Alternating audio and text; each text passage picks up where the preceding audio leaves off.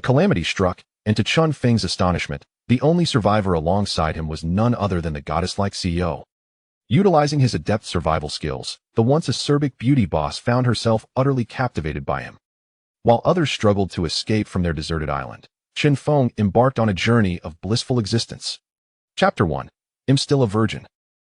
Today is indeed fortuitous. This flight is brimming with beautiful women. If I could win the affection of even one, I would gladly sacrifice 10 years of my lifespan. As he surveyed the array of dazzling, exquisite women on the plane, Chen Lai could not help but let his imagination wander. However, he remained grounded in reality. He was acutely aware that as a mere, powerless clerk with neither wealth nor influence, he was in no position to be a romantic prospect, let alone have a beautiful woman throw herself at him. Chen Lai, what are you staring at? Swap seats with me, I wish to sit by the window. At that moment, a commanding voice interrupted Chen Lai's reverie. He quickly shifted his gaze to the girl beside him. She was clad in a white t-shirt and a black mini-skirt, her long, fair legs strikingly beautiful, and her face appeared as if sculpted by the hands of a deity, exquisite like a piece of art. Her enchanting eyes sparkled, and her delicate, rosy lips seemed irresistibly inviting, inciting an overwhelming desire to kiss them. Her figure was equally breathtaking, perfectly proportioned in all the right places, her curves accentuated, a slender waist and ample hips, and even the simple act of brushing her bangs aside exuded an alluring sensuality.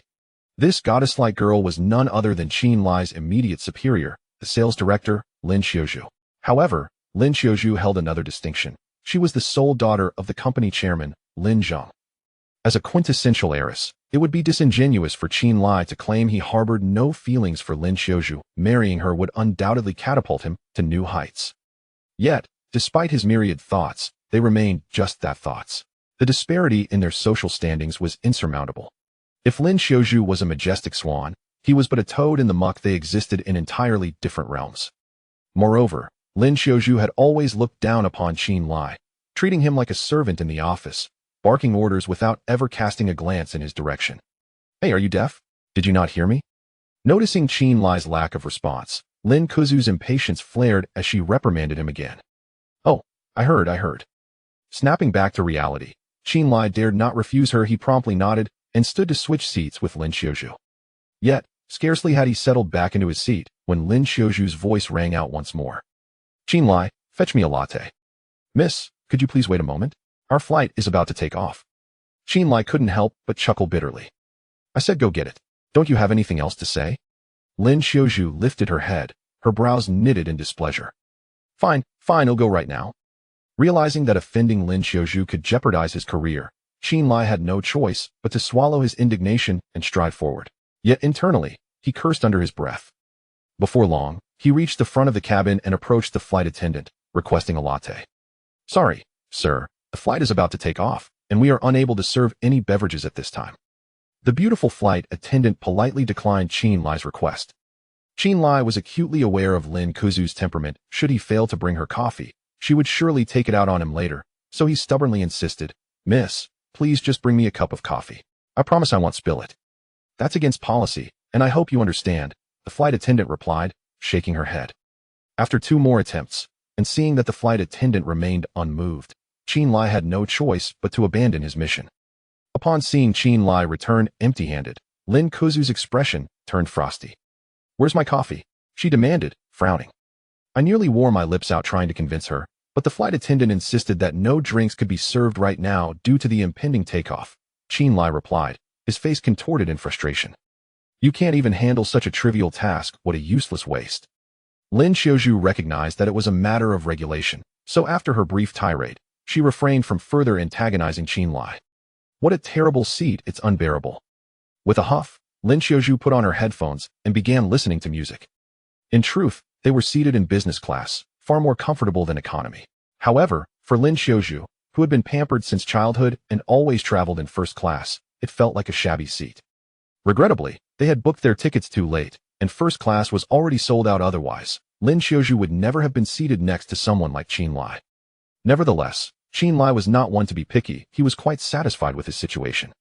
Noticing Lin Xiuzhu lost in her music, Chen Lai redirected his gaze to a beautiful woman across the aisle who was engrossed in a magazine. This woman appeared to be in her mid-20s, her skin fairer than snow, with softly wavy burgundy hair cascading over her shoulders, exuding an air of noble elegance.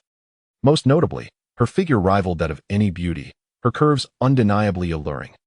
Coupled with a form-fitting skirt that barely reached mid-thigh, she resembled a ripe peach, captivating and enchanting.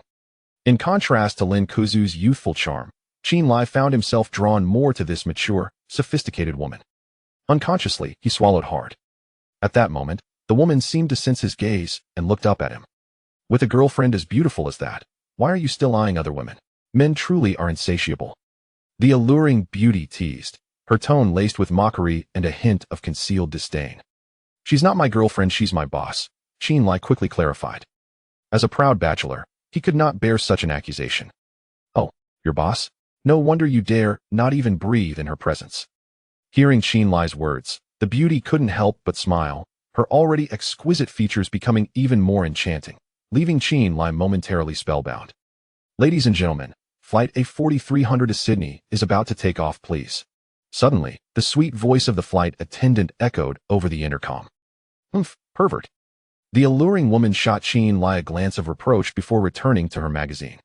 Feeling wronged, Chen Lai lamented his situation. Alas, the beauty had ceased to acknowledge him, leaving him without a chance to explain.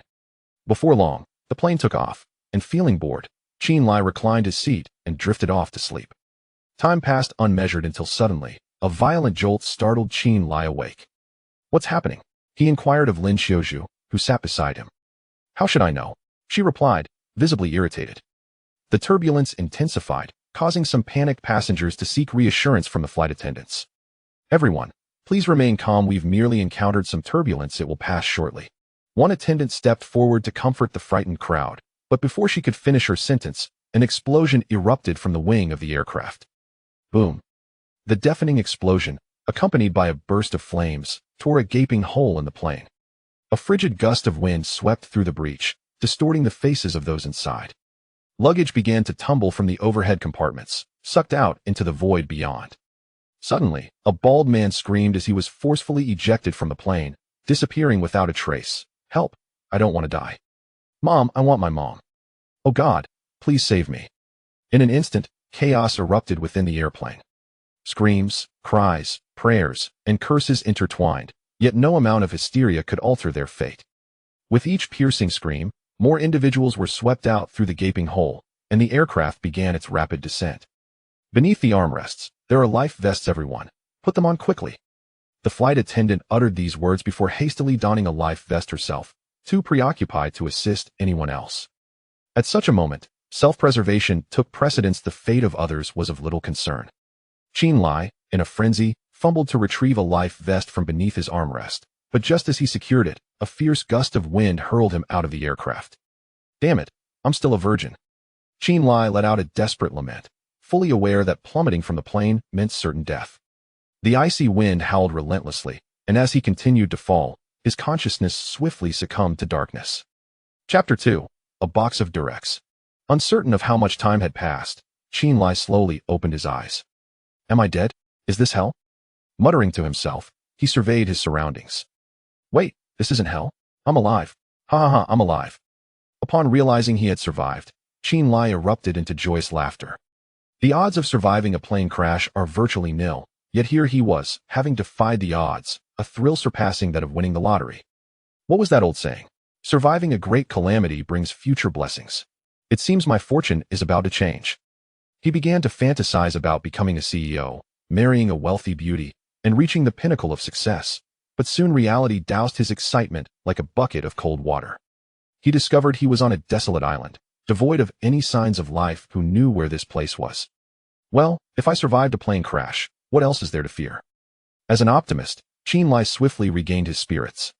Gurgle, gurgle. At that moment, his stomach protested loudly. After a brief pause, he disregarded his damp clothing and began to scan his surroundings for sustenance. However, aside from sand, there was nothing to eat. He decided to traverse a nearby rocky outcrop in search of food elsewhere. As he peered ahead, his gaze suddenly fixed. Lying on the beach a mere dozen meters away was a woman, and to his astonishment, it was none other than his superior, Lin Xiaozhu. Chen Lai rushed over to Lin Xiaozhu's side.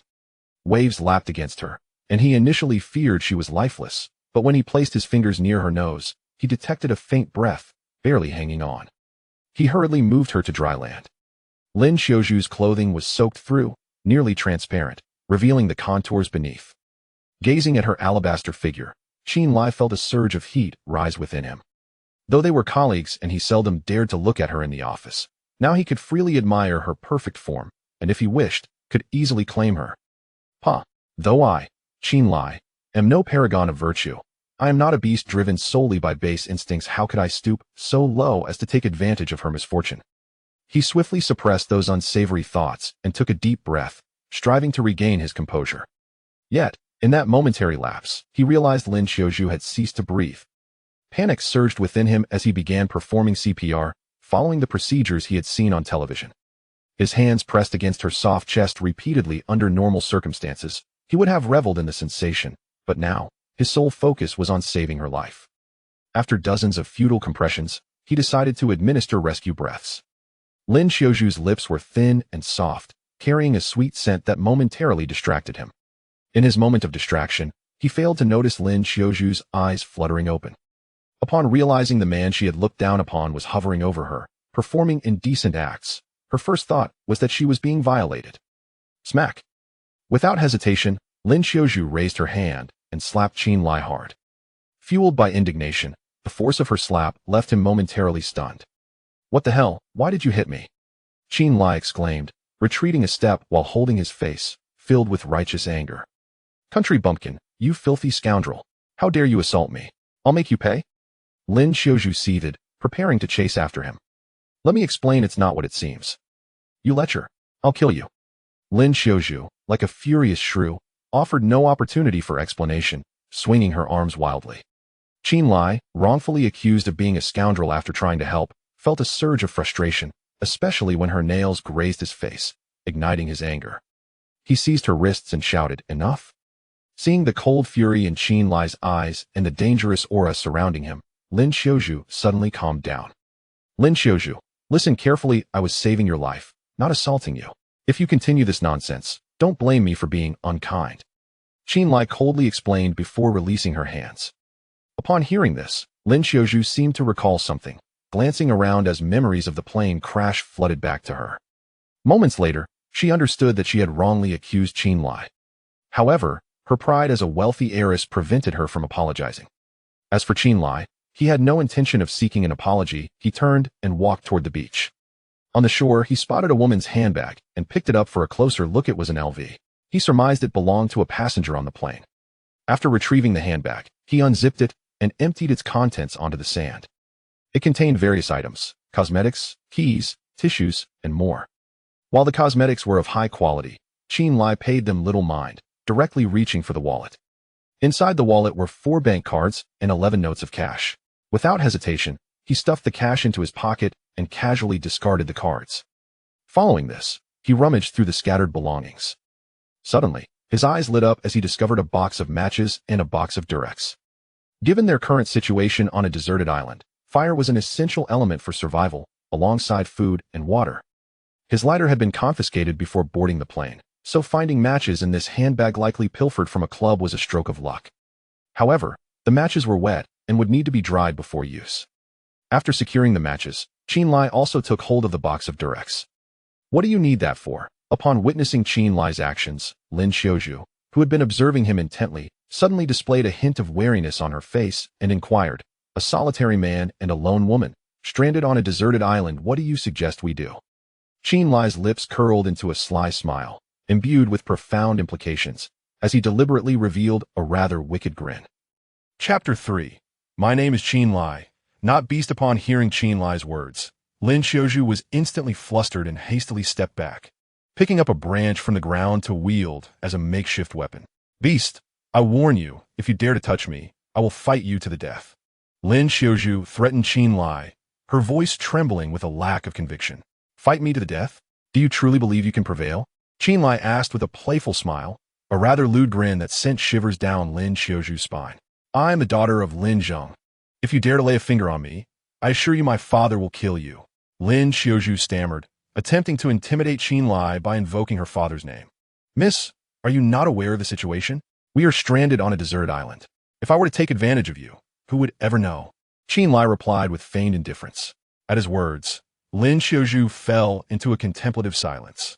She was no naive damsel.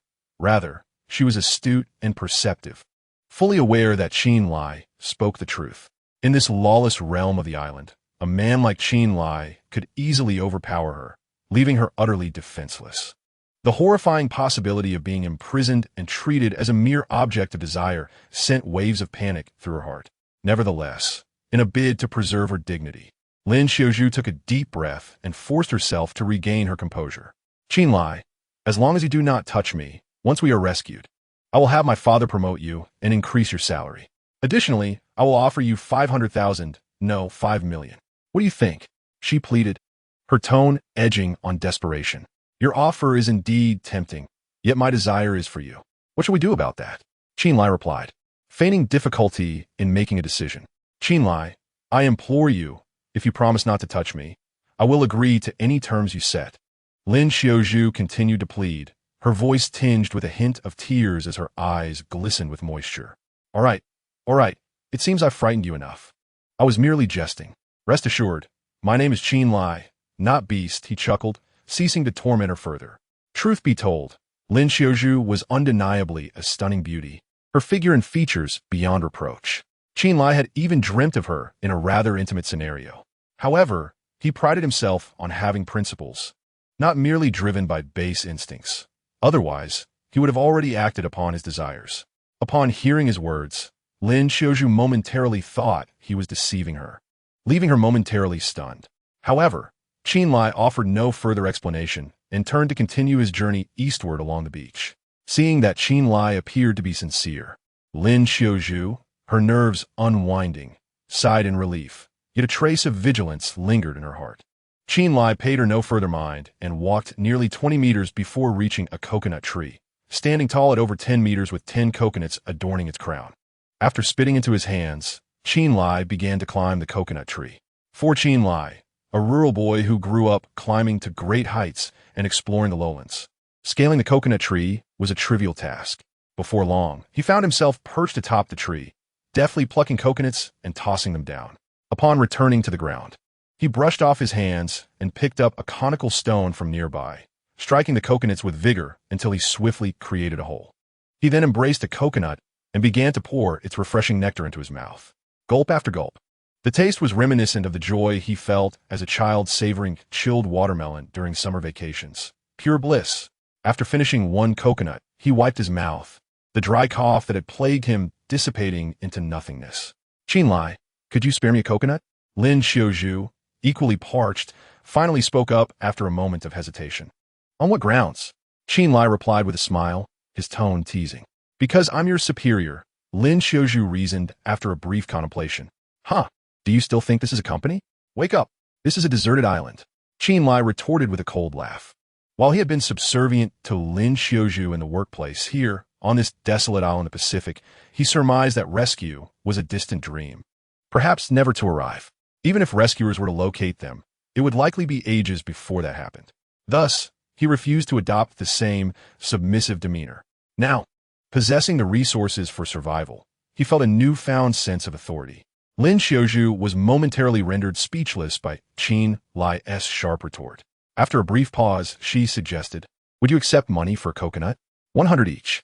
Sure, just show me the cash, Qin Lai said with a grin, extending his hand. I don't have any cash. Can I owe you and repay you double once we're rescued? Lin Xiaozhu said, biting her lip, clearly embarrassed.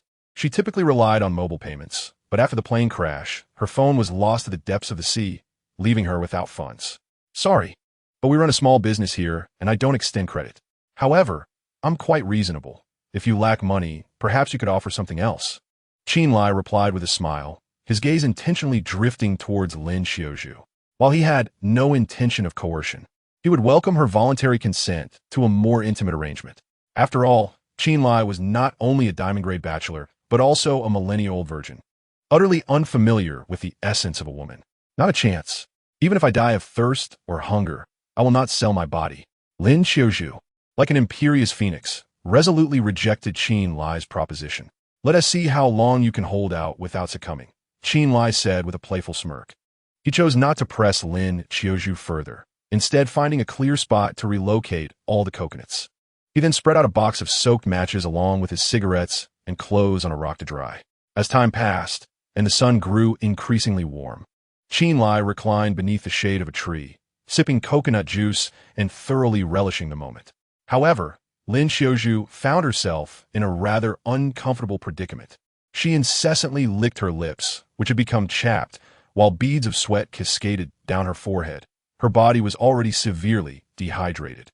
If this continued, she would succumb to heat stroke and lose consciousness within an hour at most.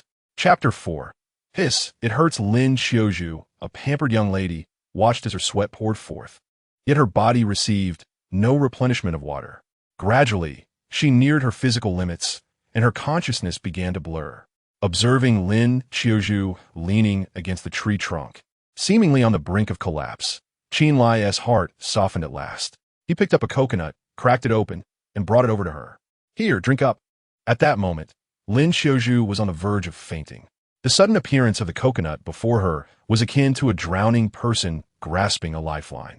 She cast aside all notions of decorum and eagerly drank from it. In the blink of an eye, she had drained the coconut dry. After quenching her thirst, Lin Qiuzhu's condition noticeably improved. Thank you. She hesitated, but ultimately expressed her gratitude to Chen Lai. No need for thanks. Just remember you owe me $200. Chen Lai retorted before returning to a spot beneath the tree to lie down.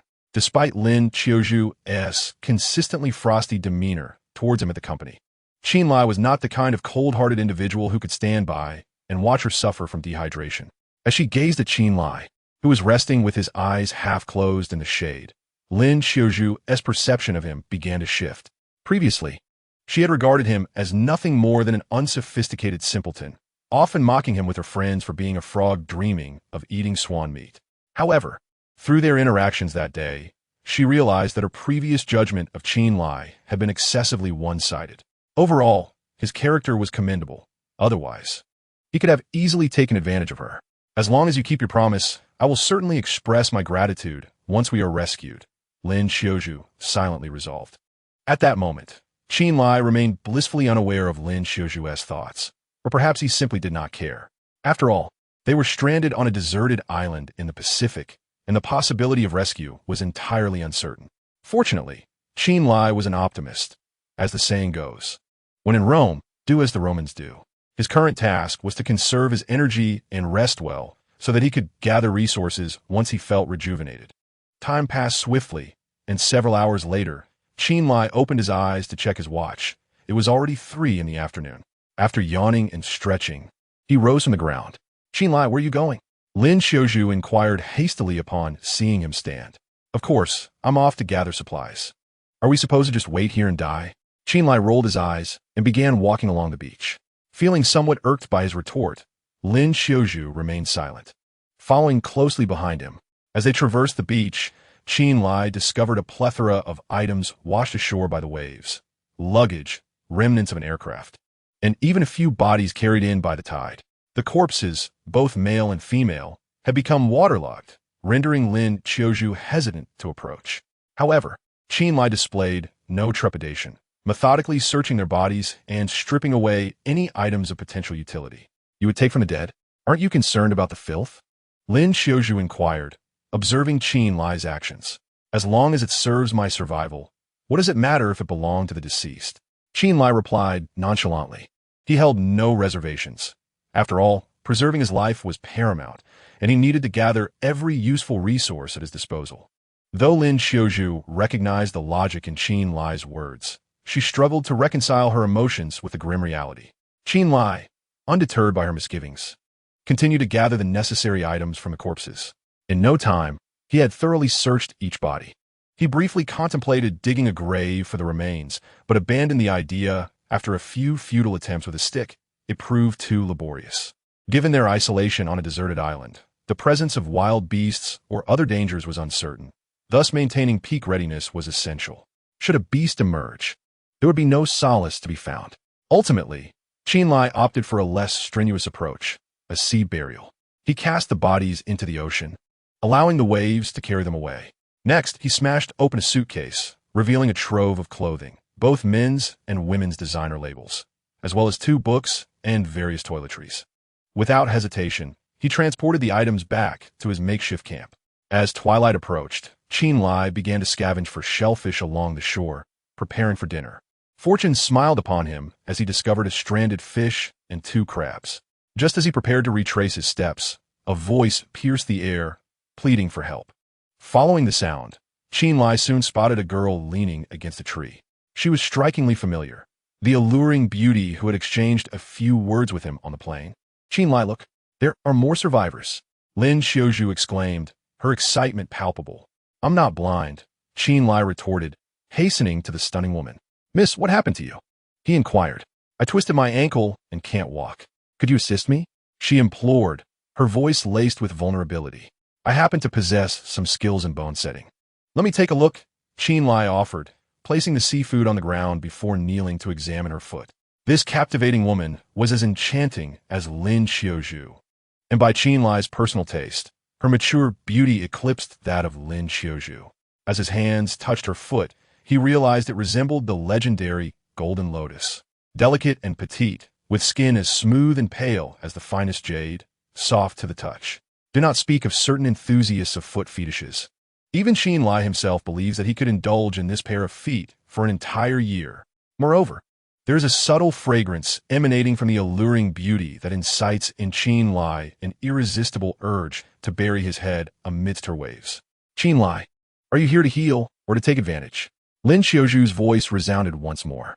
Of course, I am here to heal. Do not speak, Chen Lai retorted, feigning innocence, and gently pressed on the swollen area of the alluring beauty's ankle. Ouch, that hurts. She winced, her brows knitting together. Chapter 5. We are going to bathe. Do not peek. The bones in your ankle are misaligned. I need to realign them, though it may cause slight discomfort. Please bear with it. Chen Lai spoke earnestly to the enchanting beauty. He had indeed learned bone realignment from an old traditional Chinese medicine practitioner in his rural childhood, so his words were not mere fabrications. All right, do as you must, she consented, aware that if she did not remedy her ankle, she would be unable to walk at all. I will count to 3. When I reach 3, I will assist you in realigning your bones, Chen Lai continued. Okay. She nodded. 1, 2, crack. Just after counting to 2, Chen Lai suddenly exerted force, resetting the misaligned joint of the enchanting beauty. Simultaneously, she emitted a cry of anguish. How do you feel now, beauty? Is it significantly better? Chen Lai inquired after completing the realignment. It seems to hurt much less than before, she said, gently pressing the previously injured area, a hint of astonishment in her voice. Like Lin Xiaozhu, she had initially regarded Chen Lai as a charlatan merely seeking to take advantage of her, never expecting him to possess such genuine skill. I will massage you a bit more. Shortly, you should be able to walk unimpeded, Chen Lai informed her. He then began to massage her ankle according to the methods taught by the old practitioner. It must be said, massaging such beautiful feet was a pleasure for Chen Lai, and he felt no reluctance whatsoever. After a few minutes, he reluctantly released his hands. Now, stand and take a few steps to test it out, he suggested. With a hint of skepticism, the enchanting beauty stood and cautiously took a couple of steps forward. Wow, this is truly miraculous. I feel no pain at all, she exclaimed in astonishment. Well done, Chen Lai. I never expected you to have such talent. Lin Xiaozhu regarded him with newfound respect. This technique of bone realignment was once a closely guarded secret of the royal court. Do you think I jest with you? However, you should refrain from strenuous activity for now. After a couple more days of rest, you should fully recover, Chen Lai replied with a proud expression. Thank you, handsome. I owe you so much. Without you, I would not know what to do. The enchanting beauty expressed her gratitude wholeheartedly. She was acutely aware that stranded on a deserted island, had she not encountered Chen Lai while nursing an injured foot, her situation would undoubtedly have been perilous. No need for thanks. It was merely a small effort, Chen Lai waved dismissively, exhibiting no trace of arrogance. By the way, let me introduce myself. My name is Bai Xianglong. How shall I address you? Handsome. The elegant woman extended a hand of friendship, her sweet smile illuminating her face. At that moment, her demeanor towards Chen Lai had undergone a remarkable transformation, her eyes devoid of any trace of disdain. I am Chen Lai, he replied, extending his hand in return. Hello. Sister Xianglan, I am Lin Xiuzhu. It is a pleasure to meet you. Lin Xiuzhu quickly stepped forward to introduce herself. Hello, I am also delighted to make your acquaintance. Bai Xianglan responded with a smile. After a brief exchange, Bai Xianglan and Lin Xiuzhu quickly became as close as sisters. This camaraderie stemmed not only from their compatible personalities, but also from the fact that they were the only two girls on this deserted island. Even though Qin Lai had consistently behaved like a gentleman, the two women felt it safer to band together for warmth and security. The hour grows late, we should return, Qin Lai remarked, glancing at the sun dipping toward the horizon. Indeed, both Lin Xiuzhu and Bai Xianglan agreed, following Qin Lai back to the makeshift camp. After enduring the sun's harsh rays, the matches, soaked by seawater, could barely ignite. Qin Lai directed Lin Xiuzhu and Bai Xianglan to gather dry wood to kindle a fire. Once the embers glowed, he began grilling the clams and fish they had caught. This time, Qin Lai was generous, dividing the food equally among the three of them, even offering each of the women a coconut. Although the seafood, grilled over the charcoal, was not particularly appetizing and appeared uninviting, no one dared to be choosy given their circumstances. Lin Xiuzhu and Bai Xianglan, having small appetites, were soon satisfied after their meal, while Qin Lai merely managed to quell his hunger with a couple of coconuts. After they had feasted, Lin Xiuzhu could no longer resist scratching at her hair, which had become matted. Sister Xianglan, I feel quite dirty. I wish to bathe. Would you care to join me? She inquired, glancing at Bai Xianglan. As a pampered heiress, she found it intolerable to be in such a state of disarray. I was just about to suggest that we bathe together, Bai Xianglan replied, equally eager to wash away the grime. Thus, the two women were in complete agreement. Qin Lai, I'm heading to bathe with Sister Xianglan. You mustn't peek. Lin Xiuzhu turned to him, her tone playful yet firm. Rest assured, I have no interest in such sordid behavior. Qin Lai responded gallantly, though inwardly he mused. Why not take a glance? There will be other opportunities. Just wait here for us, and do not dare to peek. Bai Xianglan also cautioned Qin Lai before she and Lin Xiuzhu strolled toward the distant beach. Left alone by the campfire, Qin Lai sat for a moment, his mind conjuring images of the stunning Bai Xianglan and Lin Xiuzhu frolicking in the water, their bodies glistening in the sunlight. His blood surged with excitement. Should I go take a look? No, I must uphold my integrity as a gentleman. I cannot engage in such conduct. Two exquisite beauties bathing by the seaside. Such a breathtaking sight is indeed a rarity, and to miss it would be a profound regret. Yet, if Qin Lai were to indulge in such an act, he would feel utterly shameless, incongruous with the image of a virtuous gentleman, which plunged him into a state of inner turmoil. Chapter 6. Lion's mane jellyfish. I am not peeping. I am here to protect them. After all, this place is desolate, and should they encounter any wild beasts, it would be disastrous. Qin Lai reassured himself with this self-righteous justification. After adding some firewood to the flames to prevent the bonfire from extinguishing, he pretended to rise and strolled toward the nearby woods. Before long, Qin Lai maneuvered through the trees and arrived at the beach where Lin Xiuzhu and Bai Yulan were bathing. At that moment, the sun hung low in the sky, casting a golden hue as it sank, while seagulls flapped their wings and soared into the distance. It was indeed reminiscent of the verses in Tangwang Gusu, where the rosy clouds and solitary wild geese fly together, and the autumn waters blend seamlessly with the vast sky. However, the beauty of the scene paled in comparison to the two women, bathed in the afterglow of the setting sun. Lin Xiuzhu and Bai Yulan had shed their garments and were playfully splashing water at each other. The hazy sight left Qin Lai parched with desire. Goodness, being a virtuous gentleman is truly challenging. At that moment, he sighed inwardly. The mere thought of joining the two enchanting women in their playful water frolic was enough to elicit some rather unsavory reactions from him. Yet, he knew that such fantasies were confined to his imagination. Should he approach them, Lin Xiuzhu and Bai Yulan would undoubtedly retaliate fiercely. Never mind. I shall not look any longer. I am a respectable man. Qin Lai muttered to himself as he began to turn away, preparing to return to the makeshift camp. It was not that the scenery here lacked allure. On the contrary, it was exceedingly tempting. If he were to gaze any longer, he feared he might have to resolve certain physiological urges with his own hands. Just as Qin Lai had taken less than 5 steps, a piercing scream reached his ears. Help! Help! It was Lin Xiaoju's frantic cry. Upon hearing her pleas, Qinlai did not hesitate and dashed out of the woods as swiftly as he could. What happened? What's wrong? He asked Lin Xiaoju. There's a shark. There's a shark over there. Lin Xiaoju pointed toward the sea, her face etched with terror. Following her gaze, Qinlai indeed spotted a shark gliding through the water. And not just one. Do not be afraid. Sharks do not attack without provocation. Come back to shore. Qinlai reassured Lin Xiaoju. Are you sure they want to attack me? Lin Xiaoju questioned, her voice tinged with doubt. Absolutely. Qinlai replied with unwavering certainty. Hearing this, Lin Xiaoju cautiously began to move her feet, inching her way toward the shore. Just then, an unexpected turn of events occurred. A shark suddenly accelerated toward Lin Xiaoju. Ah, the shark is going to eat me. Help! As she caught sight of the approaching shark, Lin Xiaoju was instantly overcome with fear, her face paling as she screamed.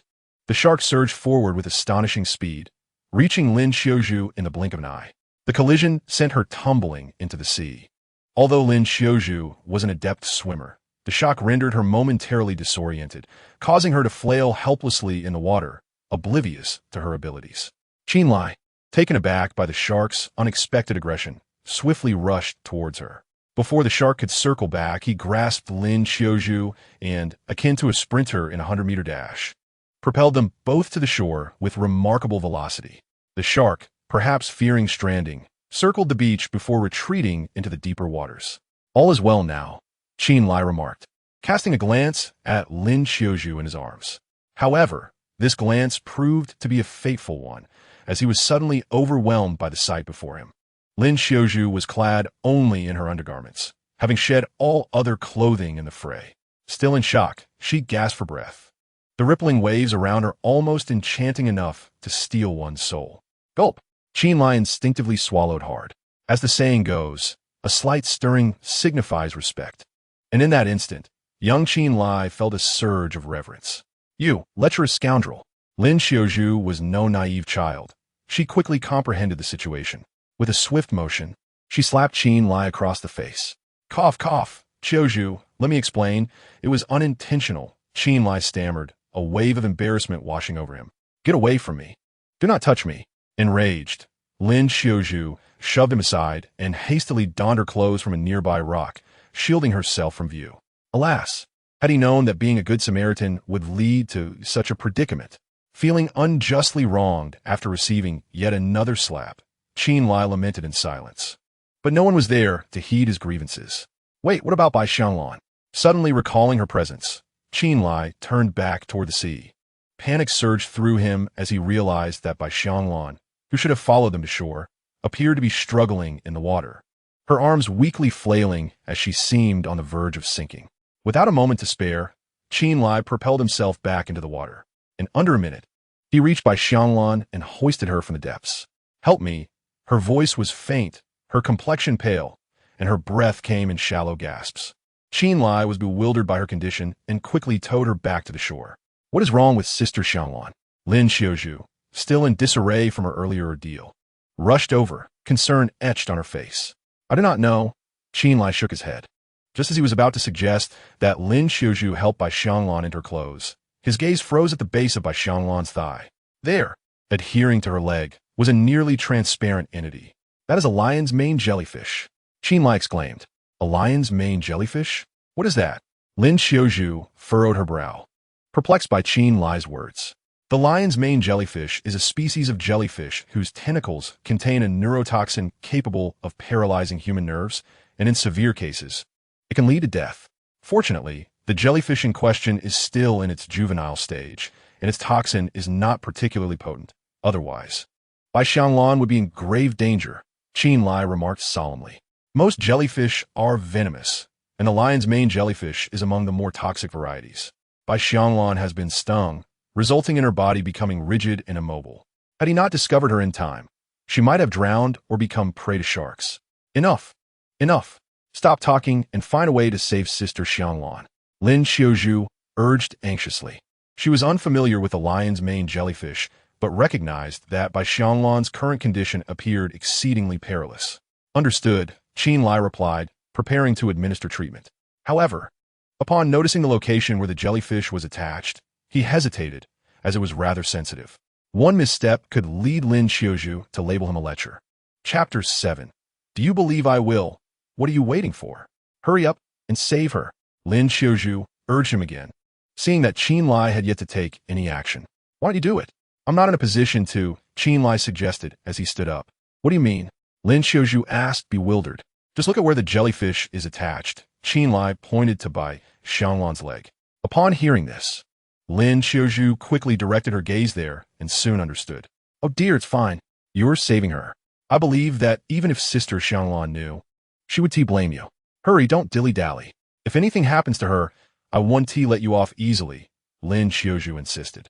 Surprised by Lin Qiuzhu's open-mindedness, Qin Lai hesitated for a moment, but ultimately decided against further refusal. He then carefully pried Bai Xianglan's legs apart and fetched 2 leaves, delicately pulling the juvenile lion's main jellyfish from her thigh. Throughout this process, he kept his gaze averted, silently reciting the Diamond Sutra to avoid any awkwardness. Once he had cast the jellyfish aside, he gently scraped away the jellyfish's stinging cells from Bai Xianglan's skin. Following this, he rinsed the injured area repeatedly with seawater. After a good 10 minutes, Bai Xianglan's rigid body gradually began to return to normal. All right, help Bai Xianglan put her clothes back on, Qin Lai instructed, swiftly turning his head away. Though he was saving her, the torment of being so close to such a naturally exquisite beauty, yet being unable to indulge, was considerable. Thankfully, Qin Lai was a man of principles. Had it been someone else, things might have taken a different turn. Lin Qiuzhu acknowledged and began assisting Bai Xianglan with her clothing. You can turn back around now, Lin Qiuzhu's voice called out a few minutes later. At her words, Qin Lai finally turned back. Qin Lai, I am truly grateful to you. Without your timely intervention, I might have perished. Bai Xianglan expressed her heartfelt appreciation. Her gaze fixed upon him. Although she had been paralyzed by poison and unable to move, her mind remained acutely aware of everything that transpired. The thought that a man had seen her in such a vulnerable state left her feeling quite embarrassed. However, she chose not to blame Qin Lai, for he had acted to save her. It's nothing, really. It was my duty, Qin Lai replied, swallowing hard. The allure of Bai Xianglan, with her innate charm and mature beauty, was overwhelming, especially with her slightly bashful demeanor, which stirred a desire within him.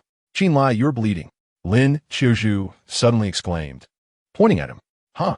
Qin Lai touched his nose and realized he was indeed bleeding. What an embarrassing situation, he thought, feeling a wave of awkwardness wash over him as he hurried to the shore to wash himself. Observing his frantic movements on the beach, Bai Xianglan couldn't help but giggle. Sister Xianglan, what is so funny? Lin Qiuzhu asked, puzzled. I find Qin Lai amusing. He is rather endearing. Bai Xianglan replied with a smile. Endearing? You've chosen your words poorly. He is nothing but a lecherous wolf. Lin Qiuzhu scoffed, her disdain evident as she recalled Qin Lai's earlier behavior. Indeed, Qin Lai has a certain lecherousness about him, but that is merely human nature. A man devoid of such inclinations would be quite abnormal. Yet, his ability to restrain his base desires and refrain from taking advantage of us speaks volumes about his character. Bai Xianglan continued, her eyes reflecting a hint of admiration.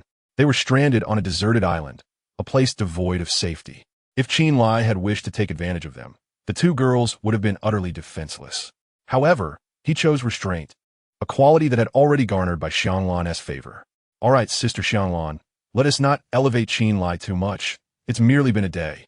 Who knows if he is just pretending to be virtuous, and in a few days he might unleash his baser instincts upon us, Lin Qiuzhu remarked with a pout, having known Qin Lai long enough to remain skeptical about his true nature. Yes, you have a point. We shall observe him further, Bai Xianglan agreed, nodding in support of Lin Qiuzhu's perspective. However, she believed that time would reveal the true character of Qin Lai as they continued to coexist. Unbeknownst to Qin Lai, the 2 women were discussing him. After staunching his nosebleed, he still felt an unbearable heat within him. Deciding to cool off, he dove into the sea for a swim, allowing his body to gradually return to normal. Ahem. Well then, shall we head back? Qin Lai said, returning to the shore, awkwardly glancing at Bai Xianglan and Lin Qiuzhu. Certainly, they replied, choosing not to dwell on the earlier incident as the trio made their way back to the camp. As darkness enveloped the surroundings, the temperature dropped significantly. Fortunately, The campfire they had lit provided warmth. Qinlai, tell me, did you just sneak a glance at us while we were bathing?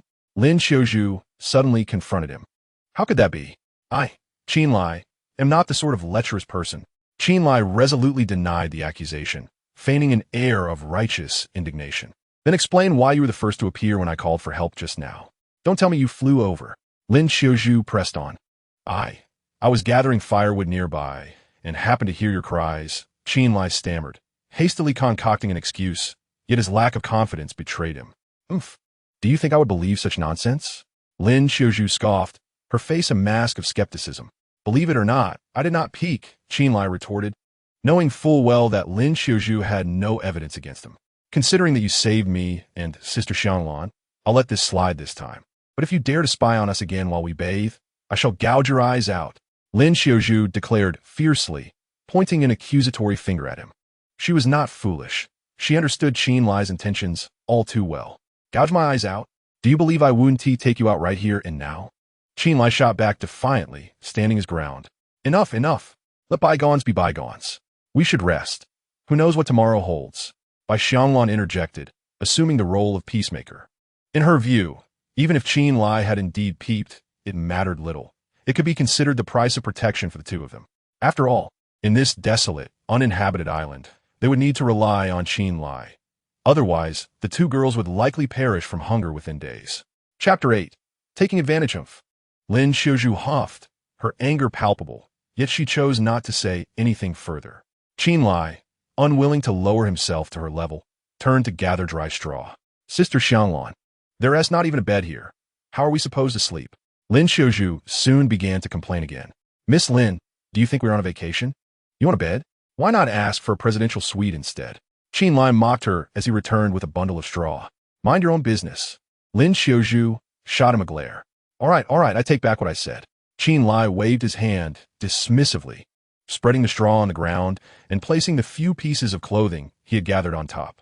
Xianglan, if you don't mind. We could squeeze in together to sleep. Although this straw bed cannot compare to the grand beds of hotels, it is certainly better than sleeping on the ground. Qinlai suggested to Bai Xianglan. Let us skip that, but Xianglan hesitated for a moment before declining. Though she longed to lie on the straw bed, she felt a twinge of embarrassment, as it was improper for men and women to be so intimate. I know what you're thinking, don't worry. I won't make any inappropriate moves, Qinlai assured her with a smile. Well, all right then. After a brief moment of hesitation, Bai Xianglan finally acquiesced. After all, if Qinlai wished to act upon her, he could do so openly, without resorting to any plots or schemes. Upon hearing Bai Xianglan acquiesce to his suggestion, Qinlai felt a surge of excitement within him. He was a man of principles, unwilling to engage in anything base. However, a minor advantage would not contravene his moral code. Come, lie here. It's much softer, Qinlai said, patting the grassy bed with great courtesy. Bai Xianglan nodded and approached him, testing the softness by lying down. Though it could not compare to the comfort of a soft bed, it was certainly preferable to lying on the ground. Once Bai Xianglan settled down, Qinlai reclined beside her, maintaining a respectful distance between them. Sharing a bed with an exquisite beauty was indeed a stroke of fortune. The only lamentation was the inability to indulge further, which left him feeling slightly regretful. Nevertheless, he was quite content with the current situation and believed that, given time, his charisma would surely win Bai Xianglan's heart, leading her to willingly embrace him. Observing Bai Xianglan and Qinlai lying together on the grassy bed, Lin Xiaozhu felt a wave of indignation. Qinlai, if you two are sleeping there, where am I supposed to sleep? She pouted. You can stay at a hotel. It's much more comfortable there, Qinlai replied, a teasing smile on his face. Lin Xiaozhu was incensed by his words, her teeth grinding in frustration. Had she not known she could not overpower him, she would have surely struck him. Qinlai, why don't we gather some more grass to make a spot for Xiaozhu to sleep here as well? Bai Xianglan proposed. After all, they were a small group now and ought to look out for one another. Since you've made the suggestion, I shall certainly oblige, Qinlai said, not wishing to be contentious. He ventured into the woods to gather more dry grass, laying it down on the ground. If you wish to sleep, then sleep. If not, you may lie wherever you please, he declared before reclining himself. Xiaozhu, make do with it. This is a deserted island, and the conditions are far from ideal. Bai Xianglan comforted Lin Xiaozhu. All right, Lin Xiaozhu nodded, ultimately lying down beside Bai Xianglan. As the daughter of the Lin group, she was accustomed to luxury, often residing in five-star hotels. Now, being compelled to sleep on the ground was quite unbearable for her. Yet, as Bai Xianglan had pointed out, they were on a deserted island where money held no value, leaving her with no choice but to endure. With the moon hanging high above and the sound of waves crashing nearby, Qinlai gazed at the stars, lost in contemplation. It was his first time abroad, only to encounter a plane crash. One could say he had experienced an extraordinary stroke of misfortune. However, amidst the calamity, he had miraculously survived. Yet, stranded on a deserted island, the path ahead was fraught with uncertainty, and he had no inkling whether he would ever return to the civilized world. Well, there is no point in dwelling on the useless, he thought. Survival comes first.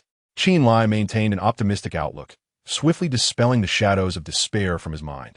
As fatigue enveloped him, he gradually drifted into slumber. On the other side, Bai Xianglan and Lin Qiuzhu, although feeling quite uncomfortable in their sleep, soon succumbed to slumber after a long day of exhaustion. In the realm of dreams, Qinlai found himself in an exquisitely decorated room, where Bai Xianglan and Lin Qiuzhu were already present. Upon noticing his arrival, they eagerly approached him. Subsequently, the three of them ventured into a blissful world, an experience that was simply ineffable. Yet, in the next moment, Qinlai felt a tremor within him, as the entire world seemed to lose its charm. Naturally, he opened his eyes. Alas, it was merely a dream.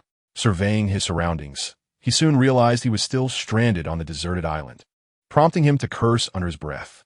However, he quickly discovered that although it was a dream of spring, the aftermath was all too real. As he attempted to rise and freshen up, he was awkwardly taken aback to find Bai Xianglan entwined around him like an octopus, his hand resting on her thigh. The smoothness of her skin utterly enchanting. Moreover, with Bai Xianglan's chest pressed against his, the sensation was quite pleasant.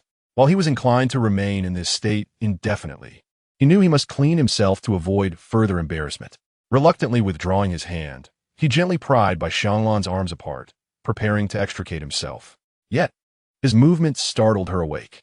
Upon realizing she was embracing Qinlai, Bai Xianglan reacted like a frightened little rabbit, shrieking and immediately retracting her arms, sitting up abruptly. "What is the matter, Xianglan?" Lin Qiuzhu, also awoken, inquired hastily. "And no, it's nothing," Bai Xianglan responded, her expression slightly flustered. "Oh, then I shall sleep a little longer. I'm utterly exhausted." Lin Qiuzhu yawned before curling back into a ball to resume her slumber. "Qinlai, just now Bai Xianglan stammered, her face adorned with embarrassment. "It's all right. I understand you did not mean to take advantage of me," Qinlai teased with a smile. He was well aware that it was primarily due to the extinguished campfire from the previous night, coupled with the slight chill in the air, that Bai Xianglan, clad in a thin, body-hugging dress, instinctively sought warmth by embracing him. In hindsight, it seemed he had been the fortunate one. Shameless. Who would take advantage of you? Bai Xianglan shot him a reproachful glance, her tone playfully scolding. "Hee, I was merely jesting.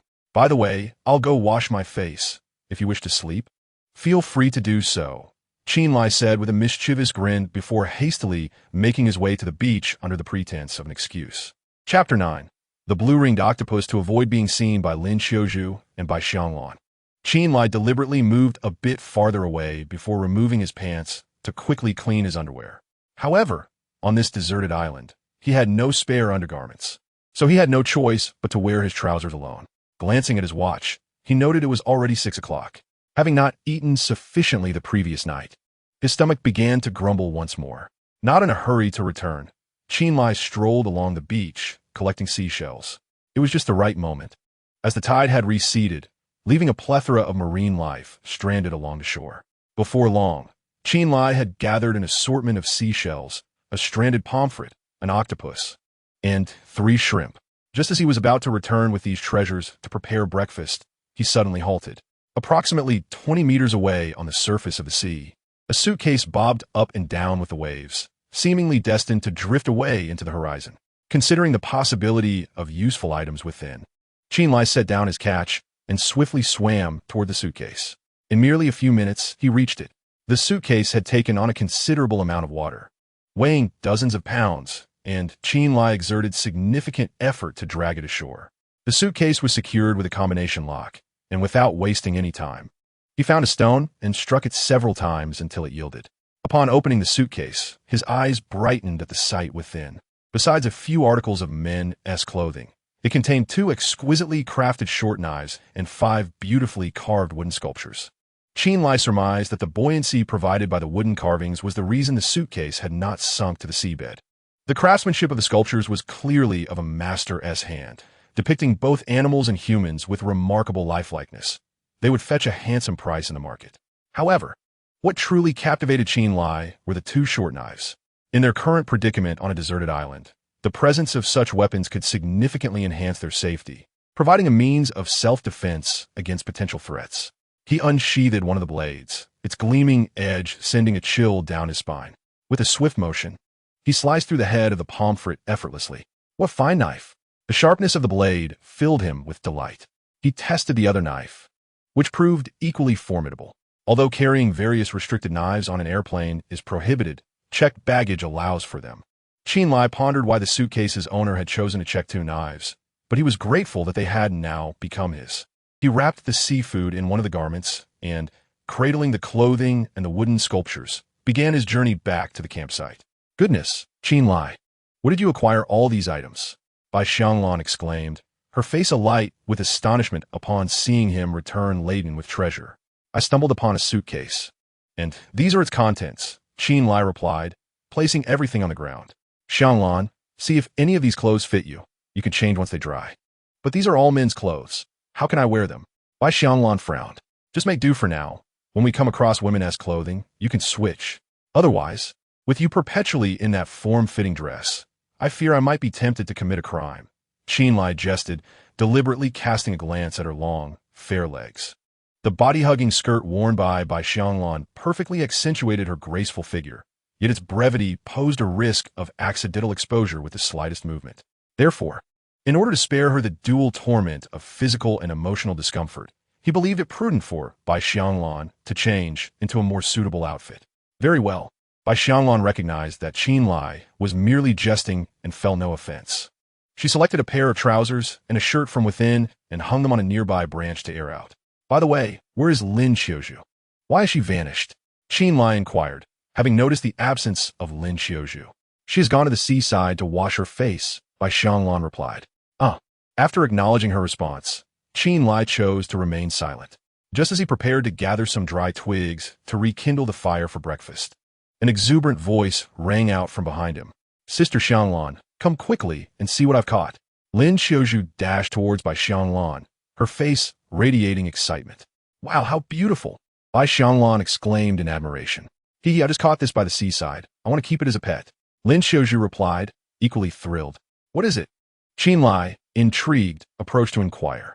However, upon seeing the small creature cradled in Lin Xiuzhu's hands, Chen Lai's expression shifted dramatically. He swiftly turned around and slapped the creature from her grasp, sending it tumbling to the ground. Chen Lai, what are you doing? Lin Xiuzhu exclaimed, her anger flaring at his rude action. What do you think I'm doing? I'm saving you. Chen Lai shot her an exasperated glance. Saving me? What nonsense are you spouting? Lin Xiuzhu retorted angrily. This small octopus was something she had caught from the seaside, one she held dear, and she was taken aback by Chen Lai's rudeness. Truly, it was a case of a dog biting El Dongbin, unable to recognize a good heart. Chen Lai scoffed disdainfully and pointed at the creature he had knocked to the ground. Do you know what this is? This is called a blue-ringed octopus, and it is highly venomous. If it were to bite you, not only would you perish here on this desolate island, but even in a major hospital in the capital, you would undoubtedly meet your end. Is that true? Is it really as poisonous as you claim? Upon hearing Chen Lai's words, Bai Xianglan's expression shifted with concern. Do you see the blue rings on its body? That is the most distinctive feature of the blue-ringed octopus. Fortunately, they generally do not attack humans unprovoked. Otherwise, you would already be a lifeless corpse. Chen Lai stated coldly regarding Lin Xiuzhu. The blue-ringed octopus is one of the most venomous creatures in the ocean. The venom of a single one is sufficient to kill dozens of adults. Ironically, Lin Xiuzhu had intended to cradle the blue-ringed octopus in her hands. Truly the fearless folly of the ignorant. After absorbing Chen Lai's explanation, Lin Xiuzhu felt a wave of fear wash over her. After a moment's hesitation, she finally spoke. I'm sorry, I didn't know this creature was poisonous. Forget it. Just be more cautious in the future. Not everything is a treasure. Chen Lai warned her once more before preparing to light the fire, to cook the seafood. Help! Help! Suddenly, a cry for help reverberated in everyone's ears, and a woman clad only in a shirt emerged from the woods. Chapter 10. Ripe Peaches. In the blink of an eye, she had dashed to the front of Chen Lai and his companions. You are Yi Yuqing. Lin Xiaozhu swiftly recognized the woman before her, a look of astonishment crossing her face. Chen Lai, equally wide-eyed, displayed a look of surprise. He too recognized this woman, and could say he was quite familiar with her, for she was the leader of Yu Hai Group, the sworn enemy of the Lin family conglomerate. Previously, Chen Lai had encountered Yi Yuqing several times, and during those encounters, she had exuded an air of superiority, akin to a queen, radiating an aura that felt utterly unattainable.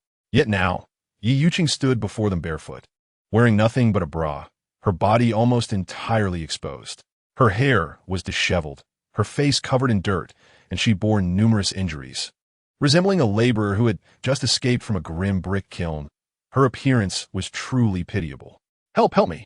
Yi Yuqing instantly hid behind Chen Lai, crying out for assistance. Her face filled with terror. What has happened, Ms. Yi? Have you encountered some danger? Lin Xiaozhu was the first to inquire. Although they had always been bitter rivals, publicly ridiculing one another's companies, they found themselves on this deserted island, sharing a sense of mutual plight. Moreover, seeing Yi Yuqing in evident distress, Lin Xiaozhu felt no inclination to exacerbate her suffering. Someone is pursuing me, and they wish to kill me. I beg you to save me. Yi Yuqing trembled uncontrollably, tears streaming down her cheeks. Who wishes to kill you? Lin Xiaozhu promptly asked. Before Yi Yuqing could respond, a rustle of footsteps echoed from the woods, and a man wielding a wooden stick emerged. Upon seeing Lin Xiaozhu and the others, the man's steps faltered and his brow furrowed. It's him. He wants to kill me. Yi Yuqing pointed at the man, her tremors intensifying. Isn't that Zhou Ming, your company's marketing director? Lin Xiaozhu frowned, recognizing him as well. Yes, that's him. Yi Yuqing nodded vigorously. Zhou Ming hesitated momentarily by the edge of the woods before approaching. Brother, that woman is my wife. Could you allow me to take her back? Zhou Ming asked, a smile on his face as he indicated Yi Yuqing. I am not his wife. He is lying. Yi Yuqing quickly denied. Did you hear that? She has stated she is not your wife. Chen Lai replied coolly. In truth, he already knew Zhou Ming was lying. For Yi Yuqing was a widow. Well then, how about this? I'll let you have her first, and after you're satisfied, I will take her away. Zhou Ming suggested after a brief pause. I'm afraid I am not a beast like you. I cannot engage in such vile behavior. Chen Lai declined with a smile. He is not foolish. From Yi Yuqing's words, he has roughly deduced the course of events, and naturally, he would not conspire with Zhou Ming. Brother, you already have 2 women. Do you still wish to compete with me? Isn't that a tad greedy? Zhou Ming inquired coldly, his countenance growing increasingly frosty. Those 2 are not my women. We are merely companions in adversity. As for her, should she refuse to leave with you, do not even think of forcibly taking her away. And do not address me as brother. You are unworthy. Chen Lai has never considered himself a paragon of virtue. Yet he is certainly not a barbaric creature in human guise. At present, Zhou Ming clearly intends to defile Yi Yuqing. If they had not crossed paths, it would be one matter, but since they have, he would not stand idly by. Kid, I advise you to mind your own business, or you shall find me less than courteous. Upon hearing Chen Lai's intent to protect Yi Yuqing, a sinister glint appeared on Zhou Ming's face as he brandished the wooden stick he held, the threat unmistakable. Be less than courteous to me? Huh. Try taking a swing, Chen Lai scoffed, reaching for the short knife he had just found and deliberately waving it about. The glint of the blade reflected a chilling light, causing Zhou Ming's expression to shift dramatically. Though he wielded a stick, Chen Lai possessed a knife. Should a confrontation ensue, he would undoubtedly be at a disadvantage. Fine. You have some guts. I shall remember this debt. You'd better wait. Zhou Ming, daunted, refrained from further action, instead hurling a fierce threat. Still daring to threaten me? I believe you are quite tired of living. A flash of cold light flickered in Chen Lai's eyes as he appeared poised to strike at Zhou Ming. Alarmed by the potential for violence, Zhou Ming turned tail and fled, sprinting faster than a hare, vanishing into the woods in the blink of an eye. Observing this, Chen Lai chose not to pursue him further. Thank you. Once I am rescued, I shall reward you handsomely, Yi Yuqing said, bowing in gratitude as Zhou Ming retreated in fear, having narrowly escaped. Qin Lai, looking down at her, subtly swallowed, quickly averting his gaze. Then picked up 2 of the garments he had laid on the ground the previous night and handed them to her. There is no need for thanks. It was but a trifling effort. Please, wear these 2 garments for now. Qin Lai harbored no improper thoughts towards Yi Yuqing. He maintained his principles. After expressing her gratitude once more, Yi Yuqing donned the 2 men's garments. Once her emotions stabilized, she revealed to Qin Lai that her journey with Zhou Ming to Sydney was intended to secure a significant foreign client from the Lin Group. Unfortunately, they encountered an air disaster, yet both were fortunate to survive. However, without fire and lacking any wilderness survival experience, they had subsisted solely on raw shellfish since yesterday, without even a drop of water. Feeling that rescue was hopeless, Zhou Ming, who had been coveting Yi Yuqing's body since their time in the company, harbored malicious intentions, leading to the earlier confrontation. Meanwhile, Qin Lai ignited a bonfire, roasting the seafood he had gathered in the morning. Once the seafood was thoroughly cooked, Yi Yuqing immediately devoured it with an insatiable hunger, exhibiting a manner of eating that could only be compared to that of a beggar. This sight caused Qin Lai to reflect on the capriciousness of fate. After all, Yi Yuqing was a billionaire, indulging in the finest delicacies, residing in opulent mansions, and adorning herself with luxury brands. Previously, many would bow and scrape before her, yet now, she had nearly been dishonored by her own subordinates, and was eating as if she were a famished spirit returned from the dead. Truly, it was a case of a fallen phoenix being no better than a mere chicken. Once satiated, Yi Yuqing tidied herself up from her previously disheveled state, exuding the unique charm that only a mature woman possesses. At 36, her well-maintained skin appeared as youthful and delicate as that of a young maiden. Her figure was voluptuous, not quite plump, but enticing enough to stir thoughts in men. If Lin Xiaozhu could be likened to a rosy apple, then Yi Yuqing resembled a ripe peach, juicy and sweet, making one yearn for a taste. Chapter 11. The Dream of the Local Emperor. What are you staring at? Yi Yuqing felt a twinge of nervousness upon noticing Qin Lai's unwavering gaze. She feared she had ventured from a wolf's den into a tiger's lair. Oh, nothing. I merely find you, Miss Yi, quite charismatic, Qin Lai replied, intending to compliment her allure, but quickly reconsidered his words. Upon hearing this, Yi Yuqing scrutinized Qin Lai once more, noticing no lecherous or sordid intentions in his eyes, which allowed her to relax. By the way, I still don't know your name. Handsome, she redirected the conversation. My name is Qin Lai, he responded with a slight smile. Qin Lai, that is a lovely name. You possess an extraordinary demeanor. It's clear you are destined for great things. Yi Yuqing flattered him. Miss Yi, you've misjudged me.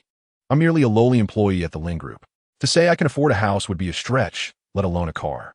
In your words, I'm just a poor, struggling individual, Qin Lai self-deprecatingly remarked. You also work for the Lin Group? Yi Yuqing felt a slight embarrassment upon hearing this revelation.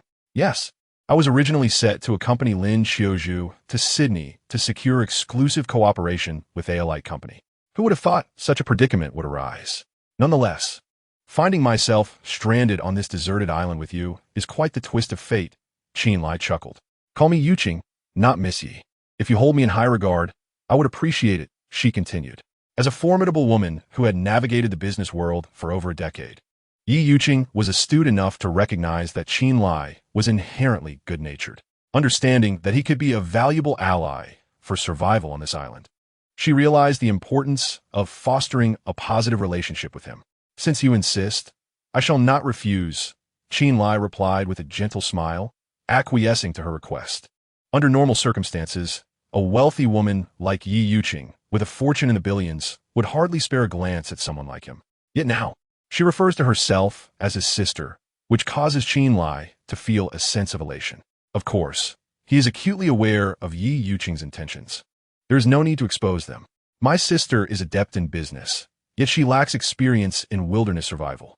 Therefore, I would appreciate your assistance, little Lai. Once we are rescued, I assure you a handsome reward, Yi Yuqing hastily reiterated. No need for thanks. Who knows if we will even be rescued? Qin Lai chuckled lightly. After all, it had been many years since the plane crash, and they had yet to be found, so he harbored little hope for their rescue. Stop with the gloomy talk, we will definitely be rescued. Lin Xiaozhu interjected, unwilling to spend the rest of her life on this deserted island. All right, you are right. Qin Lai waved his hand dismissively, choosing not to engage in a verbal spar with Lin Xiaozhu. After a brief pause, he continued, regardless of whether we are rescued, we must first find a way to survive on this island. However, as you all can see, this is no simple task. Therefore, I want to establish 3 rules. First, I do not support those who take without giving. Anyone wishing to live with me must contribute. Second, regardless of our past identities, we are all equal here. Anyone who attempts to assert superiority should leave at once. Third, all decisions must be made according to my guidance. If you agree, we will support each other. If not, it matters not to me. After a moment of contemplation, Qin Lai expressed his thoughts. I have no objections to the first 2 rules. But isn't the third a bit excessive? Lin Xiaozhu frowned. In her previous corporate life, she had ordered Qin Lai around, yet now she was expected to follow his lead, which she found difficult to accept. I do not consider it excessive. As the saying goes, without rules, there can be no order. If we wish to thrive, we need someone to take charge, and, being the only man among us, I believe it is most fitting for me to assume this role. Otherwise, if everyone does as they please, chaos will ensue. Qin Lai spoke with conviction, though deep down, he merely wished to relish the feeling of authority. After all, these 3 women were not inclined to share his bed. He needed to ensure they were well-fed and safe, and if he could not issue orders, it would be foolish for him to be so eager to assist them. I find Qin Lai's reasoning sound. I support the 3 rules he proposed. Bai Xianglan was the first to speak. She understood that surviving alone in the wilderness would be impossible, so aligning herself with Qin Lai was a safer option. I agree as well. After a moment's hesitation, Yi Yuqing also expressed her stance. What about you, Miss Lin? Qin Lai inquired, turning his gaze toward Lin Xiaozhu. Lin Xiaozhu had always been a proud little peacock, while Qin Lai was merely an ordinary employee in her company. Now, however, Qin Lai was poised to assert his authority over her, a notion she found exceedingly difficult to accept. Observing Lin Xiaozhu's silence, Qin Lai spoke again. Miss Lin, if you disagree, feel free to leave. I assure you, I will not hinder your departure. Upon hearing these words, Lin Xiaozhu bit her lip. Following Qin Lai's directives was too hard to bear, yet distancing herself from him would only lead to her swifter demise. After a period of internal struggle, she ultimately chose to yield. Fine, I will heed your guidance, but you must not wield your authority to coerce us into actions we are unwilling to undertake. Lin Xiaozhu stated, gazing at Qin Lai. Rest assured, if I truly had any ulterior motives, I would have acted upon them last night. Do you think I would still be waiting until now? Qin Lai gestured with a smile. Xiaozhu, I trust Qin Lai is a good person. He would never do us any harm. Bai Xianglan promptly lauded him. Xianglan understands me well. Qin Lai chuckled, then cleared his throat. Now that everyone has agreed to my role as the decision-maker, let us support and care for one another. You can rest easy, as long as I, Qin Lai, draw breath. I will ensure that no one harms you. Qin Lai declared with conviction, instantly becoming the protector of all. We believe in you. Bai Xianglan was the first to affirm. Yes, we trust you, Yi Yuqing echoed in agreement. Previously, the group had merely been anxious about their potential rescue. But given Yi Yuqing's unfortunate experience, a shadow of doubt lingered in their hearts. After all, this was virtually a place devoid of hope, where anyone might relinquish their moral constraints and become a beast like Zhou Ming. However, with Qin Lai's protection, they felt a newfound sense of security. Listening to Bai Xianglan and the others, Qin Lai experienced an unprecedented sense of accomplishment. Once merely a 9-to-5 worker, he felt insignificant in the presence of these elevated women. Yet now he found himself in a position to command them, an exhilarating sensation. Furthermore, he entertained a tantalizing thought. If they were never to be rescued, would these 3 women not eventually seek refuge in his embrace? In such a scenario, with the earth as his bed and the sky as his quilt, surrounded by beauties, life would indeed be that of an emperor. Chapter 12.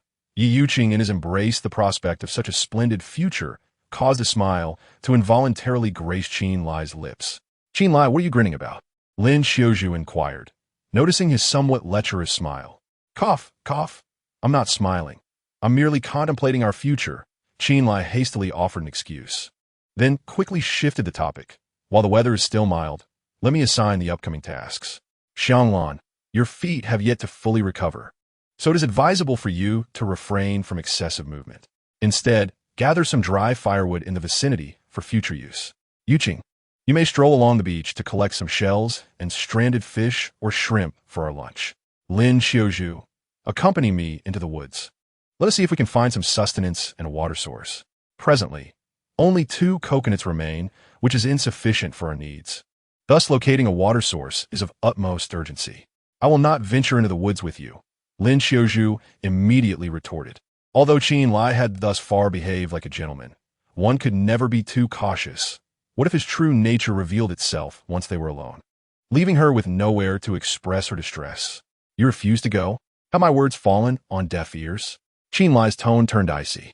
Lin Xiaozhu's defiance was a blatant challenge to his authority as their newly appointed leader. If Xiaozhu is unwilling, I shall accompany you instead, Yi Yuqing interjected promptly, aiming to diffuse any potential discord. She had always possessed keen discernment and did not perceive Qin Lai as a predatory figure. Very well, Yuqing, you shall accompany me.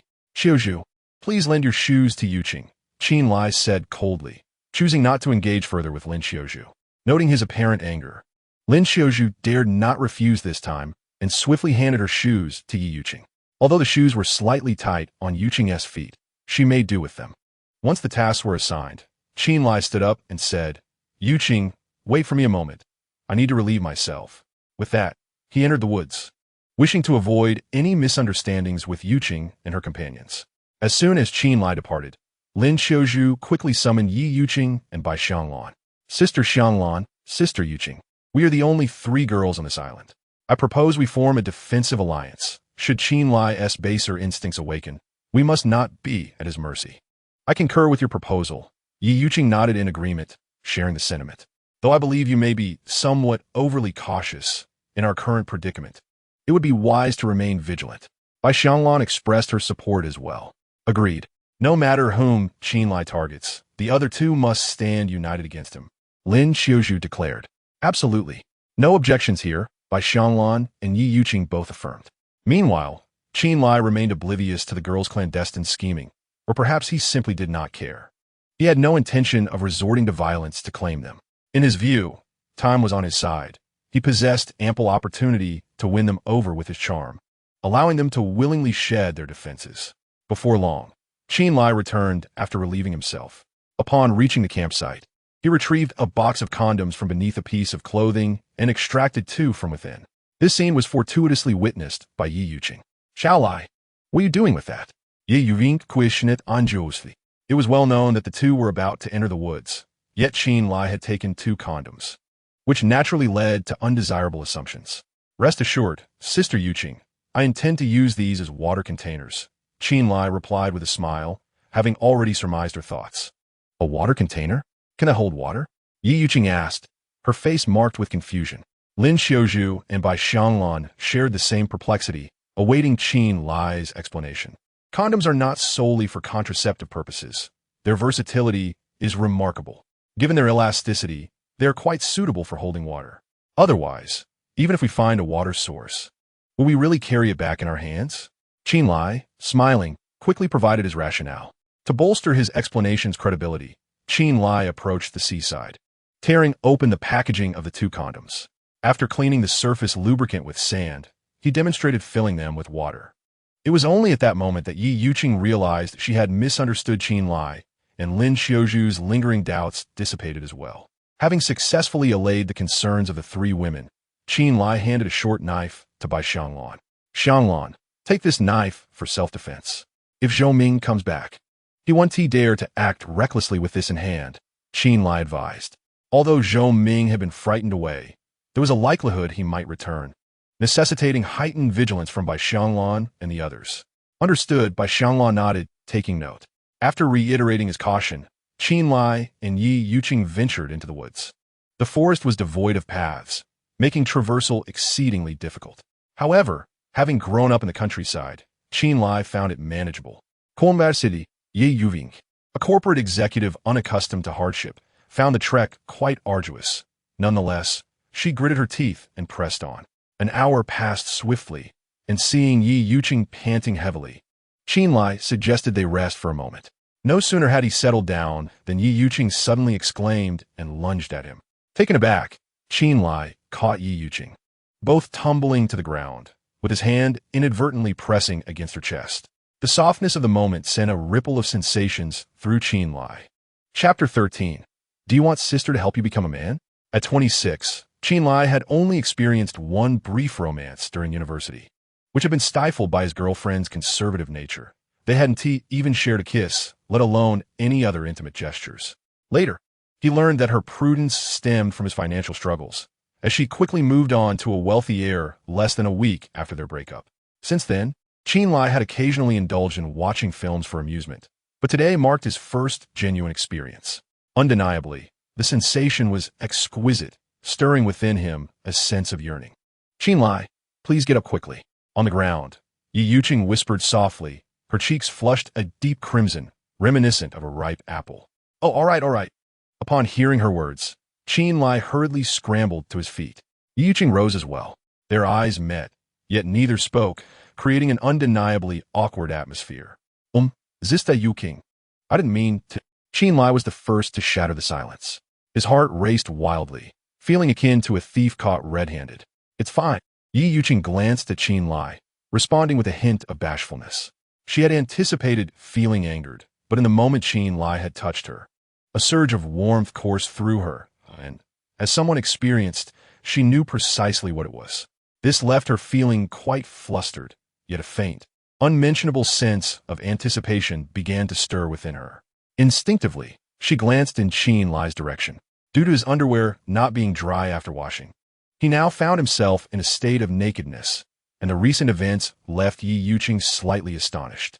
Raising his head, Qin Lai wore an expression of embarrassment and tension, his demeanor quite comical, which prompted Yi Yuqing to entertain the thought of teasing him. Little Lai, you aren't still a virgin, are you? She couldn't help but chuckle, covering her mouth. Ahem. Well, I am indeed still a virgin. Though this was the truth, it felt awkward to admit. Ha ha, I can't believe you guessed correctly, sister. Yi Yuqing had merely asked out of curiosity, never expecting to hit the mark. She regarded Qin Lai once more. While he wasn't particularly handsome, his features were well-defined, and his character had won her favor. Most importantly, his assets were quite remarkable. Little Lai, would you like me to help you become a real man? Ye Yuqing suddenly invited. Sister Yuqing, please don't joke with me. Qin Lai responded, taken aback by her audacity in broaching such a risky topic. I'm not joking. If you're willing, I can fulfill your wish right now. After all, we don't know how many days we have left to live. It would be better to seize the moment and enjoy ourselves, so that if we were to die, we wouldn't have any regrets. Ye Yuqing similit alluringly, her eyes sparkling with a captivating charm. As the saying goes, a woman at 30 is like a wolf, and Yi Yuqing at 36 was in the prime of her desires. Crucially, her husband had never satisfied her, and after his tragic death in an accident, she had remained in mourning for 3 years, devoid of any intimate life. During the day, her busy work kept her occupied, but in the stillness of the night, alone in her empty room, she felt an overwhelming sense of loneliness and emptiness, left to seek solace in her thoughts. Now, they find themselves stranded on a desolate island, with scant hope of rescue, which stirs within Yi Yuqing some rather unconventional thoughts. If circumstances allowed, Qin Lai would indeed serve as a reliable support. Sister, please don't jest. My self-discipline is far from robust, Qin Lai responded, smiling bitterly as he gazed at Yi Yuqing, whose alluring eyes sparkled enticingly. Having known her for less than half a day, he doubted that she could be so swiftly swayed by his commanding aura. The notion of Yi Yuqing being a promiscuous woman was even more implausible. Otherwise, she would not have remained solitary for 3 years without seeking the company of a man. Ha ha, Xiao Lai, you truly are an honest fellow. All right, I shall cease my teasing. Yi Yuqing laughed heartily, her gaze towards Qin Lai now imbued with a subtle shift. In truth, her earlier remarks were not born from genuine desire, but rather a test to ascertain whether Qin Lai was merely putting on the facade of a gentleman. The evidence suggested that Qin Lai possessed commendable character, qualifying him as a man worthy of trust. Should they find themselves devoid of hope for rescue in this lifetime, perhaps she could indeed entertain such thoughts. Reflecting on this, Yi Yuqing cast another glance at Qin Lai, her heart swelling with an indescribable yearning. Alas, Yi Yuqing, Do you truly wish to pursue such a youthful romance? How shameless of you! She chastised herself inwardly, quickly lowering her head, as if fearing Chen Lai might uncover her innermost thoughts. Meanwhile, witnessing Yi Yuqing's alluring demeanor retreat, Chen Lai felt a quiet sigh of relief. Such a ripe peach of a woman possessed an overwhelming allure for a novice like him, pushing him perilously close to the brink of restraint. Had she continued to flirt, he could not guarantee he would refrain from acting irrationally. By the way, Sister Yuqing, what prompted you to suddenly leap upon me earlier? To divert his mind from wandering, Chen Lai hastily shifted the topic. I saw a snake over there, right by that tree. Ye Yuvink, replied promptly. Chen Lai followed her, and indeed, he spotted a coiled, venomous snake near the roots of a large tree, an extremely dangerous cobra. Its menacing gaze fixated on them, sending chills down their spines. Sister Yuqing, let us keep our distance. We wouldn't want to be bitten by that serpent, Chen Lai urged. Although snake meat is consumable, he resolved against hunting the cobra, recognizing the peril of a single bite that could prove fatal. Agreed, Yi Yuqing, who harbored an even greater fear of snakes, readily concurred, eager to leave the area. Soon, the pair discovered a clearing ahead, where they took a brief respite before continuing their journey. With the recent encounter with the snake in mind, they proceeded with heightened caution. After approximately 10 more minutes, Yi Yuqing suddenly exclaimed with excitement, Xiao Lai, look, water. We've found water. Following her pointing finger, they beheld a small pond, roughly 2 meters in diameter. Chen Lai approached the water pond, scrutinizing it closely. The water was crystal clear, revealing the pond's bottom, while a spring at the front continuously released pure, refreshing water. Nearby, animal footprints indicated that creatures often visited this spot to quench their thirst. Chen Lai scooped some water into his hands and tasted it. The spring water was sweet, devoid of any unpleasant aftertaste. Sister, have a sip. This water is delightful, he said to Yi Yuqing. All right, she nodded, squatting by the pond and cupping her hands to drink deeply. After walking for over an hour, she was drenched in sweat and parched, gulping down a considerable amount in one go. Once they were both satiated, Chen Lai retrieved 2 Durex condoms. He rinsed them several times in the pristine spring water before filling them with water. Previously, while scrolling through short videos, he had seen experiments demonstrating that such ultra-thin Durex condoms could hold up to 1.5 liters of water. However, to prevent any rupture, he decided to fill each with only 1 liter, totaling 2 liters, sufficient for their needs for half a day. Yuqing, wait here while I scout the area for some game, Chen Lai suggested. Although they had secured water, he hoped to procure some wild delicacies, as relying solely on foraging for seafood along the shore would not suffice to satiate their hunger. I'd rather stay with you. I'm afraid to be alone, Yi Yuqing replied, despite her fatigue. Very well, Chen Lai agreed without hesitation. The two continued into the nearby woods, and soon, Chen Lai heard a rustling sound. Looking up, he spotted a large bird taking flight from a tree overhead, where a nest was perched on a branch. The nest was situated several meters above the ground, but this posed no challenge for Chen Lai, who climbed the trunk with ease. Before long, he reached the branch housing the nest. Peering inside, he saw 3 bird eggs, slightly larger than quail eggs. Normally, he would have left them undisturbed, but now, he was determined to survive, and every edible morsel was a lifeline. He unceremoniously pocketed the 3 eggs and climbed down the tree. However, these 3 eggs barely sufficed, so he pressed onward. Suddenly, a bamboo grove came into view. In one corner of the grove, a plump bamboo rat was munching on bamboo shoots. Chen Lai felt a flicker of excitement.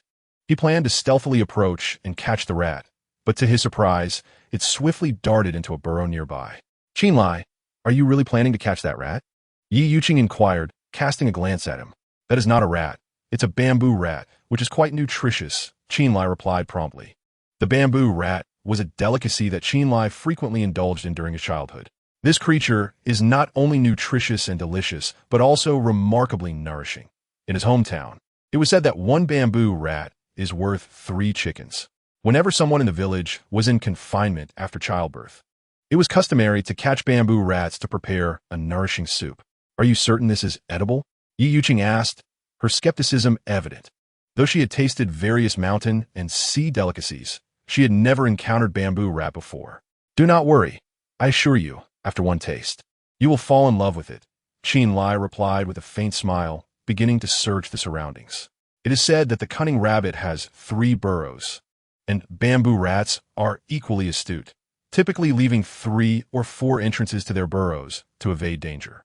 Because of this, inexperienced individuals find it challenging to capture bamboo rats. However, Chen Lai was known as the bamboo rat terminator. Once he set his sights on one, the bamboo rat had little choice but to meet its fate in the pot.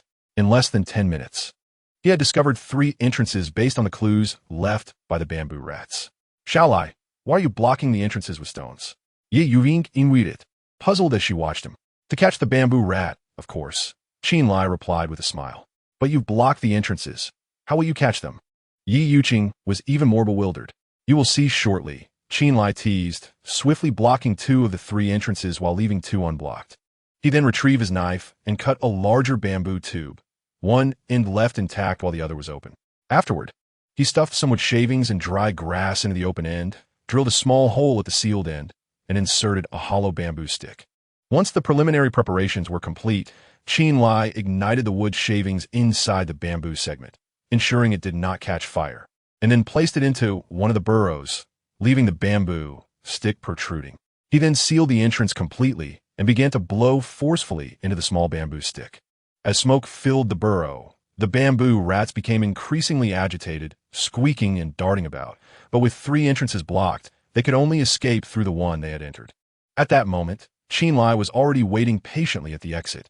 When he spotted the bamboo rat emerging, he raised the bamboo stick and struck it on the head, killing the plump creature instantly. Just as Chen Lai prepared to leave with his catch, 3 smaller bamboo rats followed, seemingly unaware of the butcher lurking outside. They had no time to flee before Chen Lai sent them all to their demise. Xiao Lai, isn't this a bit too cruel? You've wiped out an entire family of bamboo rats, Yi Yuqing remarked, glancing at the lifeless creatures with a twinge of compassion. I have no choice. I only wish to survive, Chen Lai replied nonchalantly. They now find themselves on a deserted island, a far cry from the civilized world where the most primal laws of the jungle reign supreme. If one wishes to survive, one must be ruthless. Compassion only hastens demise. Moreover, bamboo rats are a delectable delicacy, and having encountered them after much difficulty, it is only natural that he wishes to seize the opportunity. Upon hearing Chen Lai's words, Yi Yuqing refrained from discussing morals. As Chen Lai aptly stated, survival is paramount. What does it matter to kill a few bamboo rats if it ensures their existence? Chapter 15. I would rather starve than eat a rat. Chen Lai surveyed the bamboo rats. 1 large male and 1 female, presumably a pair, each weighing around 3 pounds, while the 3 smaller ones weighed just over a pound each. Even after gutting them, this would surely suffice for a hearty meal for the 4 of them. The thought of the fragrant and crispy taste of roasted bamboo rat made Chen Lai swallow hard with anticipation. Sister Yuqing, let us return, he declared, binding the 5 bamboo rats with a vine, eager to indulge in the roasted delicacy. Yi Yuqing nodded in agreement and followed Chen Lai as they began their journey back. The trek to their destination had been laborious, filled with obstacles and searches that slowed their pace considerably. However, their return was swift. Within just half an hour, they arrived back at the camp. The sun hung high in the sky, the temperature soared above 30 degrees, and the stillness only intensified the oppressive heat. Bai Xianglan and Lin Qiuzhu sat beneath the shade of a tree, appearing lethargic. Xianglan, Qiuzhu, we are back, Yi Yuqing called out. Upon hearing her voice, Bai Xianglan and Lin Qiuzhu perked up, quickly rising from the ground. Xianglan, Qiuzhu, come drink some water. Yi Yuqing gestured to the spring water in her hand. Is this water safe to drink? Lin Qiuzhu asked, eyeing the water contained in a Durex package with a slight twitch at the corner of her mouth. Rest assured, Little Lai has cleaned this thoroughly multiple times. It's guaranteed to be clean, Yi Yuqing replied. If you don't want to drink, that's fine. No one is forcing you. Chen Lai interjected, they're not here for a vacation. Having water is already a blessing. If they reached the point of desperation, Lin Qiuzhu wouldn't even have urine to drink. Can you keep quiet for once? Lin Qiuzhu retorted defiantly. I won't die, but I simply cannot tolerate your melodrama. Do not forget, you are no longer a pampered heiress, Chen Lai remarked coolly. In a corporate setting, he would have to tread carefully around Lin Qiuzhu for the sake of his job, but here, he would not indulge her. All right, enough bickering. We are a team now, so let us maintain harmony. Yi Yuqing interjected swiftly as Lin Xiaozhu prepared to retort. She then picked up a coconut shell from the ground and poured a bit of water into it. I will drink first to show you, she said, tilting her head back to consume the water. Seeing Yi Yuqing drink, Bai Xianglan hurriedly poured some for herself. Xiaozhu, you should drink some too. After finishing her water, Bai Xianglan handed the coconut shell to Lin Xiaozhu, while Yi Yuqing poured a bit of water into it. Observing that both Yi Yuqing and Bai Xianglan had already taken a sip, Lin Xiaozhu hesitated for a moment before also drinking. The water was indeed devoid of any unpleasant taste, carrying a hint of sweetness. However, the thought that it had been contained in a condom made Lin Xiaozhu feel somewhat uneasy. Having consumed the water, she proceeded to clean and prepare the bamboo rats. Qin Lai, as he spoke, tossed the bamboo rat he had slung over his shoulder in front of Lin Xiaozhu. Both Lin Xiaozhu and Bai Xianglan screamed in unison, quickly retreating to the side. Qin Lai, are you trying to scare us to death? Lin Xiaozhu glared at him, indignation evident in her voice.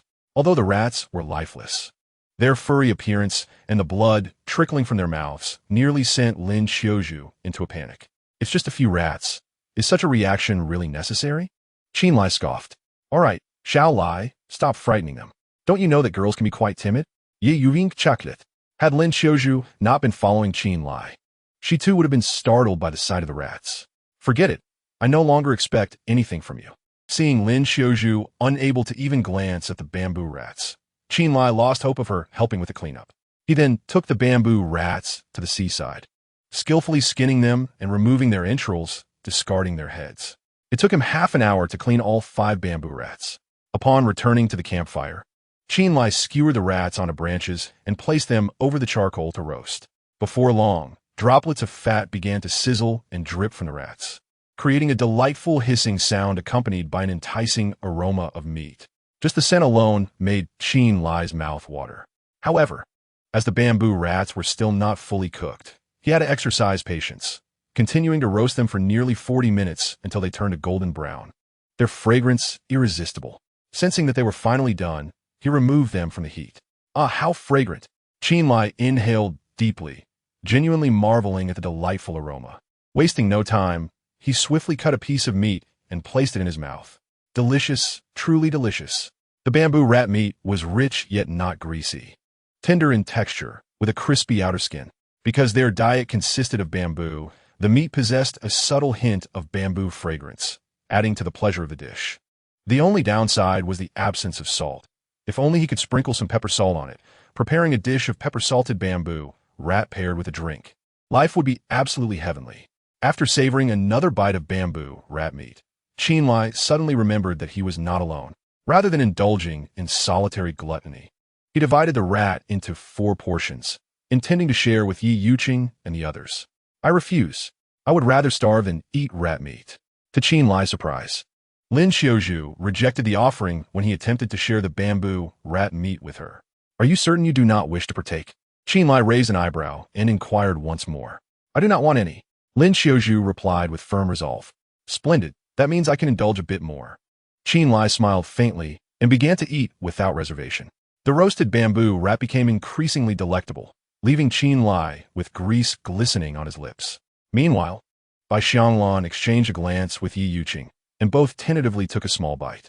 Upon discovering that this bamboo rat was indeed a rare delicacy, they hesitated no longer and devoured it eagerly. Before long, the 3 of them had completely consumed a plump bamboo rat. Qin Lai glanced at the other bamboo rats, most of which were thoroughly roasted. He handed one to Bai Xianglan and another to Yi Yuqing while he set about feasting on the larger bamboo rat. Watching the 3 of them relish their meal, Lin Xiaozhu couldn't help but lick her lips, regretting her earlier refusal of Qin Lai's offer. However, her pride forbade her from approaching him in a subservient manner, turning her head away in an attempt to distract herself. The enticing aroma of the bamboo rat wafted into her nostrils, causing her to swallow repeatedly as her stomach grumbled audibly. Chapter 16. African refugees. Qin Lai noted Lin Xiaozhu's reaction and could hardly contain his amusement. This woman, I wonder how long you can hold out. A smirk crept across Qin Lai's lips as he deliberately chewed loudly, murmuring praises of how delicious it was. Sated, he relished the bliss of the moment and washed it down with a coconut, feeling life was indeed delightful. Qin Lai, Why not let Qiuzhu have this last bamboo rat? Suggested Yi Yuqing, who had also finished her meal. She did say she wouldn't eat it. We can't force her, can we? Qin Lai replied with a grin. That's only because she has never tried it before and is afraid to. Yi Yuqing interjected, offering Lin Qiuzhu the last bamboo rat. Qiuzhu, do give it a try. This bamboo rat is truly exceptional. I'll pass. I'm fine with some seafood. Lin Qiuzhu replied, secretly eager to taste the bamboo rat, but too proud to accept it. Oh, stop being modest and just eat. It won't be as good once it cools down, Yi Yuqing insisted, pressing the bamboo rat into Lin Qiuzhu's hands. Though Lin Qiuzhu had spent over an hour at the beach that morning, she had only collected a few shells, insufficient to satisfy her hunger. Come now, Qiuzhu. This is far better than the roast meats at any fine dining restaurant. Bai Xianglan encouraged her further.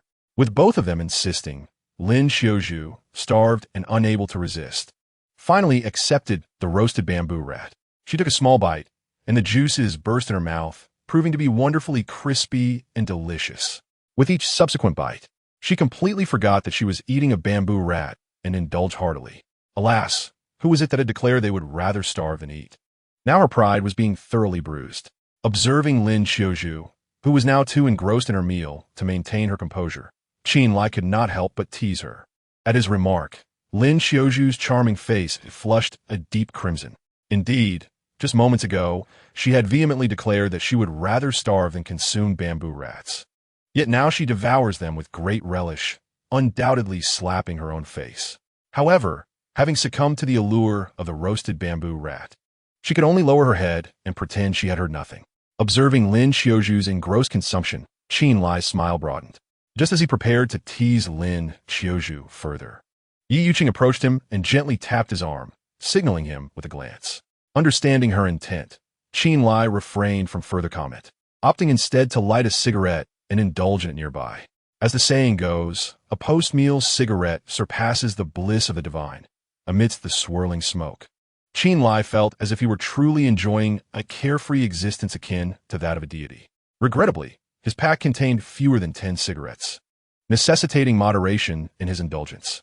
After finishing his smoke, a wave of drowsiness washed over him, prompting him to yawn and recline beneath the shade of a tree, where he fell into a deep slumber.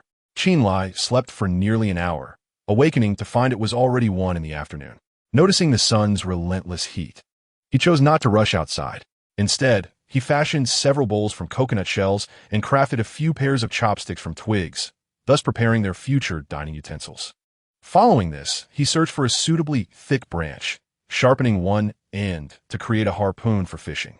After all, foraging for seafood along the beach was not a sustainable strategy. Proactive hunting was the true path to sustenance. Once he completed these tasks and took a brief rest, Qin Lai turned to Yi Yuqing and the other 2 women, inquiring if they wished to accompany him fishing. To his surprise, Lin Qiuzhu was the first to stand up. Don't look at me like that. I have no desire to be labeled as someone who merely consumes without contributing, she shot back at Qin Lai. This morning, she had been responsible for gathering seafood, but had only managed to collect a few shells and some foul-smelling fish and shrimp, making her contribution the least significant. Thus, she was eager to prove her worth to the team. Very well, then you shall accompany me, Qin Lai replied, surmising Lin Qiuzhu's intentions. Turning to Yi Yuqing, he asked, Sister Yuqing, do you still recall the route to the water source? Of course, I remember, Yi Yuqing nodded. They had only returned from the water source that morning, and a simple path had already been established. She merely needed to follow it. Then you and Xianglan should fetch some water, as our supply is running low. Qin Lai instructed. Absolutely, Yi Yuqing affirmed without hesitation. Remember, safety first. If you encounter any danger, return immediately, Qin Lai cautioned. Rest assured, I'm not foolish, Yi Yuqing replied with a smile. Very well, let us proceed with this plan, Qin Lai nodded, moving toward the fire. He took some charcoal from the edge and handed it to Lin Qiuzhu. Apply this to your face and body. It will serve as sun protection, he directed. Charcoal possesses numerous beneficial properties, and sunblock is one of its functions. Surely, you are not deceiving me? Lin Qiuzhu asked, her skepticism evident. Dear miss, what benefit would I gain from deceiving you? Qin Lai chuckled. Qiuzhu, Qin Lai's survival skills far surpass ours by hundreds of times. You needn't doubt him. Bai Xianglan interjected. The few of them hailed from noble backgrounds. They were so unfamiliar with survival skills that they couldn't even prepare a meal. Yet Chen Lai was different. He was akin to a walking encyclopedia, possessing knowledge on an array of subjects. Therefore, following his advice was undoubtedly wise. Did you hear that? It's by Xianglan who understands. You should learn from her. Chen Lai praised her, causing a faint blush to rise on by Xianglan's cheeks. Even if what you say is true, applying that on the face is rather unsightly. Lin Xiaozhu could not help but remark. While she did not possess a cleanliness obsession, the thought of smearing charcoal on her face posed a considerable psychological challenge. A little dirt is certainly better than sunburn. Isn't it? With your delicate skin, if exposed to this blazing sun, you would be burnt to a crisp in less than half an hour, and then you would have no place to lament your fate, Chen Lai declared, picking up a piece of charcoal and beginning to apply it to his face. After a fierce internal struggle, Lin Xiaozhu ultimately chose the latter option over the possibility of sunburn. Haha, Xiaozhu, you and Chen Lai look like African refugees. Bai Xianglan could no longer contain herself, bursting into laughter at the sight of Chen Lai and Lin Xiaozhu, their faces darker than that of any African. Chapter 17. Lin Xiaozhu's injury. If you keep laughing at me, I'll smear your face black too. Lin Xiaozhu glared at Bai Xianglan, feigning ferocity. I'm merely stating the truth. If you don't believe me, ask Sister Yuqing. Don't you resemble an African refugee? Bai Xianglan replied with a smile. You're incorrigible. Lin Xiaozhu shot her a glare, pretending to smear charcoal on Bai Xianglan's face, prompting Bai Xianglan to quickly flee. I need to use the restroom, Chen Lai said before heading into the woods. After relieving himself, he changed into a dry pair of underwear. Upon his return, he found Lin Xiaozhu waiting for him. Having ceased her playful banter with Bai Xianglan, tearing 2 strips of fabric from the clothes he had gathered, Chen Lai fashioned makeshift straps and set off towards the seaside with Lin Xiaozhu. Progressing along the beach, they eventually arrived at a relatively calm area of waves. Over there are some rocks. See if you can gather any shellfish or shrimp. I'm going into the water to catch some fish, Chen Lai instructed Lin Xiaozhu. Understood, Lin Xiaozhu replied lightly, refraining from further chatter as Chen Lai began to shed his clothing. Soon, he was left with only a pair of shorts. Observing Chen Lai's robust physique, Lin Xiaozhu felt a slight warmth rise to her cheeks. She had not anticipated how well-built he was, 6-pack abs, defined pectorals, and scarcely an ounce of excess flesh, resembling a fitness instructor. What do you think? Isn't my physique mouth-watering? Chen Lai said with an air of pride as he gazed at Lin Xiaozhu. He had no particular hobbies, but maintained a regular exercise routine, ensuring his physique remained in excellent condition. Ugh, how shameless! Lin Xiaozhu lightly spat and quickly turned her face away. Ha ha ha! Chen Lai let out a hearty laugh, choosing not to tease Lin Xiaozhu further as he leaped into the ocean with his spear in hand. The water was remarkably clear, allowing Chen Lai to observe numerous small fish darting about. He remained patient, meticulously searching among the coral reefs. Before long, he spotted a grouper concealed beneath a large rock ahead. After a brief pause, Chen Lai raised a spear and lunged towards the fish. Unfortunately, the clever grouper swiftly darted away just as he struck. Despite the miss, Chen Lai remained undeterred. He was about to swim to the surface for a breath when a long, slender tentacle suddenly caught his eye. Following the tentacle downward, he discovered a large lobster hiding among the seaweed. However, at that moment, his breath was nearly exhausted, compelling him to surface. Gasping for air, he took a few deep breaths before diving back into the water, effortlessly locating the concealed lobster. To ensure success this time, he stealthily approached the creature from above. Gripping the spear tightly, he thrust downwards with precision. With a satisfying thrust, the spear pierced the lobster's body. Chen Lai quickly seized the still struggling lobster and ascended to the surface. Huh, what a magnificent lobster! Tonight's feast will be splendid, he exclaimed joyfully. Although he had missed out on the grouper, catching such a large lobster felt like a fortuitous turn of events. After delivering a swift blow to the lobster's head to confirm its demise, he untied the cloth belt around his waist, threaded it through the lobster's body, and resecured it around himself before diving once more. Having grown up in a coastal fishing village, Chen Lai was an adept swimmer, capable of holding his breath for 3 to 4 minutes. However, given the rudimentary tools at his disposal, his success rate for spearing fish was relatively low, averaging one successful catch for every 7 or 8 attempts. Fortunately, the rich marine ecosystem teemed with fish and shrimp. Otherwise, he might have struggled to catch anything at all. After nearly an hour of effort, Chen Lai had successfully caught 4 sea fish, the smallest weighing over a pound and the largest nearly 5 pounds, along with 3 sea cucumbers he had gathered from the seabed. Satisfied that he had amassed enough sustenance for the day, he returned to shore. At that moment, Lin Xiaozhu was squatting on a nearby rock, seemingly occupied with something. Intrigued, Chen Lai donned his clothes and approached her. "Oh, so many oysters!"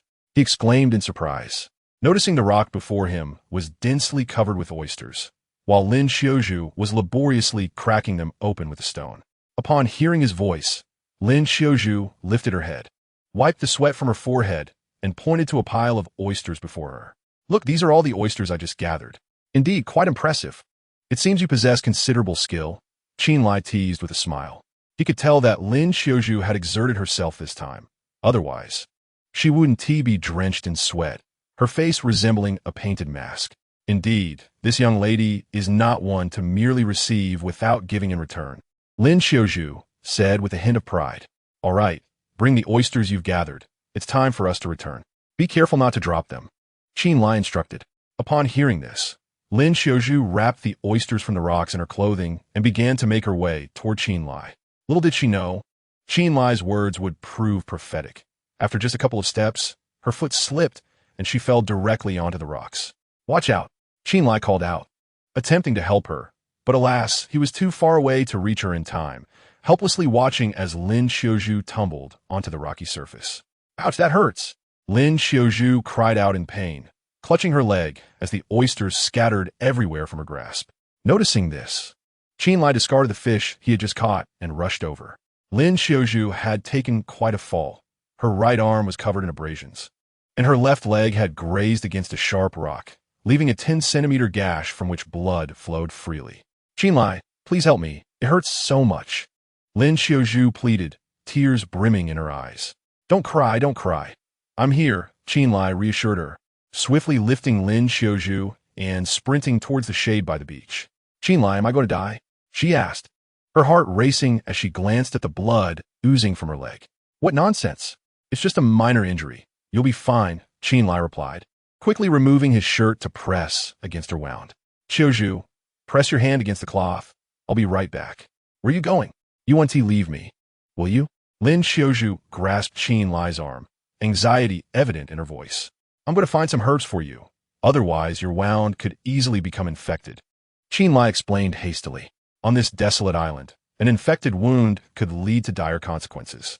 "Then hurry back. I'll be waiting here," Lin Xiaozhu said, finally releasing her grip on him. Chen Lai dashed into the woods, searching fervently. Found it. Less than 10 minutes later, a glimmer of hope appeared before him.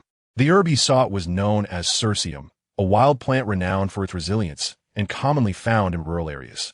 During difficult times, cirsium was a staple for the impoverished, and tales of its life-saving properties were still recounted in Chen Lai's hometown. His mother had once prepared its tender shoots, though Chen Lai had always found them difficult to swallow. Beyond being edible, cirsium's most significant benefit was its ability to staunch bleeding.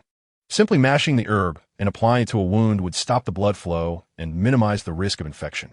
Without a second thought, Chen Lai hastily gathered a handful of cirsium and hurried back to Lin Xiaozhu's side. "Chen Lai, you have finally returned. My wound is still bleeding. You must think of a way to help me."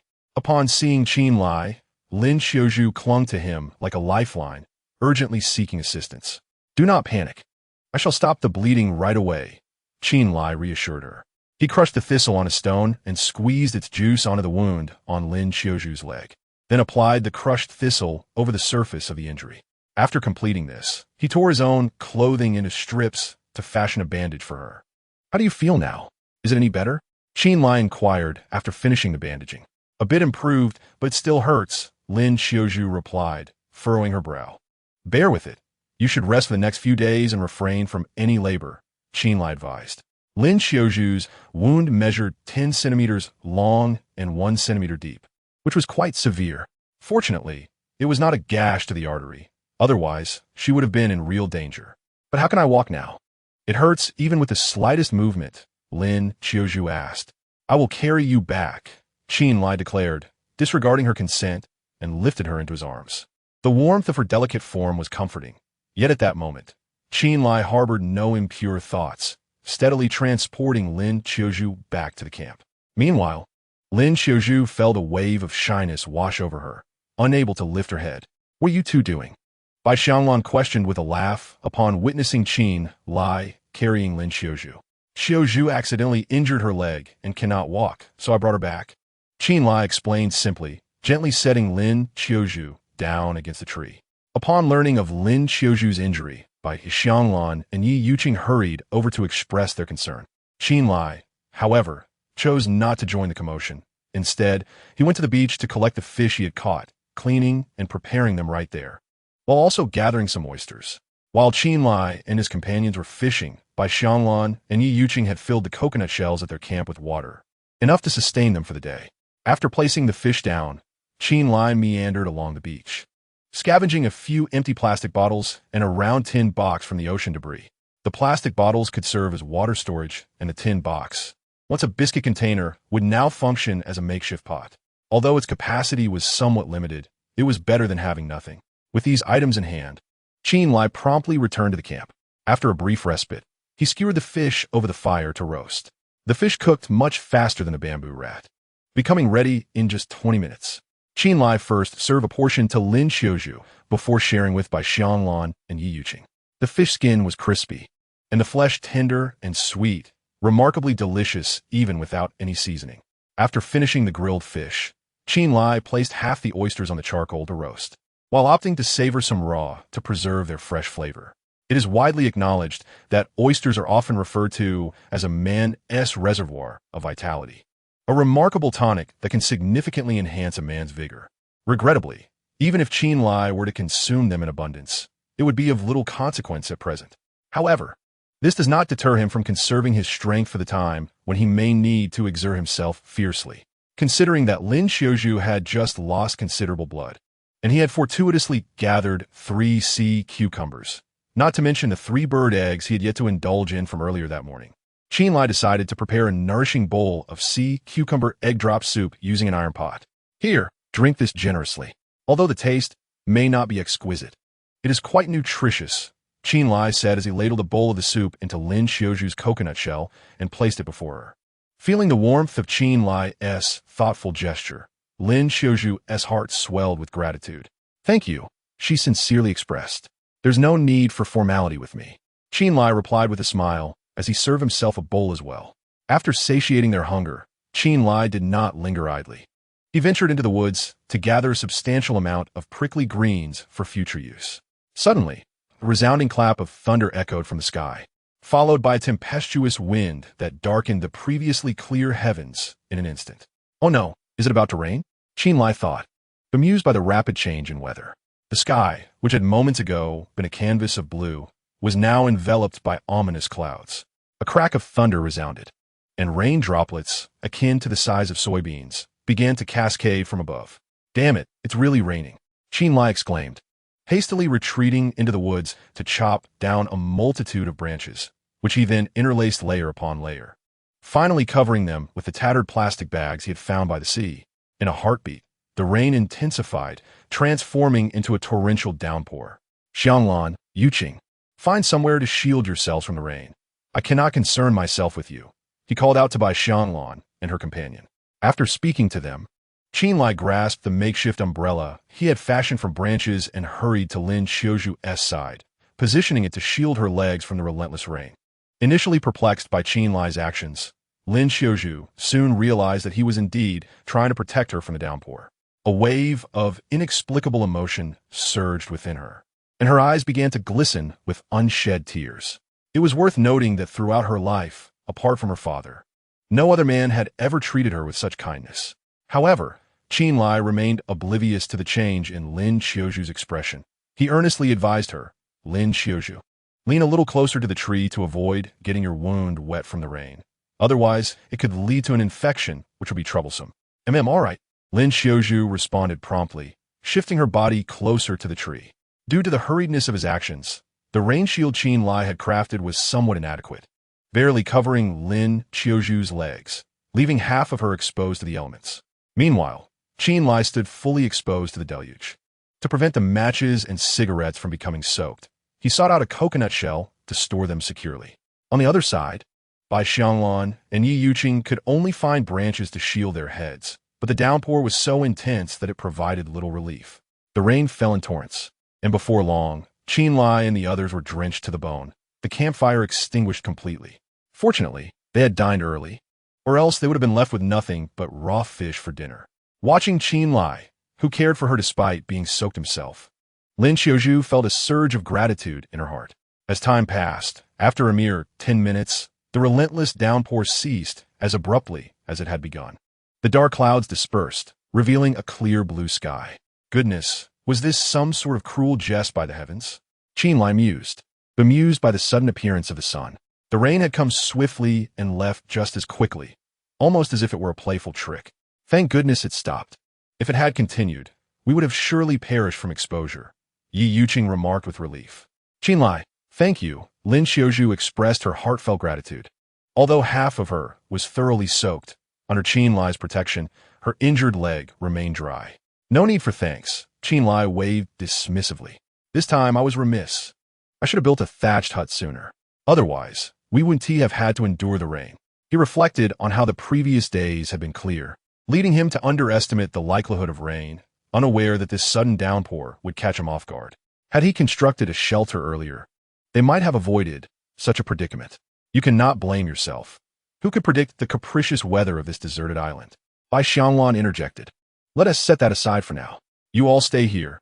I'll see if I can gather some dry wood to rekindle the fire. After informing Bai Xianglan and the others, Chen Lai ventured alone into the woods. Though the rain had been brief, its intensity had soaked everything in the forest. Fortunately, beneath some rocks, he found a patch of dry grass that had escaped the deluge. After half an hour of searching, he collected a small bundle of dry grass and returned to the campsite. Upon arrival, he gathered some dead branches. While the surfaces were damp, their interiors remained dry.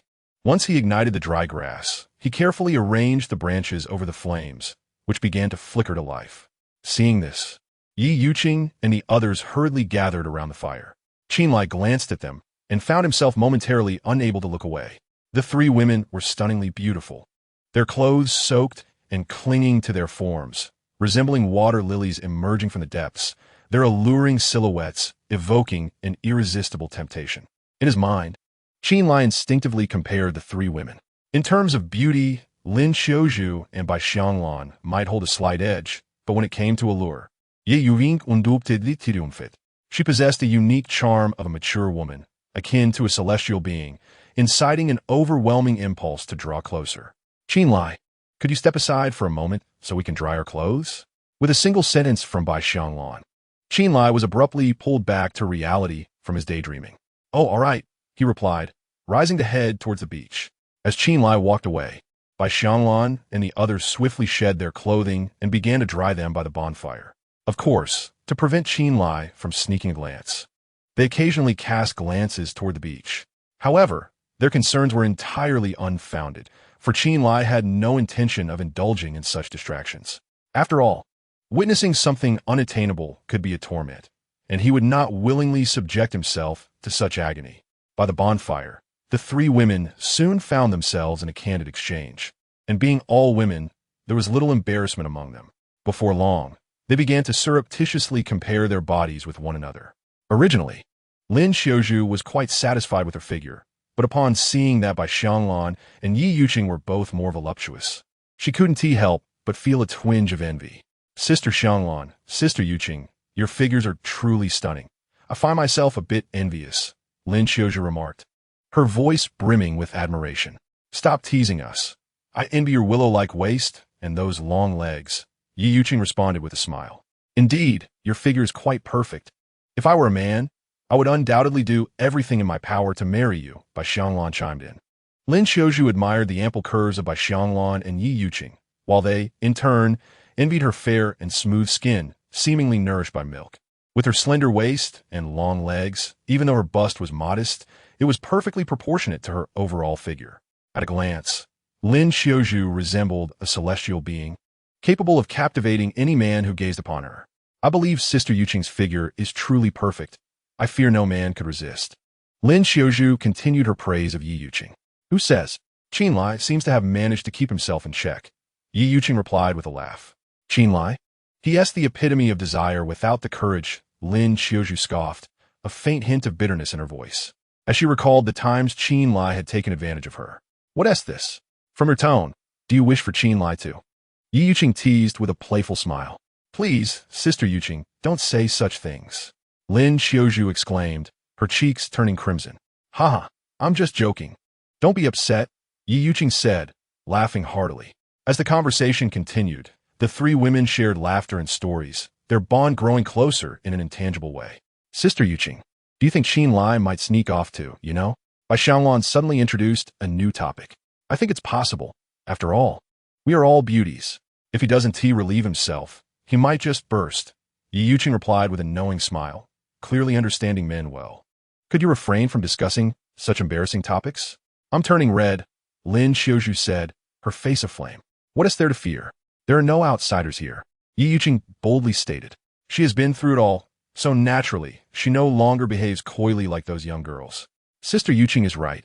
We are all adults. After all, so what is there to be embarrassed about? Bai Xiangluan chimed in, then continued, Sister Yuqing, may I ask you a question? Is it true that a woman feels an immense pain the first time she is with a man? Chapter 20. Life hanging by a thread. Are you implying that you are still a virgin?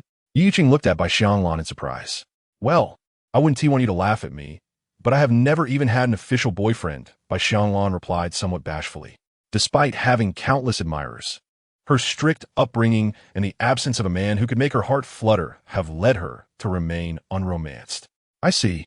Yi Yuqing nodded with a slight smile and continued. To be honest, a woman's first experience is indeed quite painful, but once you endure that initial agony, you will find yourself captivated by the pleasures that arise between men and women. Sister Yuqing, what does it feel like when a man and a woman are intimate? Bai Xiangluan asked curiously, like a child eager for knowledge. Although she had read descriptions online, she yearned to hear it from Yi Yuqing herself. The sensation is truly exquisite. It elevates you to a state akin to flying, a feeling that is beyond words, Yi Yuqing reminisced. Speaking of which, she had been alone for 3 years. And if it weren't for her toys to alleviate her loneliness, she would have struggled to endure the long nights. Upon hearing Yi Yuqing's words, Bai Xiangluan's face reflected a tinge of longing. Yet, without experiencing it herself, she found it difficult to imagine what that sensation truly entailed. Little girl, are you perhaps feeling the stirrings of love? Yi Yuqing inquired, casting a glance at Bai Xiangluan. No, Bai Xiangluan immediately shook her head in denial. There's nothing to be embarrassed about. If you genuinely wish to understand what it feels like when men and women are drawn to one another, you could seek out Qin Lai. I assure you he would be more than willing to oblige, Yi Yuqing said with a smile.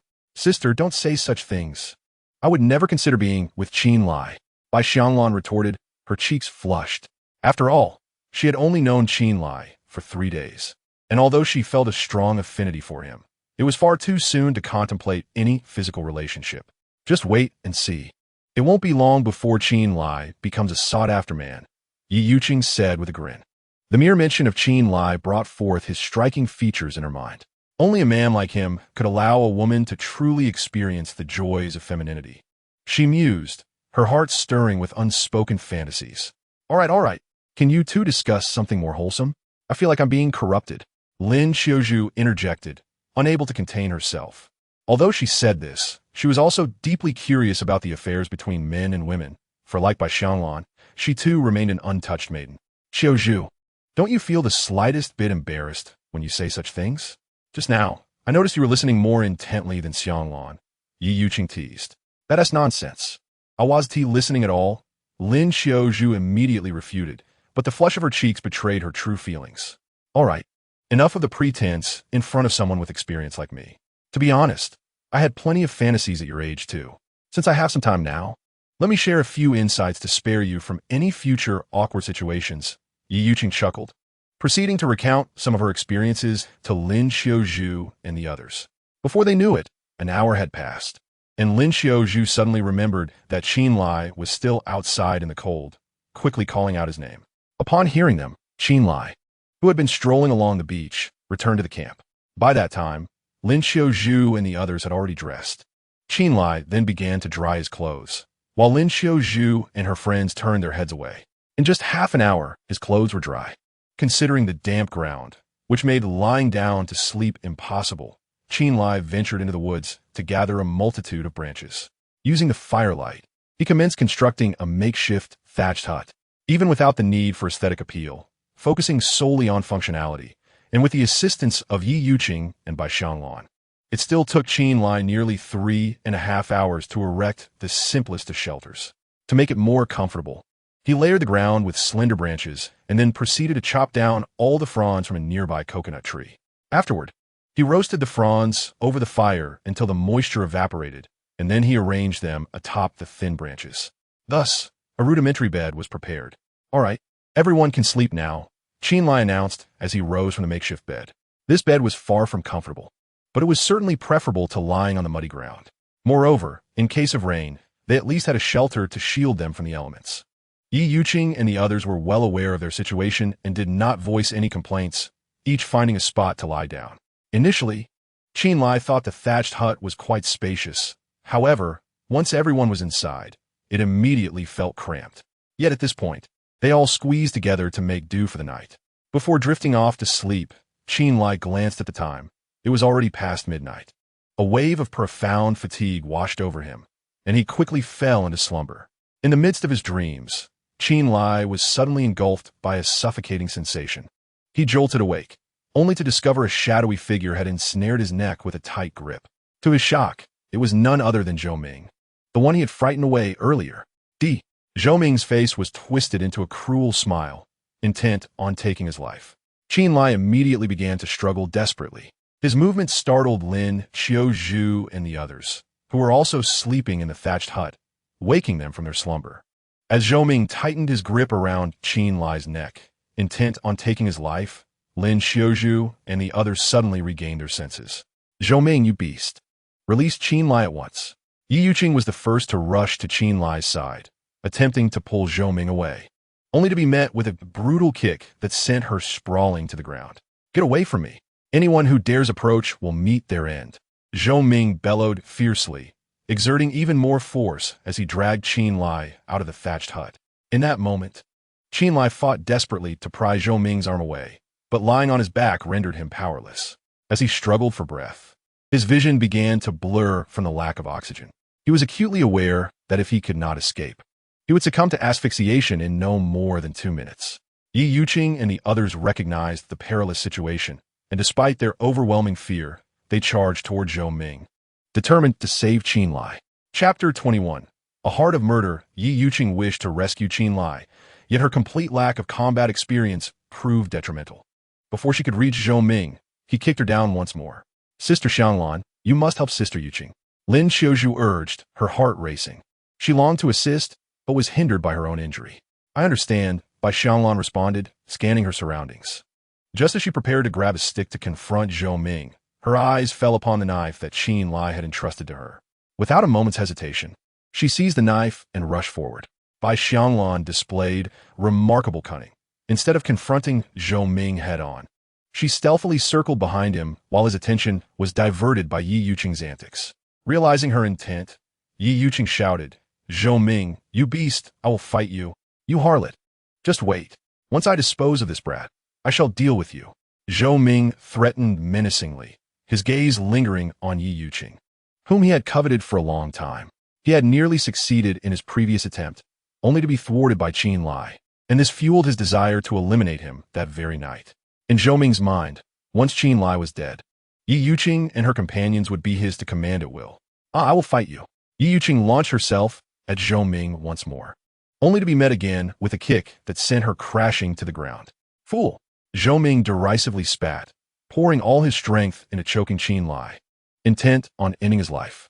However, he failed to notice that Bai Xianglan had silently approached from behind. Though Bai Xianglan had never engaged in a brawl, let alone wielded a knife, the urgency of the moment compelled her to act without hesitation. She lunged the knife toward Zhou Ming's back. Had it been Qin Lai delivering the blow, it would have surely been fatal. Alas, Bai Xianglan was merely a girl, lacking the strength and composure, and the blade only penetrated Zhou Ming's flesh by a couple of centimeters. The wound was painful, but not lethal. Harlot, Zhou Ming growled in response.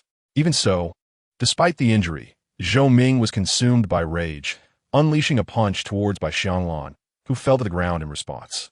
Seizing the moment of Zhou Ming's distraction, Qin Lai swiftly delivered an elbow strike to Zhou Ming's chest. The blow elicited a grunt of pain from Zhou Ming, causing his grip to weaken. Taking advantage of this opportunity, Qin Lai exerted all his strength to pry Zhou Ming's arm apart, rolling away to create distance between them. Gasping for breath, Qin Lai inhaled the fresh air, having narrowly escaped a dire fate, almost suffocated by Zhou Ming's grip. Upon witnessing Qin Lai's escape, Zhou Ming, without a hint of hesitation, dashed into the woods. Damn it, don't run away. As Zhou Ming fled, Qin Lai contemplated pursuing him, but the darkness and the complex terrain of the forest caused Zhou Ming to vanish into the shadows in the blink of an eye. You better not let me see you again, or I swear I will end you. Qin Lai roared in anger, pointing in the direction Zhou Ming had fled. This encounter had nearly cost him his life and had awakened a murderous intent within him for the first time. Should he cross paths with Zhou Ming again, he would not hesitate to eliminate the beast. Xiao Lai, are you all right? Yi Yuqing rushed to Qin Lai's side, her face etched with concern. Iem me fine, Qin Lai replied, shaking his head before turning to Yi Yuqing. Sister, are you injured? No. Yi Yuqing also shook her head. Xianglan, are you hurt? Qin Lai inquired of Bai Xianglan. Just a minor scrape on my arm. It's nothing serious, Bai Xianglan responded. That's good to hear. With the assurance that everyone was relatively unharmed, Qin Lai let out a sigh of relief. Following this, he led Bai Xianglan and the others back to the thatched cottage. Having allowed that beast, Zhou Ming, to escape this time, it was likely he would seek revenge. Thus, they must exercise greater caution in the future. Qin Lai spoke with a serious expression. He had been careless this time, nearly falling victim to Zhou Ming's malice. But having learned from this encounter, he vowed to bolster their defenses and ensure Zhou Ming would not have another opportunity to strike. Qin Lai is right. We must be more vigilant from now on. Lin Qiuzhu was the first to agree. I suggest we take turns keeping watch at night, so we can alert each other in case of danger, Yi Yuqing added. All right. It's settled then. Given that Qiuzhu was still recovering from her injury, she would not need to take a shift. Iem me fine. It's just my leg that's hurt, and I'm not blind. I can help keep watch, Lin Qiuzhu interjected, surprising Qin Lai, who had intended for the three of them to take turns. Well, if you insist, then you can join, Qin Lai pondered briefly before agreeing. On the deserted island, darkness typically fell around 7 o'clock, and dawn broke around 5. However, they usually went to sleep by 10, leaving them approximately 7 hours of rest in between. Qin Lai was a man who voluntarily undertook the 2.5-hour night watch, while Lin Qiuzhu and the others each kept watch for an hour and a half. This way, they could promptly take precautions if anyone approached. Sister Yuqing, if you ever see Zhou Ming again, please inform me immediately. I wish to take his life with my own hands, Qin Lai declared, his murderous intent unmistakable after assigning the duties. He was not the sort to bear grudges lightly.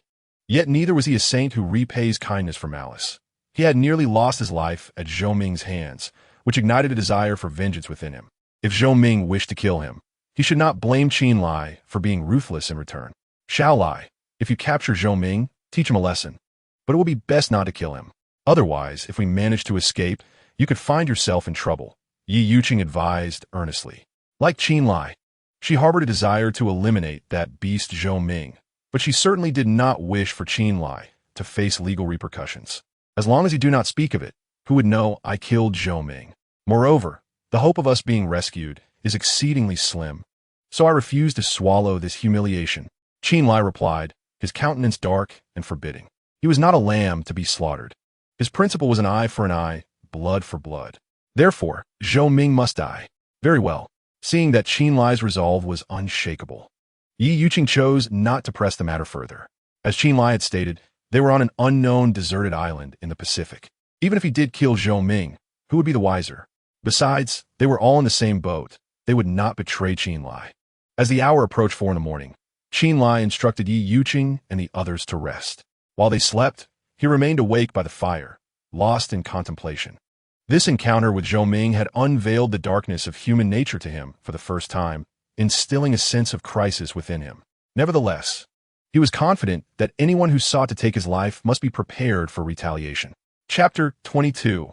Embracing magnanimity. As dawn broke, Yi Yuqing and the others gradually awakened. After offering them a few words of caution, Qin Lai ventured into the woods.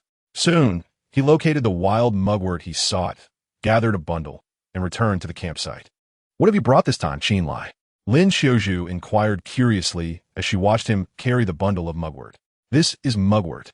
We were caught in the rain yesterday, and mugwort is known for its ability to dispel cold and dampness. Later, I will use it to prepare a fish soup, which can help prevent colds. Additionally, it warms the meridians, disperses cold, and regulates menstruation. It is also beneficial for you ladies, especially for you, Xiaozhu. Since you've recently been injured," Qin Lai explained succinctly. Mugwort was among the most common herbs readily available, and it boasted numerous benefits, with nearly every household in their hometown keeping some on hand. "You are quite knowledgeable," Bai Xianglan couldn't help but praise. She had not even recognized mugwort, let alone understood its benefits. He chuckled softly, a hint of self-deprecation in his voice. "Well, who can blame us for being poor?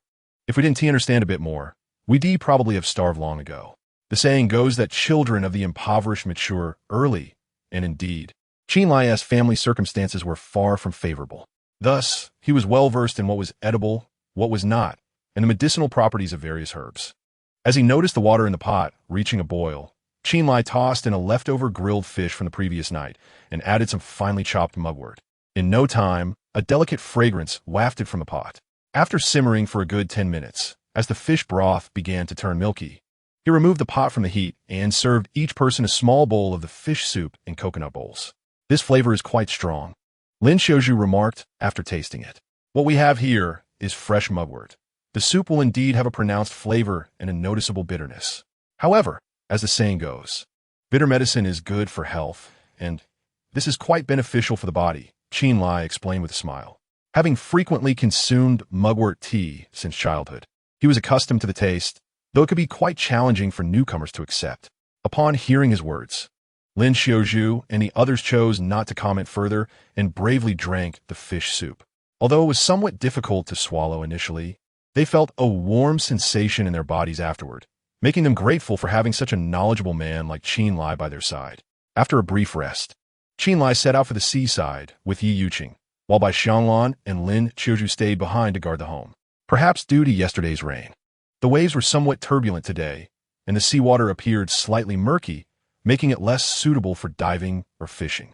Consequently, Qin Lai and Yi Yuqing decided to head to the rocky area where Lin Xiaozhu had discovered oysters the day before. These oysters were all wild, clustered abundantly on the rocks, though their only drawback was their smaller size. After spending half an hour, they managed to gather around 20 to 30 pounds of oysters. At first glance, this seemed substantial, but in reality, the shells were quite heavy, and once removed, the meat would amount to only 3 to 4 pounds. Barely enough for a meal. "Sister, shall we explore the beach ahead?" Qin Lai suggested to Yi Yuqing. Their current location resembled a concave harbor, sheltered by small hills on either side. Over the past few days, Qin Lai had roughly explored the area, noting that the natural resources were rather limited. Hence, he proposed traversing the small hills to check other beaches. If they found richer resources elsewhere, he might consider relocating their camp. "Sure," Yi Yuqing readily agreed. Afterward, Qin Lai placed the collected oysters on the ground and began to ascend the small hill with Yi Yuqing. The hill was not particularly high, but it was densely covered with trees and vines, making the climb challenging. Qin Lai had to clear a path as they progressed. After nearly 20 minutes, they finally reached the opposite beach. The beach before them was far more exquisite than the one where Qin Lai and his companions had previously been, with its golden sands and azure waters resembling a veritable paradise. "Qin Lai, look over there," Yi Yuqing suddenly exclaimed, pointing towards the beach ahead. Qin Lai gazed forward, and to his astonishment, he spotted a large SOS signal made of stones in a nearby clearing. "This is an international distress signal. It seems there may still be survivors." Yi Yuqing éclamet égaré. As soon as Yi Yuqing's words fell, a figure emerged from behind the rocks by the shore. It was a woman. "Look, there really is someone." Yi Yuqing s'est excitement échalaté. "Hey," she shouted, waving her hand towards the stranger. To their surprise, upon hearing their voices, the woman did not approach them, but instead fled into the woods. In her haste, she tripped over a branch and fell to the ground. Observing this, Qin Lai and the others hurried over. Why are you running? Chen Lai inquired as he reached the woman. Wow, she's quite something. Upon witnessing her alluring figure, Chen Lai could not help but gasp internally. The woman appeared to be of similar age to Bai Xianglan, dressed only in a pair of extremely short shorts and a low-cut white top. While her beauty might not be otherworldly, her ample bosom was undeniably striking, reminiscent of the poetic imagery of two bright moons resting upon her chest, like round jade grapes. It stirred a flutter in Chen Lai's heart. Please, spare me. I'm begging you, the woman exclaimed, suddenly kneeling before Chen Lai in desperate supplication. Taken aback by the scene, Chen Lai found himself at a loss for words. After all, he had done nothing to provoke such fear. Miss, what is wrong? Yi Yuqing rushed to inquire. Please, can you let me go? The well-endowed woman continued to plead. Do not be afraid. We mean you no harm, Yi Yuqing assured her with a gentle smile. Really? The woman asked, her voice laced with skepticism. Of course. I have no reason to deceive you. Do you think so? Yi Yuqing replied with a smile. Hearing this, the woman raised her gaze to Chen Lai. Noticing his clear eyes and the absence of any hostile intent, her tension began to dissipate, though a hint of wariness lingered in her heart. By the way, let me introduce myself. I am Yi Yuqing, and this is Chen Lai. What is your name? Yi Yuqing asked again, hoping to ease the girl's anxiety through conversation. My name is Yang Yurong, the woman responded after a brief pause. Yang Yurong? Yurong, indeed, is quite a name. The ancients do not deceive me. Chen Lai thought to himself, astonished by her name. Yurong, did you twist your ankle? Ye Yurink notijit Yang Yorong holding herfoot. Yes, it seems I have. Yang Yorong noted in acknowledgement. Perhaps we should have Chen Lai take a look at it. Yi Yuqing suggested. Is he a doctor? Yang Yurong looked up at Chen Lai and said, I'm not a doctor, but I possess some knowledge of medicine. Chen Lai replied while crouching beside her. After examining her, he discovered that she had merely sprained the ligaments around her ankle and that no bones were injured, indicating that the situation was not severe.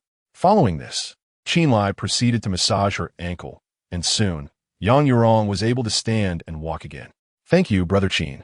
She expressed her gratitude as the pain in her foot subsided. There's no need for thanks. It was merely a small effort on my part. Also, I must be younger than you. Chen Lai responded with a smile. I am 25 this year. How old are you? Asked Yang Yurong. I am a year older than you. 26, Chen Lai replied. He had initially assumed that Yang Yurong was in her late 20s, but now realized that she merely appeared more mature. Then it's perfectly fine for me to call you Brother Chen. Yang Yurong chuckled. Call me whatever you wish. You may even use my name if you prefer, Chen Lai said nonchalantly. After a brief conversation among the three of them, Chen Lai learned that Yang Yurong was actually a renowned model, which explained her perfect physique. She had initially run away upon seeing Chen Lai and the others because she had previously encountered a group of 4 survivors, 3 men and 1 woman, who had attempted to assault her. Fortunately, she managed to escape and eventually found her way to this beach. For the past couple of days, she had survived by foraging for wild fruits and collecting shellfish from the sea. By the way, did you say there are abalone in the sea ahead? Chen Lai inquired eagerly after hearing her story. Yes, there are quite a few, but I haven't been able to eat any since I have no fire. Yang Yorong replied. Though abalone can be consumed raw, it requires preparation into sashimi, and without the necessary tools, Yang Yorong could only lament their presence. All right, you all stay here while I go catch some abalone, Chen Lai decided, not wasting any more time as he waded into the sea. In the shallow waters, there were numerous rocks, and within a minute, Chen Lai discovered an abalone clinging to one of them. He carefully pried it loose with his knife, and it slid from the rock face. If this were to be sold, it could fetch at least 100 or so. Chen Lai mused as he weighed it in his hand.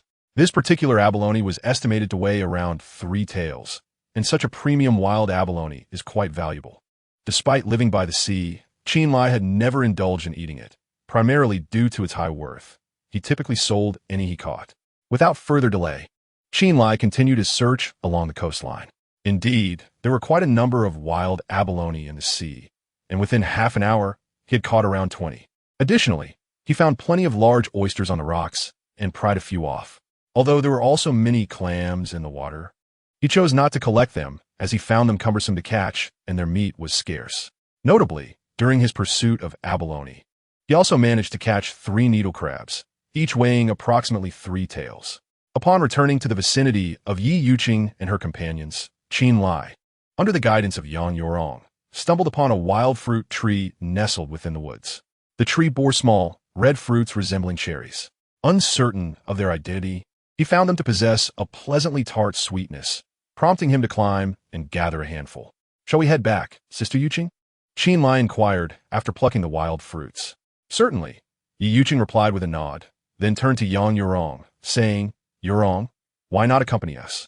It will be prudent for us to look out for one another." "All right," Yang Yurong agreed, having spent the past few days in fear and unease.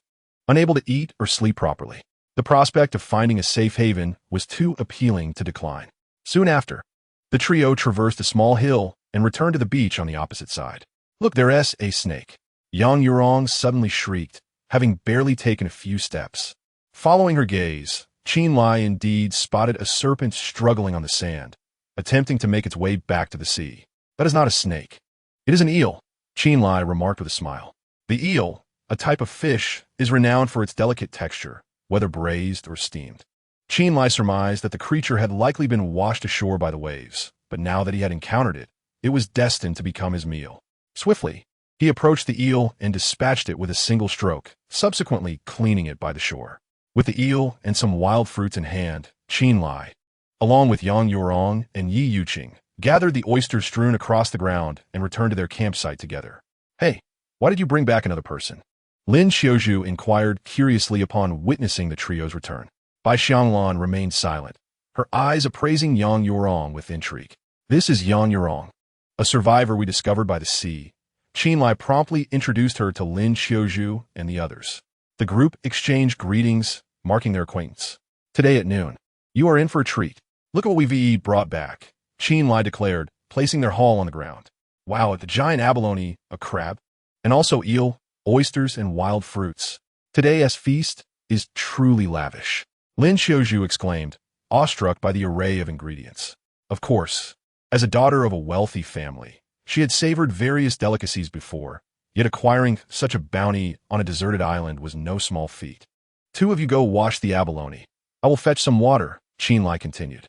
The water they had collected yesterday had run dry, and he had refrained from sending Bai Xianglan alone to retrieve more earlier that morning for safety reasons. "Leave the washing to us. Just be cautious," Yi Yuqing replied. With that, Qin Lai wasted no time, grabbing the water containers and a plastic bottle he had found on the beach before heading toward the water source. Qin Lai moved swiftly, completing the round trip in less than half an hour. Meanwhile, Yi Yuqing and the others had already roasted the abalone and crab over the charcoal fire. "Come, Qin Lai, you should be the first to eat," they called out eagerly. Yi Yuqing spoke as she selected the largest abalone and handed it to Qin Lai. Without hesitation, Qin Lai took it and bit into it. The moment he did, the succulent abalone burst with flavor, a truly rare delicacy. Chapter 24. Refusal quickly, you all must try this. The wild abalone is simply exquisite, Qin Lai urged Yi Yuqing and the others. They nodded in agreement and began to savor the delicacy. In an effort to aid Lin Xiaozhu's swift recovery, Qin Lai prepared several more abalones and combined them with a piece of sea eel to create an abalone and sea eel soup, while the remaining eel was grilled to perfection. Since there were only 3 crabs, Qin Lai and Yi Yuqing abstained, allowing Bai Xianglan and the others to each have one. After indulging in this sumptuous seafood feast, they enjoyed some wild fruits, and satisfaction spread across their faces. "If I could partake in such feasts every day, and have a cozy little house to reside in, I would willingly grow old on this island," Yi Yuqing mused, gently patting her belly. Though she possessed immense wealth, she had long grown weary of lavish delicacies. Coupled with daily social engagements filled with wine, she seldom had the opportunity to eat to her heart's content. "Are you truly willing to part with your fortune, Sister Yuqing?" Lin Xiaozhu inquired with a smile, glancing at Yi Yuqing. "Money is merely an external possession. One cannot take it with them upon death. What is there to lament? Besides, I have already indulged in all that life has to offer, and now I yearn for a simple, pastoral existence," Yi Yuqing replied sincerely. To others, she was a business queen, exalted and possessing enviable wealth and status. Yet, she alone understood the immense pressure a woman bears when managing a company. Daily, she faced the cutthroat realities of business, where most who approached her were either coveting her body or her wealth. Each encounter was laden with ulterior motives, leaving her devoid of a confidant. She felt profoundly weary. If given the chance, I would gladly relinquish everything to return to a simpler life. Although I had little money back then, I was genuinely happy. Sister Yuqing, your perspective is admirable. If it were me, I would still prefer to return to civilized society, Lin Xiaozhu pondered thoughtfully. Born with a silver spoon, her experience in the business world was merely a means for her father to train her. The weight of responsibility she bore was far lighter than that of Yi Yuqing. Thus, Lin Xiaozhu remained fond of the vibrant world around her, where she could shop with her friends, savor her favorite foods, and acquire whatever she desired. I too wish to return, but alas, the hope of rescue seems exceedingly bleak, by Xianglan sighed.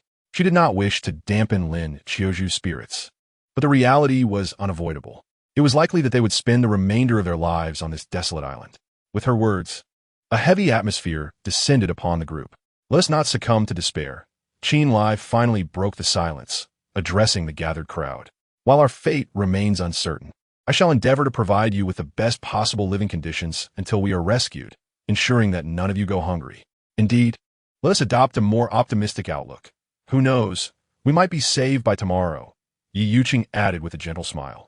She had previously harbored many burdens, but this calamity had granted her a newfound perspective. For Yi Yuqing, the prospect of salvation was inconsequential. She could endure a lifetime in this place, comforted by the presence of so many companions, which was far preferable to dwelling alone in a cold, desolate mansion.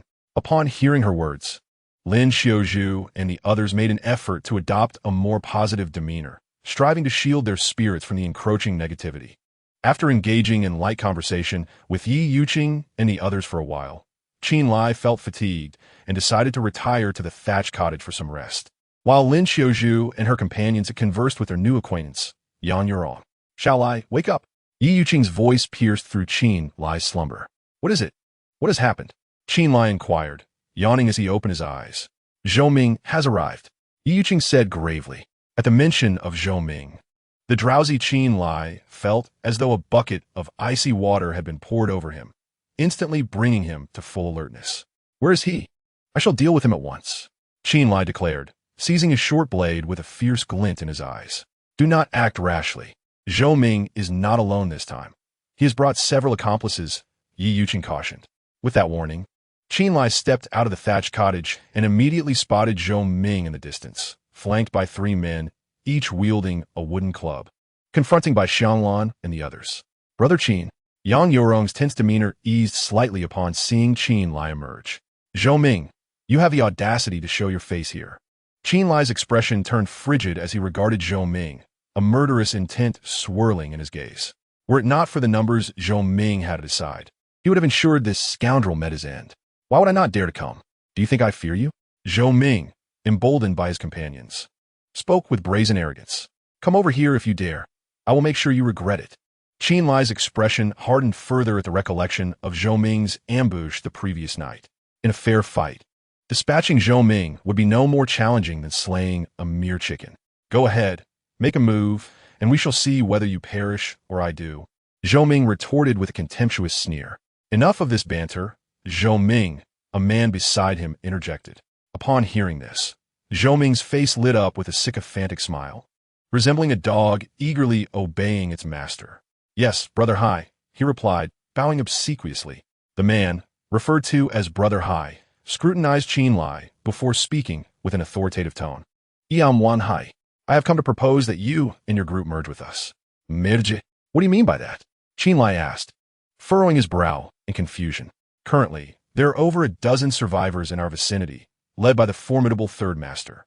He has suggested that we merge forces, as it would enhance our chances of survival on this desolate island. Wang Hai continued, I'm afraid I must decline. Without a moment's hesitation, Qin Lai rejected the proposal.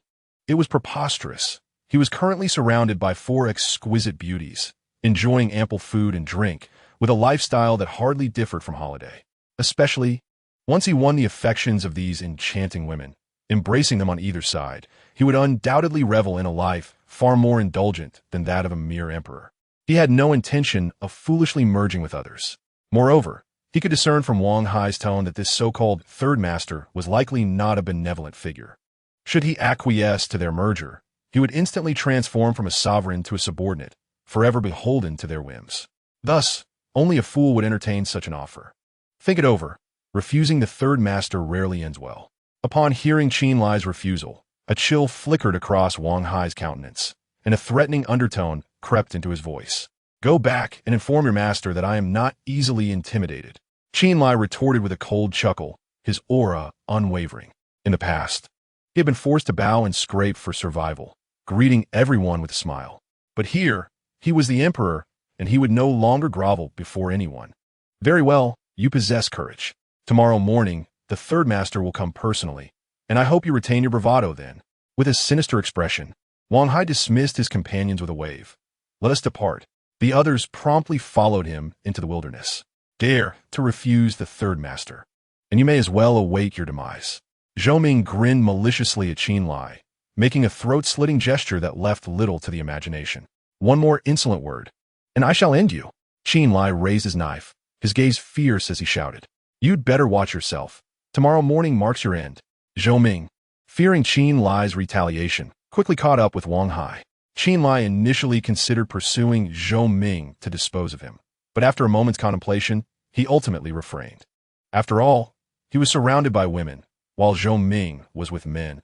A confrontation would likely result in his own disadvantage. Before long, Zhou Ming and his companions vanished into the underbrush. What do we do now, Chen Lai? Bai Xianglan asked anxiously. From Wang Hai and Zhou Ming's earlier remarks, it was evident that they would not relent easily.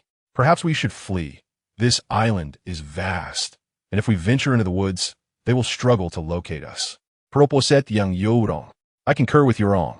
It would be prudent to hide in the forest. We stand no chance in a direct confrontation, added Yi Yuqing. We should take advantage of this moment and leave quickly. We might just evade them, Lin Qiuzhu suggested. You are all underestimating the situation. They will not allow us to escape, Chen Lai interjected, breaking his silence. With our long legs, if we wish to leave, how could they possibly stop us? Lin Qiuzhu retorted. Just take a look over there. Chen Lai gestured towards the woods to their left. Upon hearing this, the gazes of the women collectively shifted in that direction. At that moment, a stealthy figure quickly concealed itself within the tall grass. Yet Lin Qiuzhu and the others still caught sight of it. How shameless. They've even sent someone to monitor us. They clearly intend to prevent our escape. What should we do now? Should we chase this person away? Upon recognizing that the figure was one of the men who had accompanied Zhou Hai, Lin Qiuzhu and her companions fell into a state of panic once more. Everyone, do not despair. We may still possess the strength to fight back, Chen Lai reassured them. How can we fight? Didn't that fellow named Wang Hai say they have over a dozen men? Bai Xianglan asked with a grave expression. Moreover, even if their numbers were equal, aside from Chen Lai, they were all women, accustomed to a life of luxury, and collectively, they would struggle to contend with even a single man. We can proceed this way. Chen Lai hastily laid out his plan. Isn't this plan a bit too risky? Bai Xianglan inquired solemnly after hearing his proposal. There is no alternative. We must act decisively. Given that Qiuzhu's leg injury has yet to heal and her mobility is compromised, evading that person's watch is nearly impossible, so we might as well fight back. Chen Lai stated with a serious demeanor. If it were only him, he could roam freely, but the challenge lay in caring for the four women, particularly Lin Qiuzhu, whose severe injury made long-distance travel impractical. They had no desire to submit to the likes of San Yi, thus choosing to take a bold approach. I believe we should follow Xiao Lai's suggestion. I refuse to merge with that so-called San Yi. Yi Yuqing was the first to voice her agreement. From her experiences with Zhou Ming, she had witnessed the darker facets of human nature. Although she had yet to encounter the infamous San Yi, the fact that he would harbor someone like Zhou Ming and act so arrogantly indicated that he was no benevolent figure. She certainly would not walk into a trap. I support Chen Gu's plan, Yang Yurong added. I concur. Bai Xianglan hesitated before agreeing. I'm sorry for being a burden to everyone. Lin Qiuzhu expressed her guilt. Had it not been for her leg injury, they might still have had a chance to escape. Do not speak like that. We are a united collective and must support one another. As long as I, Chen Lai, am alive, I will ensure that no harm befalls you. Chen Lai declared with righteous fervor, instantly establishing himself as a valiant protector in their eyes. Hearing his words, Lin Qiuzhu and the others felt a surge of gratitude, their admiration for Chen Lai blossoming, fearing that San Yi and his men might arrive prematurely. Chen Lai dared not waste any more time and swiftly set his plans into motion. He sharpened some sticks to fashion weapons, distributing one to each of the women, before stealthily making his way into the woods.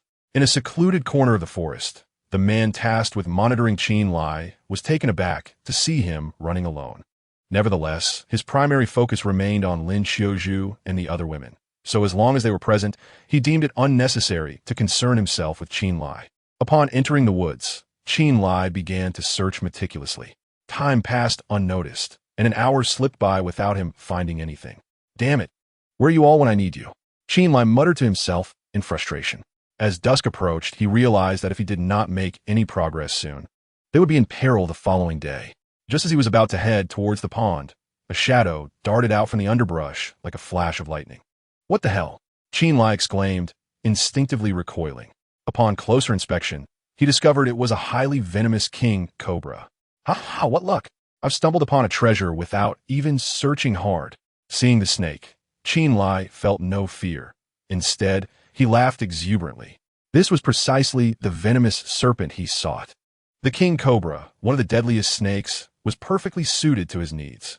At that moment, the snake coiled its body and flicked its tongue, hissing menacingly at Chen Lai, clearly attempting to intimidate him.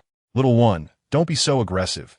Big brother is taking you to a wonderful place, Chen Lai said, removing his shoes and cautiously inching closer to the king cobra.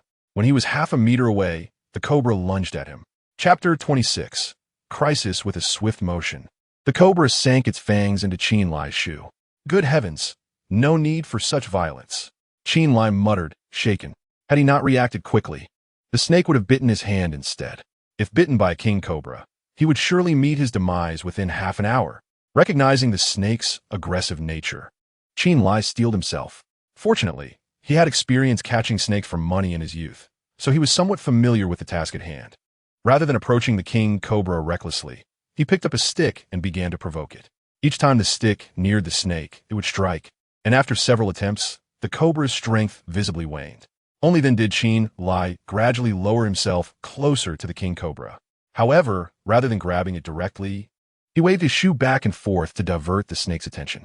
Once the cobra was completely focused on the shoe, Chen Lai seized the opportunity and swiftly grasped its neck. The king cobra attempted to resist, coiling its body toward Chen Lai's wrist. But being caught at the neck rendered it as harmless as a toothless tiger, incapable of posing any threat. With one hand securing the venomous snake, he quickly removed his sock with the other, sliding it over the snake's head before wrapping it entirely in his clothing. At this point, the cobra had become harmless. Chen Lai put on his shoes and rested for a few moments before heading towards the water source. Upon arriving at the water source, he cut a few pieces of bamboo slightly thicker than his thumb and then returned to the campsite. As soon as Chen Lai came back, Bai Xianglan and the others immediately surrounded him. So, did you catch the venomous snake? Yang Yurong was the first to inquire. With Brother Chen on the job, how could he possibly return empty-handed? Chen Lai smiled with pride as he presented the king cobra he had captured to the group. Upon seeing the writhing venomous snake, a hint of tension appeared on Bai Xianglan and the others' faces. Chen Lai, why did you put your stinky sock on the snake's head? Aren't you afraid it will suffocate? Yi Yuqing asked teasingly, glancing at the black sock on the snake's head. Rest assured, the vitality of the snake is remarkably robust. Even if it wears it for a week, it won't perish, Chen Lai chuckled. But the issue is that this sock is foul. That smell, ugh. I can only mourn for this snake for 3 seconds, Bai Xianglan joked. I reckon this venomous snake must be questioning its existence right now. If it had a knife, it would undoubtedly commit suicide. Yang Yurong continued the jest, eliciting laughter from everyone. The previously tense atmosphere lightened considerably. After the laughter subsided, Chen Lai began sharpening the front ends of the bamboo to fashion 6 spears. As the day began to wane, he made his way to the seaside. The ocean had calmed, and Chen Lai jumped in to catch a few fish, then gathered some oysters for a makeshift dinner. After the meal, Chen Lai commenced the extraction of venom. For him, this was no daunting task. He first found a plastic bottle and cut off the top half, then held the snake by its neck with one hand while positioning the bottle at its mouth with the other. Instinctively, the king cobra bit down on the bottle, injecting its venom, which flowed directly into the bottom of the container. Once the snake ceased expelling venom, Chen Lai carefully covered its head with the stinky sock again and meticulously smeared the venom onto the tips of the bamboo spears. Do you need any help? Asked Yi Yuqing, standing nearby. No, I can manage alone. Just keep your distance to avoid any splatter from the venom. Chen Lai waved his hand. The venom of the king cobra is exceedingly potent. If anyone has an open wound, exposure to the venom would result in poisoning. Upon hearing this, Yi Yuqing and the others retreated to the thatched cottage to wait. Soon, all 6 bamboo spears were coated with venom. Once the venom had dried, Chen Lai stored the spears in a well-ventilated area. By this time, darkness had fully enveloped the surroundings. Previously, Yi Yuqing and the others would have gathered around the campfire to share gossip and amusing stories, but due to the threat posed by the third master, everyone's spirits were dampened, and no one felt inclined to engage in idle chatter. Everyone should retire to rest early, and there's no need to overly worry. As long as we present ourselves with sufficient firmness tomorrow, I believe that the third master will not dare to act recklessly, Chen Lai stated. The others understood his meaning, and the atmosphere of tension dissipated as they returned to their thatched huts for the night. Time passed, daylight once again dispelling the darkness, heralding the arrival of a new day. However, due to the concerns weighing on their minds, everyone had slept poorly the previous night. Chen Lai was acutely aware that the primary component of snake venom is protein, which typically loses its potency within 24 hours at room temperature. Given that this deserted island is situated in the tropics with higher temperatures, the venom would become ineffective even more swiftly.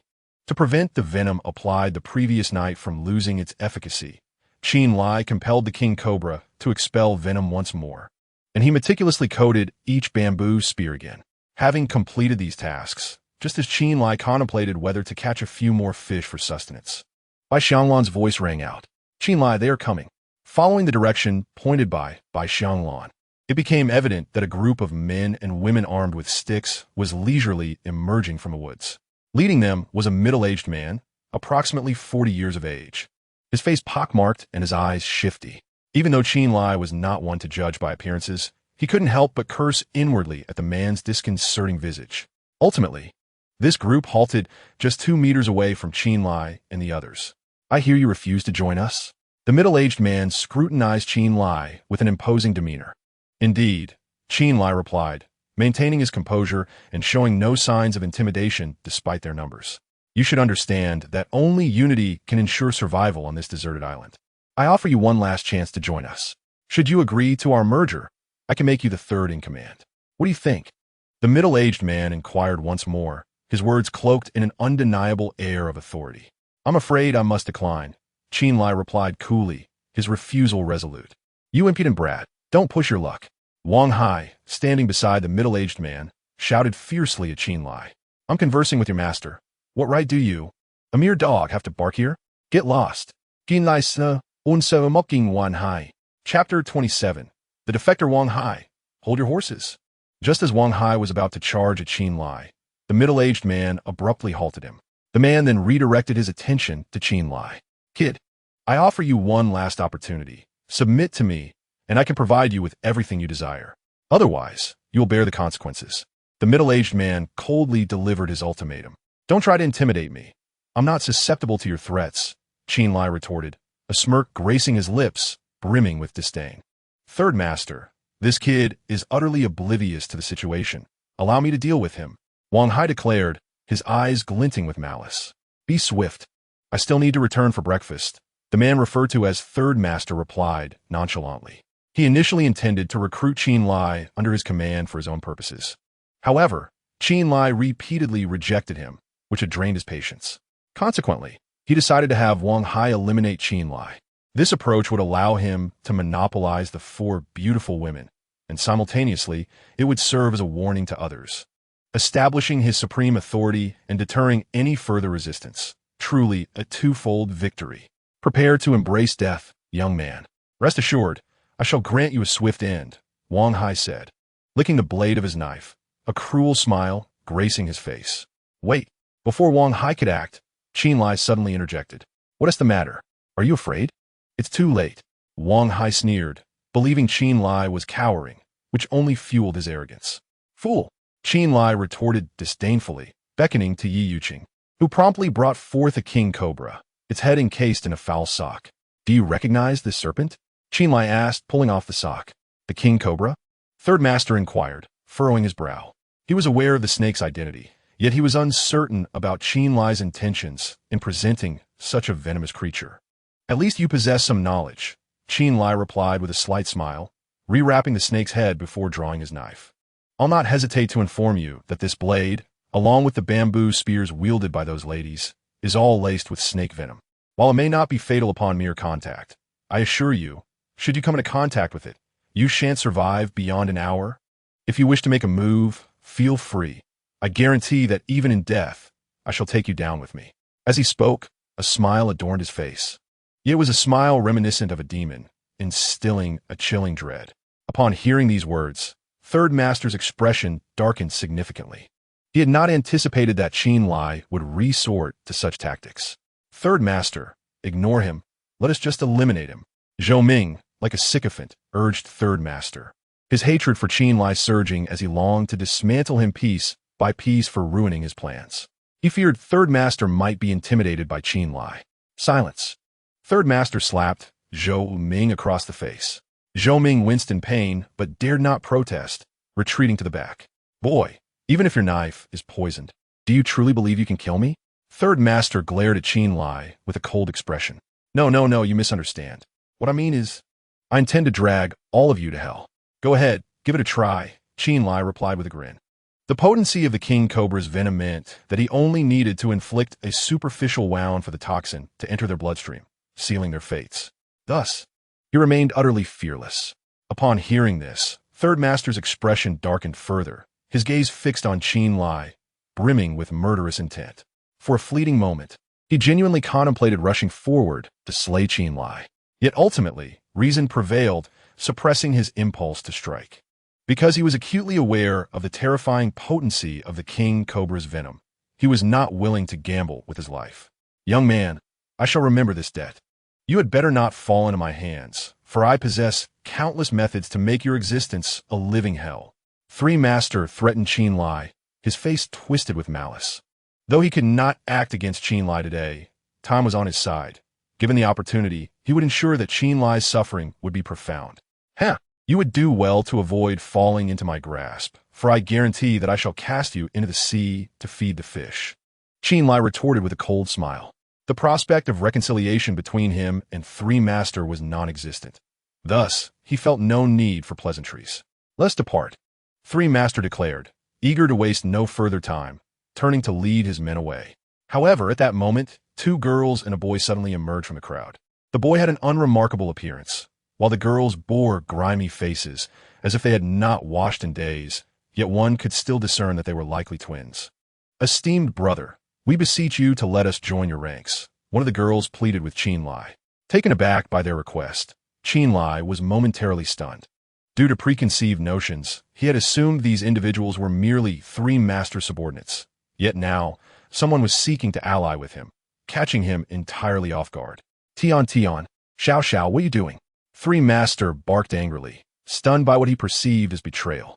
The two girls, sensing his wrath, became increasingly frantic. Brother, please, allow us to join you. Otherwise, we shall surely perish. The first girl implored again, her voice tinged with desperation. Little I, they do seem quite pitiable. Let us accept them into our group, advised Yi Yuqing from the side. Strength lies in numbers. Let them accompany us. Bai Xianglan echoed her sentiment. What do you two think? Chen Lai, seeking consensus, turned to Lin Xiaozhu and Yang Yurong for their opinions. I agree to their joining us. I have no objections. Both Lin Xiaozhu and Yang Yurong affirmed. Very well, come forth, Chen Lai responded, pleased that everyone was in accord. Upon hearing his agreement, the two girls and the boy eagerly rushed to join Chen Lai's side. Xiao, Tian, I give you 3 minutes to return, or I shall flay your skins. Three Master threatened with a frigid glare directed at the girls. Yet, before they could respond, Chen Lai stepped protectively in front of them. Spare us the bluster. Should you dare to strike, we shall perish together. Chen Lai's tone was calm, yet it resonated with an undeniable aura of authority. Three Master was incensed by Chen Lai's words, his face turning a shade of deep anger, his nails digging into his flesh, his eyes ablaze with fury. Chapter 28. The twin sisters if looks could kill, Chen Lai would undoubtedly be reduced to ashes by now. Fortunately, the third master was wary of the potency of the snake venom and dared not take action. After a brief contemplation, he chose not to gaze upon Chen Lai again, but shifted his attention to the others behind him. Is there anyone else who wishes to depart? Step forward now if you desire to leave, the third master inquired coldly. A moment of silence ensued, and then a bespectacled man timidly raised his hand. Third master, I beg you to allow me to leave, he pleaded weakly. If you wish to go, then go. I am free to come and go as I please.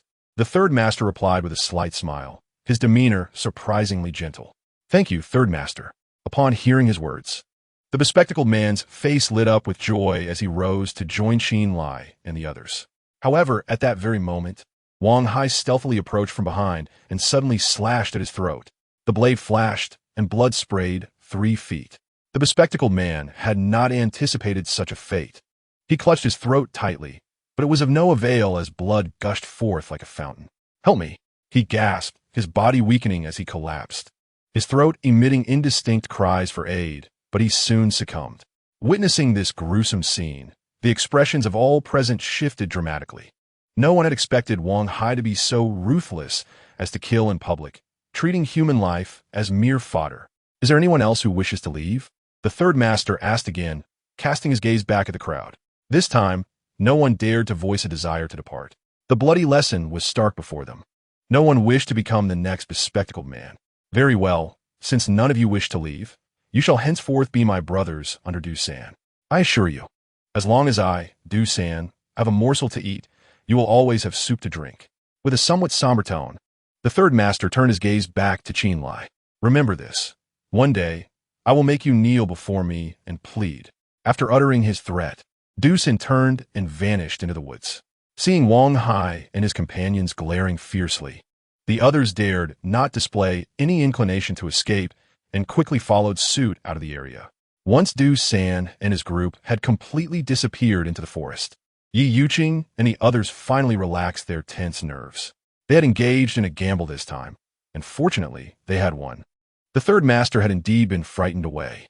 All of this was thanks to Chen Lai. Had it been just a few of them, they would have likely become playthings for the third master. Brother Chen, your foresight is remarkable. Those men were truly intimidated. Yang Yurong gazed at Chen Lai with admiration. It was primarily because Du San was too afraid for his life. Had he dared to go all out, the consequences would have been unimaginable. Chen Lai replied with a smile. Despite his calm exterior, he too had felt a surge of anxiety within. Thankfully, everything unfolded as he had anticipated. Du San did not dare to risk a confrontation with them. What about that man? Should we bury him? Yi Yuqing pointed to the corpse of the bespectacled man on the ground. No need to waste energy. Let's just toss him into the sea. Chen Lai shook his head. This is not due to his cold-heartedness. Rather, it stems from the fact that he shares no kinship with the deceased. Furthermore, since the individual is already dead, he sees no reason to expend energy digging a grave, as it serves no purpose. After all, this is a desolate island where no one would mourn him. Subsequently, Chen Lai summoned the man who had allied with them, and together they transported the corpse of the bespectacled man to the shore, casting it into the sea. In no time, the body began to drift away with the tide. Upon returning to the camp, he noticed that the 2 girls who had sought refuge with them had washed their faces and tidied their disheveled hair. Observing their transformed appearances, Chen Lai was momentarily taken aback. Just moments ago, their faces had been soiled, obscuring their true beauty, but now, after some grooming, their exquisite features were unveiled, resembling radiant flowers, a rare sight of enchanting twin sisters. Greetings, Brother Chen. I am Su Tian, and I sincerely thank you for taking us in. The girl on the left expressed her gratitude immediately. No need for thanks. It was but a small effort, Chen Lai replied nonchalantly. Brother Chen, I am Su Xiao. It is a pleasure to meet you. The girl on the right chimed in eagerly. Su Xiao? That is quite a name, Chen Lai murmured quietly, casting a discreet glance at her chest. Su Xiao was exceptionally delicate, resembling a porcelain doll, exuding a charm that was both adorable and pure. However, she was indeed quite ample in her bosom, rivaling that of Bai Xianglan, unmistakably embodying youthful innocence. What did you just say, Brother Chen? Su Xiao in Guayith, having not caught the latter part of his statement. Oh, it's nothing, Chen Lai hastily reassured, redirecting the conversation. By the way, How did you come to be with that fellow named Du San? Well, we are merely striving for survival. After all, we possess no wilderness survival skills. If we hadn't followed Du San, we would likely have perished from hunger long ago, Su Xiaoxiao replied, her tone laced with resignation. That is indeed a valid point. Qin Lai nodded in agreement. The twin sisters clearly did not appear to be children of impoverished backgrounds, left in the wild. They would either be devoured by beasts or succumb to starvation. Brother Qin, Du San is a ruthless individual. He will undoubtedly seek to retaliate against us in the future. We must remain vigilant, Su Tiantian interjected, her expression turning grave. From your tone, it seems you are acquainted with Du San? Qin Lai raised an eyebrow. Yes. My father has had business dealings with him. They're considered old friends, Su Tiantian replied. If he is friends with your father, why then do you seek refuge with me? Qin Lai asked, perplexed by Su Tiantian's statement. Their friendship is merely a bond of convenience. They cannot be deemed true friends. Moreover, my father has perished in this aviation disaster. Should we continue to remain with Du San? That lecherous old man would inevitably seek to exploit us, Su Tiantian retorted with a disdainful scoff. In the ensuing conversation, Qin Lai gleaned further information about Du San from Su Tiantian. According to her, Du San, nicknamed Du Matzi, was a notorious bully in Jiangchen, known for his ruthless and malevolent nature, having spent over a decade in prison for murder. After his release, he had cunningly transformed himself into the owner of a real estate company, projecting an image of legitimacy while clandestinely engaging in nefarious activities. Furthermore, Du San was exceedingly lecherous, having already sullied the 3 other female survivors accompanying them. The Su sisters were acutely aware that Du San had yet to target them simply because he perceived them as lambs ready for slaughter, ripe for exploitation. Upon witnessing Qin Lai successfully confront Du San, they promptly sought refuge with him, for without this alliance, escape from Du San's clutches would have been impossible. Chapter 29. The obsequious Zhao Yuming. The presence of Du Matzi was an inevitable threat that needed to be swiftly addressed. After hearing Su Tiantian's account, Qin Lai's eyes narrowed, exuding a hint of murderous intent. When Du Matzi had previously arrived with his entourage, Qin Lai had estimated that he commanded a group of 11 men and 5 women, a situation where the odds were decidedly unfavorable. With the Su sisters now aligned with him, the number of women dwindled to 3. While he had 4 exquisite beauties in Yi Yuqing and her companions, a sight that would undoubtedly provoke envy in any man. Given the animosity that had developed between him and Du Matzi, it was plausible that Du Matzi would resort to further schemes against him. Therefore, to ensure his survival, he recognized the necessity of taking preemptive action against Du Matzi. However, the cunning nature of Du Matzi meant that eliminating him would not be a simple endeavor. Qin Lai needed to devise a comprehensive strategy, for acting rashly could lead to his own downfall. Brother Qin, it would be wise for you to refrain from confronting Du Matzi. His subordinates, Wang Hai and Luo Quan, are both seasoned killers with a ruthless disposition. Su Tiantian urgently advised. Yes, I am aware. I will not act impulsively, Qin Lai replied, nodding. He was not a reckless brute. He intended to avoid conflict with Du Matzi until an opportune moment arose. Through their subsequent dialogue, Qin Lai learned that Su Tiantian was the elder sister and Su Xiaoxiao the younger, both students at a film academy. The male companion with them was their friend, Zhao Yuming. Although the Su sisters did not explicitly state it, Qin Lai discerned that Zhao Yuming was likely infatuated with Su Xiaoxiao, as he exhibited an overly eager demeanor in her presence, resembling the archetype of a sycophant. In stark contrast, Su Xiaoxiao's attitude towards him was notably indifferent, indicating her lack of interest. Before long, the clock struck 9 in the morning, and Qin Lai's stomach began to protest audibly. In a bid to satiate his hunger, he resolved to leave Zhao Yuming behind to ensure the safety of their location while he accompanied Yi Yuqing to the seaside for fishing. However, the Su sisters preemptively suggested that they join Qin Lai in the fishing endeavor, as they were unwilling to partake in sustenance without contributing. Naturally, Qin Lai had no objections, so he took the pair of sisters to the seaside. The ocean was relatively calm today. Qin Lai instructed Su Tiantian and her sister to forage for oysters by the rocks while he submerged himself in the sea to catch fish. In less than an hour, he had caught 4 large fish. Upon returning to the shore, he approached the 2 sisters. Wow, Qingge, you're amazing. You've caught so many fish. Su Xiaoxiao exclaimed. Her eyes filled with admiration as she gazed at the fish hanging from the cloth strip Chen Lai had prepared. This is with rudimentary tools. If I had a spear gun, I could easily catch dozens of pounds in an hour, Chen Lai replied, slightly smug. The abundant marine resources here felt like paradise to him, allowing him to effortlessly secure a life free from want. By the way, how many oysters did you manage to pry open? Chen Lai inquired further. I'm sorry, King Ye. My sister and I only managed to pry these few, Su Xiaoxiao replied.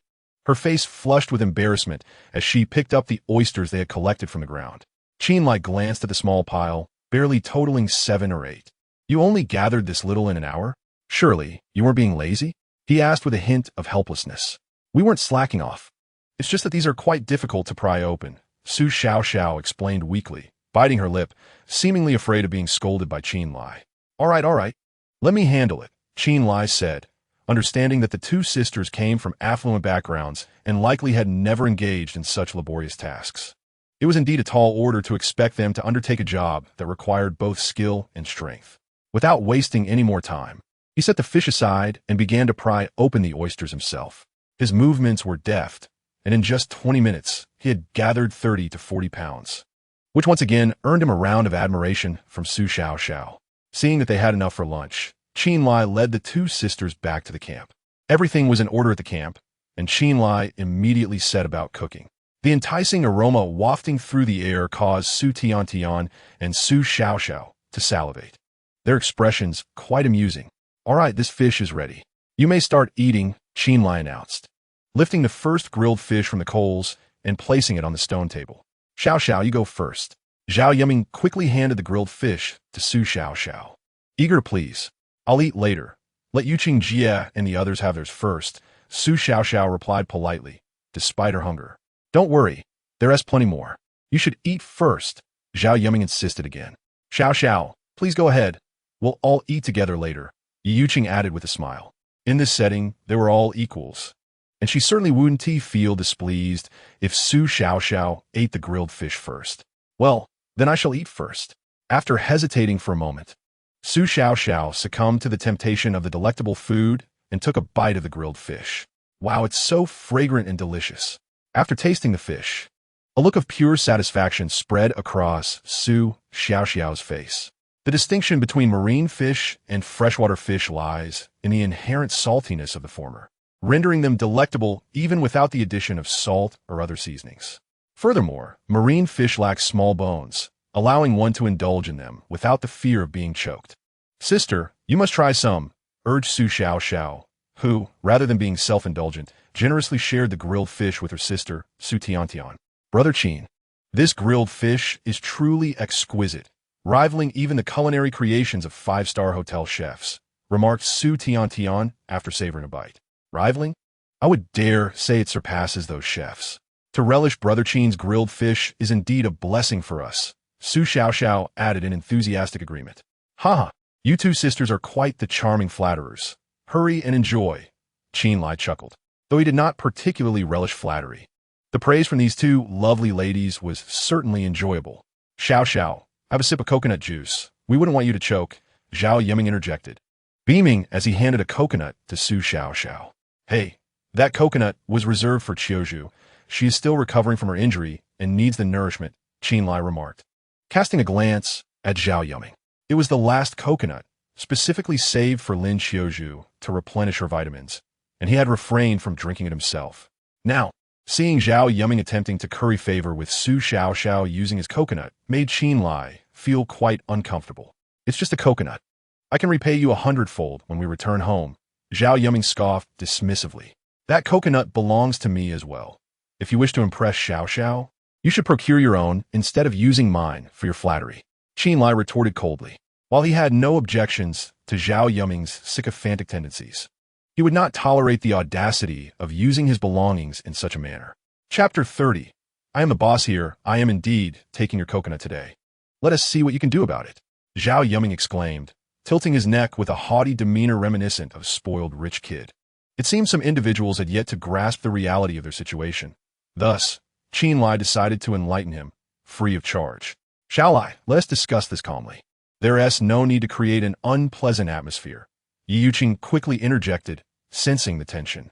I apologize, Brother Qin. It is entirely my fault. Rest assured, I will not drink this coconut. Su Xiaoxiao hurriedly came over to offer her apologies. Qin Lai, I appreciate your kindness. It's just a coconut. And giving it to Xiaoxiao is no trouble at all, Lin Xiuzhu chimed in, touched by Qin Lai's consideration for her. She hoped that a mere coconut would not incite discord among their group. Listening to the pleas of Yi Yuqing and the others, the fire within Qin Lai began to subside. Fine, I will overlook this matter for the sake of face, he said, casting a cold glance at Zhao Yuming. He could disregard Zhao Yuming's presence, but he could not afford to disregard the feelings of Yi Yuqing and the others. Zhao Yuming, return the coconut to Brother Qin at once. Su Tiantian approached Zhao Yuming and scoffed. Humph, it's just a worthless coconut. Who cares about it? Zhao Yuming let out a cold snort and carelessly tossed the coconut to the ground, kicking it far away. The coconut had already been opened, spilling its juice all over the ground. Witnessing such wastefulness from Zhao Yuming, Qin Lai, who had initially intended to let the matter slide, felt a chill wash over his face once more. Pick up that coconut, Qin Lai commanded coldly, his tone unyielding. Zhao Yuming laughed derisively, turning his head away and disregarding Qin Lai's order. I'll say it one last time. Pick up that coconut. Qin Lai's voice grew firmer, a glimmer of frost evident in his gaze. Zhao Yuming remained obstinate, feigning ignorance. Seeing this, Qin Lai resolved to no longer endure the situation. Just as he prepared to forcefully subdue Zhao Yuming, Yi Yuqing reappeared at his side, grasping his arm and softly imploring, Xiao Lai, please do me a favor and let this go. We're already facing a threat from Dumazai, and I would prefer not to have internal strife complicating our predicament. Brother Qin, I apologize on behalf of Zhao Yuming. This is entirely my fault. Please don't be angry, Su Xiaoxiao said, laden with guilt, taking all the blame upon herself. Taking a deep breath to steady his emotions, Qin Lai ultimately chose not to stoop to Zhao Yuming's level. Brother Qin, please continue grilling the fish. I'm nearly starving, Yang Yurong interjected, diverting the topic. Qin Lai cast a glance at Zhao Yuming, but chose to remain silent, picking up the uncooked fish to continue grilling it over the charcoal. Meanwhile, Zhao Yuming leaned against a tree, closing his eyes to rest. Approximately 10 minutes later, the fish and oysters were all perfectly grilled. Qin Lai kept one fish for himself and distributed the rest among Yi Yuqing and the others, deliberately excluding Zhao Yuming. Brother Qin, could you spare a bit of the grilled fish for Zhao Yuming? He did look after my sister and me before. Su Xiaoxiao hesitated before softly asking. Though she didn't harbor fondness for Zhao Yuming, her sense of gratitude compelled her to offer him a portion of her fish. If you want to share, go ahead. It's not my concern, Qin Lai replied nonchalantly. Thank you, Brother Qin. Su Xiaoxiao expressed her gratitude upon hearing he hadn't refused, promptly sharing half of her grilled fish and oysters with Zhao Yuming. Thank you, Xiaoxiao. I knew you had me in mind. Zhao Yuming beamed at her with a broad smile. Don't misunderstand. I'm merely repaying you for your previous kindness. We're even now, Su Xiaoxiao replied coolly. To be honest, she held no affection for Zhao Yuming and even felt a twinge of aversion towards this man who clung to her like a stubborn adhesive. You're just being coy. I know you must like me, Zhao Yuming said, brimming with self-admiration. I've told you countless times, I do not like you. Very well, if you dislike it, then so be it. However, I am confident that one day my sincerity will move you.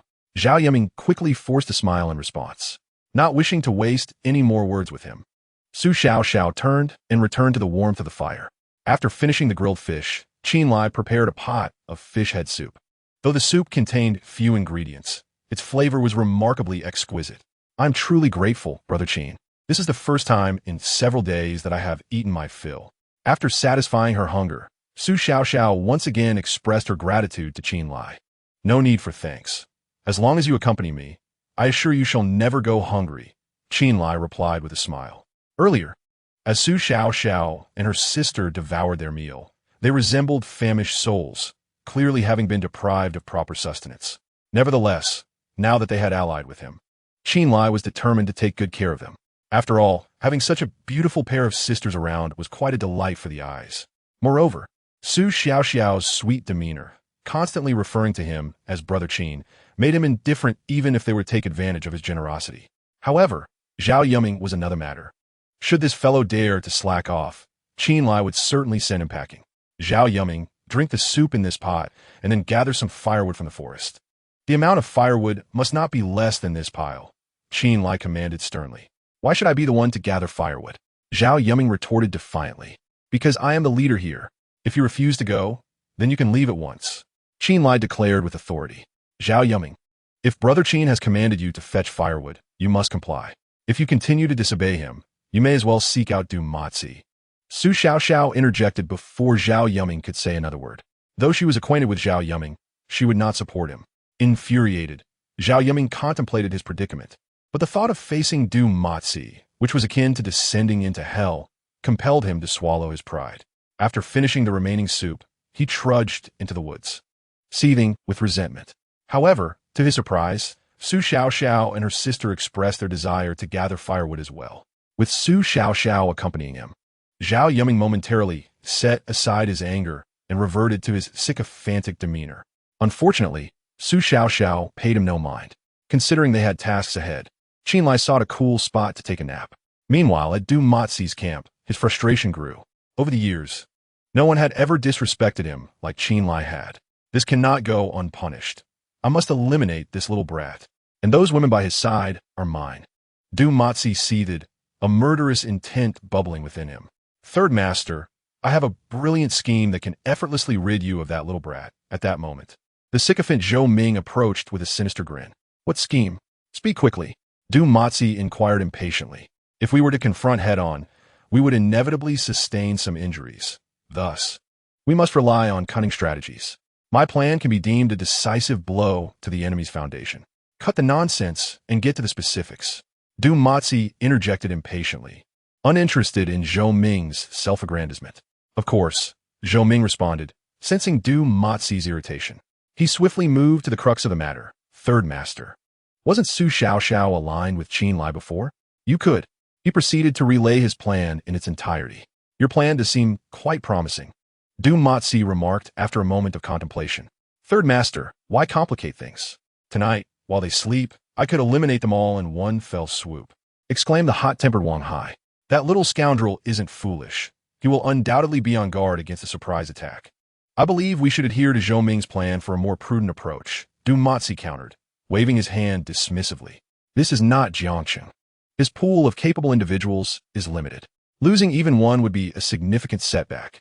Therefore, we must resolve the issue with minimal losses, he added. Very well then. With Du Matzi's decision made, Wang Hai ceased his objections. Third Master, should this endeavor succeed, could you grant me that wretched Yi Yuqing as a reward? Zhou Ming inquired with a sycophantic smile, fully aware that in Du Matzi's eyes, he was akin to a mere dog. Yet, the prospect of obtaining Yi Yuqing made him willing to bear that role. That is not a problem. As long as the plan succeeds, I can bestow upon you whomever you desire, Du Matzi replied generously.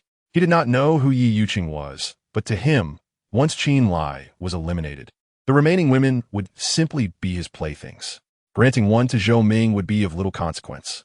Thank you, Third Master, Zhou Ming exclaimed with a deep bow, grateful for Du Matzi's agreement. Do not thank me just yet. You are fully responsible for this matter. If you fail, I shall not hesitate to take your head. Du Matzi warned coldly. Rest assured, I will ensure that scoundrel meets his end. Zhou Ming responded with fervent assurance. Enough talk. Let us commence the operation. Wang Hai, you will assist him, Du Matzi commanded once more. Understood. Zhou Ming nodded eagerly and set about his tasks. That scoundrel dares to challenge me. Let us see how I can outmaneuver him. Du Matzi's gaze shifted towards the direction of Qin Lai's camp, a flicker of murderous intent gracing his features. Unbeknownst to Qin Lai, a treacherous scheme was already unfolding against him. He remained blissfully unaware, lost in deep slumber. After an undetermined period, Qin Lai awoke, blinking in surprise upon seeing Lin Xiuzhu beside him. What brings you here? He asked, a look of astonishment crossing his face. I was merely passing by, Lin Xiuzhu replied. Slightly flustered, Qin Lai noticed the leaves in her hand and quickly understood. No wonder I felt as though a fan was blowing on me while I slept. It turns out you were fanning me, he said with a smile. As he drifted into slumber, he initially felt quite warm. However, soon a refreshing breeze enveloped him. He thought it was merely a gust of wind, only to realize that Lin Xiuzhu was fanning him. Why the sudden kindness? Has she developed feelings for me? Chen Lai smirked mischievously, his expression one of playful curiosity. As if I would ever be enamored with a lecher like you. I simply fear you might overheat and leave us with no one to catch fish, Lin Xiaozhu retorted, spitting disdainfully at Chen Lai before hastily retreating to the thatched cottage. Ha! Observing Lin Xiaozhu's flustered demeanor, Chen Lai couldn't help but chuckle triumphantly. It was well known that during their time at the company, Lin Xiaozhu wouldn't spare him a glance. Yet now, she was willingly fanning him, a clear indication of a complete turnaround in her attitude. This transformation suggested that he was gradually winning her favor, and with a little more effort, he would surely win her heart. Inside the cottage, Lin Xiaozhu appeared calm on the surface, but her heart raced incessantly. Could it be that I've genuinely developed feelings for that impoverished boy? She mused silently. Since her injury, Chen Lai's attentive care had subtly shifted her feelings towards him, leaving her uncertain if this was indeed affection.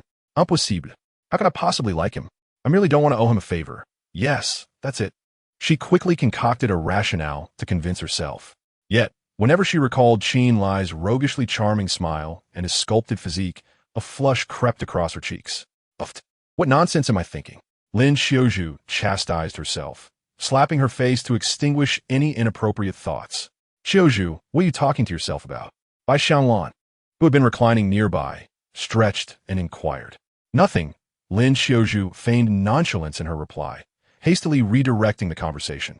Sister Xianglan, it seems we are running low on water. Could you ask Chen Lai if you need to go fetch more? All right, Bai Xianglan responded, promptly rising to seek out Chen Lai. Given that their party had expanded by 3 additional members, their water needs had significantly increased, and there was now less than a liter of spring water remaining, far from sufficient for the evening. After a moment's contemplation, Chen Lai summoned Zhao Yuming and the others, who were gathering firewood in the forest. After relaying some instructions, he equipped himself with a few plastic bottles he had collected from the beach and ventured into the woods. In truth, he could have entrusted the task of fetching water to Zhao Yuming. However, the latter was unfamiliar with the route. If he were to send Yi Yuqing along, Chen Lai felt a twinge of unease. After all, Zhao Yuming was not the most trustworthy character, while Yi Yuqing was an alluring woman. Should Zhao Yuming succumb to temptation, Yi Yuqing could find herself in peril. Thus, Chen Lai opted to undertake the water-fetching duty himself. 25 minutes later, Chen Lai and Yi Yuqing arrived at the water source. Having filled the containers, and noting that time was still on their side, Chen Lai ventured into the adjacent bamboo grove to search for the elusive bamboo rats. As the saying goes, heaven does not disappoint those who strive. After a diligent search lasting 20 minutes, Chen Lai finally stumbled upon another bamboo rat nest. He employed the same method as before, using smoke to coax the bamboo rat out once more.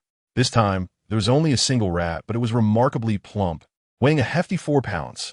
After capturing the bamboo rat, Chen Lai serendipitously discovered a wild grapevine nearby, with ripe grapes just waiting to be picked. He and Yi Yuqing indulged themselves, feasting until they were satisfied, before gathering several pounds of grapes to return to the camp. Xianglan, you roam. See what I brought back for you. As they neared the camp, Yi Yuqing called out to the thatched cottage, ready to showcase the wild grapes. However, the scene that unfolded before her caused her heart to leap in her throat. Chapter 32. Racing against death at that moment.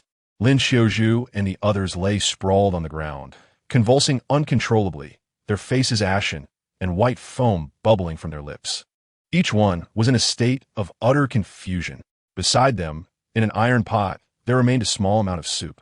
Mushroom soup, no less. In an instant, Chen Lai understood the gravity of the situation. These individuals had undoubtedly succumbed to food poisoning from the toxic mushroom soup. Xiao Lai, what should we do? Though Yi Yuqing was typically composed, the sight before her left her in a state of panic, utterly at a loss for how to proceed. Yuqing, you must induce vomiting immediately, Chen Lai commanded sternly. How do I induce vomiting? I don't know how, Yi Yuqing replied in a flustered manner. Simply press down on the base of their tongues with your fingers, like this. Chen Lai demonstrated as he swiftly moved to Lin Xiaozhu's side. He supported Lin Xiaozhu's back with one hand while inserting his fingers in her mouth to firmly press down on her tongue. Ugh! The next moment, Lin Xiaozhu began to vomit violently. Seeing such a straightforward method, Yi Yuqing hurriedly followed suit to help the others induce vomiting as well. 2 minutes later, Lin Xiaozhu had expelled everything she could, left with only dry heaves. Observing this, Qin Lai finally set Lin Xiaozhu down and proceeded to assist by Xianglan in inducing vomiting. Following her were Yang Yurong and Su Xiaoxiao. 10 minutes later, Qin Lai had helped everyone to complete the process of inducing vomiting. However, he did not pause to rest. Instead, he gathered some unburnt charcoal from the fire pit and quickly ground it into a fine powder. Next, he poured a bit of spring water into the charcoal dust and began to administer it to Lin Xiaozhu. Yet, at that moment, Lin Xiaozhu had already slipped into unconsciousness, rendering her unable to swallow the water. Considering the urgency of the situation, Qin Lai acted without hesitation. He took a sip of the charcoal water himself and, employing a mouth-to-mouth technique, fed it to Lin Xiaozhu. Her soft, delicate lips met his, but at that moment, all Qin Lai could think about was saving her. With no other thoughts clouding his mind, Yuqing, quickly prepare more crushed charcoal. Vindi instructed Ye Yuving. All right. Though Ye Yuqing was unsure of Qin Lai's intentions, she dared not inquire further and hurried off to gather more charcoal. After feeding a bowl of charcoal water to Lin Xiaozhu, Qin Lai prepared another bowl and began to nourish by Xianglan. One by one, he fed all the girls with a mouth-to-mouth method. And soon it was Zhao Yiming's turn. Glancing at Zhao Yiming, who was still twitching unconsciously, Qin Lai felt tempted to let him fend for himself. However, his heart was not so cold, and he ultimately decided to save Zhao Yiming's life. Yet, as Zhao Yiming was a male and a sycophant, Qin Lai refused to feed him mouth-to-mouth. Instead, he firmly grasped Zhao Yiming's mouth and had him recline against his thigh, beginning the process of pouring the charcoal water into him. Noticing the liquid spilling excessively, Qin Lai instructed Ye Yuqing to press down on Zhao Yiming's tongue with her finger, allowing the charcoal water to finally enter his stomach. The entire process of treating Zhao Yiming was rather crude, entirely unlike the gentle care he afforded Lin Xiaozhu and the others. After all, Zhao Yiming was a man, and Qin Lai felt no need for tenderness. Yuqing, keep an eye on them while I go gather some medicinal herbs, Qin Lai said to Ye Yuqing after ensuring Zhao Yiming was settled. All right, be quick, Ye Yuqing replied with a nod. If Du Matzi brings people here, retreat first and try to protect yourself. I will find a way to handle the rest. Qin Lai cautioned once more. Understood, Ye Yuqing nodded earnestly. With that, Qin Lai rose and dashed into the woods, racing towards the pond with utmost urgency. Upon reaching the pond, he swiftly scanned his surroundings and quickly located the medicinal herb he needed. The black bracken, known in folklore as a universal antidote, the black bracken, according to the Compendium of Materia Medica, can be used as a herbal remedy with properties of clearing heat, detoxifying, promoting diuresis, and stopping bleeding. Given that Lin Xiaozhu and the others were poisoned, the black bracken was precisely what was needed for their antidote. Of course, this was primarily due to Qin Lai's inability to find better wild herbs at the moment. He had to make do with the black bracken for now. After acquiring the black bracken, Qin Lai dared not waste a moment and sprinted back. At this point, he was racing against death itself. Every second saved meant a greater chance of survival for Lin Xiaozhu and the others. Remarkably, he returned in just 8 minutes. Yuqing, crush all these herbs while I catch my breath, Qin Lai said breathlessly as he handed the herbs to Ye Yuqing. Okay, she responded promptly, quickly placing all the black bracken into a coconut shell to begin crushing it. Once she prepared the herbs, Qin Lai had also regained his composure. He mixed the crushed black bracken with spring water, stirring it well before beginning to feed it to Lin Xiaozhu and the others. Although they had yet to regain consciousness, they were now able to drink water. After ensuring everyone had received the black bracken water, Qin Lai let out a long sigh of relief and sat down heavily on the ground. Xiao Lai, will Xiaozhu and the others be all right? Ye Yuqing asked anxiously as she approached him. Do not worry. They should be fine, Qin Lai reassured Ye Yuqing.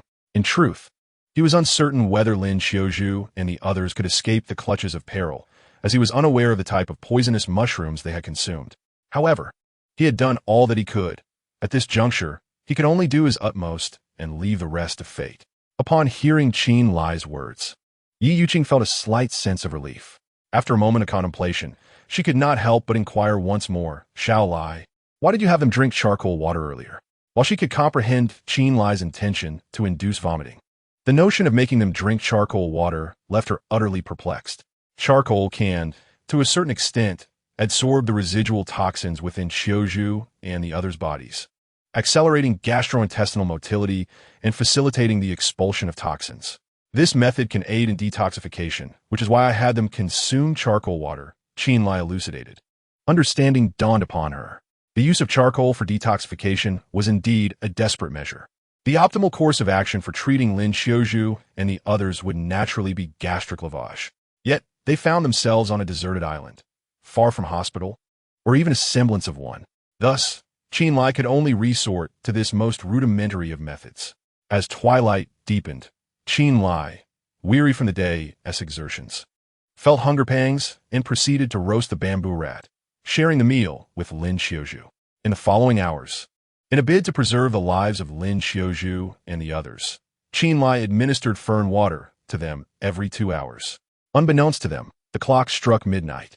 Yuqing Jia, why don't you rest for a while? I can keep watch over them alone, Chen Lai suggested, casting a glance at Yi Yuqing. No, I'm not tired. Yi Yuqing shook her head obstinately. Do not feign it. Your eyelids are beginning to betray you. Quickly, go and rest, Chen Lai urged, gently patting her arm with a smile. Very well, Yi Yuqing conceded, feeling her resolve waning. Just as she prepared to rise and retire, a sudden, thunderous shout erupted from Chen Lai's lips. Who is there? Step forward, he bellowed, swiftly seizing a dagger from the ground, his gaze piercing into the thicket ahead. Chapter 33. Do you wish? Observing shadows flitting through the trees, Yi Yuqing's heart raced, and instinctively she grasped Chen Lai's arm. Do not act recklessly. Do not act recklessly. Soon, a voice emerged from the woods, followed by a man and a woman, both appearing quite disheveled as they emerged from the underbrush. Who are you? Chen Lai demanded, his vigilance unwavering. Big brother, do not act aggressively. We have come to seek refuge with you, the man replied, hunched over in a subservient manner. Seek refuge with me? Chen Lai's brow furrowed at this proclamation. We escaped from Third Master. We implore you to take us in. The woman added, panic evident in her voice. Make your way towards the fire, Chen Lai instructed after a moment's deliberation. Understood. The pair dared not hesitate, hastening to the warmth of the bonfire. By the flickering light, Chen Lai finally discerned their features. Upon recognizing the woman, he was taken aback, for she was the flight attendant he had encountered on the airplane. Are you the flight attendant who refused to serve me coffee? Chen Lai inquired. Yes, yes. It is I. The woman quickly nodded in affirmation. Upon hearing this, Chen Lai cast another glance towards the forest and then asked, Did Du Mozi's men not pursue you? No. We managed to sneak away while they were asleep. Please, we beg you to take us in. The flight attendant responded earnestly. Yuqing, how do you suggest we handle them? Chen Lai turned to Yi Yuqing, seeking her counsel. Let them stay. This will bolster our strength. Yi Yuqing replied after a moment's contemplation.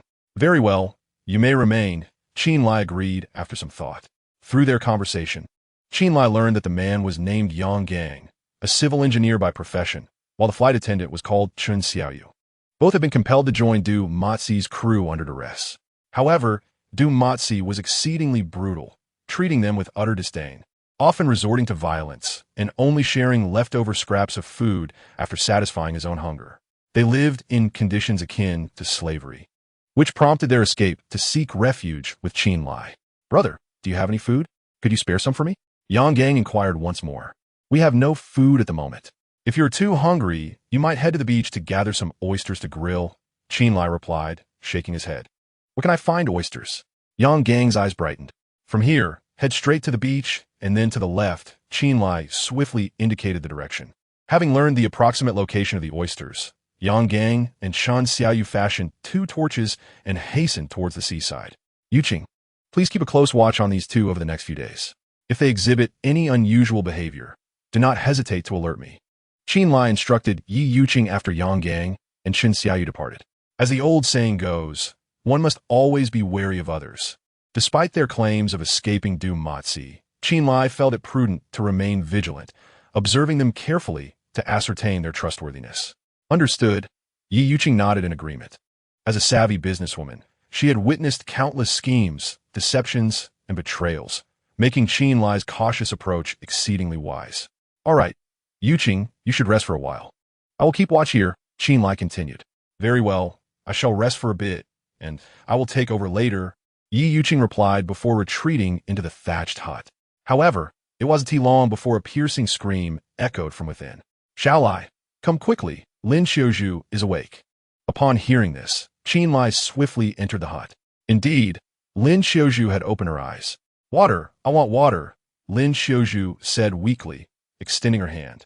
All right, I'll fetch you some water right away, Qin Lai assured her, quickly retrieving a plastic bottle filled with water. He helped her sit up and carefully fed her approximately 300 milliliters of water. After drinking water, Lin Xiaozhu's complexion visibly improved, although she still appeared somewhat weak. Thank you, Qin Lai. I owe you my life, she expressed gratefully as she gazed at him. In her lucid moments during the poisoning, she was acutely aware that had it not been for Qin Lai, she would likely have perished. No need for thanks, as long as you are safe. That is what matters, Qin Lai replied with a smile, feeling a profound sense of joy at Lin Xiaozhu's escape from danger. By the way, who made that mushroom soup? Qin Lai casually inquired. It was Zhao Yuming who foraged in the woods. To win over Xiao Xiao, he prepared mushroom soup. At the time, I worried about the mushrooms being toxic, but he assured me they were safe, having sampled it himself before serving us each a bowl. Little did we know that within 20 minutes of consuming the soup, we were all poisoned, Lin Xiaozhu recounted, still shaken by the experience. What a fool. He is more of a hindrance than a help, Qin Lai exclaimed furiously after hearing her words. Setting aside the fact that poisonous mushrooms nearly claimed Lin Xiaozhu's life. Had Du Matzi arrived while they were incapacitated, he could have easily eliminated them all, were it not for Zhao Yuming still being unconscious.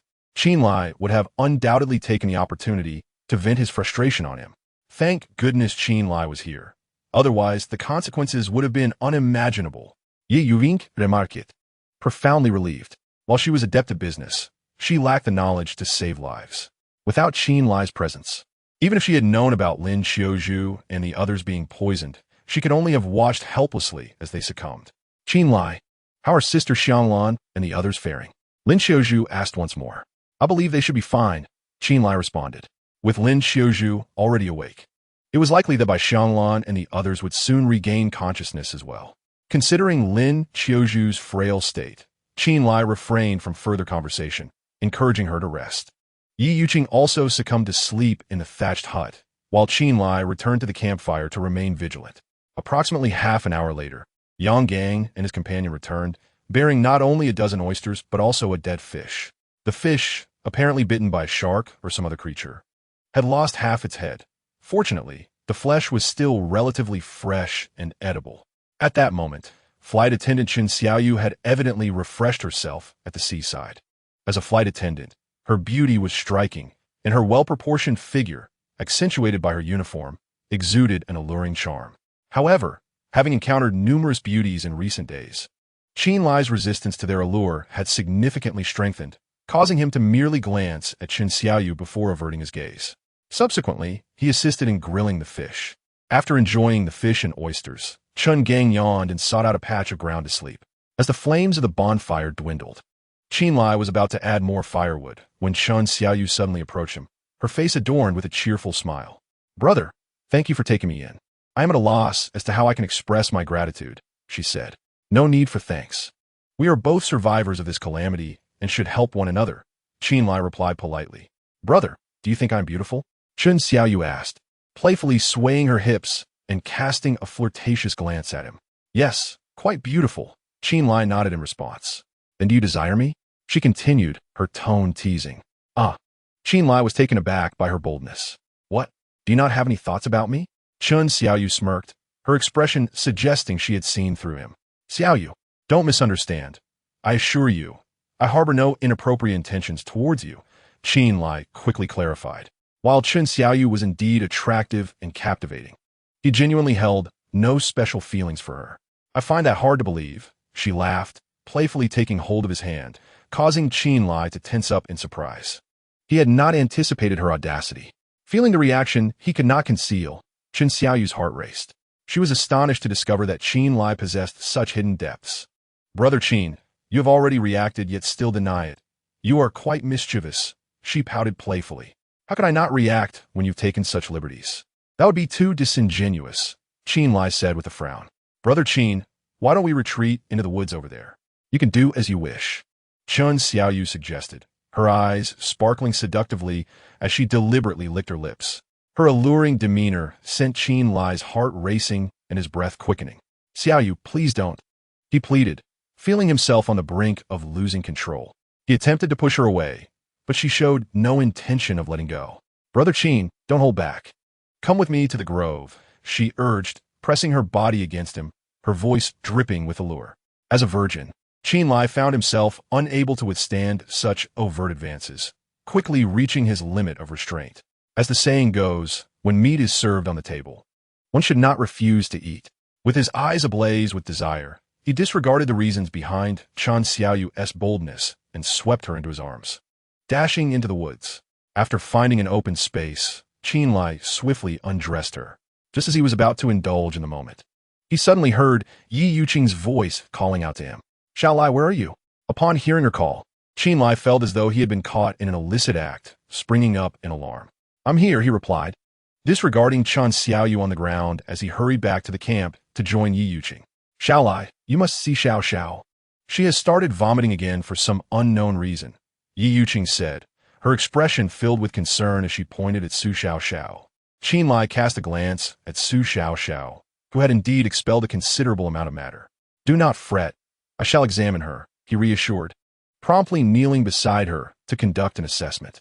After a brief moment, he exhaled a sigh of relief. It is nothing serious. Her body's self-protection mechanism is merely expelling residual toxins, he informed Yi Yuqing. That is good to hear, Yi Yuqing replied, her taut nerves finally relaxing. Keep an eye on her and ensure that her vomit does not obstruct her airway. I will fetch some medicine. With this admonition, Qin Lai stepped outside to procure a bowl of bracken water. Upon his return, he patiently waited 3 minutes until Su Xiao Xiao regained her composure before gently administering the bracken water to her. Having completed this task, Qin Lai refrained from disturbing Su Xiao Xiao and her companion's rest, rising to join the campfire outside.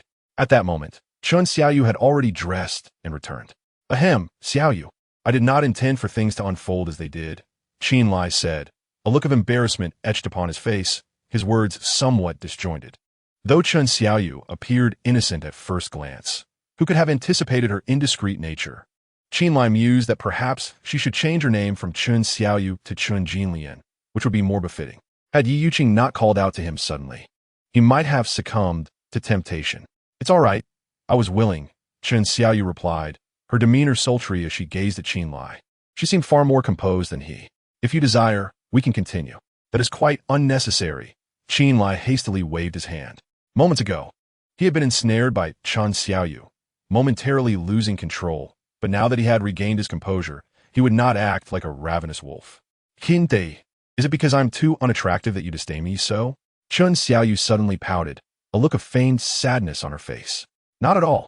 I have no such disdain, Qin Lai quickly clarified. I merely found the situation rather abrupt. After all, we have only known each other for less than a day. Would you agree? He felt compelled to explain himself. Had Chen Xiaoyu been Yi Yuqing or Lin Xiuzhu, he would have acted without hesitation. However, their recent acquaintance and her audacity left him perplexed, raising suspicions of ulterior motives. What if, during their intimacy, Chen Xiaoyu were to cry out that he had forced himself upon her? Such a scandal would irreparably tarnish his reputation. Hinte, let me be honest with you. My assertiveness stems from a desire for support. If you can protect and care for me, I would be willing to repay you with my body. Chen Xiaoyu revealed her true intentions after a moment's hesitation. She understood, well, that on this deserted island, men were the singular source of security, and Qin Lai was evidently the leader of the group. If she could attach herself to him, her future would undoubtedly be much more comfortable. Upon hearing Chen Xiaoyu's confession, Qin Lai could not help but chuckle in astonishment. Rest assured, Xiaoyu, now that you have joined us, I shall certainly safeguard you. There is absolutely no need for you to compromise your integrity. I, Qin Lai, am not the sort of opportunist who would take advantage of another's vulnerability, Qin Lai declared with a righteous expression. Brother Qin, you are truly a good person. Chen Xiaoyu gazed at him with affectionate eyes. At that moment, she resembled a radiant flower, inviting admiration. All right, enough of that. It is getting late. You should hurry off to sleep. The thatched cottage should still have enough space for you. Qin Lai waved his hand dismissively, turning his head away. He feared that if this continued, he might succumb to temptation. Then I shall retire for the night. Brother Qin, do not hesitate to call for me should you need anything, Chen Xiaoyu said before walking towards the thatched cottage. As he watched her sway away, Qin Lai suddenly felt the urge to slap himself. What am I doing pretending to be a gentleman? Am I just inviting trouble upon myself? He cursed inwardly, regretting his refusal of Chen Xiaoyu's implicit invitation. Yet, now that she had departed, he was left alone to grapple with his solitude. Chapter 35. The mandarin's play in the water time passed slowly, and nearly half an hour elapsed before the heat within Qin Lai finally dissipated. Having taken a nap for more than an hour, he did not feel particularly drowsy, yet the overwhelming boredom weighed heavily upon him, as he lacked even a single companion to converse with. To alleviate the monotony, he began to wander about the vicinity, ensuring he did not stray more than 15 meters from the camp to avoid any surprise attacks from Dumatzi. Thus, Qin Lai spent his time admiring the moon, counting the stars, and preparing a cup of mugwort tea, until at last dawn broke. Xiao Lai, why didn't you wake me last night? Yi Yuqing, awakened by nature's call, looked at Qin Lai. She had expected him to rouse her at the appointed time, only to find that day had already dawned upon her. It was unnecessary. I could manage the night watch alone, Qin Lai replied with a smile. As a man, he felt it his duty to bear a greater burden. Wait here for a moment. I need to use the restroom, Yi Yuqing said before hurrying into the woods. A few minutes later, she returned. Xiao Lai, you should rest for a while. I will keep watch, she insisted, waving her hand. By now, Qin Lai's eyes were bloodshot, eliciting a twinge of sympathy from Yi Yuqing. Very well, I shall take a short nap. Call me if anything arises, he acquiesced, having not closed his eyes all night. He was indeed fatigued and promptly laid down in the nearby clearing, falling into a deep slumber. When he next opened his eyes, it was already 8 in the morning. Ah, you are all awake, Qin Lai exclaimed in surprise, noticing that Lin Xiaozhu and the others affected by the poison had regained consciousness and were quietly conversing nearby. Their complexion indicated they were nearly back to normal. Qin Lai, thank you for saving us yesterday. Lin Xiaozhu was the first to express her gratitude. Thank you, Brother Qin. Yang Yurong added. Brother Qin, we will never forget your life-saving kindness, said another, expressing heartfelt appreciation. The two sisters, Su Xiao and her companion, wore expressions of profound gratitude.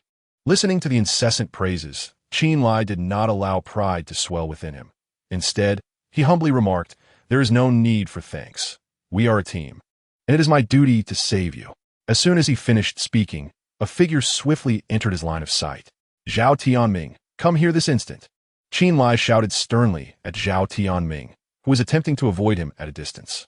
Upon hearing Qin Lai's voice, Zhao Tianming had no choice but to halt his steps, though he did not move closer.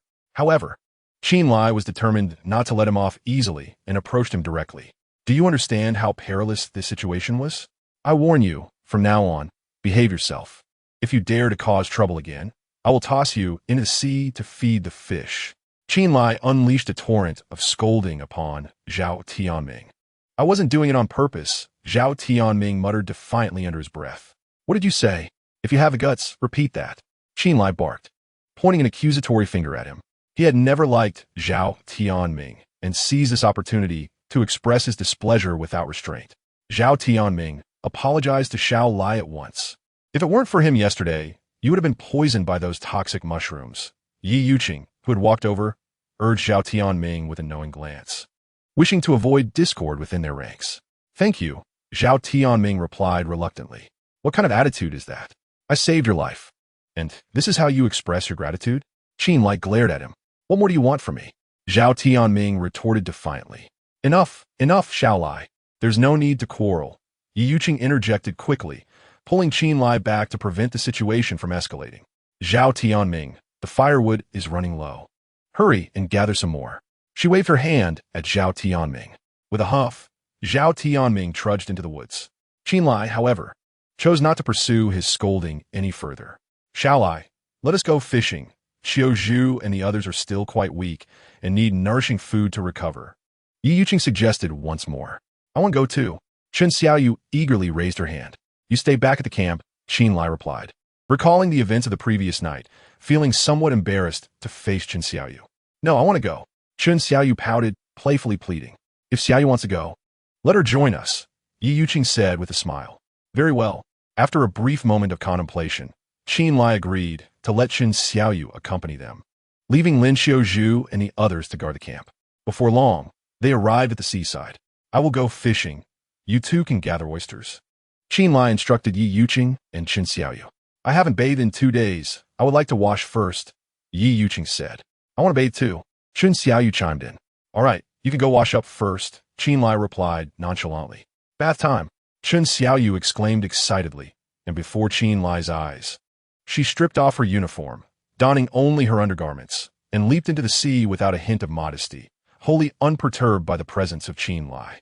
Although Yi Yuqing was not as uninhibited as Chen Xiaoyu, she found it impossible to swim while clad in her attire. Thus she decided to shed her clothing, albeit asking Chen Lai to turn his head away during the act. Once Yi Yuqing had entered the sea, Chen Lai turned back around.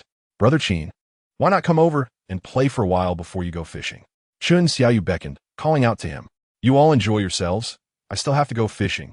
Chen Lai replied with a smile. Come on, it's still early. Playing for a bit before fishing won't hurt, Chen Xiaoyu insisted, swimming over to Chen Lai and playfully grasping his arm. Reluctantly, Chen Lai acquiesced and joined them in the water. Initially, Yi Yuqing was somewhat reserved, but she soon relaxed. Splash some water on me, and I'll toss some seaweed back at you. The three of them frolicked joyously.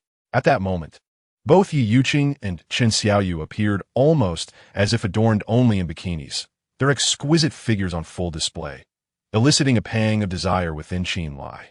While Chen Xiaoyu, an air hostess, could indeed be considered a rare beauty, she paled in comparison to Yi Yuqing. However, when placed alongside Lin Xiaozhu and others, distinguishing between them became a challenging task, as they were all stunning in their own right, each possessing unique charms. For instance, by Xianglan's delicate feet, Yang Yurong's ample bosom, Yi Yuqing's graceful hips, Lin Xiaozhu's slender waist, and the enchanting, pure faces of the twin sisters. All of them were captivating, enough to drive any man to madness. Now, these ethereal beauties were all gathered around Chen Lai, making him feel as though he was drowning in an ocean of romantic allure. As Chen Lai indulged in fantasies of a blissful future, he suddenly felt a jolt. He initially thought something had bitten him, only to discover that Chen Xiaoyu had stealthily swum beneath him. Damn! Chen Lai silently cursed, taken aback by Chen Xiaoyu's audacity. Hey, where did Xiaoyu go? Yi Yuqing inquired, noticing Chen Xiaoyu's sudden absence. I'm right here. With a splash, Chen Xiaoyu surfaced from beneath the water, waving at Yi Yuqing. Xiaoyu, I found plenty of sea snails down here. Hurry over. Let us see who collects the most. Yi Yuqing called out. Okay, I'm coming. Yi Yuqing responded, but before swimming away, she approached Chen Lai and whispered, Brother Chen, wasn't he that thrilling just now? Thrilling my foot. Chen Lai rolled his eyes. Hee, Brother Chen, you're not upset, are you? Chen Xiaoyu asked teasingly. Rest assured, I'm not that petty. Chen Lai replied with mild annoyance. Brother Chen, just bear with it a little longer. I'll be waiting for you in the grove tonight, whatever you desire. I shall oblige, Chen Xiaoyu added, casting a flirtatious glance at Chen Lai before swimming away in a backstroke towards Yi Yuqing. Damn it. Tonight, I will not let this opportunity slip away. Provoked by Chen Xiaoyu's teasing, Chen Lai now felt a surge of fervor coursing through his veins.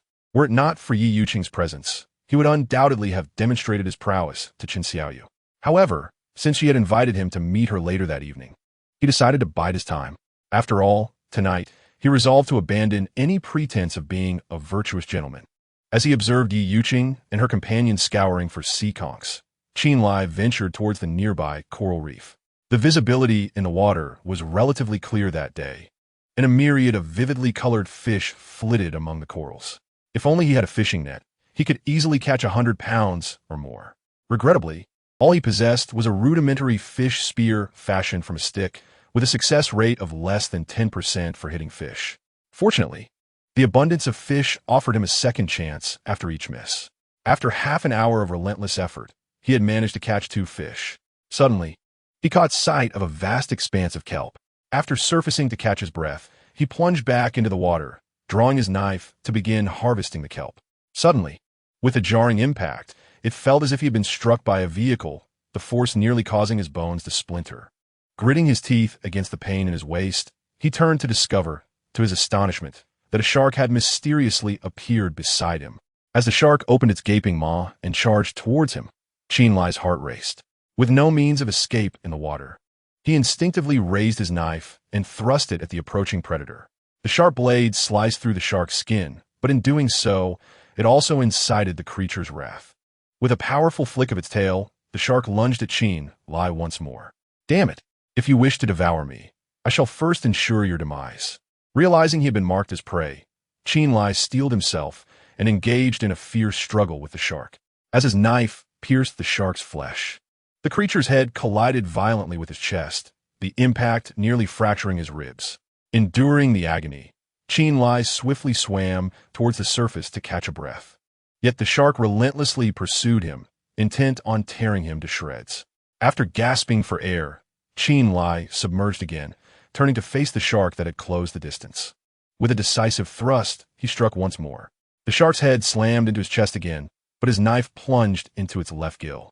With a forceful motion, he carved a deep gash, measuring 30 to 40 centimeters, causing torrents of blood to erupt and stain the surrounding waters crimson. Wounded, the shark writhed in agony, momentarily forgetting its intent to attack Chen Lai. As the saying goes, strike while the iron is hot.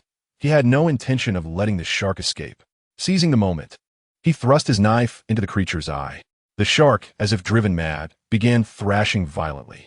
The blade became lodged within its muscle, rendering Chen Lai unable to extract it, forcing him to be dragged along as the shark swam.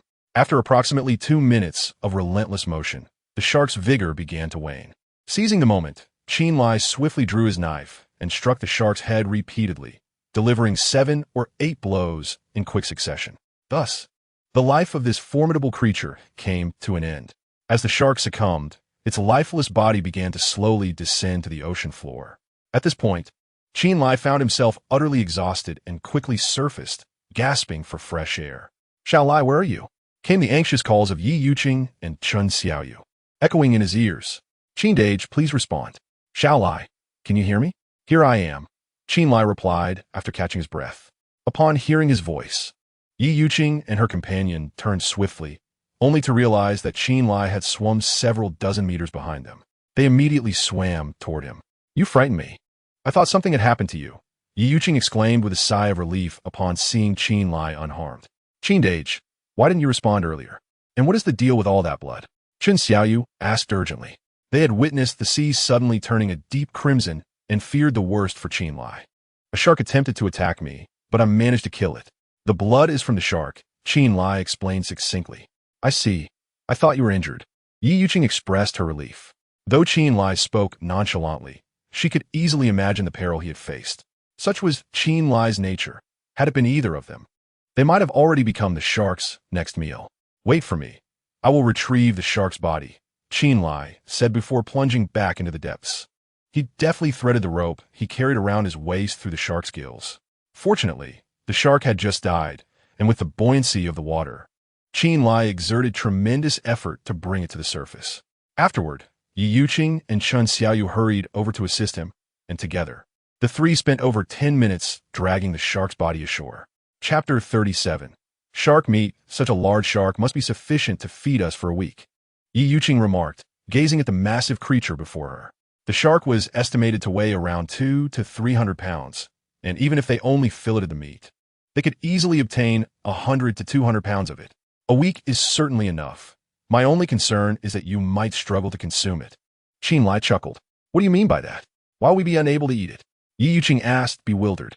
"Shark meat carries a distinct odor reminiscent of urine, making it less than palatable.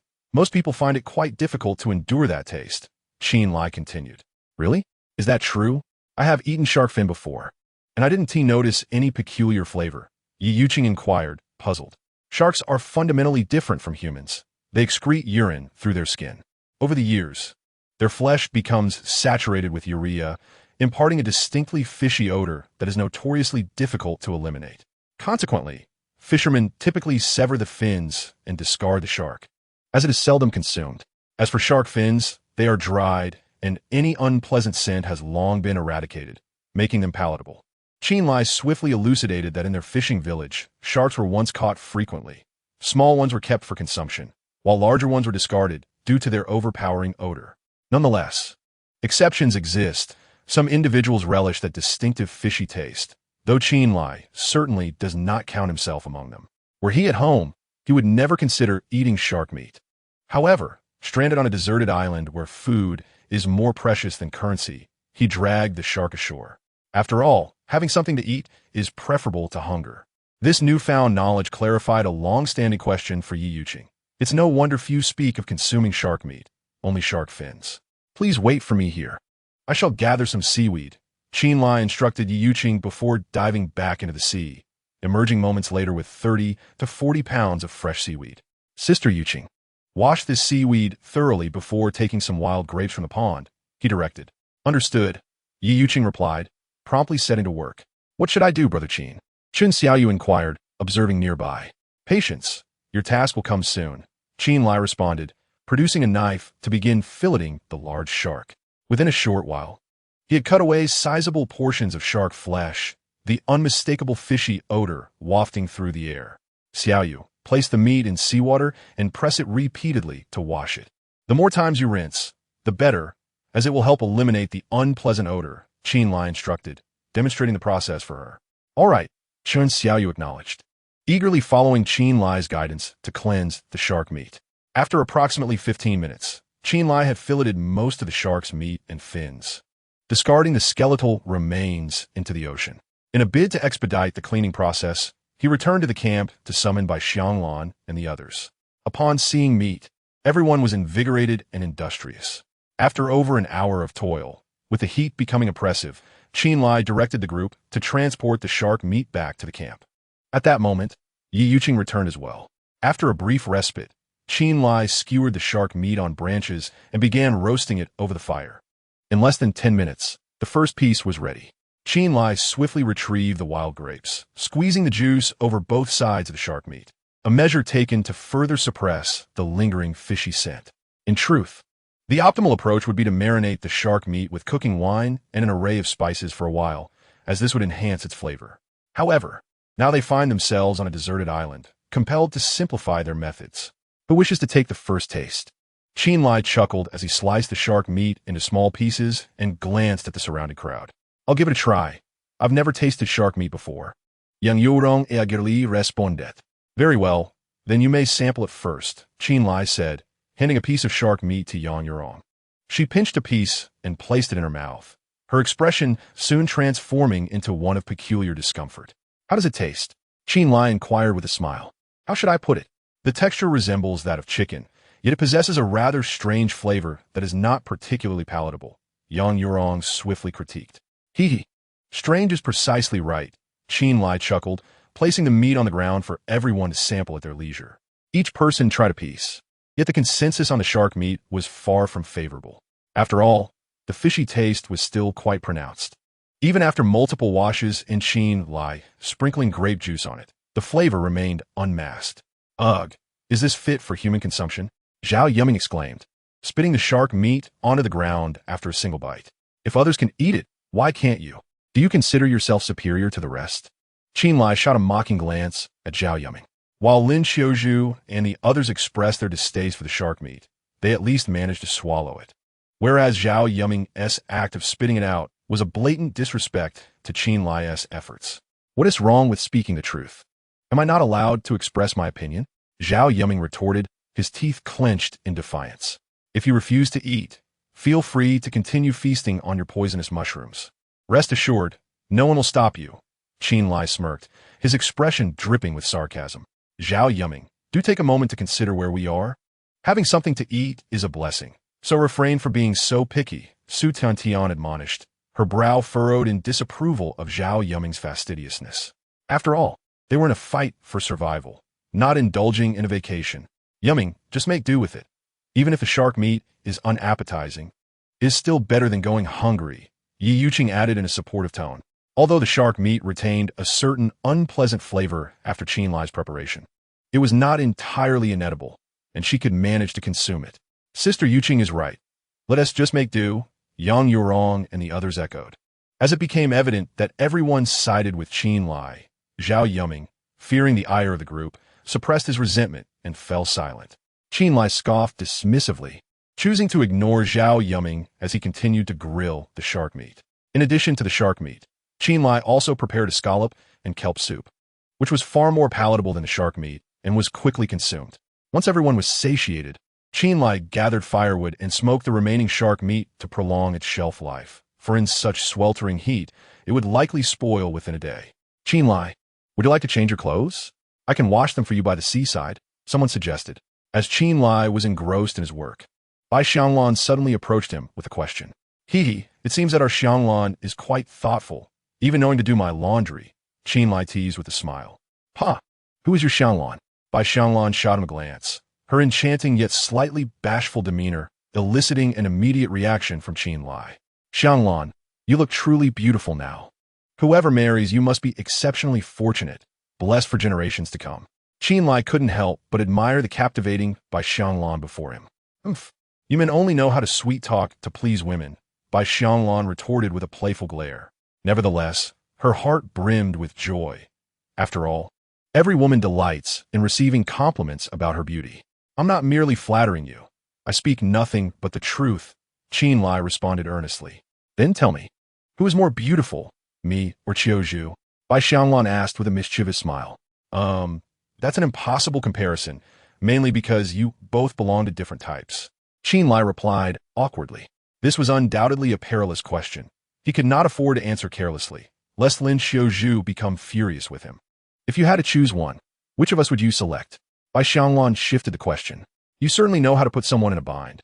Chen Lai replied with a wry smile. Hurry up and answer. If you don't choose, I won't speak to you anymore, Bai Xianglan pressed. Casting a furtive glance around to ensure Lin Qiuzhu was not present, Chen Lai finally replied, if I absolutely had to choose, I would undoubtedly select you. You are so gentle, virtuous, and understanding. I believe any man would choose you. Chen Lai spoke the truth, while Lin Qiuzhu was undeniably beautiful. Her pride and occasional stubbornness made him favor Bai Xianglan a bit more. At least you know how to speak, Bai Xianglan said, a satisfied smile gracing her face upon hearing his answer. All right, no more chatter. You should quickly change into clean clothes.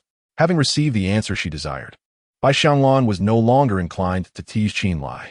All right, Chen Lai replied, swiftly changing into the clean clothes he had collected earlier. Afterward, Bai Xianglan took Chen Lai's dirty clothes and those she had used as bedding to wash by the seaside, with Yi Yuqing and Yang Yurong accompanying her to assist. At 2:30 in the afternoon, Chen Lai, along with his companion Su Xiaomei and Yang Gang, who had sought refuge with them the previous night, ventured into the woods. This time, Chen Lai's purpose was not to hunt, but to conduct a preliminary exploration of the nearby forest, assessing any potential dangers and identifying available natural resources. Before they knew it, they arrived at the edge of a pond. After quenching their thirst and resting briefly, they continued onward. During this time, Chen Lai collected any edible items or herbs they encountered along the way. After nearly an hour of arduous trekking, Miss Su and her companion began to show signs of fatigue. Brother Chen, I can't go on any longer. Let us take a break, Su Xiaoxiao gasped, wiping the sweat from her brow. Traversing the primitive forest was exceedingly exhausting. Despite Su Xiaoxiao's solid foundation from years of dance practice, she was now utterly worn out. You three rest for a moment. I will scout ahead, Chen Lai replied, still brimming with energy. Upon hearing this, Su Xiaoxiao and her companions settled down to rest, enjoying the spring water while munching on the shark meat they had brought along. Meanwhile, Chen Lai strode toward the small hill in the distance. As he reached the summit, he was suddenly met with a cacophony of growls. Following the sound, he spotted a pack of wild dogs attacking an injured member of their kind in the clearing below. The wounded dog appeared to have a broken leg, yet fought fiercely against its assailants. Hey, Chen Lai shouted at the pack, picking up a stone and hurling it towards them. The wild dogs scattered at the sight of the flying rock, turning their hostile gazes towards him. Feeling the weight of their icy, aggressive stares, Chen Lai couldn't help but feel a tinge of fear. Wild dogs were notoriously fierce, known to band together to challenge even tigers and lions. He was merely one man, and an attack from them could spell disaster. However, Chen Lai understood that he could not show weakness at that moment. Hesitation could lead to peril. He seized a thick branch and began to strike it against the ground, while letting out a series of intimidating shouts. Regardless of the trepidation within, he projected an air of confidence, realizing that Chen Lai might be a formidable opponent. A larger dog, presumably the leader of the pack, let out a low growl and led the others into the nearby woods, disappearing from sight. Only then did Chen Lai release a sigh of relief, wiping the sweat from his brow as he approached the hill's base. Upon seeing Chen Lai nearing, the injured dog bared its teeth and emitted a low growl, ready to spring at any moment. "Don't be afraid. I'm here to help you," Chen Lai reassured, tossing aside the branch to diminish the dog's hostility. He then produced a piece of shark meat from his provisions, taking a bite himself before signaling to the dog that it was food and tossed it over. The wounded dog sniffed the meat and, confirming its edibility, devoured it ravenously in an instant. Observing this, Chen Lai offered another piece of shark meat, which the dog eagerly consumed without hesitation. "Little one, stay still. I need to examine your wound," Chen Lai said as he cautiously approached the dog once more. The dog growled in warning, a series of low growls emanating from its throat, as if cautioning Chen Lai to keep his distance. "Rest assured, I shall not harm you." Chen Lai spoke to the wild dog, regardless of whether it could comprehend his words, and continued to approach it. Woof! The wild dog suddenly lifted its head and barked fiercely, nearly biting Chen Lai. "You truly are a foolish creature," he remarked, and upon observing the dog's heightened wariness, he hesitated to advance any closer, instead halting about a meter away. Thus, the man and the dog exchanged glances. As time passed, the wild dog's aggression visibly diminished upon realizing that Chen Lai posed no threat. However, a lingering caution remained evident in its eyes. "Foolish dog, remain still. I am here to tend to your wounds. Should you dare to bite me, I will ensure you become a meal fit for a dog." Chen Lai spoke again, slowly shifting his position while attempting to exude goodwill. It was uncertain whether the wild dog truly understood Chen Lai's words or had simply exhausted its strength. When Chen Lai placed his hand upon its back, the dog merely grunted without displaying any signs of aggression, which greatly relieved Chen Lai. Nevertheless, he maintained a vigilant stance, wary of a sudden attack from the dog. Despite its robust physique, the wild dog bore numerous injuries from a recent pack assault, with some wounds still oozing blood. After a moment of contemplation, Chen Lai retrieved a gray spherical object, roughly the size of a ping-pong ball, from his pocket. This item, known as gray pouch, is a type of fungus well known among seasoned rural folk. They understand that an immature gray pouch holds little value, yet once mature, it becomes a miraculous hemostatic remedy. Chen Lai had collected 5 of these on his journey here, and now dedicated one to staunch the wild dog's bleeding. He tore open the pouch, scattering the powdery contents over the dog's wounds. Almost instantaneously, the bleeding ceased. The wild dog, sensing Chen Lai's intent to assist, obediently laid down without resistance. Chen Lai carefully inspected the animal, applying the powder to all its injuries. It was only then that his gaze fell upon the deformed right leg of the wild dog. "Do not move. I must examine you," he instructed, placing his hand on the side of the dog's fractured lower leg.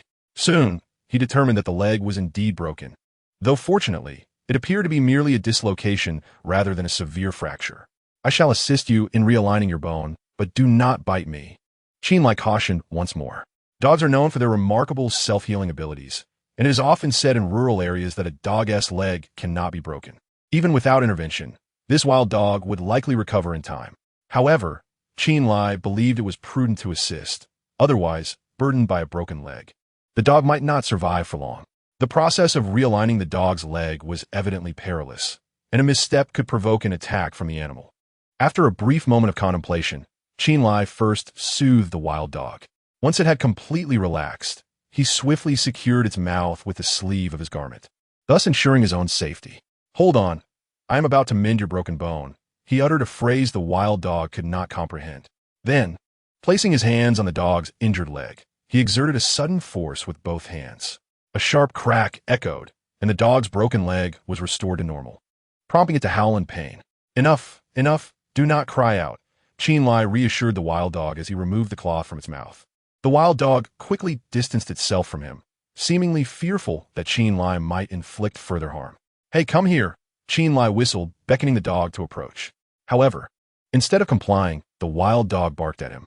"How ungrateful you are," Chen Lai thought, feeling somewhat helpless as he observed the dog's continued barking. Initially, he had hoped to tame the creature, but it now appeared that such aspirations were futile. "Hey, I am leaving. Do you wish to join me?" He waved at the wild dog, but alas, it paid him no mind. Noticing the sun had set, Chen Lai resolved not to waste any further time and turned to ascend the hillside. Yet, he had scarcely taken a few steps when he suddenly heard a commotion behind him. Turning around, he discovered that the wild dog had indeed followed him. "Ha! It seems you have a hint of loyalty after all. Stay close to me," he exclaimed. Having grown up with dogs, Chen Lai understood their nature well. It was only natural for the wild dog to accompany him after he had saved it. Continuing forward, the wild dog trailed behind, maintaining a distance of about 2 meters. Chen Lai was unconcerned, fully aware that this was merely the beginning.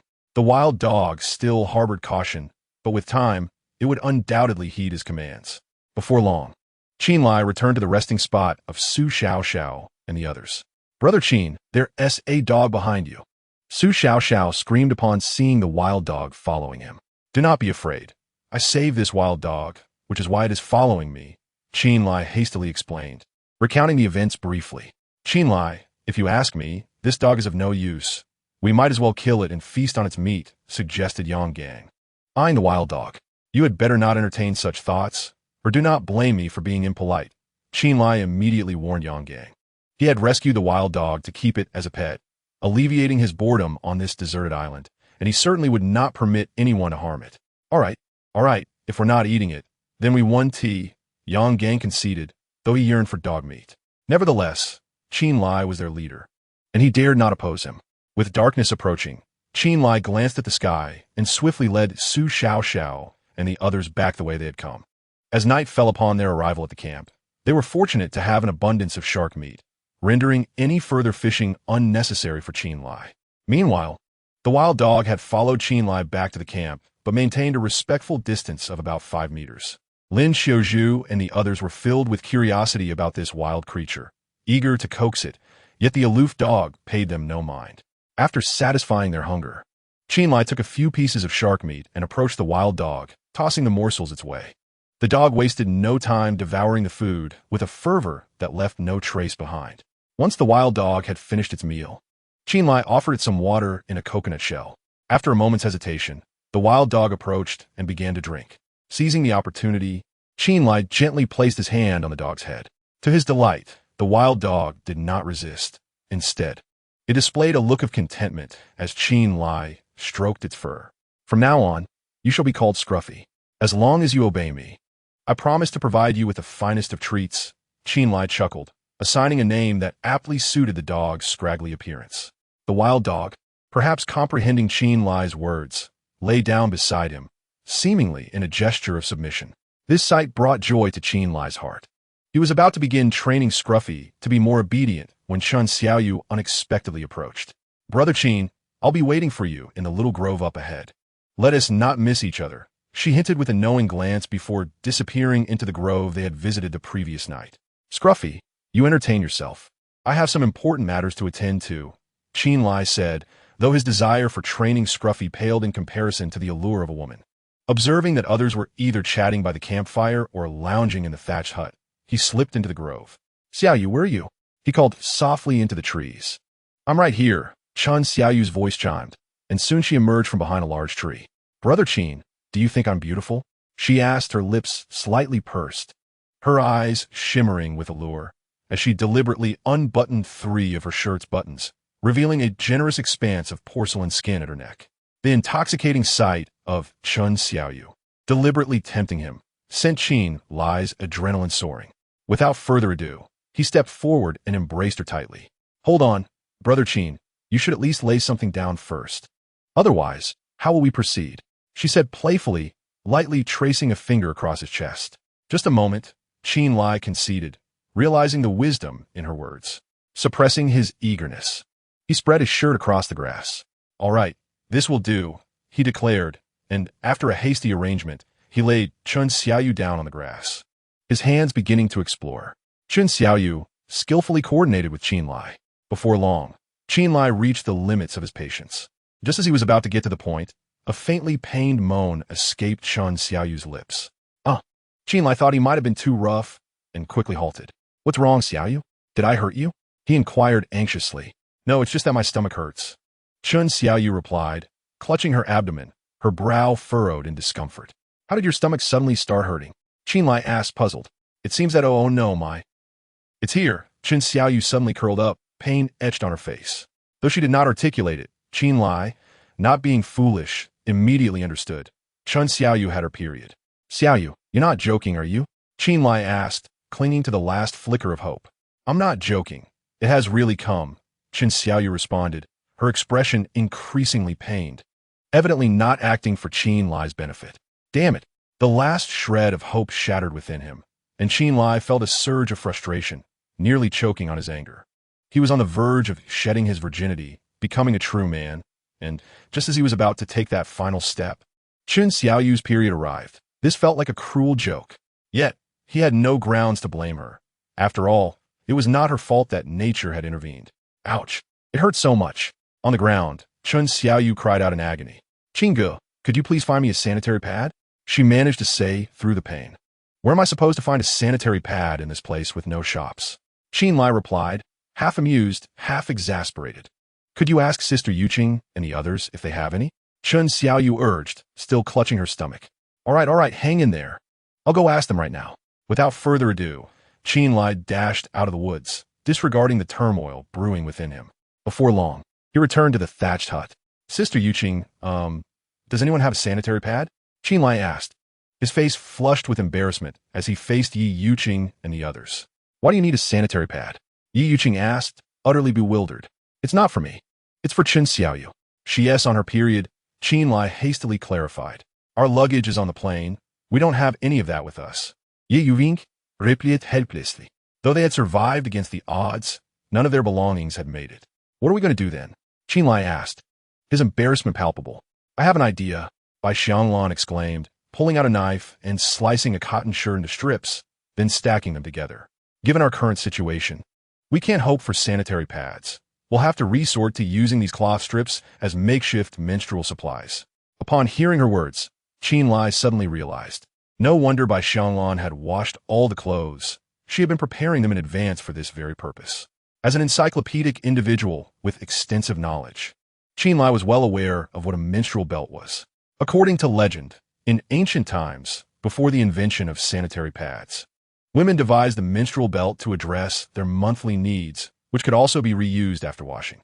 Sister Xianglan, are you certain this contraption is truly effective? Lin Xiaozhu inquired, her lips twitching slightly. Given our circumstances, this is our only option. What would you do if your period came? Bai Xianglan replied, exasperated. She certainly did not wish to resort to such a device, yet they lacked even toilet paper, let alone sanitary pads.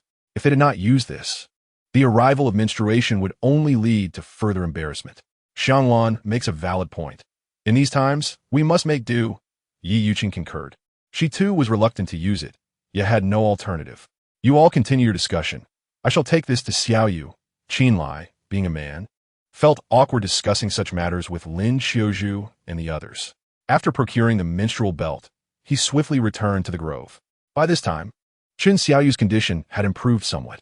When she saw the cloth strip Chen Lai brought, she was momentarily taken aback. Chen Lai briefly explained to Chen Xiaoyu that this was a menstrual belt used similarly to sanitary pads. Chen Xiaoyu understood that this was indeed the most suitable option at the moment, so she accepted it. Following this, Chen Lai turned and exited the small grove. Approximately 5 minutes later, Chen Xiaoyu emerged from the woods. By the flickering light, Chen Lai could faintly discern that her trousers were stained with blood. Hey, you men, step back. I need to help Xiaoyu change her clothes. Yi Yuqing instructed Chen Lai, having noticed the state of Chen Xiaoyu's trousers.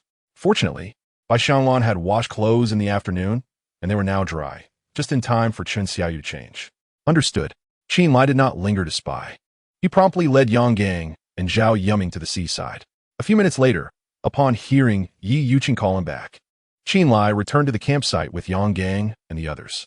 Oh dear, Chen Lai heard Chen Xiaoyu's pained groans upon his return. Xiaoyu, would you like me to massage you? It might alleviate your discomfort, Chen Lai offered as he approached the thatched cottage. Will it really help? Chen Xiaoyu questioned skeptically. Fear not.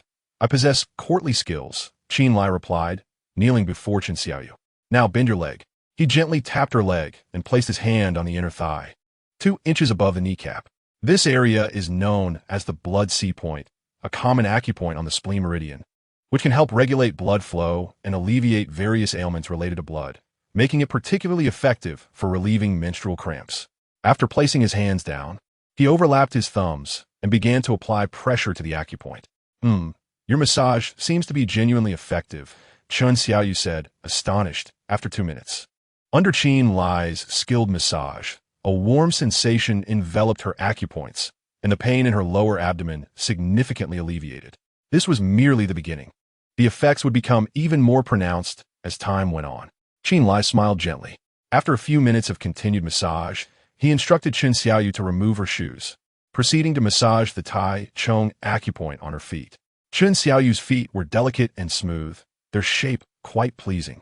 Yet they paled in comparison to Bai Xianglan's exquisite 3-inch golden lotus. Nevertheless, they were undoubtedly far superior to a man's foul-smelling feet. After several minutes of stimulating the Tai Chong acupoint, Chen Lai then moved on to the San Yin Jiao acupoint. Alternating between these 3 points, after 20 minutes, the pain Chen Xiaoyu had been experiencing had diminished considerably. Although some discomfort lingered, it was nearly negligible compared to earlier. In truth, if he had also massaged the uterus and 8 Liao acupoints, the results would have been even swifter. However, those 2 points are located in a rather intimate area, and with others present, Chen Lai refrained from addressing them. Brother Chen, you're truly remarkable. I hardly feel any pain now, Chen Xiaoyu exclaimed, standing up with genuine admiration. Just moments ago, she was in agony, barely able to stand, and now she felt as if she had returned to normalcy. Never doubt my capabilities again, Chen Lai replied with a smile, fully expecting this outcome. Reflecting on his university days, he recalled often providing massages to his girlfriend. In hindsight, he felt somewhat like a lovesick fool, so humble in the presence of his ex, almost as if he would have laid his heart bare. Regrettably, she ultimately chose to betray him for a wealthy heir. Looking back, Chen Lai felt remorse, not for having dated such a seemingly innocent girlfriend, but rather for not having taken the opportunity to sleep with her back then, a lost chance that weighed heavily on him. Shall I? If we ever suffer from menstrual pain again, we'll definitely seek your help. Your skills surpass medication, remarked Yi Yuqing with a smile. Absolutely. Just call on me whenever you need, Chen Lai replied. The prospect of massaging beautiful women was an enjoyment in itself, and he would never refuse the opportunity. After exchanging a few more words with Yi Yuqing and the others, Chen Lai stepped outside to prepare a cup of mugwort tea for Chen Xiaoyu. This tea was known to invigorate the blood, warm the meridians, and dispel cold and dampness, proving immensely beneficial for women during their menstrual cycles. Although Chen Xiaoyu was unaware of these benefits, she trusted Chen Lai wholeheartedly. Since he claimed the tea would be advantageous, she harbored no doubts. Yuqing, could you step outside for a moment? I have something to discuss with you. Chen Lai suddenly addressed Yi Yuqing. Sure, she nodded, following him to the beach. What do you wish to say? Ye Yuvink invited, had curiosity piqued. I intend to investigate the situation at Du Mozi's camp, Chen Lai replied in a serious tone. Initially, he had planned to engage in a passionate encounter with Chen Xiaoyu that evening and scout Du Mozi's camp the following day. However, with Chen Xiaoyu's menstrual cycle arriving, his plans were dashed, prompting him to alter his course of action. No, I cannot allow you to go. It is far too dangerous. Yi Yuqing immediately opposed, asserting that Du Mozi was ruthless, surrounded by merciless desperados who would never hesitate to kill.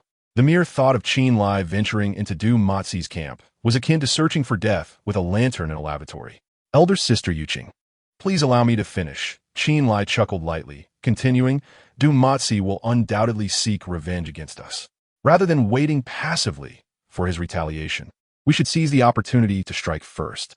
Of course, my intention is not to eliminate Du Mozi, but rather to gather intelligence on his situation and devise a corresponding strategy. Remaining here, anticipating his arrival, places us in a precarious position.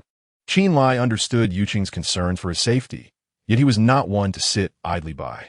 Even aware of the imminent dangers of scouting Du Mozi's camp, he was willing to take the risk. After hearing his words, Yuqing fell into deep contemplation. She was reluctant to let Chen Lai go, but it was evident that his mind was made up, rendering her protests futile. Then I shall accompany you, she declared once more.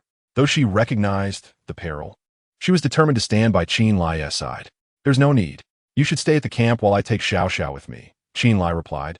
Shaking his head, Yuqing was one of his most trusted allies, mature and composed. Even in the face of adversity, she could maintain her composure, which is why he entrusted her with the camp's defense. Qin Lai was unwilling to return to find their stronghold dismantled. "Shall I? Please let me accompany you," she implored. "Enough, elder sister Yuqing, it's settled," Qin Lai interrupted, decisively ending the discussion. "Very well," Yuqing conceded, recognizing that further debate would be in vain. After this exchange, Qin Lai reiterated a few instructions to her before discreetly departing the camp with Su Xiaoxiao. He had not informed others of his plan to infiltrate Du Mozi's camp, as he had not yet fully trusted Yang Yang and Zhao Yuming. In the dark woods, the silhouettes of the two swiftly navigated through the underbrush, Su Xiaoxiao and Qin Lai.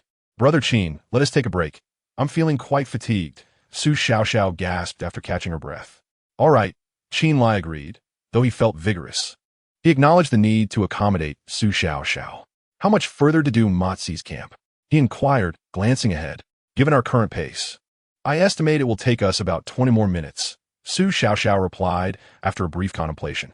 Du Mozi's camp lay on the opposite side of a desolate island, separated by a vast expanse of primordial jungle. To traverse this terrain would take at least 40 to 50 minutes. Fortunately, the distance between their camps was great. Otherwise, Du Mozi would frequently harass Qin Lai and his group, preventing them from finding peace. Chapter 42, A Heaven and Hell Dichotomy. 20 minutes isn't too far, Qin Lai remarked, stroking his chin, and then fell silent. After resting for approximately 5 or 6 minutes, the two resumed their journey. In the dark forest, the eerie calls of unknown birds and beasts echoed intermittently, occasionally accompanied by the mournful whisper of the wind, creating an atmosphere of palpable dread. Fortunately, Qin Lai remained steadfastly by her side. Had she been alone, Su Xiaoxiao would undoubtedly have refrained from venturing into the woods at such an hour. Thus, the two pressed forward, one behind the other, until Su Xiaoxiao abruptly halted after 20 minutes of progress. Just a few meters ahead, beyond the thicket, lay the campsite of Du Mozi and his companions. She whispered to Qin Lai. "All right, wait here for me. I shall go take a look," Qin Lai replied. "I would prefer to accompany you. I am afraid to be alone," Su Xiaoxiao implored, grasping his arm tightly. "Very well," Qin Lai conceded after a moment's contemplation. The pair then stealthily advanced, soon reaching the edge of the forest. From their vantage point, Qin Lai could discern 2 bonfires flickering about 10 meters away, where Du Mozi's group was gathered, engaged in light-hearted conversation.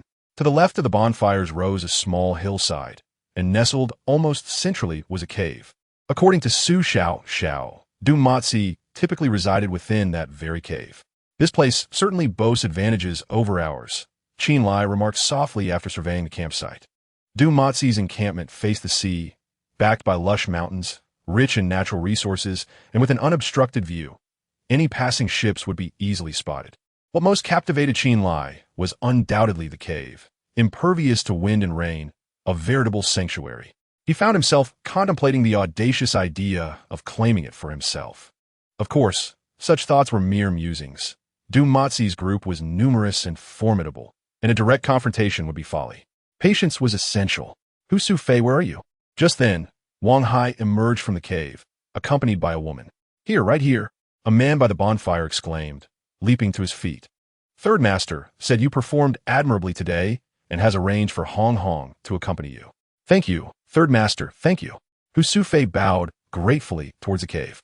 "Go on, treat my brother well, and I promise you will be well taken care of in the future," Wang Hai said, giving the woman a playful pat. "Rest assured." "Hai Gu," she replied with a seductive smile, swaying her hips as she approached Hu Sufei. "By the way, don't forget to take this after you're done. Third Master wouldn't want any surprises," Wang Hai added, tossing the woman a pill, clearly a contraceptive. "Hai Gu, I shall attend to my duties now," Hu Sufei announced eagerly, eager to indulge. "Go on, but remember, keep it to an hour. When the time is up, I'll call for you," Wang Hai instructed. "Understood," Hu Sufei acknowledged, and with that, he and the woman ventured towards the woods where Qin Lai and Su Xiaoxiao were concealed. In a bid to avoid detection, Qin Lai quickly pulled Su Xiaoxiao down into the underbrush. Fortunately, the darkness of the night provided ample cover, and the man, clearly preoccupied with the woman, failed to notice Qin Lai and his companions concealed within the underbrush. "Listen well, everyone. As long as you remain loyal to Third Master, He guarantees you sustenance, drink, and companionship. However, should anyone dare to feign loyalty or contemplate betrayal, I shall be the first to execute them. Wang Hai declared sternly to those gathered around the campfire. Brother Hai, I am ever obedient to Third Master's commands. Could you possibly mention to him that I seek a moment of indulgence? I feel as though I might burst from restraint. Zhou Ming, ingratiating himself like a dog, implored from the crowd. Considering your diligent efforts these past few days, I will speak on your behalf to Third Master. After Hu Shufei has finished, you may proceed. Wan Hai Ziplit Nun Tialen. Thank you, Brother Hai. Zhou Ming nodded profusely, nearly bowing low enough to kiss Wang Hai's feet in gratitude. Brother Hai, when might I also experience such pleasure? Another man called out from a different part of the fire. Patience is key. As long as you perform well, all shall partake. Wang Hai reassured him. Brother Hai, our numbers of women are dreadfully insufficient. Even if we were to have one each day, it would take a week for everyone to have a turn. When can we seize a few women from East Sea Beach? Another voice clamored. Indeed, the women there are truly exquisite, especially that voluptuous one. If I could share her bed, I would gladly accept death this very instant, one man lewdly remarked. Rest assured, Third Master has promised that in a few days he will lead us to capture all of the women from East Sea Beach. You shall be thoroughly satisfied. Wang Hai replied with a smile. Splendid. Long live Third Master. The crowd erupted into fervent cheers, their excitement palpable in the darkness. Amidst it all, Chen Lai felt a chill wash over him. He recognized that Du Matzi was using women as pawns to win over his followers, thereby solidifying his grip on power. It must be said, Du Matzi's tactic was remarkably astute. In this desolate island, women were a rare commodity, and no normal man could resist their allure.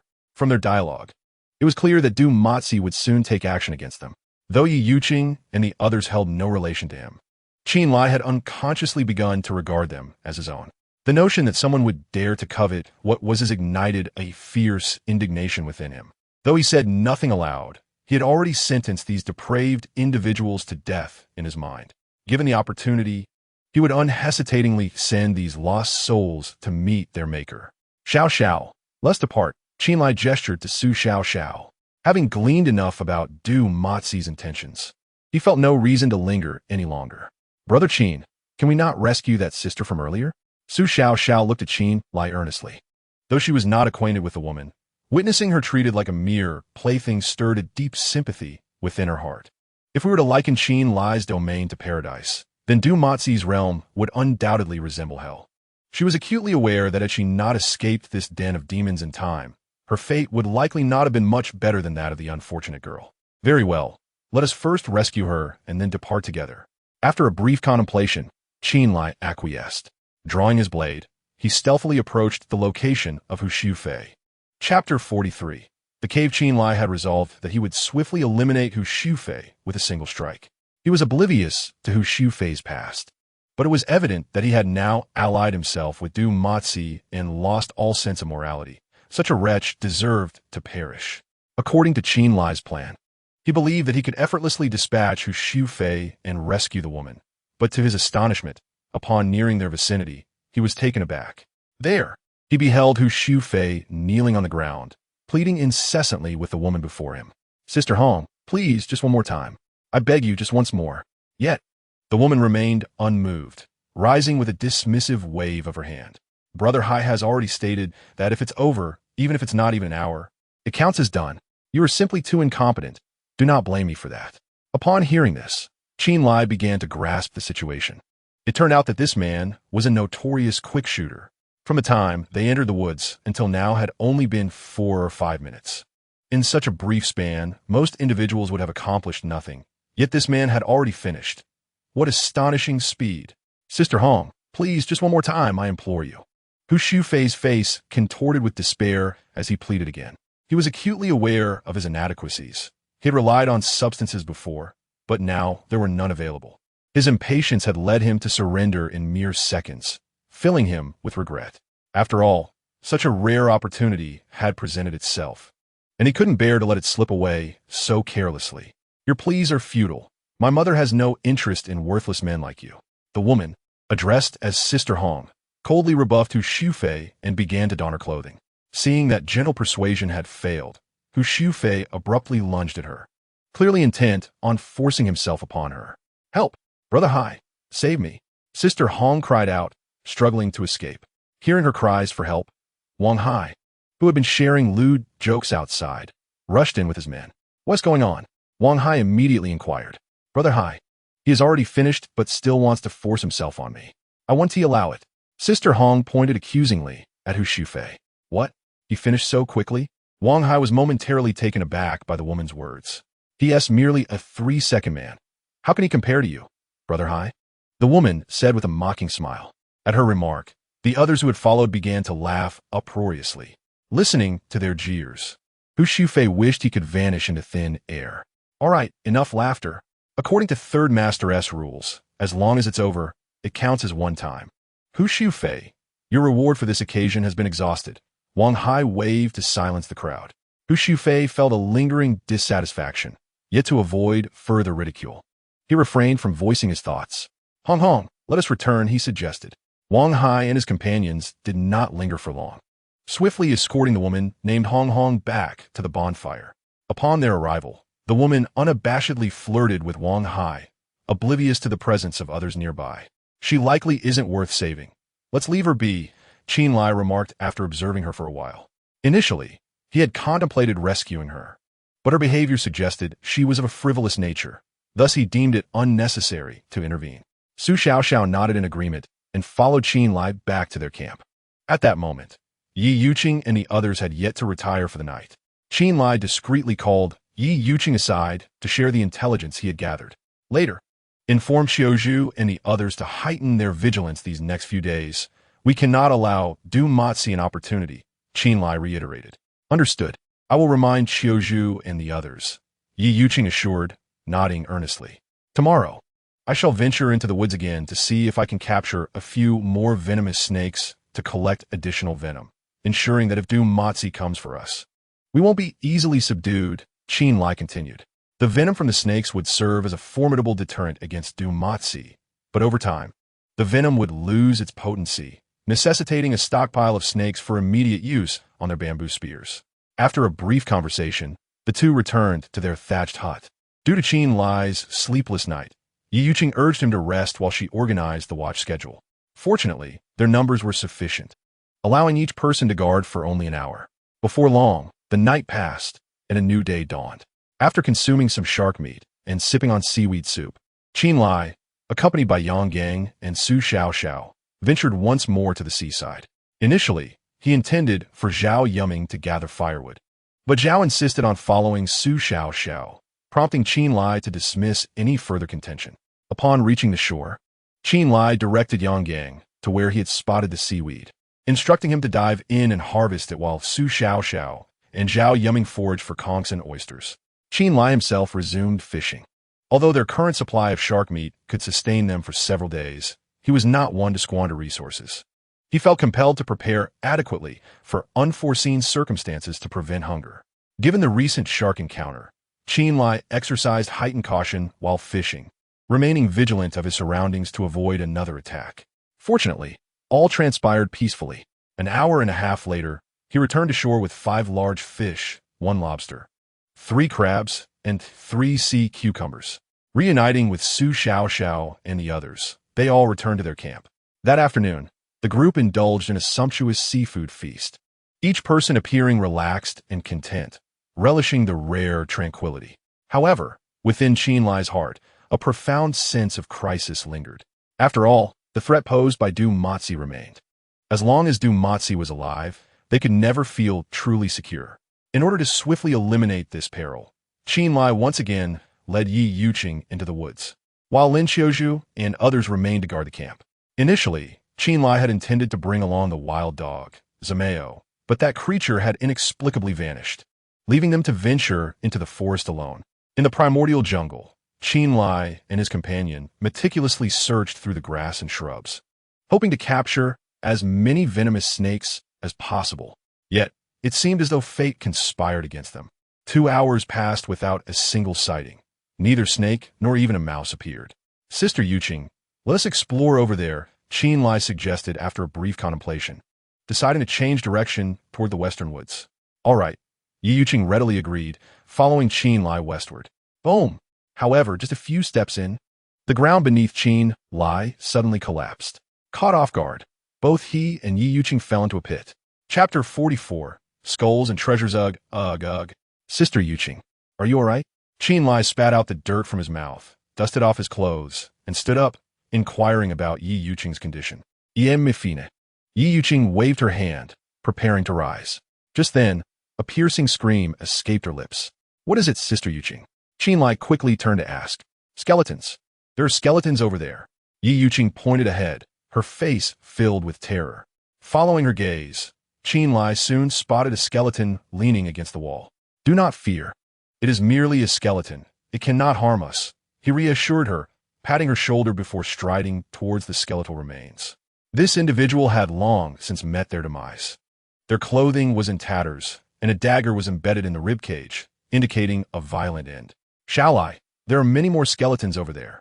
Yi Yuqing suddenly grasped Qin Lai's arm, her exquisite face turning pale as a ghost. Turning to look to the left, Qin Lai beheld a chaotic scatter of bones strewn across the ground, and the eerie atmosphere sent a chill down his spine. Do not be afraid, Sister Yuqing. I am here, he said, though he too felt a twinge of apprehension. After a moment's hesitation, he approached the scattered remains. Shall I? What are you doing? Yi Yuqing asked, her voice trembling with anxiety. I am merely inspecting to see if there is anything useful, Qin Lai replied. Perhaps it would be best not to. It's too frightening, Yi Yuqing stammered. Fear not. I shall just take a brief look, Qin Lai assured her, continuing forward into the shadows. Yi Yuqing was utterly reluctant to approach the skeletal remains, yet she dared not linger in place, clutching tightly to Qin Lai's arm and cautiously trailing behind him. Soon, they arrived at the location of the pile of bones. Suddenly, with a startling clatter, one of the skeletons jerked abruptly. Yi Yuqing screamed, clutching Qin Lai even more tightly, too frightened to lift her head. Qin Lai, equally startled, felt his hair stand on end. Just then, a series of squeaks echoed through the air, and a small mouse scurried out from the skeletal frame. Damn it, you nearly scared me to death. Realizing it was merely a mouse that had caused the disturbance, Qin Lai let out a sigh of relief. It's all right, Yuqing, just a little mouse, he reassured her, gently patting her arm. Is it really just a mouse? Yi Yuqing hesitantly inquired, shifting her head away from Qin Lai's shoulder. Of course it is. Otherwise, do you think the skeleton could come to life? Qin Lai chuckled. You're laughing? I nearly had a heart attack just now. Yi Yuqing wiped the cold sweat from her brow. In that moment, she truly believed the skeleton had revived, almost sending her into a panic. Though Qin Lai's courage surpassed that of Yi Yuqing, he too had been significantly startled, his back already slick with cold sweat. However, in front of Yi Yuqing, he felt compelled to feign an air of indomitable bravery. Don't be afraid, Yuqing. I am here to protect you, Qin Lai reassured her once more, redirecting his gaze toward the remains. These individuals seemed to have engaged in a fierce battle here, with bones scattered everywhere, truly a testament to a burial without rest. In front of the skeletons lay an expanse of darkness. Without light, Qin Lai could not discern what lay ahead. After a brief contemplation, he gathered the tattered remnants of clothing strewn on the ground, igniting them with a match. As the rags caught fire, illumination finally enveloped their surroundings. Qin Lai then realized they were situated in a passageway, with an artificially excavated cave at the forefront of the skeletal remains. Inside the cave, several more skeletons lay, and against the walls were numerous wooden boxes. Quickly, Qin Lai approached one of the boxes. They were wooden, thickly coated in dust and spider webs, clearly aged. After a moment's hesitation, he cautiously opened the box nearest to him. Upon viewing its contents, Qin Lai's eyes widened in disbelief, his breath quickening. He had not anticipated that it would be filled entirely with gleaming gold coins. My goodness, so many coins. Even Yi Yuqing, a billionaire in her own right, was left astounded by the sight of the box overflowing with gold. Qin Lai remained silent, pulling out a single coin to examine it closely, soon confirming that it was indeed crafted from pure gold. Ha ha, we are rich, we are rich, Qin Lai exclaimed joyfully, bursting into laughter with uncontainable excitement. The gold coin weighs approximately 7 grams. However, this chest is filled to the brim with such coins, and the total weight likely exceeds 100 pounds. Given the current market price of gold, Its value undoubtedly surpasses 10 million. Observing your lack of composure is merely a chest of gold coins. Is it truly necessary to be so agitated? Hurry and open the other chest to see what lies within, urged Yi Yuqing, who had regained her composure. While the sight of this chest filled with gold was indeed astonishing, she was far more curious about the contents of the other wooden boxes. Very well, very well, Chen Lai responded, taking a deep breath to steady his racing heart. He soon approached the second wooden chest and opened it. What on earth is this? Upon seeing the items within, Chen Lai was momentarily taken aback. This chest contained blocks of black objects, reminiscent of bricks. This must be silver ingots, speculated Yi Yuqing from the side. In response, Chen Lai took a knife and made a cut on one of the brick-like objects, revealing a gleaming silver interior. Indeed, it is silver ingots, Chen Lai affirmed with great certainty. Due to oxidation, the surface of the ingots appeared dark, which had initially obscured his recognition of them. However, silver is significantly cheaper than gold, priced at just a few dollars per gram, so this entire chest would likely fetch only several hundred thousand. After this, Chen Lai proceeded to open the remaining wooden chests one by one. In total, there were 11 wooden boxes, 2 filled with gold coins, 7 filled with silver ingots, 1 containing a plethora of exquisite jewelry, and another housing various finely crafted utensils. With 2 chests of gold, 1 of jewels, 1 of utensils, and so many silver ingots. How much wealth does this represent? Gazing at these invaluable treasures, Chen Lai's heart raced uncontrollably. Chapter 45. The sheepskin map. Chen Lai was not entirely inexperienced in the ways of the world, yet he had never encountered such astonishing wealth throughout his life. No need to be so excited. Remain calm, Yi Yuqing advised. Let us estimate this chest of gold at 100 pounds. Currently, the market price of gold is approximately 440 per gram, which brings this chest's total value to around 22 million. The current silver price is about 4 per gram, and this chest of silver ingots weighs an estimated 80 pounds, totaling at most 160,000. Therefore, the combined value of the 2 chests of gold and the 7 chests of silver is approximately 45 million. The value of the jewelry and the chest of utensils is difficult to estimate, but should they go to auction, they will undoubtedly command a significant price. For simplicity, let's estimate 50 million. Adding it all together, the total comes to just around 100 million, which is not particularly astonishing. Yi Yuqing remarked nonchalantly as she surveyed the treasures. Just 100 million?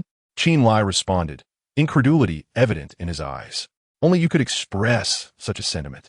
If anyone else had said this, it would have surely been an act of bravado, but Yi Yuqing was different. She was a bona fide wealthy woman with a net worth in the billions.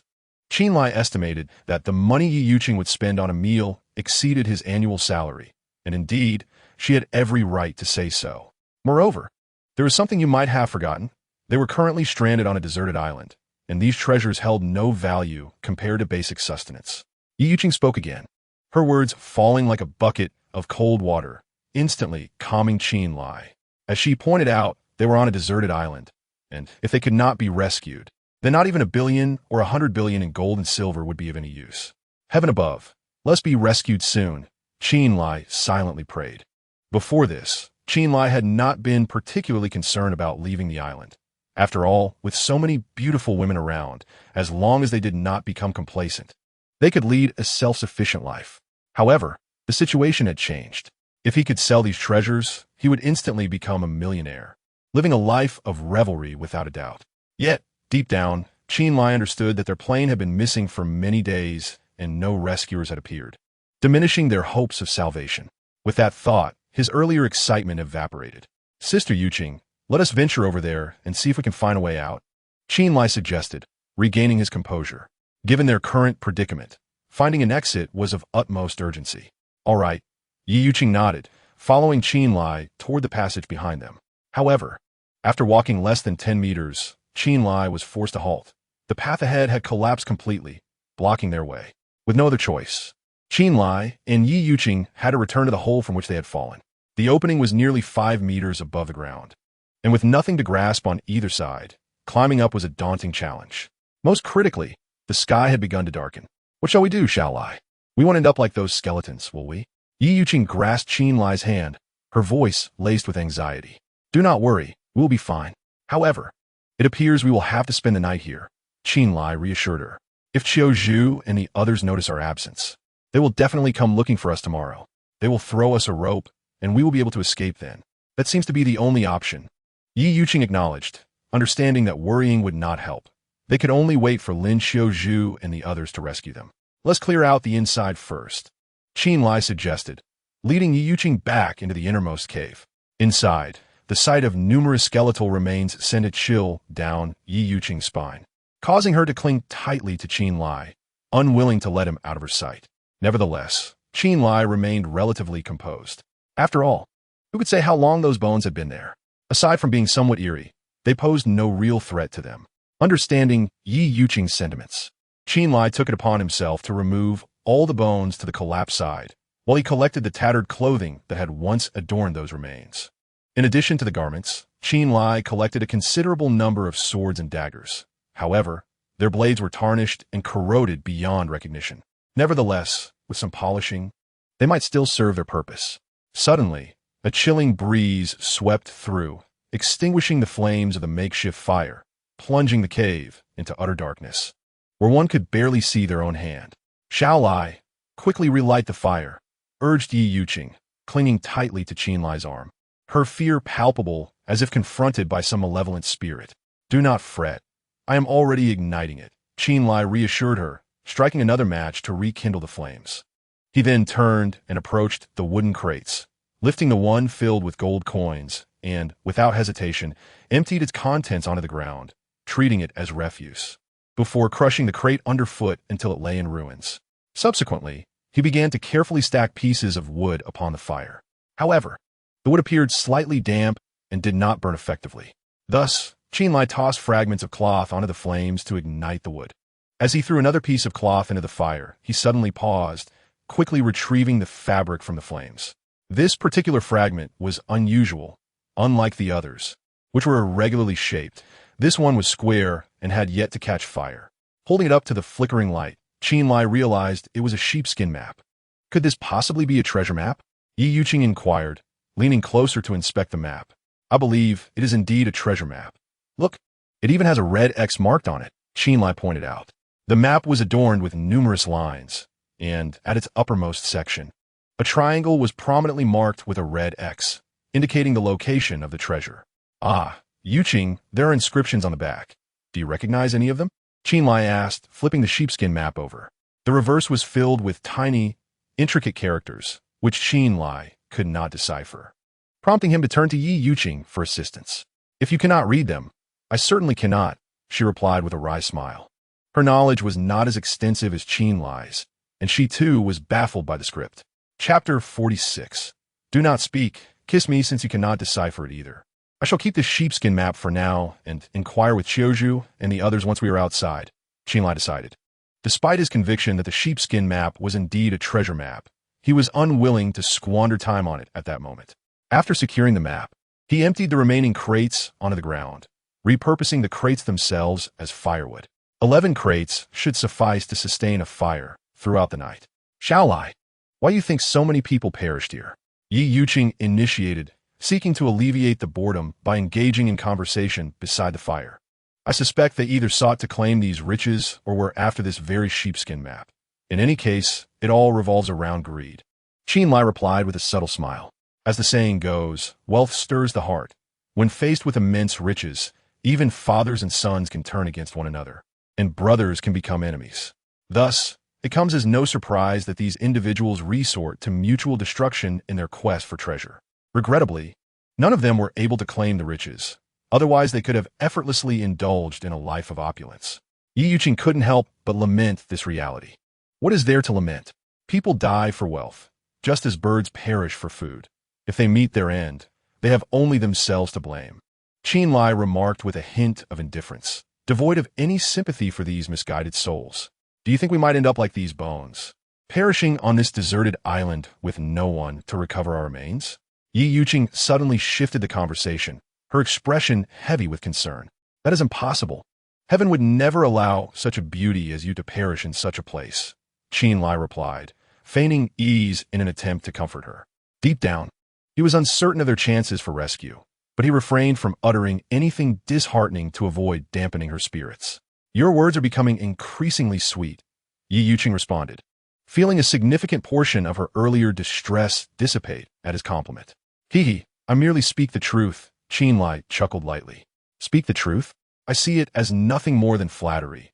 I am well aware of your male tricks. Yi Yuqing chided him with a playful glare. Observing the enchanting allure of Yi Yuqing, Qin Lai hastily redirected the conversation to avoid any awkwardness. Sister Yuqing, if we are rescued, what is the first thing you wish to do? Of course, I would love to take a bath and then enjoy a good long sleep, Yi Yuqing replied without hesitation. After enduring this ordeal, she had come to terms with many aspects of life. For her, a simple and peaceful existence was her greatest desire. Your wish is rather simple. Qin Lai mused, chuckling softly. Simple? There are mice. Just as Yi Yuqing was about to respond, a mouse suddenly darted out, causing her to pale in fright, and she instinctively leaped into Qin Lai's embrace.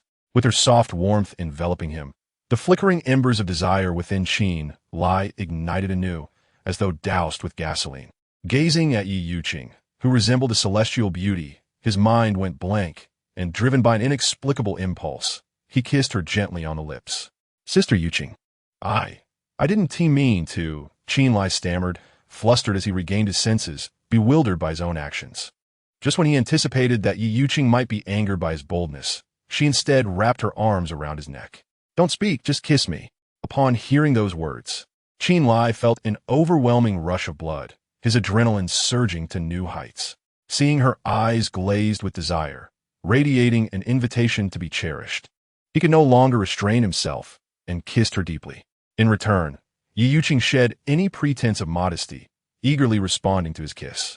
Thus the two embraced tightly, as if they wished to merge into one another's very being, lost in a fervent exchange of passion. Yi Yuqing, in her early 30s, was at the prime of her life.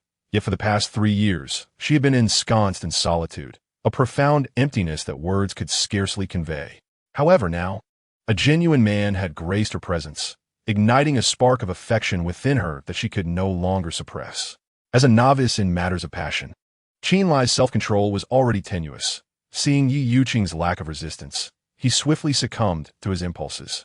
When the last vestiges of reason were consumed, Qin Lai, like a famished wolf, pounced upon the unsuspecting lamb that was Yi Yuqing.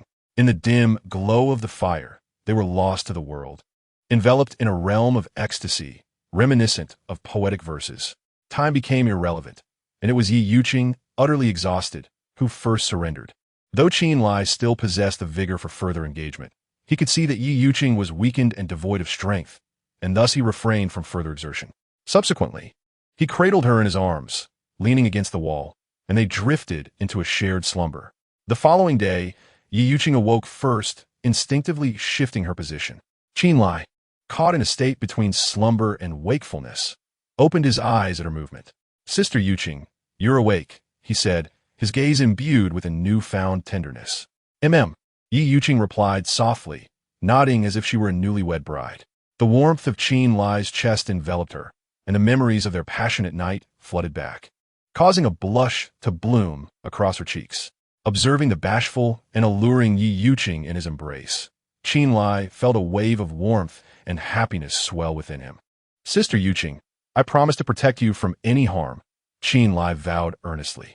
As a man of responsibility, he understood the gravity of their bond and was resolute in his commitment to safeguard her. I believe in you, Yi Yuqing affirmed, nodding as she held him tightly. Her discernment in people was astute.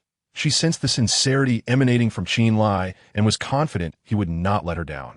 Without further words, Qin Lai gently wrapped his arms around her, both cherishing the rare tranquility that enveloped them, as if they had just emerged from a life-and-death ordeal. Unbeknownst to them, half an hour slipped away, the flames in the hearth flickering before extinguishing, plunging the cave once more into darkness. Chapter 47. What should I do if I am pregnant? Sister Yuqing, you smell so exquisite. I wish time could stand still at this moment. Qin Lai breathed in her fragrance greedily, utterly captivated by her presence. I wish for that too, but alas, time continues its relentless march, and we must confront the harsh realities that lie ahead. Yi Yuqing sighed. If time could be halted, they would no longer need to fret about survival or live in constant fear. Alas, such a thought is utterly unrealistic. Sister, can we do it once more? Chen Lai inquired after a moment's hesitation. As the saying goes, once one has tasted the sweetness, they yearn for more. Previously, Chen Lai was merely a novice. Despite having frequently watched romantic films from distant lands, he had never experienced any real intimacy. However, now he had savored that indescribable ecstasy, and he found himself somewhat addicted. Enough, young man. One must learn to exercise restraint. There will be other opportunities, Yi Yuqing firmly declined. Though she relished the experience, Chen Lai was exceptionally skilled. Even after a night had passed, she felt utterly languid, lacking the strength even to stand. She could not allow him to exhaust her further, or she would likely struggle to rise at all today. All right, let me kindle the fire, Chen Lai chuckled, planting a gentle kiss on Yi Yuqing before reluctantly releasing her to toss the last few twigs onto the flames, which soon illuminated the cave once more. Sister Yuqing, you are truly beautiful. I dare say no celestial being could rival your grace. In the flickering light, Yi Yuqing's already exquisite features appeared even more striking, prompting Chen Lai to exclaim in admiration. Stop flattering me. I'm not one of those naive young girls who will fall for your sweet talk. Yi Yuqing retorted with a mock glare. Then what would you like to eat? A banana, perhaps? Chen Lai leaned in with a mischievous grin. You little rascal. Are you asking for a beating? Yi Yuqing responded immediately, assuming a playful stance as she understood the double meaning behind his words. Violence is affection. Go ahead. I'm curious to see just how much you care for me, Chen Lai teased, moving closer and enveloping her once more in his embrace. You incorrigible boy, Yi Yuqing sighed, feeling somewhat exasperated by his self-adoration, and lowered her hands. Now, even if she were prompted to strike him, she felt reluctant. Shall I, may I ask you something? Are you truly not tired? After a brief hesitation, Yi Yuqing could no longer contain her curiosity. As the saying goes, there are no fields worn out, only cows that are overworked. Yet, despite Chen Lai's vigorous efforts, he appeared as lively as ever, which greatly surpassed her expectations. I am not weary at all.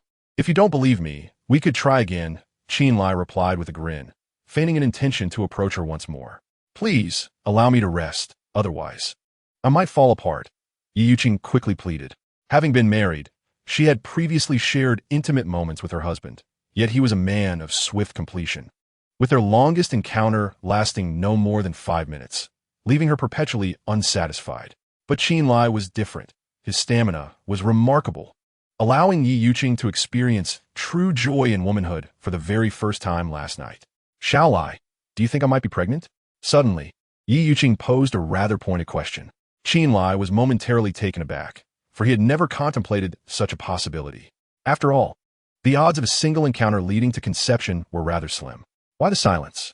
Are you reluctant to take responsibility? Yi Yuqing feigned annoyance. No, I simply haven't figured out how to respond, Chen Lai hurriedly replied. He was not the type to indulge and then walk away without a care. Having been intimate with Yi Yuqing, he felt a duty to shoulder the consequences of his actions. But what if I truly am pregnant? Yi Yuqing put his head on. If that were the case, we would welcome the child, regardless of whether it is a boy or a girl. I would devote my life to its protection. Chen Lai answered with utmost seriousness. Ha! Yi Yuqing laughed at Chen Lai's earnest demeanor. What are you laughing at? Chen Lai asked, scratching his head in embarrassment. You look so amusing right now, she chuckled before continuing. To be honest, I had a checkup at the hospital, and the doctor informed me that I will never bear children. A hint of sorrow flickered across her face as she spoke. While the trials of pregnancy are arduous, the dream of having one's own child is a profound aspiration for many women. Yet, Yi Yuqing had been deprived of the chance to become a mother. A bitter reality indeed. Upon hearing this, Chen Lai found himself at a loss for words. All right, let us not dwell on that. Yi Yuqing, being the more experienced one, quickly reverted to her previous lightheartedness. Though I know you are quite well off, I must admit I never expected you to be a virgin. You nearly had me in stitches last night. She teased Chen Lai with a playful grin. Can we please not bring that up? Chen Lai said, feeling quite embarrassed. It was indeed his first experience, and, given his eagerness, it had not gone smoothly, which had almost caused Yi Yuqing to burst into laughter. All right. I want to mention it again, she replied with a smile. Chen Lai was of good character and not lacking in looks, which only further pleased Yi Yuqing. She had already contemplated that if she were to remain on this desolate island for life, she would spend it with Chen Lai, living a simple existence from dawn till dusk, Such a life might not be so bad after all. After 2 days of sharing warmth and conversation, Chen Lai's stomach betrayed him with a series of gurgles, as the exertions of their intimacy had indeed been physically demanding. Glancing at the time, he noticed it was barely 7 o'clock. Xiaozhu, hurry up. If you don't come soon, I might just starve alongside Sister Yuqing. Chen Lai called out, raising his voice towards the opening from which they had fallen. Chapter 48. The malicious Zhao Yuming in the depths of the cave. Chen Lai patiently awaited the arrival of Lin Xiaozhu and her companions. Meanwhile, on the surface, Lin Xiaozhu and the others were frantically searching for Chen Lai's whereabouts. After spending the entire night anxiously waiting for Chen Lai and Yi Yuqing to return, they were as restless as ants on a hot pan, having hardly slept at all. With the dawn barely breaking, they gathered everyone to commence the search. However, as 3 to 4 hours elapsed without any sign of Chen Lai, a foreboding sense of dread enveloped each of them. Frankly, we might as well save our energy. Chen Lai is either dead at the hands of Du Matzi or devoured by wild beasts. Otherwise, there's no way we Wu Ti have spotted him by now, Zhao Yuming remarked, his enthusiasm waning after searching for a considerable time. Had it not been for Lin Xiaozhu rallying everyone to search for Chen Lai, he would have still been indulging in slumber. Moreover, to him, Chen Lai's fate was of no consequence. In fact, he secretly harbored a desire for Chen Lai to perish swiftly, as it would pave the way for his rise to dominance within the group. Shut your mouth, Lin Xiaozhu retorted sharply, her eyes glinting with a cold light. In the past, she would have been indifferent to Chen Lai's well-being, but his attentive care had profoundly altered her perception, leading her to subconsciously regard him as significant in her heart. Thus, she fervently wished for his safety. Are you saying that I cannot voice my thoughts? Your authority seems rather excessive, Zhao Yuming responded with a hint of dissatisfaction upon hearing Lin Xiaozhu's reprimand. I command you to be silent. Lin Xiaozhu shot a frosty glare at Zhao Yuming. Zhao Yuming, can you refrain from creating trouble for no reason? Su Xiaoxiao queried, her brow furrowed in anger. Her disdain for Zhao Yuming intensified as she witnessed his incessant provocations. What do you mean by creating trouble? Am I not entitled to express my opinion? Do I not have the right to speak? Zhao Yuming countered defiantly. Enough, Zhao Yuming. You want to perish from saying a few less words, Yang Yurong interjected. Among all the girls, she was typically the most easygoing. Yet, even she found Zhao Yuming's behavior intolerable. Fine, fine. I will remain silent. I shall play the mute, Zhao Yuming conceded, realizing he had no allies in this moment. After all, he needed to maintain his place within the group. Creating discord would only risk being ostracized, which would lead to dire consequences for him. Xiaozhu, we have searched for nearly 4 hours, yet still no sign of Chen Lai and Sister Yuqing. Do you think something might have truly happened to them? Bai Xianglan approached Lin Xiaozhu, her face etched with concern. Impossible. That lecherous Chen Lai is more cunning than a monkey. He wouldn't encounter any misfortune, Lin Xiaozhu asserted with utmost certainty. Her words were directed not only at Bai Xianglan, but also served as a reassurance to herself. She could not, nor would she, accept the notion that harm had befallen Chen Lai. Since we have scoured this area thoroughly, shall we venture over there to investigate further? Bai Xianglan proposed once more. Sister Xianglan, I believe it would be more effective for us to search separately. This way, we can cover a broader area, Lin Xiaozhu expressed her opinion. While the idea of dispersing our search is sound, what if we encounter danger? Bai Xianglan furrowed her brows. Although the primeval forest does not present immediate peril at every turn, it harbors numerous venomous snakes and wild beasts, making it exceedingly hazardous for an individual who might stumble upon them. In that case, let us pair up and conduct a thorough search of this grove.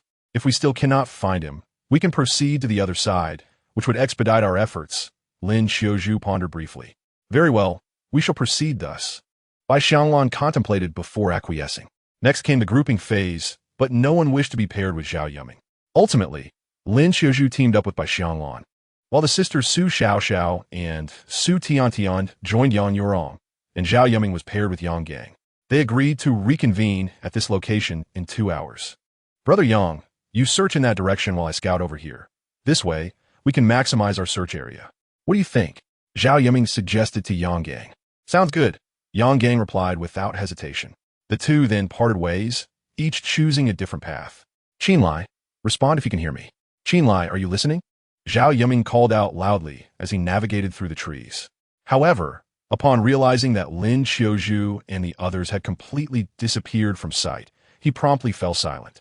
Damn it, does he really think I'm his servant? I could be enjoying a nice nap instead, Zhao Yiming scoffed, cursing under his breath. He had deliberately shouted Qin Lai's name to impress Lin Xiaozhu and the others, but now that they were gone, he had no intention of searching for Qin Lai with any fervor. To avoid detection by Lin Xiaozhu and her companions, Zhao Yiming walked a few hundred meters further before lying down in a flat area. Ah, this is comfortable. I'll catch some sleep first, he stretched lazily, preparing to doze off. Yet, just as he closed his eyes, he abruptly opened them again. What the hell, did I just hear Qin Lai's voice? Am I hallucinating? Zhao Yiming glanced around, speaking softly to himself in a somewhat paranoid manner. Just as he was about to lie down once more, a faint sound reached his ears. This time, Zhao Yiming could hear it distinctly. He knew he was not imagining things and immediately listened intently. Before long, Zhao Yiming arrived at the large pit where Qin Lai had fallen.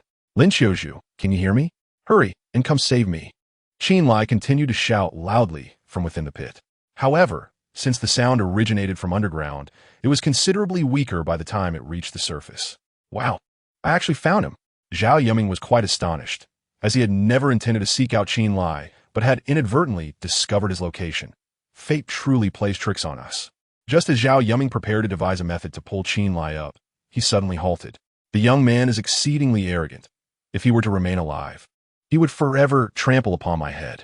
Yet, should he perish, would I not be free to act as I please? Thus, Zhao Yiming contemplated, and this malevolent thought swiftly took root in his mind. Chapter 49. The anomaly of the wild dogs indeed. So be it. I shall refrain from rescuing him. If he dies here, then Su Xiao and all those other women shall belong to me. Soon, Zhao Yiming resolved to take no action to assist Qin Lai. Instead, feigning ignorance and quietly departing from the cave's entrance. In Zhao Yiming's view, if Qin Lai were to meet his end, it would bear no consequence to him, as he had not laid a hand on him. To prevent others from discovering Qin Lai, Zhao Yiming deliberately did not venture far. Curse it, why has no one arrived yet? Inside the cave, as the hour approached 10 with no sign of visitors, Qin Lai grew increasingly agitated. After all, apart from gold and jewels, the cave offered no water, and he was both thirsty and hungry. Xiao Lai, you've been calling for ages. Why not take a break and let me call? Yi Yuqing tugged at Qin Lai's arm. No need, I can endure. Having already become Qin Lai's woman, she naturally wished to shoulder more of the burden. Lin Xiaozhu, by Xianglan, Yang Yuan, did you hear me? Please respond if you did. Qin Lai called out again, tilting his neck upward. Unfortunately, apart from Zhao Yiming, others were too far away to hear his voice. After several more attempts, Qin Lai felt as though his throat might ignite, so he chose to sit and rest. Time swiftly passed, and another hour slipped away. The blazing sun hung high in the sky, and with no breeze, the heat was oppressive. Lin Xiaozhu and the others, wandering through the woods, were soon drenched in sweat. As agreed, the three teams gradually returned to the initial meeting point. Xiao, did you find anything? Lin Xiaozhu inquired of Su Xiao. Nothing. Su Xiao replied with a shake of her head. And you, Zhao Yiming? Lin Xiaozhu turned to him, though she already suspected his answer. We found nothing on our end. Zhao Yiming similarly shook his head, feigning a heavy demeanor. As his words settled in, the atmosphere around them became notably tense. At this juncture, it had been over 10 hours since Qin Lai and Yi Yuqing had gone missing. Everyone understood that the longer they delayed, the greater the likelihood of Qin Lai encountering peril. There was even the grim possibility that he had perished. Xiaozhu, it is already noon. Shall we return to camp to eat something before continuing our search for Qin Lai? Yang Yurong broke the silence first. They had set out at dawn, searching for 5 or 6 continuous hours, and everyone was parched, famished, and fatigued. Thus, even if they wished to persist in their search for Qin Lai, they must first replenish their strength. Very well. Lin Xiaozhu was reluctant to leave, but she was utterly exhausted and needed to pause. Soon, the group made their way back to the camp along the same path. The flavor of shark meat was already rather unremarkable, and in light of Qin Lai's disappearance, Lin Xiaozhu and the others found it even more difficult to swallow. Nevertheless, they persevered and forced themselves to consume it. Has everyone had enough? Once we are satisfied, we shall set forth to search the northern woods, Lin Xiaozhu announced as she rose to address the group. Lin Xiaozhu, How can you expect us to venture out in the blazing midday sun? If we suffer from heat stroke, who will take responsibility? We might end up worse than not finding Qin Lai. Zhao Yiming expressed her discontent vehemently. Qiuzhu, perhaps we should rest a while longer. Even in our search for him, we must not be too hasty. Bai Xianglan sided with Zhao Yiming. After all, searching for someone in the vast forest was akin to looking for a needle in a haystack. It was not something that could be resolved quickly. They needed to prioritize their safety, especially under the scorching sun that posed a high risk of heat stroke. Very well, we shall rest for an hour and then depart. Lin Qiuzhu replied after a moment's consideration. An hour is far too brief. We ought to rest for at least 2 hours. Zhao Yiming insisted once more. An hour it is. If you choose not to join me, I shall go alone, Lin Qiuzhu firmly retorted. She remained resolute in her determination to search for Qin Lai. Regardless of whether he was alive or dead, one must see the living or the dead. That was her unwavering stance. All right, everyone, let's rest quickly. We shall depart in 1 hour, Bai Xianglan interjected, aligning herself with Lin Qiuzhu. The group had no objections and promptly sought out shaded areas to rest. Umph. You will never find him again, Zhao Yiming scoffed internally as she laid down beneath a large tree. The thought of having so effortlessly dealt with Qin Lai filled her with glee, and she even began to whistle. Meanwhile, Lin Qiuzhu wore a worried expression. She deeply regretted not accompanying Qin Lai the previous day. Otherwise, she would at least know whether he was alive or dead, rather than enduring this mental torment. Qiuzhu, you should rest for a while too. You hardly slept last night, Bai Xianglan said, giving Lin Qiuzhu a reassuring pat on the shoulder.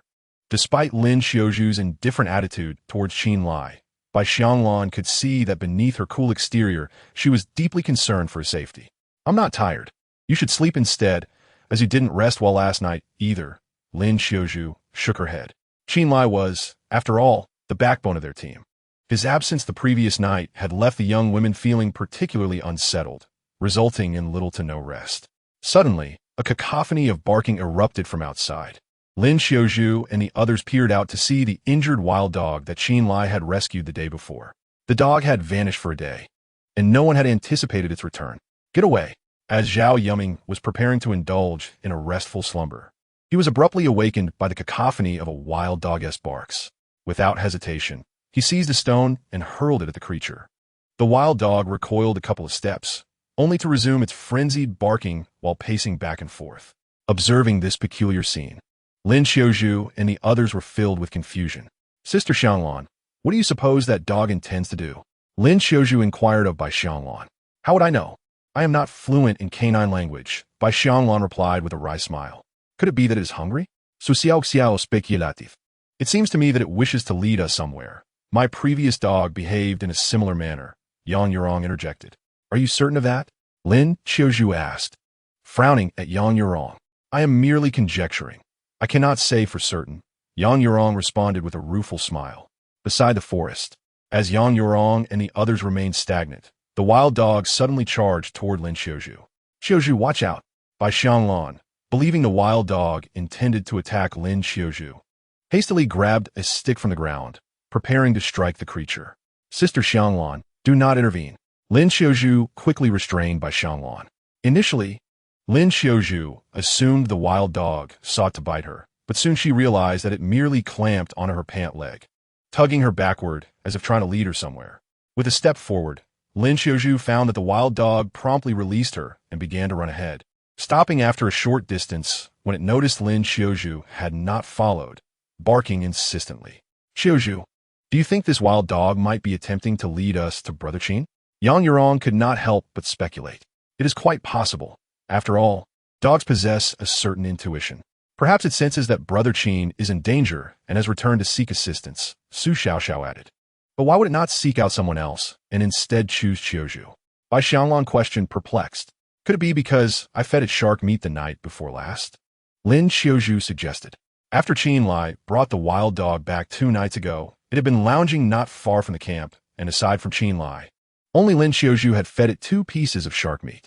Indeed, that is a plausible explanation, which may very well be why the wild dog sought you out instead of us. Yang Yurong nodded in agreement, fully endorsing Lin Qiuzhu's theory.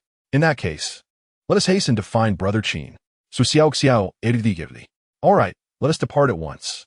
Although Lin Xiaozhu was uncertain whether the wild dog truly intended to guide them to Qinlai, she felt they had no choice but to take a leap of faith. You truly believe that a dog can locate Qinlai? How utterly laughable, Zhao Yuming scoffed, his face adorned with derision. If you wish to go, then go, if not. Do as you please, Lin Xiaozhu retorted coldly, then turned to Chen Xiaoyu, saying, Xiaoyu, you should remain at the camp to rest. We shall go in search of Qinlai. Due to her menstrual discomfort and the use of the most primitive sanitary pads, Chen Xiaoyu refrained from joining the search for Qinlai in the morning. I will accompany you. My pain has subsided significantly, she declared. However, Lin Xiaozhu, though silent, conveyed her concern regarding Chen's well-being. It's all right. I've changed once, and as long as I avoid strenuous activity, I believe I will manage, Chen Xiaoyu reassured her. Very well. Let us set off, Lin Xiaozhu responded promptly, leading the group to catch up with the wild dog.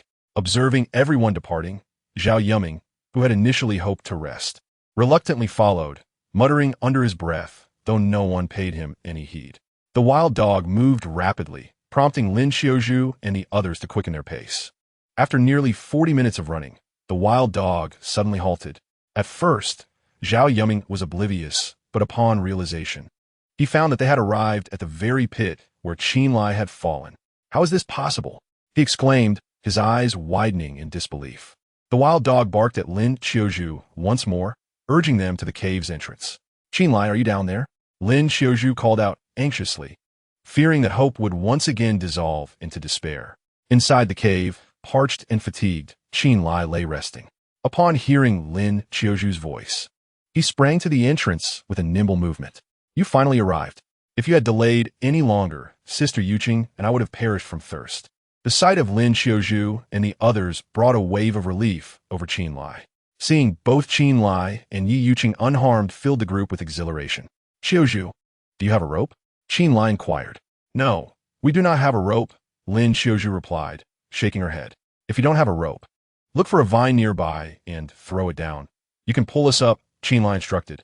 All right, just wait a moment, Lin Xiaozhu responded, and they quickly set to work. Inside the cave, Yi Yuqing tugged at Qinlai's arm, drawing him further inside. Shall I? Please keep our matter to yourself for now. I do not wish for others to know, she whispered, aware that her relationship with Qinlai had evolved due to her growing affection for him and the prolonged absence of intimacy in her life, which rendered her more susceptible to impulsive decisions. Furthermore, she felt that they might never escape this desolate island, and thus sought to savor each fleeting moment. Yet, being a decade older than Qinlai, she was wary of gossip labeling her as an older woman with a younger man. Understood, I promised to keep a secret. Qinlai readily agreed, showing no objection to Yi Yuqing's request. Indeed, Sister Yuqing, let us leave these treasures here for now. If one day we are rescued, we shall transport them, and the proceeds will be equally divided between us, Qinlai remarked, gesturing towards the riches within the cave. As the saying goes, wealth stirs the heart. The amassed gold and silver here could easily ignite the greed of others, prompting him to withhold this information for the time being. If we ever escape, these treasures rightfully belong to you. I have no desire for them, Yi Yuqing replied with a smile. With her wealth, such trivialities held no value. A reliable man was far more significant to her. Qinlai, I have thrown down a vine for you. See if you can manage to ascend, Lin Xiaozhu interjected, having already severed a length of vine. Qinlai observed the vine, noting its considerable length and resilience, sufficient to hoist them up. He then fashioned a knot beneath it, securing it around Yi Yuqing's waist, instructing her to grasp part of the vine. Pull! Qinlai called out to Lin Xiaozhu and the others above. Responding promptly, they exerted their strength, swiftly pulling Lin Xiaozhu up. Following her ascent, they hoisted the rusted swords and daggers, and finally, Qinlai himself. You scoundrel! Upon seeing Qinlai unharmed, Lin Xiaozhu, who had worried throughout the night, could no longer contain her emotions. She struck his chest with her small fists, tears streaming down her face. Oh dear, why are you crying? I'm still alive, Qinlai said, taken aback by the sight of Lin Xiaozhu's tear-streaked face. His inexperience in romantic matters left him flustered, especially when confronted with a weeping girl. Do not cry, Xiaozhu, look, I am fine. We should be celebrating. Bai Xianglan reassured her, gently patting Lin Xiaozhu's shoulder. Humph, I'm not crying for him.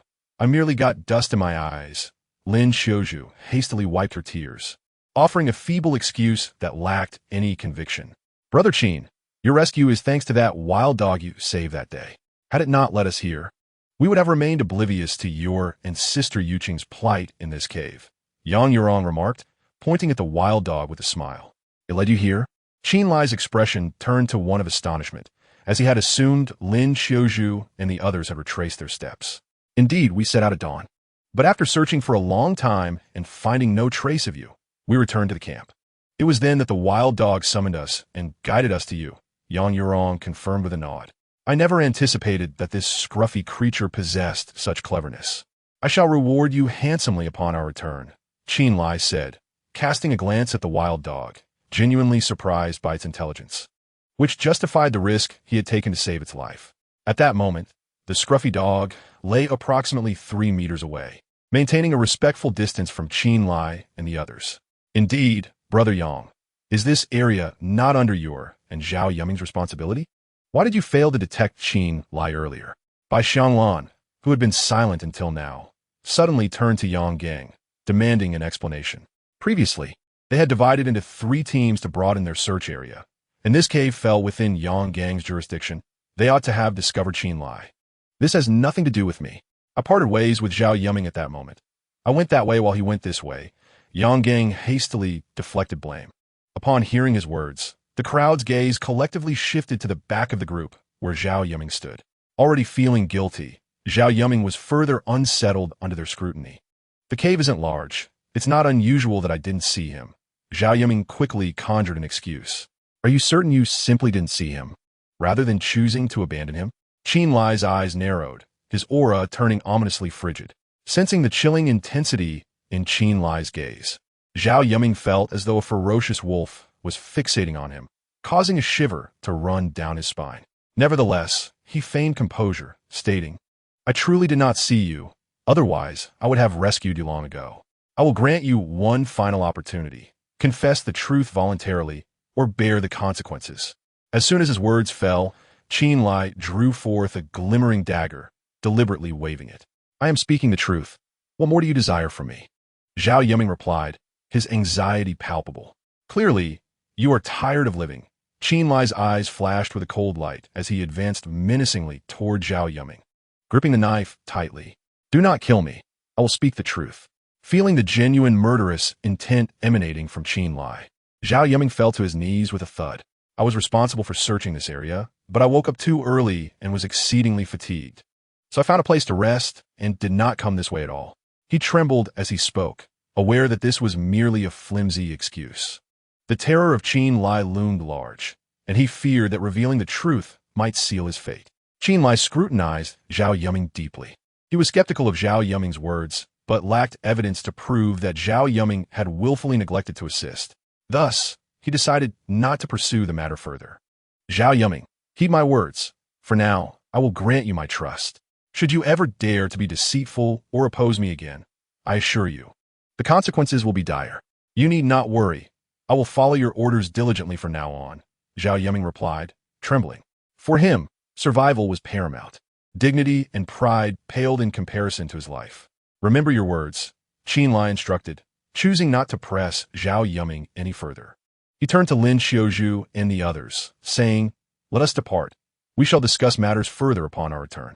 At that moment, Lin Xiaozhu and the others, having heard Zhao Yuming's confession, cast him disdainful glances, ignoring him entirely as they followed Qin Lai back to the camp.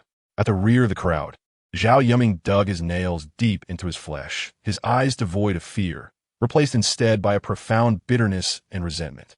Just you wait. I vow not to be human until I avenge this grievance. Zhao Yuming seethed inwardly, consumed by a desire to rend Qin Lai into pieces. Yet, he understood that he could not act. Any move would surely lead to his own demise. Thus, he had to endure, much like Gojian of ancient times, lying low and tasting bitterness, bearing humiliation and hardship. He would refrain from action unless he could decisively eliminate Qin Lai. Meanwhile, within the encampment, a parched Qin Lai gulped nearly a liter of water in one go. Fortunately, their water reserves were ample, sufficient for both him and Yi Yuqing. Zameo, come here. I'll reward you with some meat. Qin Lai called out, attempting to lure a wild dog with shark meat. But the creature lay unmoved at the edge of the woods. Damn it, Chen Lai cursed, tossing the shark meat in its direction, prompting the wild dog to rise and devour it. Once satiated, Chen Lai picked up the sword he had retrieved from the cave, intending to sharpen it by the sea, for the rust had rendered it nearly unusable. I'll help you, Yi Yuqing offered, stepping forward. I want to join as well. Yang Yurong and Su Xiaoxiao expressed their desire to assist, but Chen Lai halted them. Ultimately, only he and Yi Yuqing headed to the shore. Little Lai, do you truly believe Zhao Yuming's words hold any truth? Upon reaching the seaside, Yi Yuqing regarded Chen Lai with a serious expression. Of course, I do not believe him, Chen Lai replied with a smile.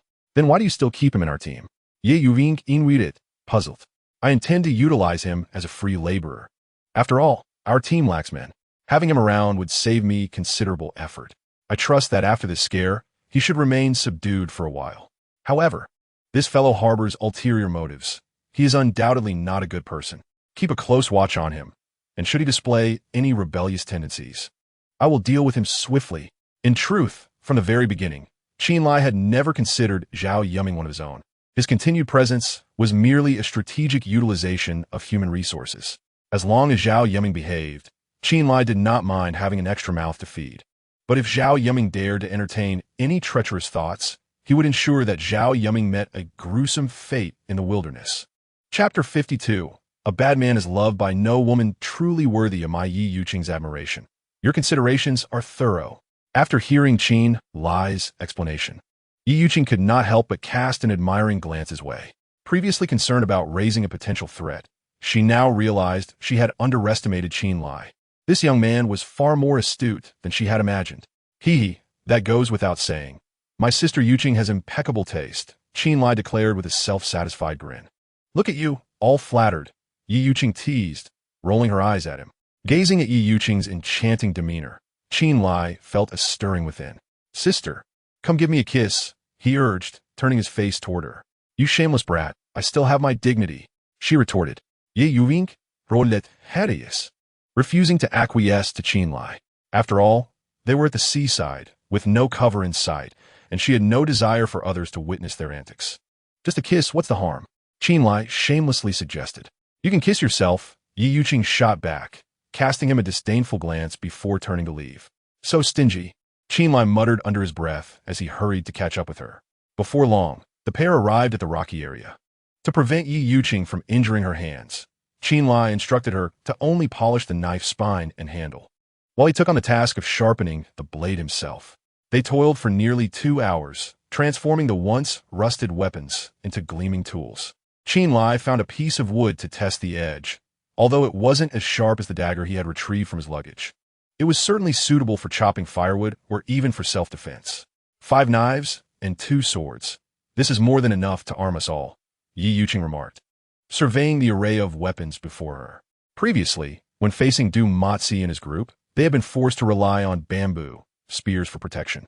However now, with these blades in hand, if they were to be poisoned, even if Du Matzi's numbers doubled, they would likely think twice before attacking. After all, a blade knows no mercy.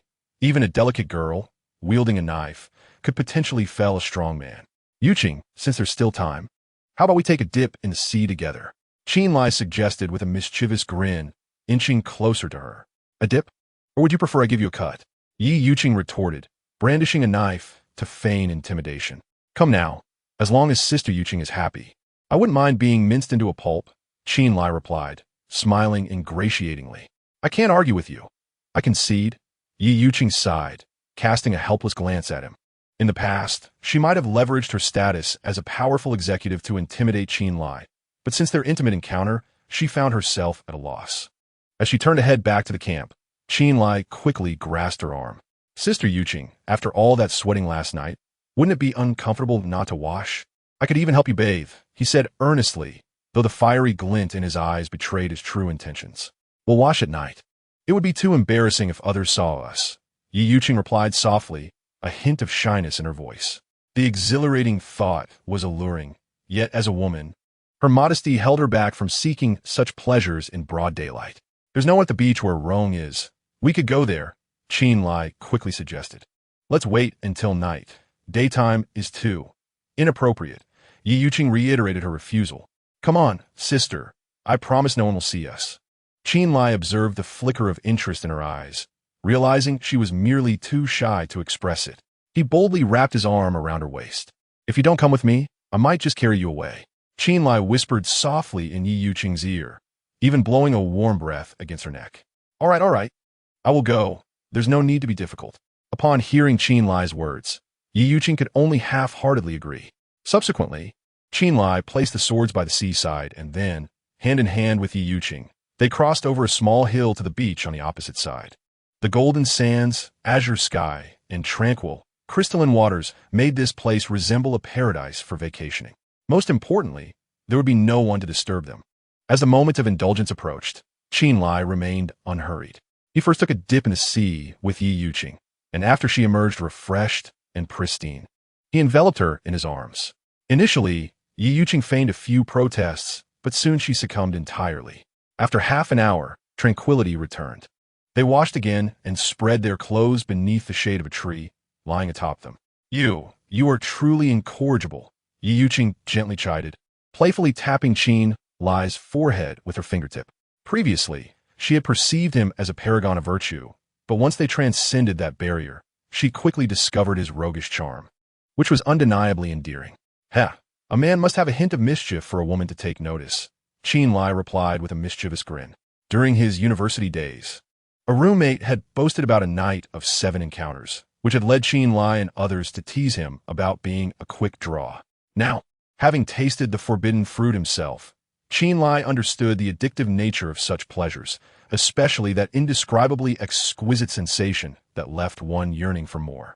This was precisely why he was so eager, unwilling to wait for nightfall to indulge with Yi Yuqing again. Enough of your wild theories. Let us take a break. Get dressed and return. Otherwise, Qiuzhu and the others will start worrying about us, Yi Yuqing advised. Sister, shall we go for another round? Qin Lai asked with a playful smirk. Absolutely not. Moderation is key. I wouldn't want you to become a shell of a man. Left to mourn the loss of vitality, Yi Yuqing gracefully declined. Excessive indulgence could be detrimental to one's health, and she firmly preferred the latter option between fleeting pleasure and sustained well-being. Rest assured, I am in perfect health. Even 10 more rounds would pose no challenge for me, Qin Lai declared proudly. As a 30-year-old bachelor who had remained a virgin for 26 years, he had accumulated a reservoir of energy. Now that the opportunity had finally arisen, he was reluctant to suppress his desires. After all, life is fleeting, and one must seize the moment to revel in joy. Just as Yi Yuqing was about to decline Qin Lai's advances, her lips were suddenly silenced. Before long, her body softened, and she surrendered to the moment. Joyful hours, however, are always fleeting, and half an hour swiftly passed. Qin Lai first shared a romantic bath with Yi Yuqing and then ventured into the sea to gather some abalone. By the way, little eye, what about that sheepskin map you picked up in the cave? You didn't lose it, did you? Yi Yuqing inquired as they prepared to return. It's in my pocket, he replied. Qin Lai spoke as he revealed the sheepskin map. Upon returning, he intended to inquire whether Qiuzhu and the others recognized the inscriptions on it. If it truly were a treasure map, they must preserve it with utmost care. Ye Yuvin created hertots. Previously, she had resigned herself to the possibility of perishing on this desolate island. Yet the discovery of skeletons and treasures had enlightened her to the fact that this island had been visited long ago. The mere presence of others implied that they, too, might have an opportunity to escape. However, the uncertainty of the world remained, with the prospect of departure looming tomorrow, next year, or perhaps even never. Chapter 53. The Legend of the Pirate King Understood. Qin Lai nodded, tucking the sheepskin map into his pocket before leading Yi Yuqing back to the camp. Yuqing, why have you two been gone so long? Lin Qiuzhu casually inquired upon their return. We went to catch some abalone, which delayed us a bit. Yi Yuqing promptly explained, showcasing the abalone in her hand to lend credibility to her words. Wow, so much abalone. It seems we'll have a delightful dinner tonight. Lin Qiuzhu exclaimed, her eyes lighting up at the sight. Abalone, aside from Australian lobster, was her favorite seafood. Choose a weapon each from these swords. Qin Lai stepped forward, placing the polished blades on the ground for Lin Qiuzhu and the others to select from. Though these girls were untrained in the art of combat, they chose a weapon for safety's sake. Yi Yuqing, however, refrained from selecting another weapon. as Qin Lai had previously gifted her a short dagger that was both compact and sharp, making it convenient for her use. Qin Lai considered this rationale and selected a suitable blade for himself. In the end, 2 swords remained, which he distributed to Zhao Yuming and Yang Gang, mindful to give them the least quality of a lot. Zhao Yuming, Yang Gang, please fetch some water. I'm about to finish preparing dinner. Qin Lai instructed after the weapons were allocated. Understood. Zhao Yuming, having just been reprimanded by Qin Lai, dared not display any reluctance, while Yang Gang, being rather taciturn, complied readily, and the 2 quickly departed the camp. Once they were out of sight, Qin Lai presented the sheepskin map to the others. Xiao Zhu, do any of you recognize the text on this? Not at all. Lin Xiao Zhu responded after a glance, shaking her head. Do any of you know it? Qin Lai turned to Chen Xiaoyu and the others. None of us recognize it, they replied in succession, shaking their heads. I recognize this. It is ancient Greek. Just when Qin Lai thought no one would understand the writing, Bai Xianglan suddenly spoke up. Upon hearing this, Qin Lai quickly turned his attention to her. Xianglan, please translate what it says. Certainly. Bai Xianglan responded affirmatively and picked up the sheepskin map. After a brief moment, she spoke. This map primarily extols the remarkable achievements of the pirate king Bartholomew Roberts, and it claims to guide the holder to the treasure buried by Roberts. My heavens!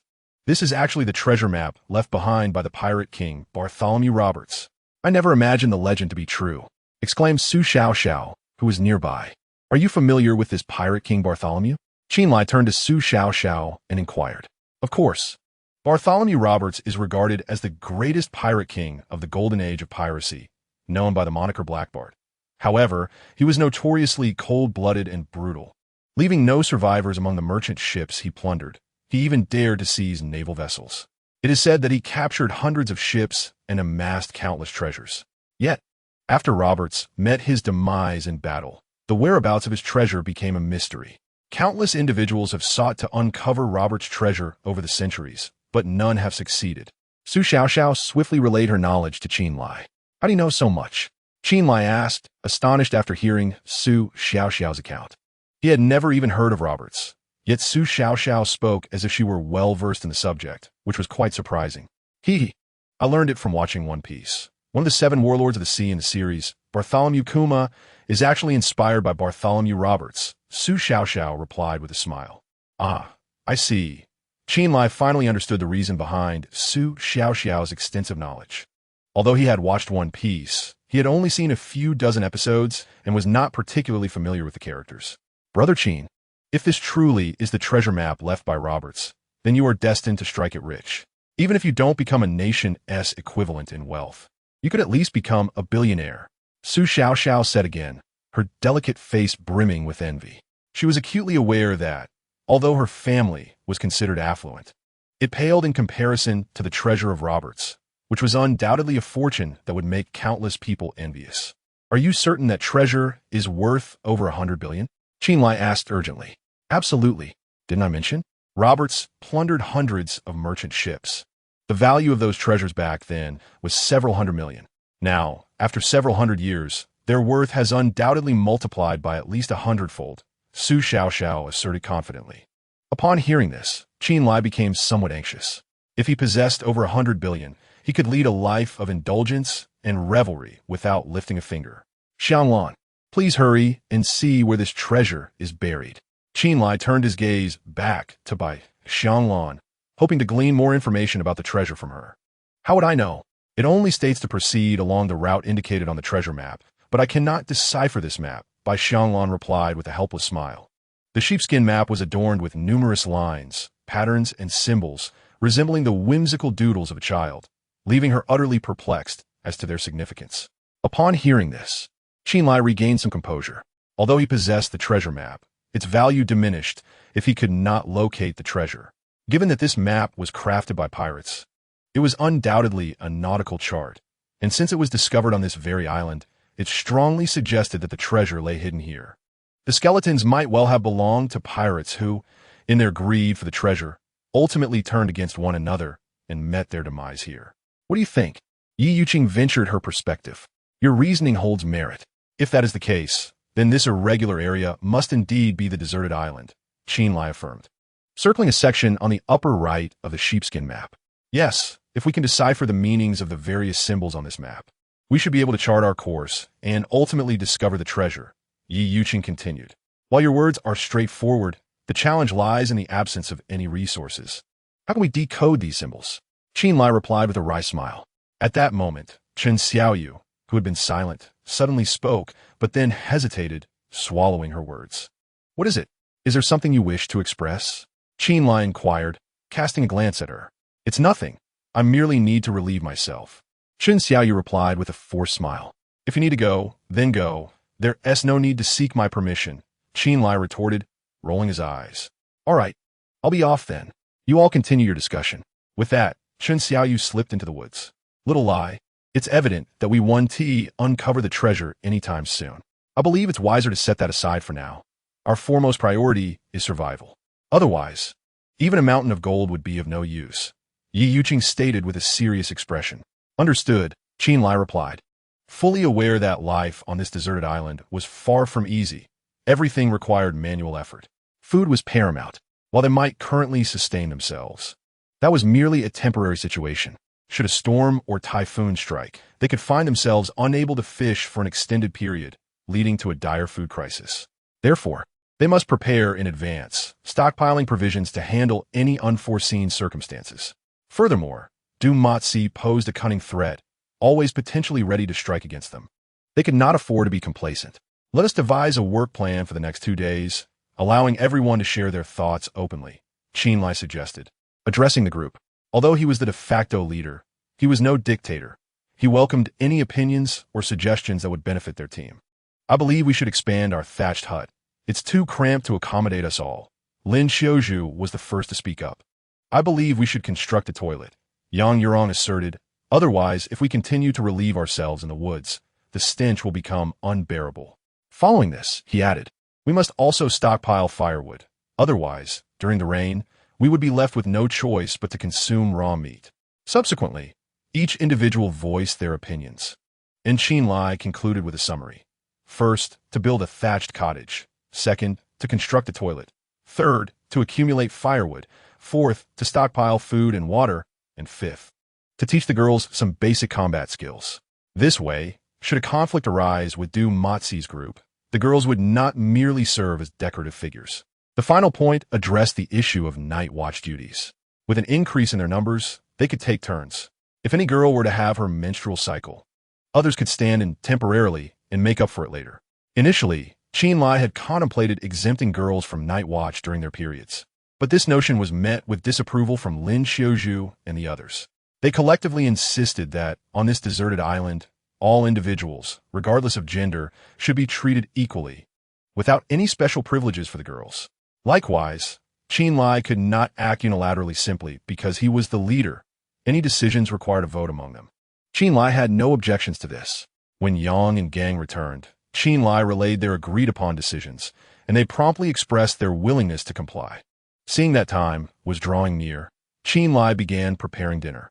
That evening, apart from shark meat, a kelp soup and an abalone soup were served, leaving everyone quite satiated.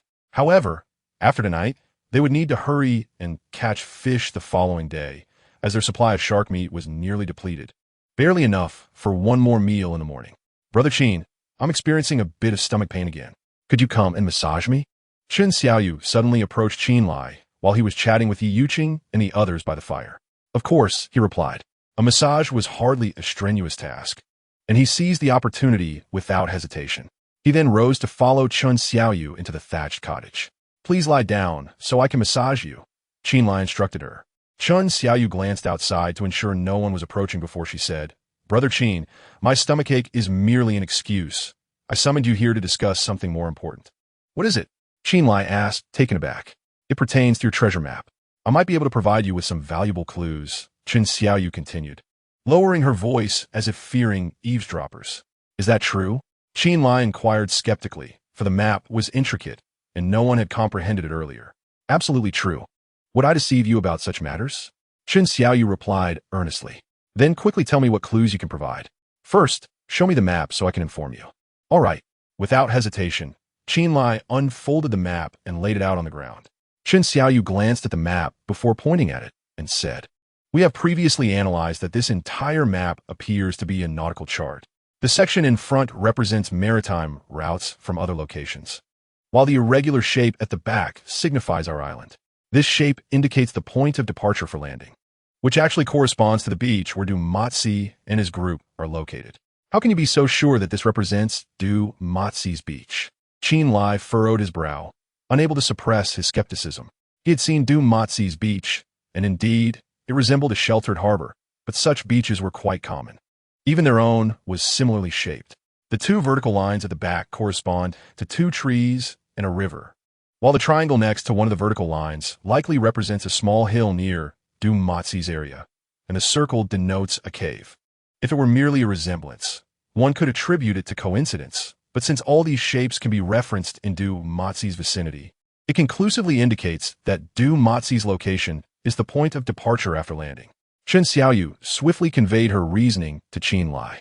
Upon hearing Chen Xiaoyu's explanation, Chen Lai couldn't help but feel a surge of excitement.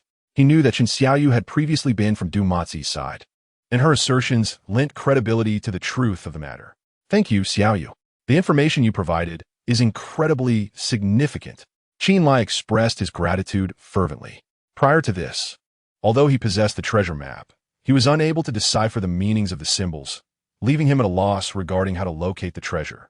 However, with Chen Xiaoyu's insights, he had essentially identified the point of departure after landing, and now he merely needed to adopt her line of thinking to follow the clues, greatly enhancing his chances of finding the treasure.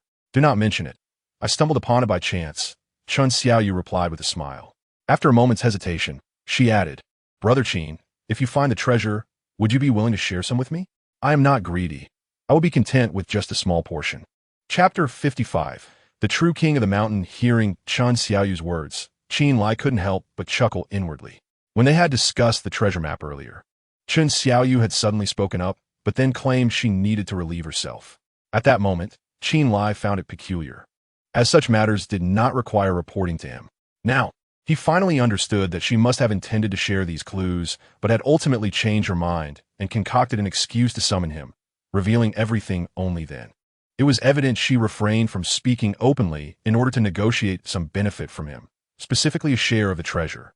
One must admit, this woman possessed quite a shrewd mind. Seeing that Chen Lai remained silent, Chen Xiaoyu assumed he was unwilling and quickly added, Brother Chen, if you do not agree, it is fine. I merely mentioned in passing and did not genuinely intend to claim a share of your treasure. While Chen Xiaoyu certainly desired a portion of the treasure, she was equally determined not to offend Chen Lai over this matter. After all, she still hoped for Chen Lai's survival. If Chen Lai were to cast her out, she would undoubtedly struggle to survive for more than 3 days on her own. You misunderstood me. I was merely reminded of something suddenly, which is why I did not respond, Chen Lai explained with a smile, before continuing. The information you provided has been immensely helpful to me. Once I locate the treasure, rest assured, you shall receive your share. Thank you, Brother Chen. I always knew you were the best, Chen Xiaoyu exclaimed, her face lighting up with an uncontrollable excitement upon hearing that Chen Lai was indeed willing to share the treasure with her. After all, the Pirate King's treasure was worth a fortune. Even if Chen Lai were to give her just a fraction, she could lead a life of unparalleled luxury henceforth. There's no need for gratitude. You deserve it, Chen Lai replied with a chuckle. He was not one to be miserly. He enjoyed the fruits of his labor, and it was no trouble at all to share a little with Chen Xiaoyu. Besides, the quest for the treasure remained uncertain. If they found it, all would be well. But if they did not, his promises would merely be empty words. If there's nothing else, I shall take my leave, he announced to Chen Xiaoyu as he prepared to exit. Wait, Chen Xiaoyu suddenly called out, biting her lip, slightly bashful as she said. Although I cannot engage in that matter directly with you at this moment, if you need, I could offer some assistance, as a way to make amends for what happened the other day. Upon hearing this, Chen Lai stumbled, nearly losing his balance. He realized that Chen Xiaoyu was quite bold when it came to matters of intimacy, seemingly unrestrained in her words and actions.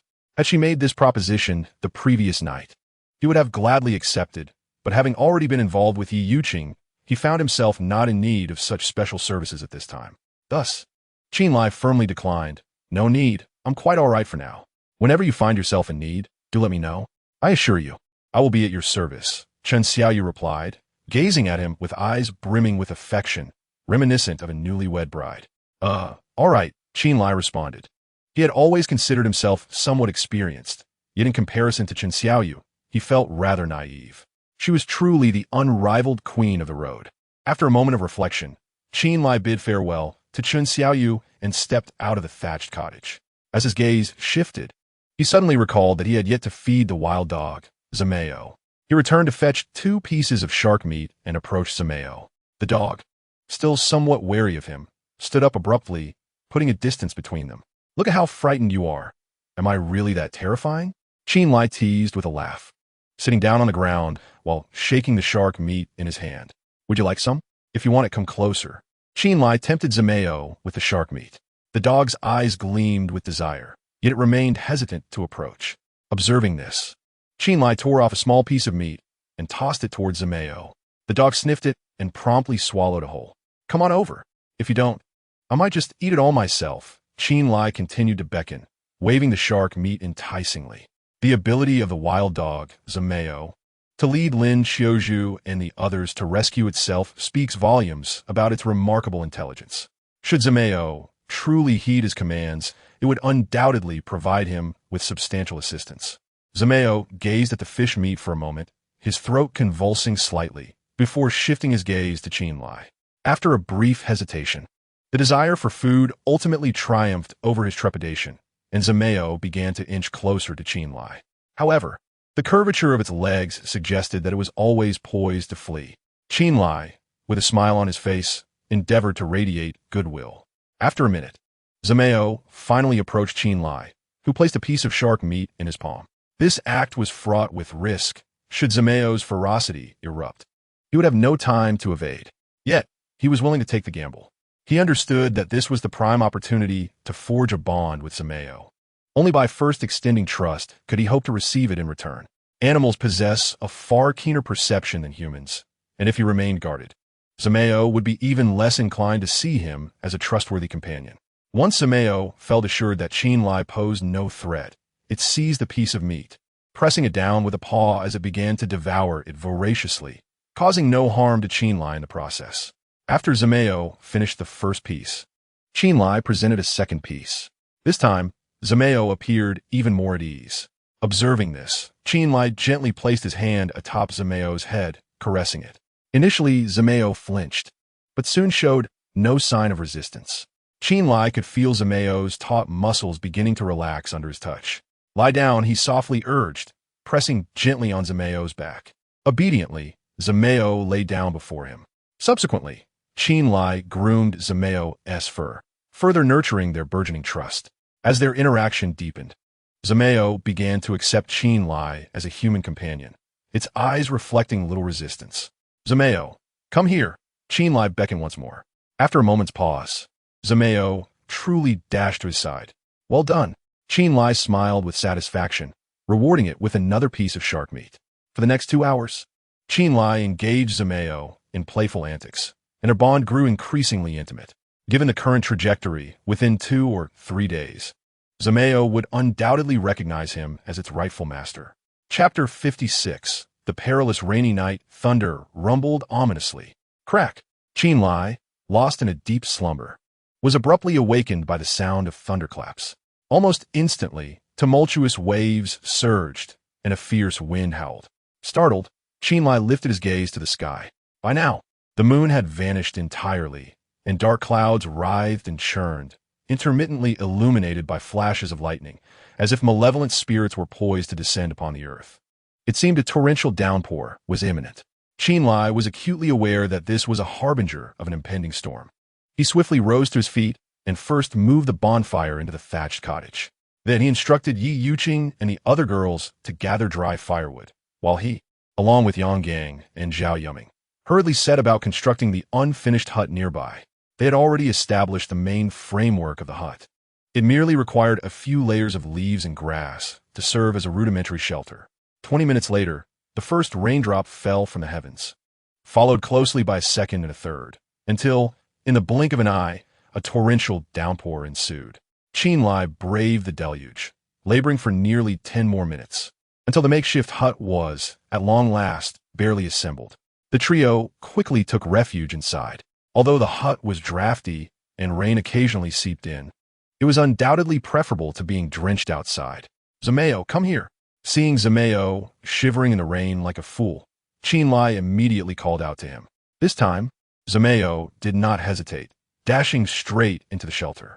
Once inside, Zamayo shook himself, splattering Chen Lai with water. Wait here, I will fetch some firewood. After informing Yang, Chen Lai braved the rain once more, heading to the hut where Lin Xiaozhu and the others were situated. He returned with some embers and dry wood. Fortunately, the fire starter, covered with coconut shells, had not been extinguished by the rain. After a flurry of activity, he successfully ignited a bonfire within the hut. Take off your clothes and warm up by the fire. Upon finishing his sentence, Chen Lai stripped off his own wet clothes, having been drenched for over 10 minutes. Yang Gang and Zhao Yuming, equally soaked, hurriedly followed suit to dry off by the flames. Chen Lai initially thought the rain would cease as it had on a previous occasion after a few minutes. But as he watched his clothes dry, he realized the downpour showed no signs of abating. He chose to sit beside the fire and doze off, while the wild dog Zamo nestled against him for warmth. While Chen Lai and his companions slept soundly, unbeknownst to them, Du Matzi had already gathered his men in the cave. Remember my words. Kill all the men and spare the women. I shall ensure you have new brides each night. Is that understood? Du Matzi stood atop à large roc, surveying the crowd before him with an imperial demeanor. Understood. The crowd echoed in unison. Now let us depart. With a wave of his hand, Du Matzi took the lead, and his followers quickly followed suit. The torrential rain and howling winds did not deter their advance. The mere thought of having women to entertain them filled each man with an invigorating excitement. In just half an hour, Du Matzi led his men to the woods adjacent to Chen Lai's camp. Just as he was about to issue the command to slaughter, Zamayo, inside the hut, suddenly stood up and began barking loudly at the outside world. Where's that barking coming from? Du Matzi furrowed his brow and inquired of his trusted aide, Wang Hai. It seems to be coming from that hut. Wang Hai pointed towards the thatched hut where Chen Lai and his companions resided. Forget it, kill them, Du Matzi commanded with a wave of his hand, prompting his followers to rush out of the woods, armed with sharpened wooden sticks. Inside the hut, Chen Lai was abruptly awakened by the cacophony of chaotic shouts. What is your name? Chen Lai wondered, gazing toward the direction of the tumult. Though the darkness enveloped the night, he discerned shadowy figures swiftly approaching them. Du Matzi. Even without a clear view of their faces, Chen Lai's instincts kicked in. Without hesitation, he roused Yang Gang and the others, then sprinted towards the thatched hut where Yi Yuqing and the others were sheltering, moving with the swiftness of a sprinter. Du Matzi is here. Everyone, rise and prepare for battle, Chen Lai bellowed, waking Yi Yuqing and her companions from their slumber. Upon hearing Du Matzi's name, they instinctively grasped their swords and knives. At that moment, Du Matzi and his men had arrived at the front of their hut. Wang Hai and the others, poised to strike, hesitated upon witnessing Yi Yuqing and her companions brandishing weapons, their gazes shifting anxiously to Du Matzi. Du Matzi, you truly are treacherous, attempting to ambush me, Chen Lai remarked with a cold smile, his composure unwavering. You little beast, I offer you one final chance. Submit or perish. Du Matzi glared menacingly at Chen Li. He had believed victory was assured, thinking the torrential rain would provide the perfect cover for a stealthy attack on Chen Lai, allowing him to swiftly eliminate him and claim Yi Yuqing and the other beauties as his playthings. However, the sudden barking of dogs had startled Chen Lai awake, and now, armed with unexpected swords, his plans were thrown into disarray. Ha ha ha! Do you think your ragtag crew can kill me? Are you trying to make me laugh myself to death? Chen Li looked artili, openly mocking Du Matzi. Do not think that just because a few women wield rusty blades, they can protect you. At my command, you will undoubtedly meet your demise. Du Matzi growled menacingly. Very well, then let them strike. I shall see who dies today. Chen Lai scoffed, then addressed Yi Yuqing and the others. If anyone dares to make a move, strike them down with reckless abandon. One kill breaks even, two would be a profit. Upon hearing his words, Lin Xiaozhu and the others tightened their grips on their weapons. Charge and finish him off. Du Matzi, incensed by Chen Lai's blatant disregard for him, issued the command to attack. Yet, at that moment, none dared to act. For them, the knight's mission was primarily to secure the promise of women in the future. But risking their lives was another matter entirely, especially now, as it was evident that Chen Lai and his companions held the advantage in weaponry. They were not foolish enough to gamble their lives. After all, one's life is far more precious than the allure of women. Are you all deaf? Charge at once. Seeing no one move, Du Matzi erupted in fury. Chapter 57. I promise not to drag you down, Third Master. Shall we spare this young man for now? There will be another opportunity in the future, Zhou Ming whispered to Du Matzi, inching closer. Although he harbored a deep desire to eliminate Chen Lai, his instinct for self-preservation prevailed. He was unwilling to sacrifice his own life in the attempt. Du Matzi's eyes glinted with murderous intent. He was reluctant to retreat. Third Master, it would be unwise to act now. We should withdraw for the time being, advised Wang Hai, Du Matzi's trusted aide. He too wished to eradicate Chen Lai, but acknowledged that the present moment was not optimal for confrontation. Enough, just get lost and don't disturb my sleep. Chen Lai yawned deliberately before Du Matzi, exhibiting blatant disregard for him. Witnessing Chen Lai's audacity, Du Matzi clenched his fists tightly, his eyes nearly ablaze with fury. Though he yearned to eliminate Chen Lai at any cost, reason ultimately triumphed. He understood that even if he were victorious, it would likely be a Pyrrhic victory, and he did not wish to become a hollow commander. More importantly, while killing Chen Lai was secondary, capturing the beautiful Yi Yuqing and her companions was paramount.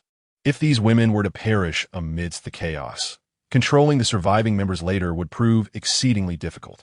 You are Chen Lai, are you not? Live well for now. I shall claim your life sooner or later. With the prospect of action now out of the question, Du Matzi could only utter another ominous threat. Zameo, this fool dares to threaten your life. Go on, show him your teeth. Chen Lai gestured towards the wild dog, Zameo. Ha ha! Chen Lai, you are quite the comedian. Laughter erupted among Bai Xianglan and the others, the previously tense atmosphere lightening considerably. Go ahead, laugh to your heart's content. There will come a time for you to weep. Du Matzi coldly remarked before turning to leave. Wang Hai ensured that Chen Lai and his group had no immediate intention to strike before hastily retreating. Once Du Matzi and his entourage departed, the smile on Chen Lai's face vanished, replaced by a grim expression. Thanks to Zameo today, I would have fallen victim to that scoundrel Du Matzi, Chen Lai said coldly. It had been a night of torrential rain, and everyone had sought refuge in a thatched hut for sleep. No one anticipated that Du Matzi would choose such a stormy night to launch an attack. Had it not been for Zameo's vigilance in alerting them, Chen Lai could have easily met his demise. Today was perilous. It seems we must remain vigilant at all times from now on. Yi Yuqing reflected, her heart still racing. Du Matzi was both treacherous and lecherous, if captured. The fate that awaited the women was likely to be worse than death. Zhao Yuming, Yang Gang, return to our hut and keep watch. I will relieve you shortly. Chen Lai instructed, glancing at the two men. Understood, Yang Gang replied, leading Zhao Yuming back to their post. Yuqing, you and the others should try to rest a little longer. We can discuss everything when dawn breaks, Chen Lai said to Yi Yuqing before departing. Although Chen Lai and his companions were on guard, Yi Yuqing and the others had lost their sleepiness and gathered around the campfire to engage in quiet conversation. After returning to the thatched cottage, worried that Du Matzi and his men might launch a surprise attack, Chen Lai chose not to sleep again, opting instead to feign slumber by the fire. About an hour later, he replaced Zhao Yuming, and after another hour, Zhao Yuming took over from Yang Gang. Thus, the three took turns on watch, ensuring that at least two remained vigilant at all times. Chen Lai had hoped for the rain to cease swiftly, but to his dismay, it continued to pour until dawn, transforming from a torrential downpour into a steady rain. The hastily constructed thatched hut collapsed due to subpar quality, but fortunately, being made of wood and branches, they were unharmed. As the rain persisted, they had no choice but to temporarily relocate to Yi Yuqing's hut for shelter. That morning, Chen Lai cooked the last portion of shark meat, and the group convened to establish a new night watch protocol. Regardless of wind or rain, two individuals must stand guard simultaneously to ensure they were not ambushed by Du Matzi. By noon, the shark meat had been entirely consumed, and the firewood they had stockpiled the previous night was also exhausted. Thankfully, by 1:30 in the afternoon, the rain ceased and the sun broke through. Chen Lai promptly assigned tasks, prompting everyone to spring into action. Those who would build, gather firewood, and fetch water, while he made his way to the seaside. At that moment, the ocean was tumultuous, with waves crashing violently and stirring up the seabed, prompting Chen Lai to abandon his fishing intentions. He had initially hoped to collect stranded fish and shrimp along the beach, but after searching, he found nothing and returned empty-handed. "Xiao Lai, did you catch any fish?" Yi Yuqing inquired, noticing his empty hands. "The water is too murky, and the waves are too strong. It's unsafe to fish, so I didn't venture into the sea. I thought I might find something to eat in the forest instead. I leave this place in your capable hands." Chen Lai replied. "Very well, be careful," Yi Yuqing responded. "Chen Lai, I want to go with you. My leg is nearly healed." Lin Qiuzhu suddenly approached, volunteering to join him. "You should stay back and rest at the camp," Chen Lai said, casting a glance at Lin Qiuzhu. "What kind of look is that? Are you looking down on me?" Lin Qiuzhu retorted, her voice defiant. "It's not that I underestimate you. I simply believe that bringing you along would not only be unhelpful, but might even become a burden. This primitive forest is ill-suited for a pampered young lady like yourself." Chen Lai replied candidly. He understood that the paths through the primitive forest were already treacherous, and after a night of rain, they would likely be even more difficult to traverse. He did not wish to drag a spoiled heiress along on such a journey. "Rest assured, wherever you can go, I guarantee I can follow. I promise not to hinder you in the slightest," Lin Qiuzhu declared resolutely. She was aware of her lack of outdoor survival experience. Yet she was a girl of dignity, resolute not to allow Chen Lai to look down upon her. "Are you truly certain you wish to accompany me?" Chen Lai inquired, a playful smirk gracing his lips. "Absolutely," Lin Qiuzhu replied with unwavering determination. "Very well, since you possess such spirit, let us set forth." Chen Lai smiled faintly, signaling his acquiescence to Lin Qiuzhu's request. He then waved at the scruffy dog. "Scruffy, let us go hunting." In the past, Scruffy would have ignored Chen Lai completely, but now, having acknowledged him, it promptly rose to follow. Chapter 58. The Golden Poison Frog Through the Primitive Forest. Chen Lai led Lin Qiuzhu and Scruffy onward, meticulously searching for prey.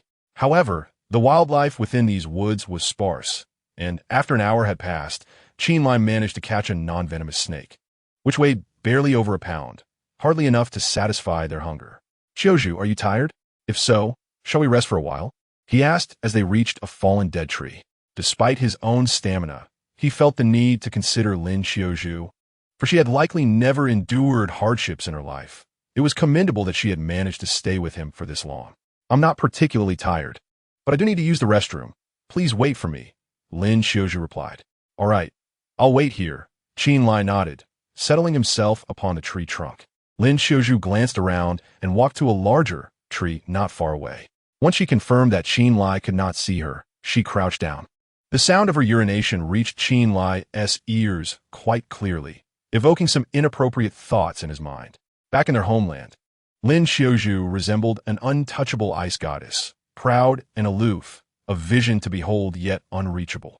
But now, this goddess had descended to the mortal realm, stirring within Chen Lai a newfound desire to conquer her. This urge was not driven by carnal instincts or the prospect of future indulgence. Rather, it was a primal urge inherent in a man's psyche. The mere thought of having Lin Qiuzhu beneath him was electrifying. "Chen Lai, come here for a moment." Just as Chen Lai was lost in his thoughts, Lin Qiuzhu's voice cut through the air. "Coming," he replied, hastening to her side. "Look at this beautiful frog."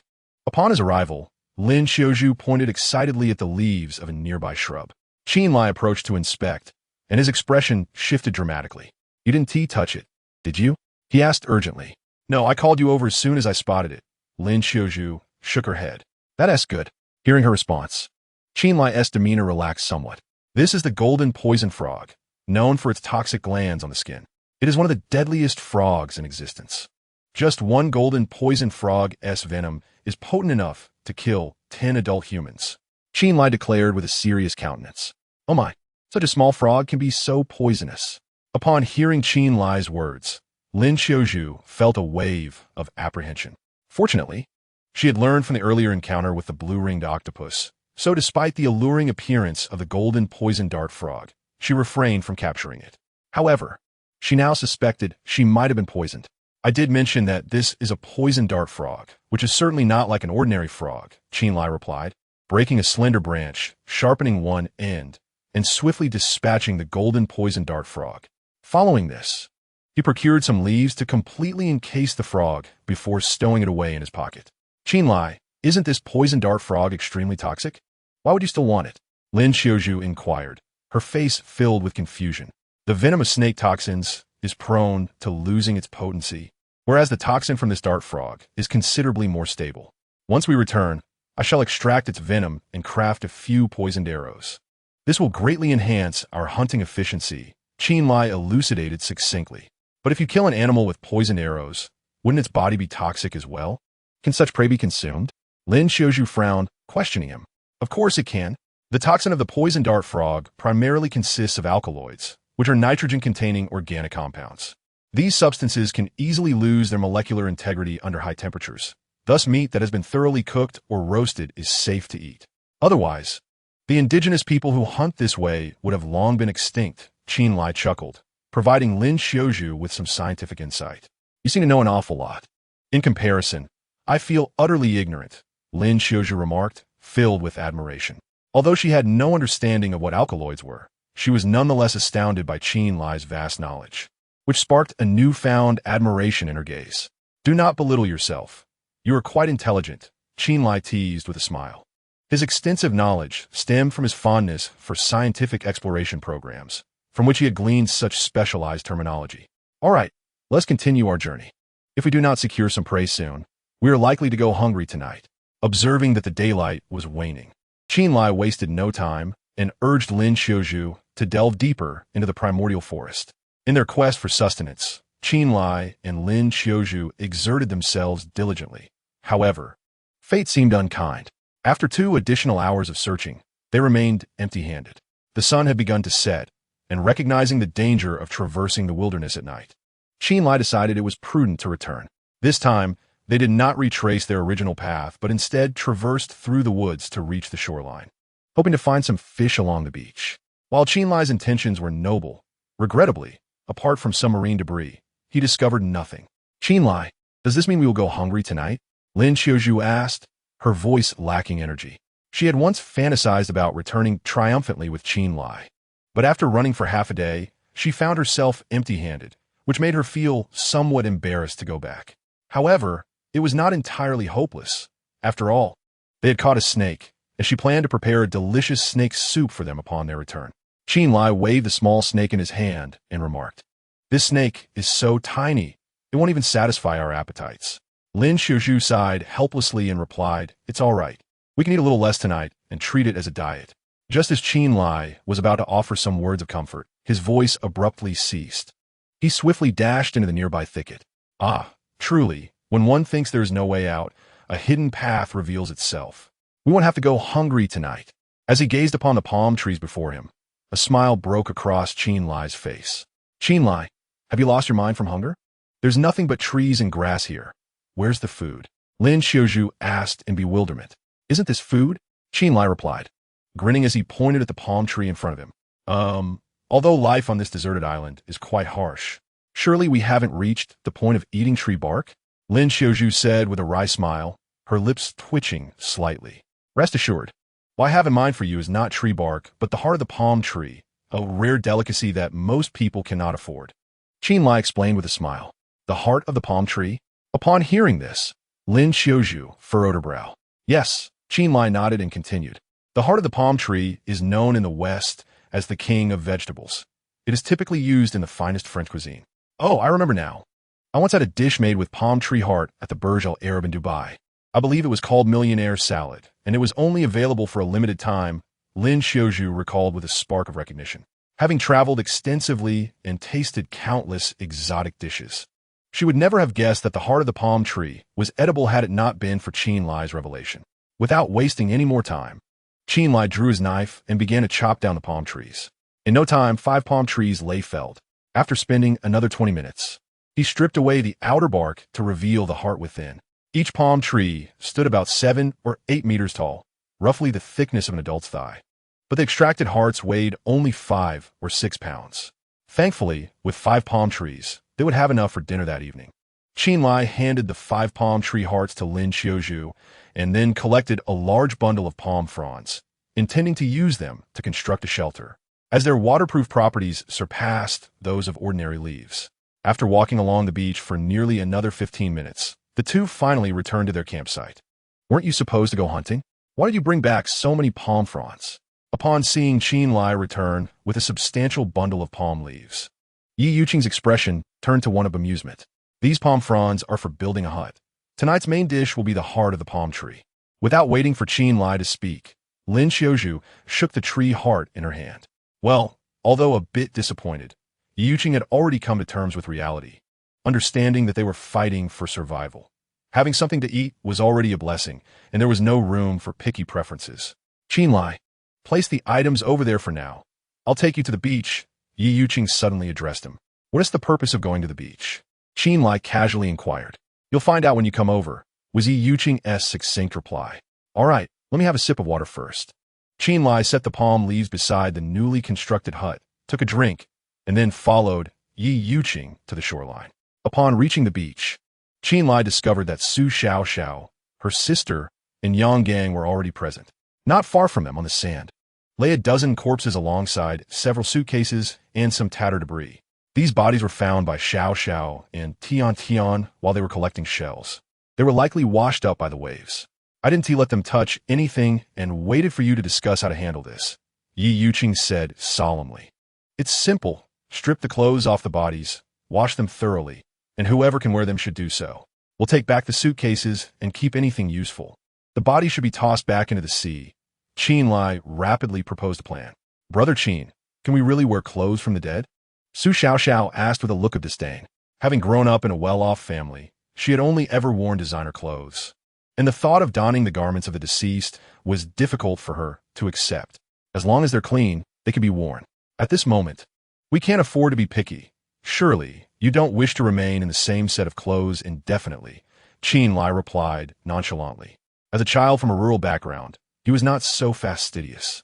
Moreover, this was a matter of survival on a deserted island, not a vacation. They were in no position to be choosy. Xiao Lai, I have no objection to wearing the dead as clothes, but can we dig a pit to bury these bodies? After all, they were once human. Isn't it a bit too cold-hearted to just throw them into the sea? Yi Yuqing frowned. I understand your perspective, but this is not the time for niceties. First, there are over a dozen bodies here. Burying them would be no small task. Who among you is willing to take on such work? Second, these individuals are not our kin. We have no obligation or responsibility to perform such acts. Third, if we bury these bodies near our camp, given the heat, we could face dire consequences if they begin to decompose. Therefore, a sea burial is the most appropriate course of action. I realize that you may not be able to accept this immediately, but fret not. I shall bear this burden of villainy. After explaining his reasoning, Chen Lai strode directly towards the bodies. Due to the prolonged immersion of these corpses in the sea, they had become swollen, with some beginning to decay, emanating a nauseating stench. A few had even been gnawed upon by fish and crustaceans, leaving behind only dismembered limbs and severed arms. The scene resembled a veritable hell, both grotesque and terrifying. Yet, Chen Lai, devoid of emotion, methodically stripped the clothing from each body. Chen Lai, allow me to assist you, Yi Yuqing said, fully aware that his actions were for the collective benefit. She could not let him shoulder the grim task alone and stepped forward to help with a female corpse. However, upon seeing the wide-eyed stare and the decayed visage of the woman, a wave of nausea surged within her. Ugh! Unable to contain herself, Yi Yuqing began to retch violently. Xiao Xiao, take Sister Yuqing back to the camp. This place is unsuitable for you. Yang Gang, you stay back and assist me, Chen Lai ordered swiftly. Yi Yuqing, a wealthy CEO with a fortune in the billions, was accustomed to a life of luxury and found such scenes unbearable. However, Chen Lai, having endured many arduous tasks throughout his life, found the act of stripping a corpse to be merely a triviality. Very well, we shall take our leave. Chinga, do more of the heavy lifting. I shall give you a leg massage when we return, Su Xiao exclaimed, unable to bear the situation any longer, and hurriedly led Yi Yuqing away. Yang Gang, despite feeling queasy himself, had no choice but to endure. Once they had removed all the clothing, Chen Lai and Yang Gang worked together to hoist the bodies, casting them into the sea, allowing the tide to carry them away into the depths. Chapter 60.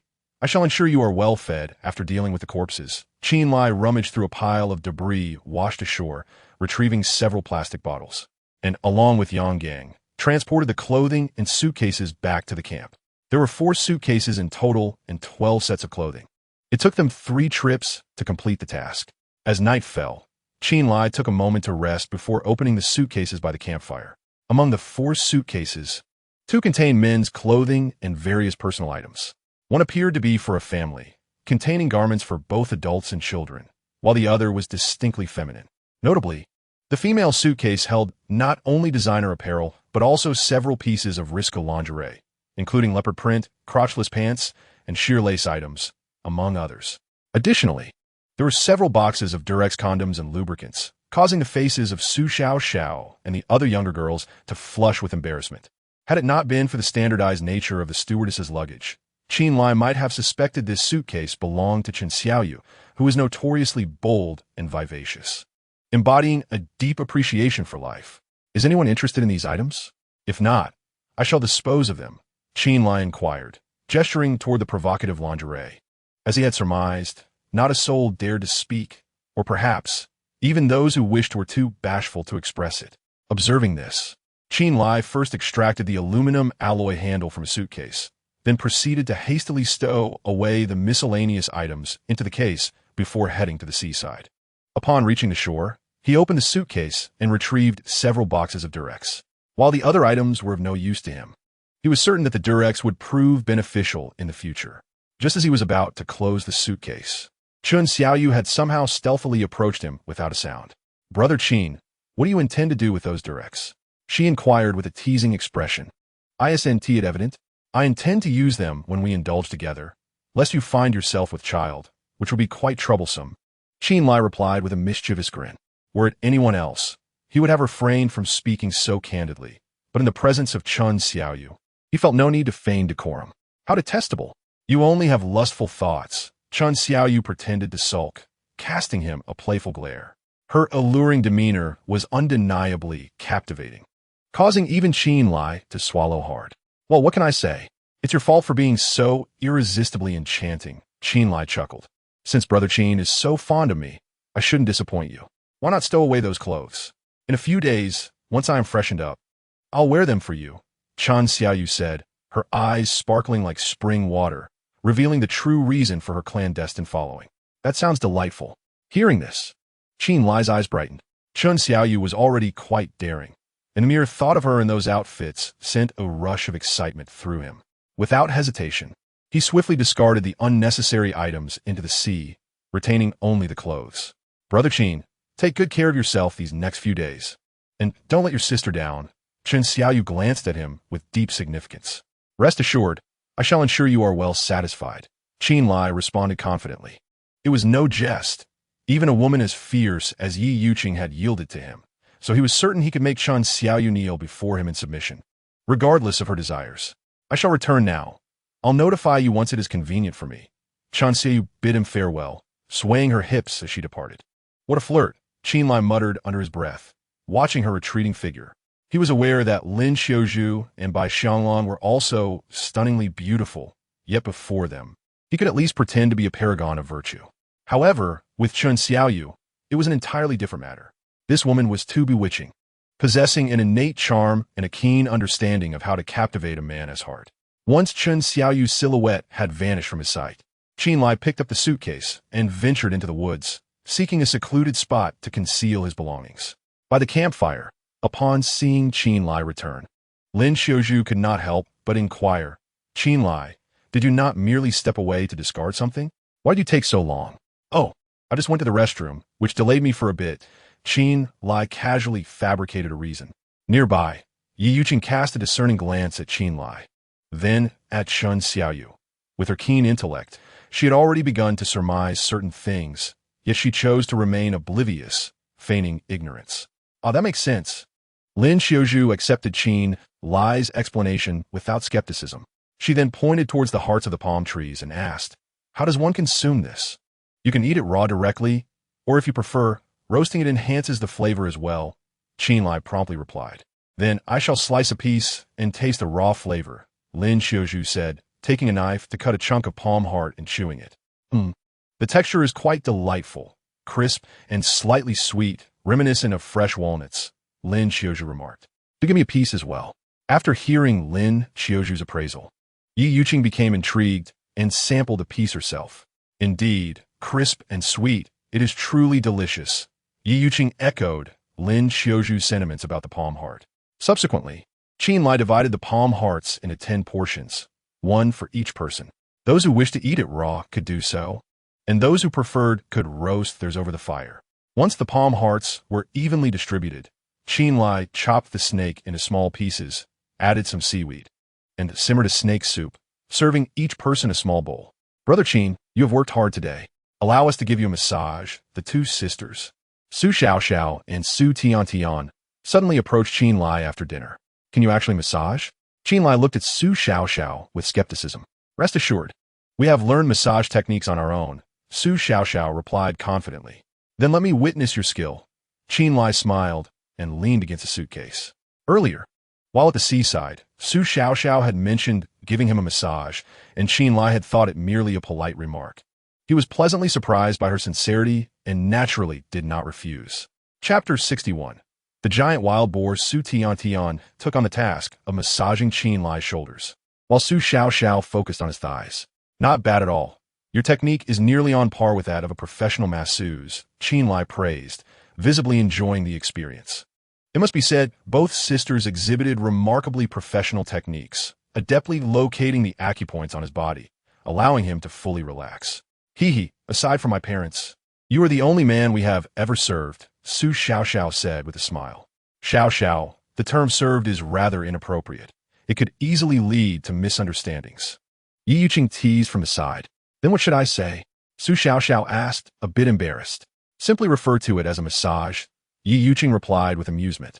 "Oh, understood. Thank you for the reminder, Sister Yuqing," Su Xiaoxiao quickly responded. At this moment, not far away, Zhao Yuming's eyes were instantly ignited by a profound flame of jealousy upon witnessing the scene before him. He had long pursued Su Xiaoxiao, showering her with gifts and playing the role of a devoted admirer, yet he had never even touched her hand. Yet now, Su Xiaoxiao was voluntarily giving Chen Lai a massage, and the two shared laughter and conversation, a stark contrast that filled him with a seething hatred. That wretched girl. "One day, I shall make you kneel before me in supplication." Zhao Yuming seethed inwardly. From that moment onward, his affection morphed into resentment. He had abandoned any hope of winning Su Xiaoxiao's heart. Now, he merely desired to possess her body, unbeknownst to Chen Lai and his companions, who were still engaged in cheerful banter. Zhao Yuming's mindset had shifted. 20 minutes later, the weariness that clung to Chen Lai had largely dissipated. He no longer required Su Xiaoxiao and her friend to massage him. Instead, he called upon Yang Yang and Zhao Yuming to assist in reinforcing the thatch cottage that was still incomplete, placing palm fronds atop to fashion a roof. To prevent leaks, Chen Lai deliberately shaped the roof with a slope and even incorporated some plastic debris he had collected from the beach among the palm leaves. By the time the thatched hut was completed, it was already past 11 at night, yet Chen Lai did not retire for the night. Instead, he retrieved an aluminum alloy rod from his suitcase and placed it over the charcoal to heat it. Once the rod glowed red, he swiftly placed it on a prepared stone and began to forge it with another rock. After allowing the aluminum to cool, he returned it to the charcoal to be heated again. This cyclical process was repeated 3 times, and the aluminum rod was successfully transformed into a long spear. To enhance the spear's hardness, Chen Lai introduced an additional step, quenching. Testing it with his finger, he found the spear remarkably sharp. It could easily pierce flesh. After a brief respite, he forged another aluminum rod into a spear, thus equipping their group with 2 lethal weapons. However, his endeavors did not cease there. He retrieved the golden poison dart frog he had caught and placed it over the charcoal. As the heat enveloped it, the toxic fluid within the frog swiftly oozed from the poison glands on its skin, and Chen Lai seized the opportunity to collect the venom using a leaf. Although the quantity was minimal, no larger than half a grain of rice, he was acutely aware that it was more than sufficient to kill them all. After this, he meticulously coated the tips of both spears with the venom, exercising utmost caution throughout the process. Once both spears were poisoned, Chen Lai finally exhaled in relief. With these spears in hand, he would only need to thrust one to subdue any prey he encountered. even if he failed to strike a vital point. The poison from the dart frog would suffice to dispatch it. However, before employing them, he wrapped the spear tips in cloth to prevent any accidental injuries. With the spears crafted, Chen Lai then fashioned 10 whistles from bamboo. Each person was given a whistle, enabling them to alert others at the slightest hint of danger during their night watch. After completing all necessary preparations, it was already 2 in the morning. Considering they needed to hunt the following day, Chen Lai dared not linger any longer and hurried back to the thatched cottage to rest. The next morning, as dawn began to break, Chen Lai rose early. Although he had only slept for 4 hours, he felt remarkably refreshed and showed no signs of fatigue. As he had done the previous day, he took a stroll along the beach. However, the waves were still quite formidable, rendering it unsuitable for fishing, compelling Chen Lai to return to the campsite. "I plan to hunt again. Who among you wishes to accompany me?" Chen Lai inquired, looking at Yi Yuqing and the others. "I'll go," Lin Xiuzhu interjected assertively. "We didn't catch anything yesterday. Today, we must secure enough game to bring back, or I won't return." "Suit yourself. I shall return alone," Chen Lai replied with a smile. "You truly are insufferable. Must you always douse people's spirits?" Lin Xiuzhu shot him a glare. Her previous remark was meant to bolster her own resolve, yet Chen Lai had doused her enthusiasm with cold reality. All right, I misspoke. I assure you we will catch something," he quickly amended, noticing her displeasure. "Shall Lai, if you fail to catch any game, it's one thing. But you must ensure your safety," Yi Yuqing earnestly cautioned, her tone reminiscent of a wife reminding her husband before a long journey. "Rest assured, I will return unscathed," Chen Lai replied with a grin, having recently savored the pleasures of companionship and unwilling to depart from life just yet. Without further delay, Chen Lai armed himself with a long knife and a short knife, instructing Lin Xiuzhu to carry the long spear they had crafted the previous day. Together with their loyal dog, they embarked once more on their hunting expedition. Although Yang Yorong and Su Xiaoxiao had expressed a desire to join, Chen Lai had declined. For the same reason he had turned down Lin Xiuzhu. Bringing along the girls would be too burdensome. After all, they were going hunting, not sightseeing. Since they had found no game in the nearby woods the day before, they ventured deeper into the primitive forest. After nearly an hour and a half, Chen Lai arrived at the valley where he had previously rescued the scruffy creature. As they continued along the valley for about 200 meters, the scruffy dog suddenly barked loudly, signaling that it had made a discovery. "My goodness, what a massive wild boar!" Chen Lai exclaimed, astonished at the sight before him. While he had encountered wild boars in his hometown, they typically resembled domestic pigs in size.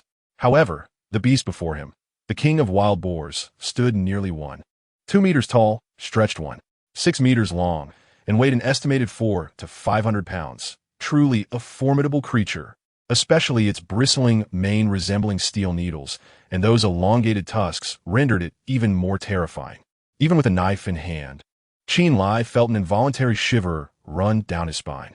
"Zameo, come back. Stop barking." Chen Lai swallowed hard, calling out to the wild dog Zameo. There's a saying in rural areas: 1 pig, 2 bears, 3 tigers, where the pig refers to the wild boar, which in terms of combat prowess ranks even above the black bear and the tiger. This is because black bears and tigers seldom attack humans unless provoked, while wild boars are notoriously irritable and will charge aggressively, exhibiting formidable defense and devastating offensive power. Another saying from their hometown states that to hunt a tiger, one only needs courage, but to confront a wild boar king, one must prepare a coffin board. This implies that while hunting a tiger merely requires bravery, dealing with a wild boar necessitates readiness for the worst. Chen Lai recalled that 3 seasoned hunters from their village had once vanished without a trace after encountering a wild boar. The wild boar king before him was colossal, a sight he had never before witnessed. It would be no exaggeration to say that attempting to confront such a gigantic wild boar king was akin to courting death. However, Zameo disregarded Chen Lai's command, continuing to bark at the wild boar king as if deliberately provoking it. Seeing this, Chen Lai turned to Lin Xiuzhu beside him and said, "Xiuzhu, when I say run, you must flee as fast as you can." "Okay," Lin Xiuzhu replied, trembling, her face drained of color from fear. "Woof, woof, woof." Zameo, perhaps emboldened by its bravado, barked once more at the wild boar king, glancing back at Chen Lai as if urging him to act. Yet, instead of taking action, Chen Lai's expression shifted dramatically. He noticed the wild boar king's eyes gleaming with excitement, its snorts indicating it regarded them as prey. With another grunt, the massive wild boar king charged towards them like a mountain of flesh. Though it appeared clumsy, its speed rivaled that of a sprinter. Run! Recognizing the imminent threat, Chen Lai instinctively turned to flee. However, he soon realized that Lin Xiaozhu had not followed suit. Panic surged within him as he turned back to see her rooted to the spot. Xiaozhu, hurry up and run. Why are you just standing there? Chen Lai shouted urgently. Chen Lai, help me. I can't move. Lin Xiaozhu cried, her voice laced with fear. Overwhelmed by terror, her legs had turned to jelly, rendering her unable to walk. Woof! Woof woof! Sensing the ominous aura emanating from the wild boar king, Zhao displayed remarkable intelligence, bolting away into the distance. Seeing that it could not catch up with Zhao, the wild boar king pivoted, fixing its gaze on the paralyzed Lin Xiaozhu. Humph! After a series of heavy gasps emanated from its snout, the boar king charged directly towards Lin Xiaozhu. The earth trembled beneath its weight, producing a cacophony reminiscent of a stampede. Damn it! Chen Lai muttered, scarcely contemplating the gravity of the situation as he sprinted towards Lin Xiaozhu with the swiftness of a 100-meter dash. Just as the colossal boar was about to reach her, Chen Lai hurled himself into her path. Thud! Lin Xiaozhu was knocked to the ground, while Chen Lai narrowly rolled away, evading the boar's onslaught. That was close. Observing the boar king brush past him, Chen Lai felt a surge of relief. Weighing several hundred pounds, the boar's charge was akin to being struck by a small automobile. Had he not acted swiftly, Lin Xiaozhu would surely have perished. With its initial target evaded, the boar king halted momentarily, grunting before charging again. Chen Lai understood that he had to divert its attention. One stomp from a beast would spell disaster for Lin Xiaozhu. You beast! He bellowed, brandishing his blade as he rushed towards the boar king. The creature, undeterred by his advance, accelerated instead. Clang! Chen Lai's blade struck the boar's head. Yet due to its thick bristles and tough hide, the blow merely grazed its surface, failing to draw a single drop of blood. However, his audacity incited the boar's wrath. It emitted a deep, thunderous roar and charged towards him like a tank. Shit! Faced with the enraged beast, Chen Lai dared not confront it directly and fled. The boar pursued him relentlessly, intent on tearing him apart. At that moment, a scruffy dog darted in from the distance, lunging at the boar's neck in an attempt to deliver a fatal bite. Alas, the boar's hide was too resilient. The dog's efforts resulted in only a minor injury, and with a swift shake of its head, the boar sent the dog sprawling. Seizing the opportunity, while the boar's attention was diverted, Chen Lai struck again from the side. This time, he summoned every ounce of his strength. The sharp blade finally pierced the boar's defenses, leaving a deep gash that oozed blood profusely. Roaring in fury, the wounded boar's eyes turned a menacing crimson, sending shivers down Chen Lai's spine.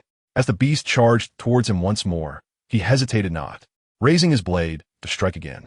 With another slash, the boar's flesh was torn anew, but the force of its charge sent Chen Lai crashing to the ground. Coughing violently, he marveled at the sheer ferocity of the beast.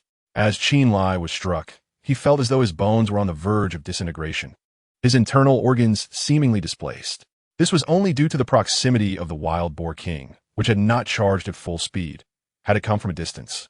Its colossal weight would have surely reduced Chen Lai to mere fragments. Having personally felt the terrifying might of the wild boar king, Chen Lai no longer dared to underestimate it. Chapter 63. Lin Xiaozhu's fright with a roar that echoed like a small tank. The frenzied wild boar king charged toward Chen Lai once more. Fully aware that brute force would not suffice against such a beast, Chen Lai resolved to employ cunning instead. He swiftly rose to his feet, crouching low, while firmly grasping the machete in his hand. At the moment the wild boar king lunged, he aimed a decisive strike at its lower leg, hoping to sever it and thereby incapacitate the creature, making it an easier target for the kill. However, the wild boar king's bones proved far too resilient. His blow merely sliced through its flesh without breaking its leg. Before he could strike again, the wild boar king was upon him. With no time to evade, Chen Lai could only attempt to dodge its vital areas.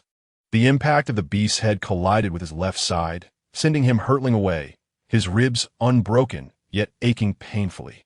Woof! Woof! Seeing Chen Lai injured, the scruffy dog barked frantically leaping onto the wild boar king and sinking its teeth into the creature. Although the dog was quite robust, it was quickly overpowered by the ferocious beast. Fortunately, its distraction provided Chen Lai a moment to catch his breath.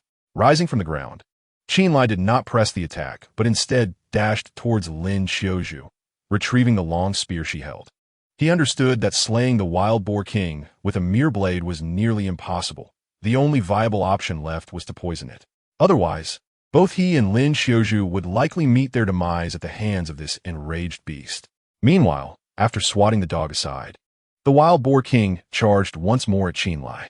Tension coiled within him as he gripped the spear tightly. When the beast lunged, he thrust the spear forward with all his might. In that moment, his spirit surged to its zenith, and the spear found its mark, piercing directly into the wild boar king's eye.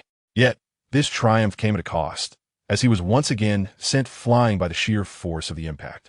The blow was staggering, plunging him into darkness, nearly rendering him unconscious.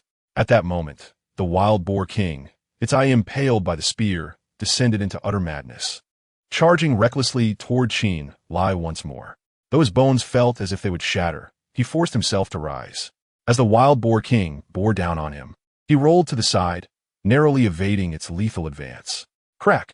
Under the influence of inertia, the wild boar king violently collided with a tree of roughly the thickness of a bowl, causing it to snap with a resounding crack. With a low growl, the wild boar king turned again, launching a fresh assault on Chen Lai. At that moment, Chen Lai dared not confront the wild boar king head-on. Instead, he resorted to maneuvering around the nearby trees, desperately stalling for time. Damn it, why won't this pig die? According to Chen Lai's knowledge, the toxin of the golden poison frog would take effect within 3 minutes. But perhaps due to the wild boar king's formidable vitality, 3 minutes passed and it remained lively, causing Chen Lai to inwardly curse. After all, he was utterly exhausted, barely holding on by sheer will, and if the wild boar king didn't perish soon, it would be his life on the line. However, to survive, Chen Lai gritted his teeth and persevered. Another 2 minutes elapsed, and Chen Lai stumbled and collapsed to the ground, devoid of strength. Fine, if I must die, then so be it. He lay on the ground, resigned to his fate. Just then, the scruffy-haired companion charged in once more, engaging in a fierce struggle with the wild boar king. Despite being no match for the beast, the scruffy-haired creature acted as the most loyal guardian, unwaveringly standing before Chen Lai. In less than a minute, it was left battered and bloodied by the wild boar king's vicious attacks. Suddenly, with a heartbreaking cry, the scruffy-haired companion was sent flying by a brutal blow, crashing heavily to the ground. The wild boar king paid no heed to the fallen creature and, with a gaze full of hatred, charged toward Chen Lai. Damn it. I can't believe I might die at the hands of a pig. How utterly humiliating. Chen Lai felt a bitter reluctance to accept his fate, yet at that moment, he could hardly muster the strength to rise, awaiting his demise. Then, a miracle occurred. The wild boar king, just under 5 meters away from Chen Lai, suddenly swayed and collapsed to the ground, sliding several meters along the earth. The lifeless body of the wild boar king trembled a few times before all signs of life vanished. It's dead. Haha, it's finally dead. Witnessing the poison from the golden poison frog take effect and vanquish the wild boar king, Chen Lai couldn't help but burst into laughter. He had narrowly escaped with his life. Had the toxin taken 5 seconds longer to act, he would have been gored to death. Of course, his survival was also thanks to the scruffy-haired companion, who had repeatedly bought him precious time. With the threat of the wild boar king eliminated, Chen Lai finally lay back on the ground, breathing heavily without a care. As he regained his strength, Lin Xiaozhu, who had witnessed the fall of the wild boar king, approached slowly from a distance. Chen Lai, is the boar dead? She asked, her voice laced with fear. Rest assured, it is dead, Chen Lai replied. That's a relief, she said, her tense nerves finally relaxing upon receiving his confirmation. By the way, Chen Lai, are you seriously injured? Lin Xiaozhu quickly inquired about his condition. Not too badly. I'm mostly just fatigued. I'll be fine after a bit of rest. Chen Lai shook his head and replied, just as he was about to rise. His gaze suddenly froze. He noticed that Lin Xiaozhu's trousers were evidently damp in the crotch area. Xiaozhu, you didn't wet yourself out of fear, did you? Chen Lai inquired, struggling to suppress his laughter. Don't mention it. It's utterly humiliating. Upon hearing Chen Lai's words, Lin Xiaoju's face flushed crimson with embarrassment. Having been raised in privilege, she had never encountered true danger. But when the wild boar king charged at her with ferocity, she genuinely believed her life was forfeit and succumbed to fear. It's perfectly normal. I reckon others might have even lost control entirely. Qin Lai jested with a smile. Don't you dare. Lin Xiaoju shot Qin Lai a glare. All right. I want to say another word. Qin Lai responded with a chuckle. By the way, you mustn't tell anyone about this, or I shall ignore you from now on. Lin Xiaoju admonished once more. The incident was far too embarrassing for her to bear. She could not allow anyone to discover it, or she would be too ashamed to face anyone in the future. Rest assured, I vow to keep your secret. Qin Lai replied solemnly, preparing to rise when a sudden scheme materialized in his mind. Chapter 64. I'm not ready yet. Ouch, it hurts. Qin Lai suddenly clutched his shoulder, a pained expression taking over his face. What is wrong, Qin Lai? Lin Xiaoju asked, her concern evident upon witnessing his sudden distress. I was struck several times by the wild boar king earlier. I suspect my shoulder is injured. Could you please give me a massage? Qin Lai gritted his teeth and replied, his face still reflecting a hint of agony. Of course. Where do you need me to massage? Lin Xiaoju responded without hesitation. After all, for her, a massage was a mere trifle, and she would not decline. Please massage both sides of my shoulder. Perhaps that might alleviate some of the pain. Qin Lai continued. All right, I'll do it right away. Lin Xiaoju thought little of it and swiftly placed her small hands on Qin Lai's shoulders. Is this pressure all right? Lin Xiaoju inquired after gently pressing down, her movements delicate, as if fearful of causing him harm. You can apply a bit more pressure. Qin Lai responded after assessing the sensation. Okay. Lin Xiaoju nodded, slightly increasing her pressure. Oh, that feels nice. As Lin Xiaoju continued her massage, a look of enjoyment spread across Qin Lai's face. In truth, his claims of shoulder pain were entirely fabricated, intended solely to take advantage of Lin Xiaoju's kindness. Since Lin Xiaoju stood behind him, she was oblivious to Qin Lai's expression and thus remained unaware of his pretense. Qin Lai, do you feel any better now? Lin Xiaoju asked after a few minutes of massaging. Yes, much improved. Qin Lai replied. Then I shall continue for a while longer. Lin Xiaoju was solely focused on alleviating Qin Lai's discomfort, for he had just saved her life. She felt that even a massage was a small price to pay, let alone offering herself in gratitude. After another 10 minutes of massage, Qin Lai's strength had fully recovered, and he felt embarrassed to continue deceiving Lin Xiaoju. All right, my shoulder no longer hurts. Thank you, Xiaoju, Qin Lai said, glancing at Lin Xiaoju. There's no need to thank me. It's my duty. Lin Xiaoju replied with a gentle smile, pleased to have been able to assist Qin Lai. Xiaoju, your smile is truly enchanting. Qin Lai couldn't help but compliment her.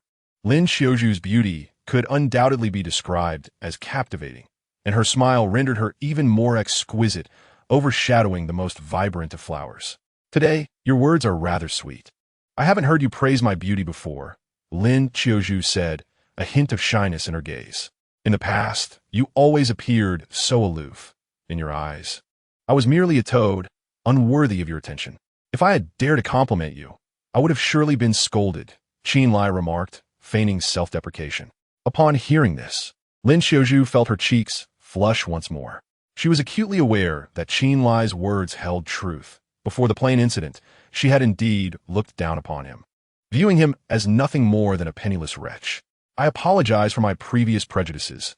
I assure you, such sentiments will not arise again, Lin Xiaoju expressed sincerely, having developed a newfound understanding of Qin Lai through their recent interactions. It's all right, let bygones be bygones, Qin Lai replied nonchalantly, waving his hand dismissively. Thank you, Qin Lai. Moved by his magnanimity, Lin Xiaoju instinctively placed a delicate kiss on his cheek.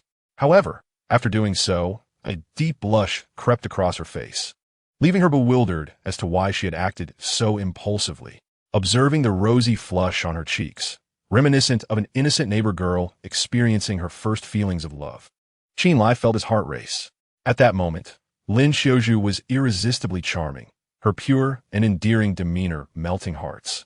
Moments later, unable to restrain himself, Qin Lai embraced Lin Xiaoju and pressed his lips against hers. Lin Xiaoju's body tensed, her heart pounding wildly, and instinctively she attempted to push him away. Yet, Qin Lai did not grant her that opportunity. His tongue swiftly sought entrance between her lips. Initially hesitant and even frightened, Lin Qiuzhu quickly began to reciprocate his fervent kiss. On the grass, the two of them held each other tightly, lost in a passionate embrace. However, after just a few minutes, Qinlai grew restless and let his hand wander. As he touched her sensitive areas, Lin Qiuzhu, already lost in her emotions, suddenly regained some clarity. "Stop, please, Qinlai," she exclaimed, pushing him away while shielding herself with her hands. "Do you not desire this?" Qinlai asked, his gaze ablaze with intensity as he looked at her. I'm not ready yet.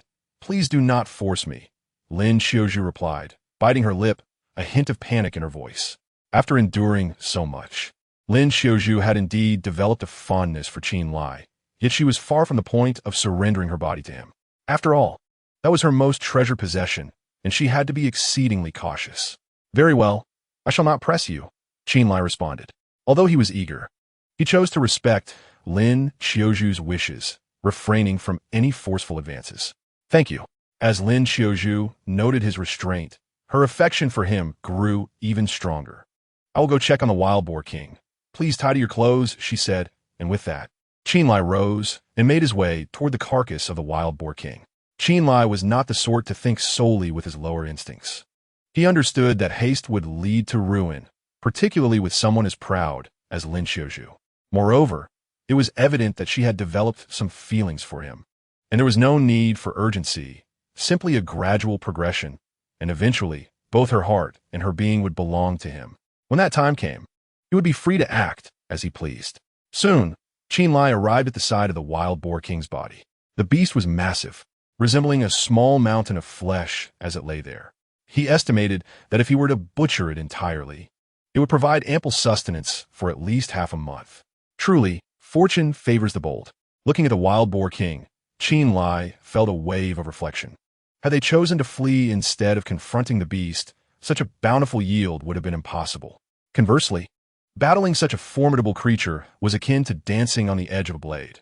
One misstep could have led to him becoming the wild boar king's meal. Fortunately, victory was his. Chapter 65. Together we transporting such a colossal beast was beyond the capacity of Qinlai alone.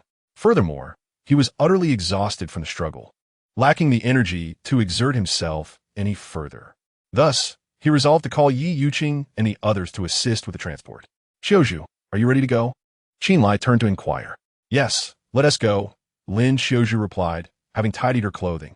However, due to their near transgression earlier, she felt a lingering shyness as she regarded Qinlai. Qinlai, undeterred, picked up the machete and called for Zimeo, who promptly came running. Zimeo had sustained some minor injuries during the skirmish, but fortunately, they were not life-threatening. With that, the trio, 2 humans and 1 dog, returned to the camp. "Sister Yuqing, Brother Qin is back." Upon seeing them, Su Xiaoxiao, who had been anxiously waiting, immediately exclaimed. Hearing this, Yi Yuqing and the others hurriedly emerged from the thatched hut. However, when they noticed that Qinlai returned empty-handed, disappointment washed over each of their faces. They had only consumed a small portion of palm heart the previous night and had nothing to eat that morning, all eagerly anticipating Qinlai's return with provisions to satiate their hunger. However, now it seems that Qinlai has returned empty-handed once again, indicating that they will have to endure hunger once more. "Qinlai, you must be weary. Take a sip of water and rest for a moment," Yi Yuqing said, offering him some water in a coconut shell. Although Qinlai had failed to bring back any game, she bore him no resentment, for hunting requires not only skill, but also a stroke of luck. Feeling parched, Qinlai drank the water in one go and, with a cheerful smile, looked at the worried faces around him and asked, "Did you all think I failed to catch anything? Are you suggesting you to catch something?" "So xiao counter." "Of course. There is no way that Qin Degu would return empty-handed," Qinlai replied with a slight smile, exuding confidence. "Then where's your game?" Su Xiaoxiao pressed further. "The prey was too large for me to carry alone, so I came back to fetch you all to help me transport it," Qinlai explained with a grin. "Qin Degu, are you jesting with us?" Su Xiaoxiao questioned, unable to fathom what kind of game would require their assistance to move. "Everyone, follow me, and soon you shall see whether I am jesting," Qinlai replied calmly. As the saying goes, seeing is believing. Once they encountered the wild boar king, they would know if he were joking. Hearing this, the group felt invigorated and moved towards Qinlai. Chen Lai, wait for me a moment. I'll be right there, Lin Xiaozhu said as she hurried into the thatched hut. Chen Lai understood she was changing clothes and deliberately led the others to the edge of the woods to wait. Shortly after, Lin Xiaozhu emerged, dressed and ready, and the group set forth toward the depths of the forest. As for the campsite, Chen Lai left no one to guard it, for aside from a few garments, there was nothing of value. Even if Du Matzi and his crew seized it, it mattered little. After more than an hour, as their patience was nearly exhausted, Chen Lai and the others finally arrived at the valley where the wild boar king had been slain. Behold, this is the game I captured today, Chen Lai declared, pointing to the immense wild boar. My goodness, such a colossal creature. How did you manage to bring it down? Chinaga, with a boar this size. How many days' worth of food do we have? You're incredible. The excitement was palpable as the group erupted in exclamations, especially the girls like Yang Yuerong and Su Xiaoxiao, who gazed at Chen Lai with admiration. Chen Lai briefly recounted the exhilarating details of his hunt for the wild boar king. Although he spoke with nonchalance, the others could easily imagine the perilous situation he had faced, deepening their admiration for him. They silently rejoiced at having met Chen Lai on this deserted island.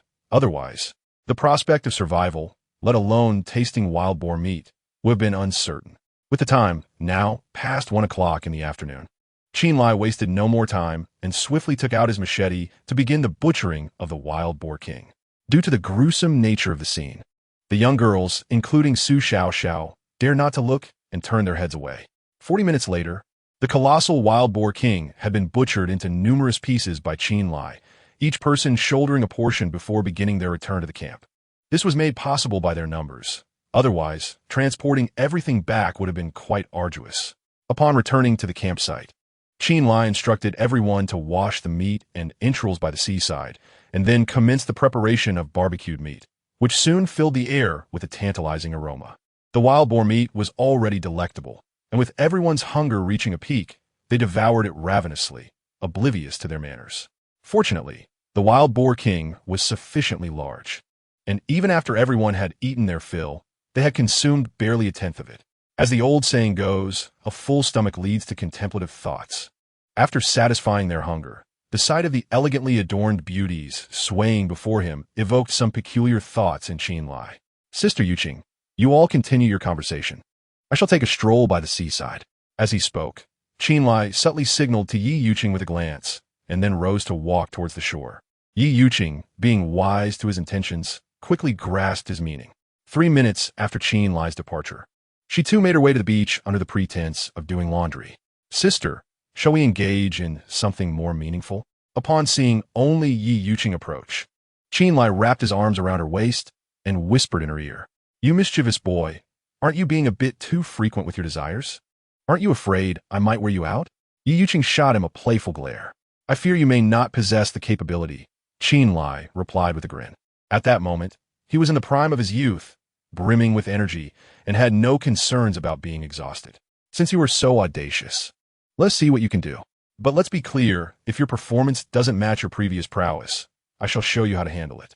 After 3 years of solitude, Yi Yuqing was finally presented with a man who could fulfill her physical yearnings, and she had no intention of declining. Rest assured, sister, I will ensure your satisfaction. Chen Lai chuckled, taking her hand and leading her over a small hill to the sandy beach on the other side. Chapter 66. Playing games 40 minutes later, tranquility returned. Chen Lai, I've realized that I am becoming somewhat reliant on you. What should I do? Yi Yuqing said, tracing circles on Chen Lai's chest. Though she had only known her husband before him, she understood that Chen Lai's endurance was undoubtedly among the most formidable of men. Now, under his affectionate care, she found herself increasingly enamored with his robust physique. Do not worry, Sister Yuqing. I will always be by your side, Chen Lai replied softly. Embracing her, he cherished her not only for her body, but also for her essence. Intelligent, gentle, and particularly understanding, Yi Yuqing embodied all the qualities that Chen Lai sought in a woman. I do not need you to be forever by my side. I merely wish for you to remember me in the future. Yi Yuqing gazed affectionately at Chen Lai, her emotions towards him deeply intricate, infused with affection, reliance, gratitude, and even a hint of the tender bond akin to that of an elder sister towards her younger brother. Despite their current closeness, her intuition warned her that Chen Lai could not be hers alone. Perhaps one day, When they were liberated, they might each go their separate ways. Yet, even if that day were to arrive, she would eternally cherish the beautiful memories they had forged together. Sister, do you truly think I would be the kind to turn my back once I put on my pants? Rest assured, I will never forget you. Qinlai promised with a smile. Uncertain of why Yi Yuqing expressed such sentiments, he had already come to regard her as his own. And even if he were to develop feelings for Lin Xiaozhu in the future, he would remain steadfast and loyal. I believe you, Yi Yuqing replied, nestling into Qinlai's embrace, savoring that rare moment of tranquility. After a brief interlude of 10 minutes, they donned their garments and returned to the opposite shore. However, Yi Yuqing preferred to keep her relationship with Qinlai under wraps. Thus, she returned to the camp first, waiting for 7 or 8 minutes before Qinlai strolled back leisurely. Considering the sweltering heat of the deserted island, Qinlai gathered some firewood to prevent the remaining pork from spoiling, transforming it into smoked meat. In their hometown, nearly every household prepared smoked meat, as it could be preserved in a cool, ventilated place, remaining edible even after a year. Lin Xiaozhu and the others eagerly lent a hand, and by the time the smoked meat was ready, it was already 6 in the evening. As the sun dipped towards the horizon, the sky blazed with fiery hues, casting a golden sheen over the coastline. The gentle sea breeze stirred the shimmering waves, and the drifting clouds made the distant sky and sea resemble a fantastical realm. How beautiful! It has been ages since I beheld such a splendid sight, Bai Xianglan exclaimed, genuinely captivated by the resplendent sunset. If only there were ample food, I would gladly choose to live on this deserted island. Here, one is free from the burdens of the mundane world, allowing a complete immersion in nature and a true enjoyment of life. Yi Yuqing mused, gazing at the distant sky. As a queen of the marketplace, she had witnessed the darker facets of humanity and had long grown weary of the city's clamor. Now, stranded on this island, she found her first genuine relaxation in a decade, free from the weight of heavy pressures and the need to manipulate others. This was the life she yearned for. I wholeheartedly agree with you, Sister Yuqing. Previously, I was perpetually shuttling between cities for work, even flying abroad for fashion shows, living like a mere shell of a person. Only recently have I begun to rediscover myself, Yang Yurong, the model, reflected with a wave of sentimentality. I don't carry as much pressure as you do, and I've adapted to life on this island. However, I still long to return home, for I miss my parents dearly. I can hardly fathom how they are faring each day, she added. Lin Xiaozhu suddenly spoke up. As her words echoed, the previously joyous atmosphere shifted into a more somber mood, with a hint of melancholy etched upon each face. After all, they all had loved ones waiting for them in distant lands. Noticing the somber shift in emotions, Qinlai quickly interjected, "All right, everyone, let us not dwell on sorrowful thoughts. Our current task is simply to live well. Only by surviving can we hope to reunite with our loved ones. Wouldn't you agree?" His sentiment resonated, dispelling the sadness as smiles began to reappear. Yi Yuqing also sought to uplift the spirits, suggesting, "Sister, how about we play truth or dare? Su Xiao Xiao suddenly proposed. Perhaps we should reconsider. It might become quite awkward if someone is asked a personal question they prefer to avoid. I think a game of passing the flower would be more enjoyable. The more participants, the merrier, and it minimizes the chances of any embarrassing situations." Yi Yuqing replied thoughtfully. "What is passing the flower?" Lin Xiaozhu inquired, puzzled. Passing the flower involves everyone forming a circle and randomly choosing someone to pass an object while another person beats a drum. Since we lack a drum, we can substitute it with clapping. When the clapping ceases, the person holding the object becomes the lucky one and must perform, either sing or dance. What do you all think? Yi Yuqing swiftly explained the rules. Boredom had already settled among them, and there were no objections. Soon after, they gathered around the campfire, forming a circle to engage in the game. Su Xiao Xiao, unfortunately, drew the short straw and became the first lucky one. Without hesitation, she chose to dance. As an art student, her performance was exquisite, akin to a butterfly gracefully fluttering in the air, captivating all with her enchanting movements. Next, Yang Yurong became the second fortunate participant, opting to sing. Though her voice could not rival that of a professional singer, it was nonetheless melodious and pleasant to the ears. As the game progressed, laughter and joy replaced their earlier woes, creating an atmosphere filled with merriment. Before they knew it, the clock struck 9. After a long day, Chen Lai began to feel drowsy and decided to retire to the thatched hut for rest. The others chatted a bit longer before dispersing. Chen Lai rose early the next morning. After boiling a pot of water, he prepared to brew some mugwort tea when he was suddenly startled by the sound of dry heaving. Following the noise, he discovered Bai Xianglan crouched beside the thatched hut. Retching. Xianglan, are you feeling unwell? Chen Lai quickly approached her, concern evident in his voice. Yes, I'm not sure why, but I suddenly feel nauseous and fatigued. And I'm a bit dizzy, Bai Xianglan admitted, her brow furrowed and a hint of pallor on her face. Extend your hand. Let me examine you. Chen Lai said immediately. Okay, Bai Xianglan nodded, offering her arm to him. Chen Lai first checked Lin Qiuju's pulse, then examined her tongue coating, inquiring about her personal circumstances. How is it, Brother Chen? Sister Xianglan isn't pregnant, is she? Su Xiaoxiao asked nervously as she leaned in closer. What nonsense are you talking about? Sister Xianglan is still pure. Yi Yuqing shot back, casting a disapproving glance at Su Xiaoxiao. Well, I've seen on TV that when someone is pregnant, they often feel nauseous, so I thought Sister Xianglan might be expecting, Su Xiaoxiao awkwardly explained. Xianglan is not pregnant. Rather, she is experiencing discomfort due to a deficiency of salt. Chen Lai swiftly conveyed his diagnosis to everyone. Sister Xianglan lacks salt? Can that really make her ill? Su Xiaoxiao asked, her expression one of confusion. Yes, generally, a deficiency in salt can lead to symptoms such as dizziness, fatigue, loss of appetite, and increased heart rate. In severe cases, it can even cause nausea, vomiting, or fainting. Fortunately, Xianglan's condition is not serious. She merely needs to replenish her salt intake. Chen Lai affirmed with a nod. He had noticed the previous night that Bai Xianglan had not eaten much, initially assuming she simply wasn't tea-hungry. But now he understood that her lack of appetite was due to her body's salt deficiency. It's easy for you to say, but we are on a deserted island. Where will we find salt? Su Xiaoxiao asked with a wry smile. Perhaps finding salt elsewhere might be challenging. But let us not forget we are by the sea, where salt is abundant in seawater. Chen Lai replied with a smile. Brother Chen, you are indeed clever. With so much salt in the seawater, if we simply evaporate the water, we can have as much salt as we desire. Su Xiaoxiao immediately flattered. However, if I remember correctly, the salt obtained by directly evaporating seawater cannot be consumed as is, can it? Lin Qiuju interjected. Oh, you actually know that? Quite impressive. Chen Lai remarked, somewhat surprised by Lin Qiuju's knowledge. Your words make me sound rather ignorant. Lin Qiuju rolled her eyes. She might not be well-versed in many common topics, but she was not entirely uninformed. For instance, she had previously heard that sea salt should not be consumed directly, which she had remembered. But Brother Chen, isn't sea salt still salt? Why can't it be eaten directly?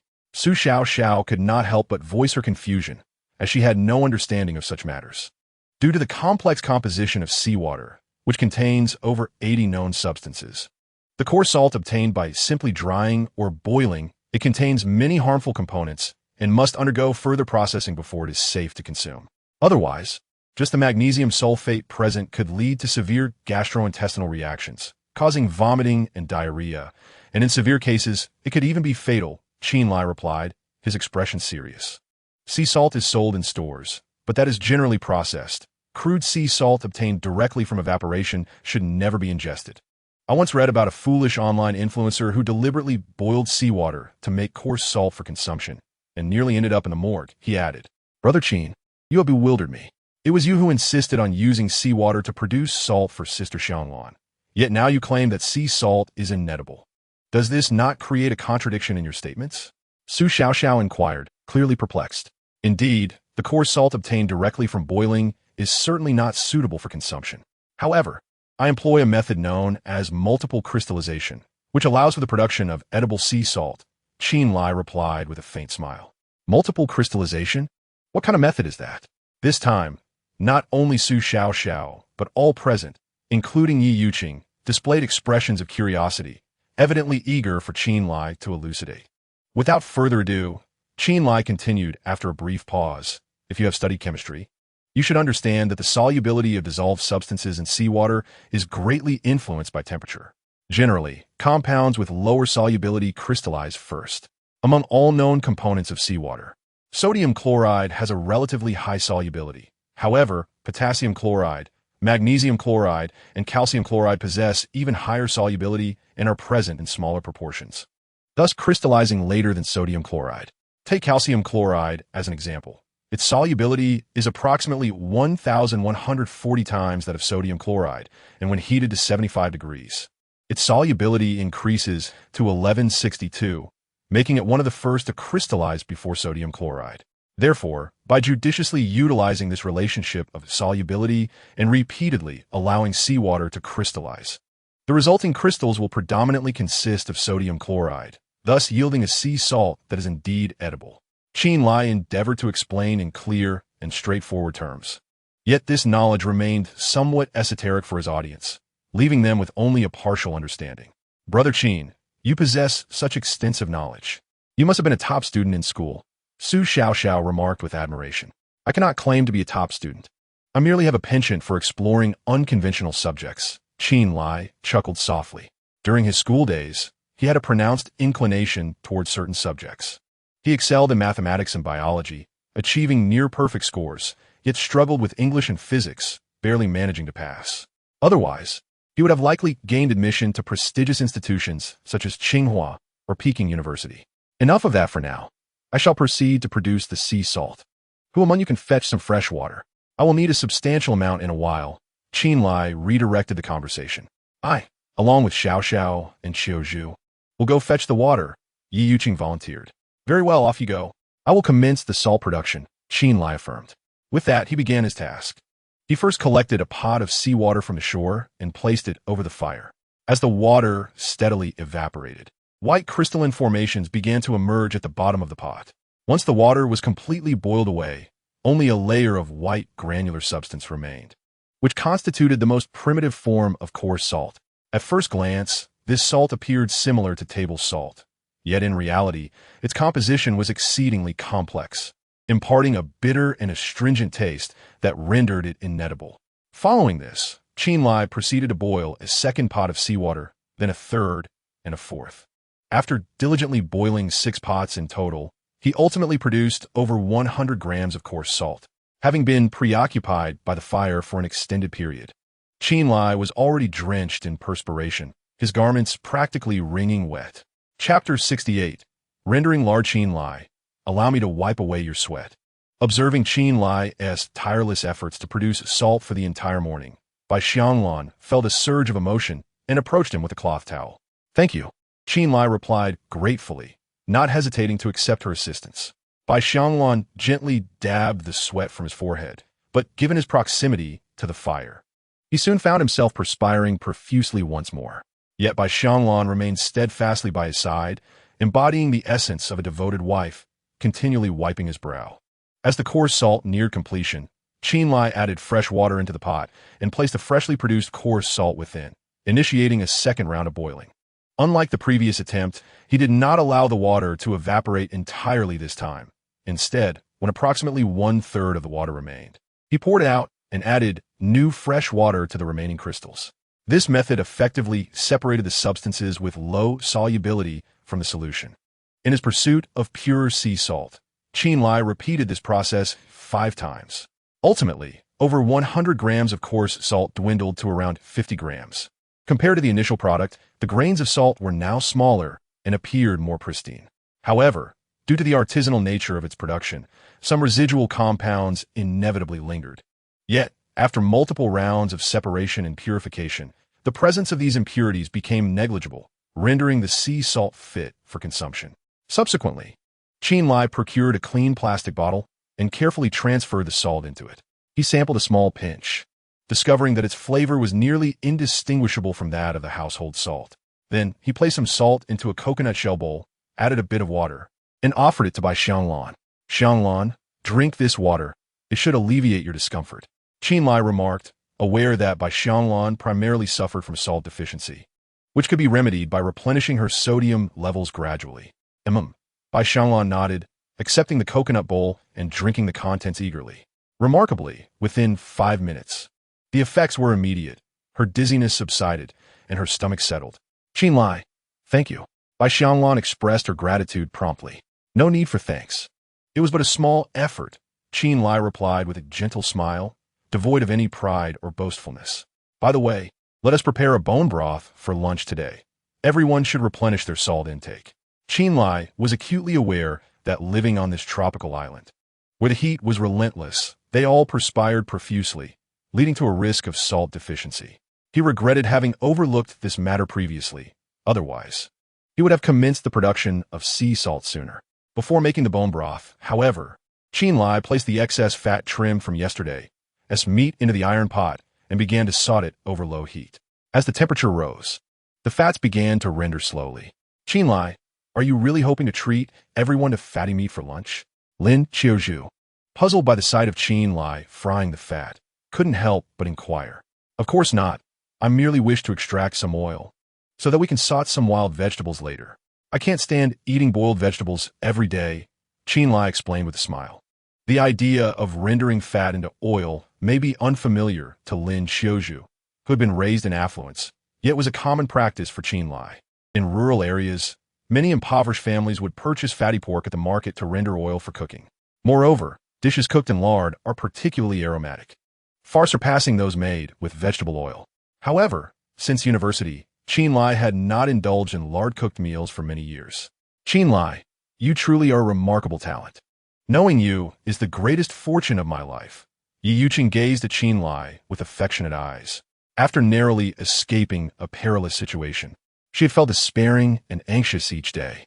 Yet since meeting Qinlai, her life had transformed into one filled with warmth and comfort, even evoking a sense of home. All of this was a gift from Qinlai, and she felt immensely grateful for their encounter. Sister Yuqing, have you perhaps developed feelings for Qinlai? Why not just marry him? Su Xiaoxiao teased playfully from the side. Oh, stop saying such nonsense.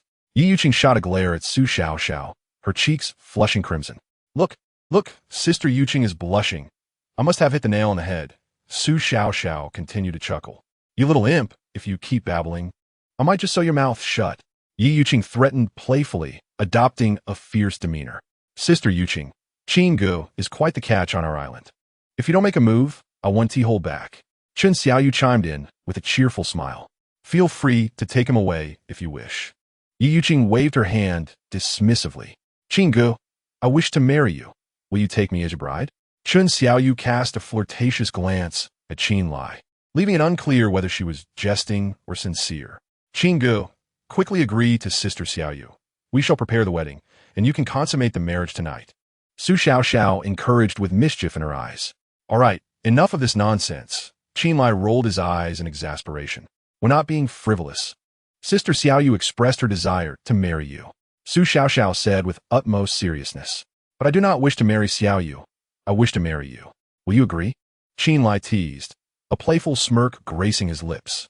Oh dear, with someone as exceptional as Qinggu, of course, one would wish to marry you. Yet there are so many elder sisters here. It wouldn't be fair for Xiaoxiao, Su Xiaoxiao replied, feigning shyness. Indeed, Xiaoxiao is still quite young. Spare her from such mischief and direct it towards us instead. Yang Yurong chimed in, joining the playful banter. As everyone had grown accustomed to one another, their conversations flowed freely, devoid of the previous reservations. In order to protect our dear little sister, I am willing to be the first to sacrifice myself to fulfill any desire of Brother Qin. Come, let the storm rage even more fiercely. Chen Xiaoyu declared with an air of righteousness. Enough. Let us not quarrel any longer. How about this? Since there are precisely 7 of you, one person can accompany me each day, and I shall bestow my attention upon one each evening, ensuring that none of you fight. What do you think of this splendid idea? Qinlai asked with a mischievous grin. Dream on. You think you can bestow your favors upon us? Do you believe yourself to be an emperor? Lin Qiuzhu retorted, casting a playful glare at Qinlai. Sisters, Qinlai dares to harbor improper thoughts about us. I believe we must teach him a lesson he will never forget. Bai Xianglan immediately proposed. Agreed. Su Xiaoxiao quickly voiced her support. Let us teach him a lesson.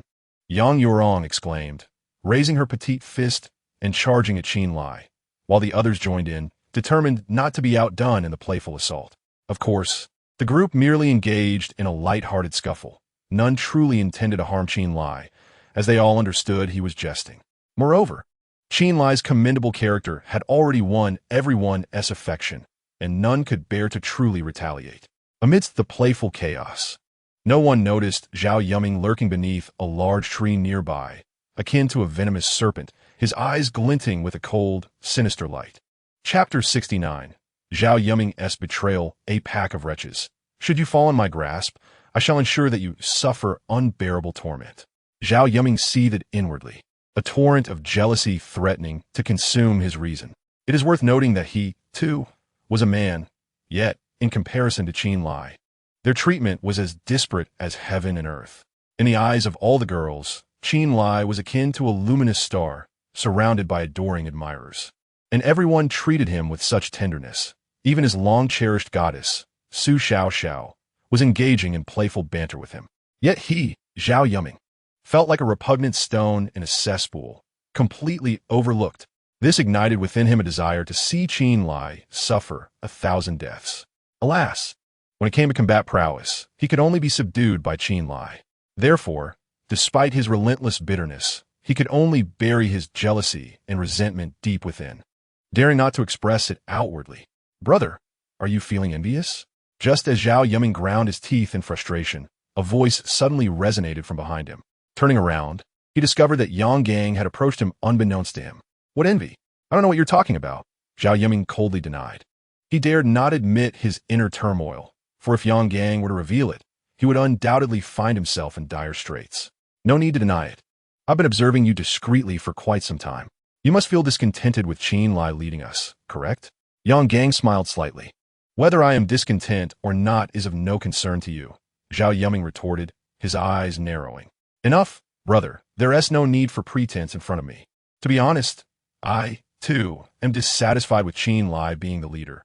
Why should he monopolize so many beautiful women while we are left only to gaze longingly?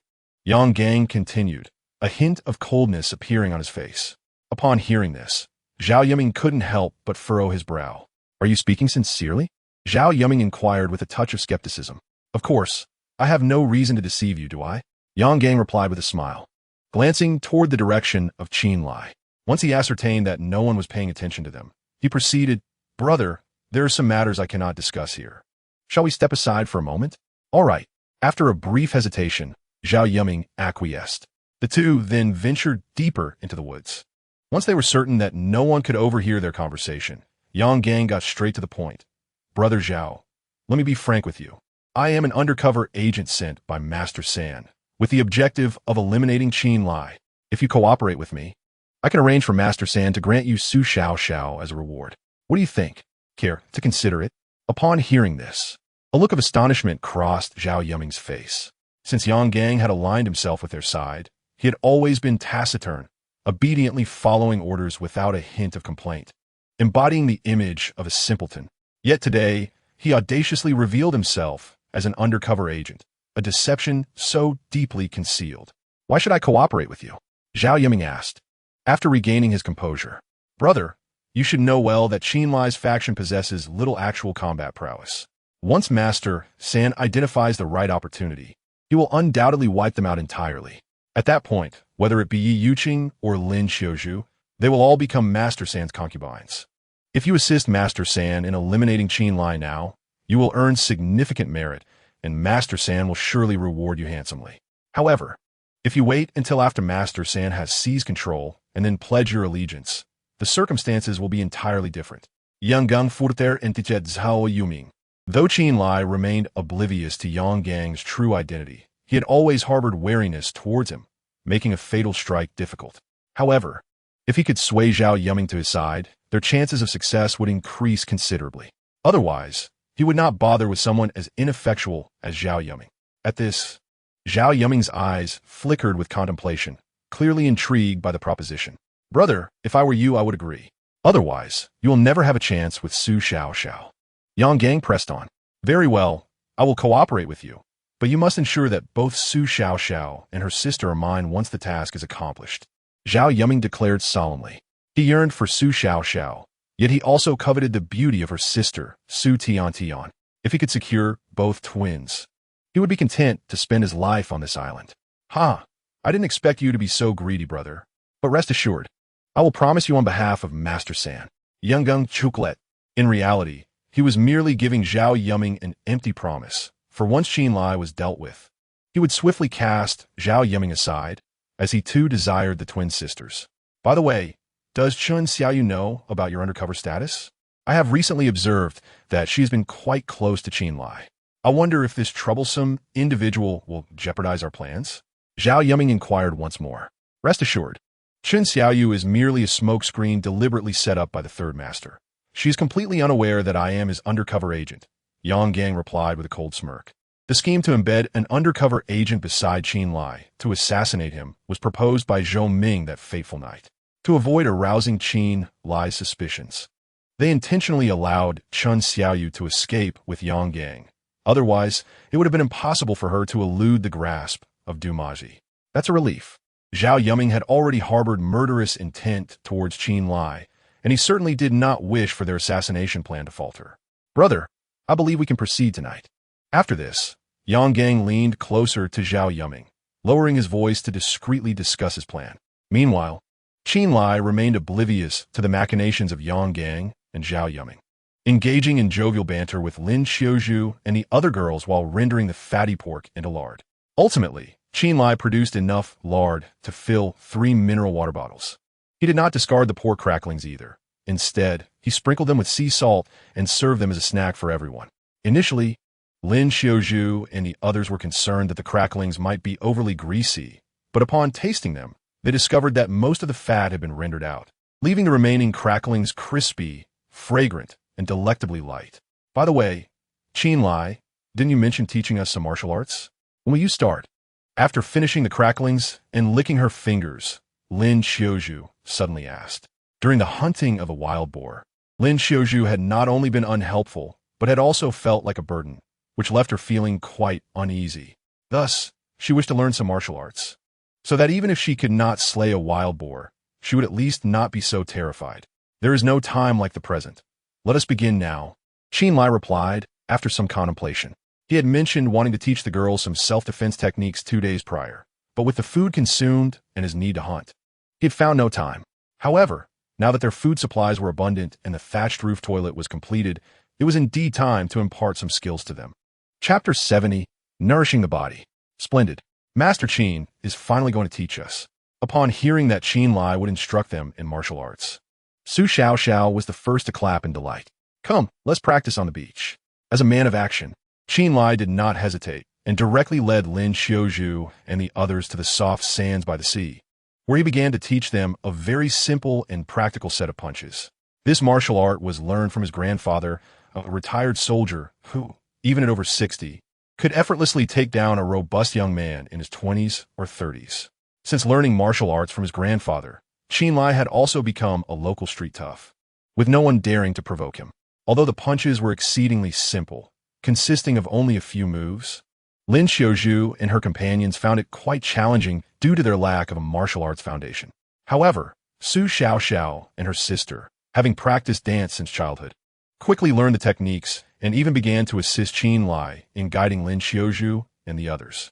Unbeknownst to them, an hour slipped away.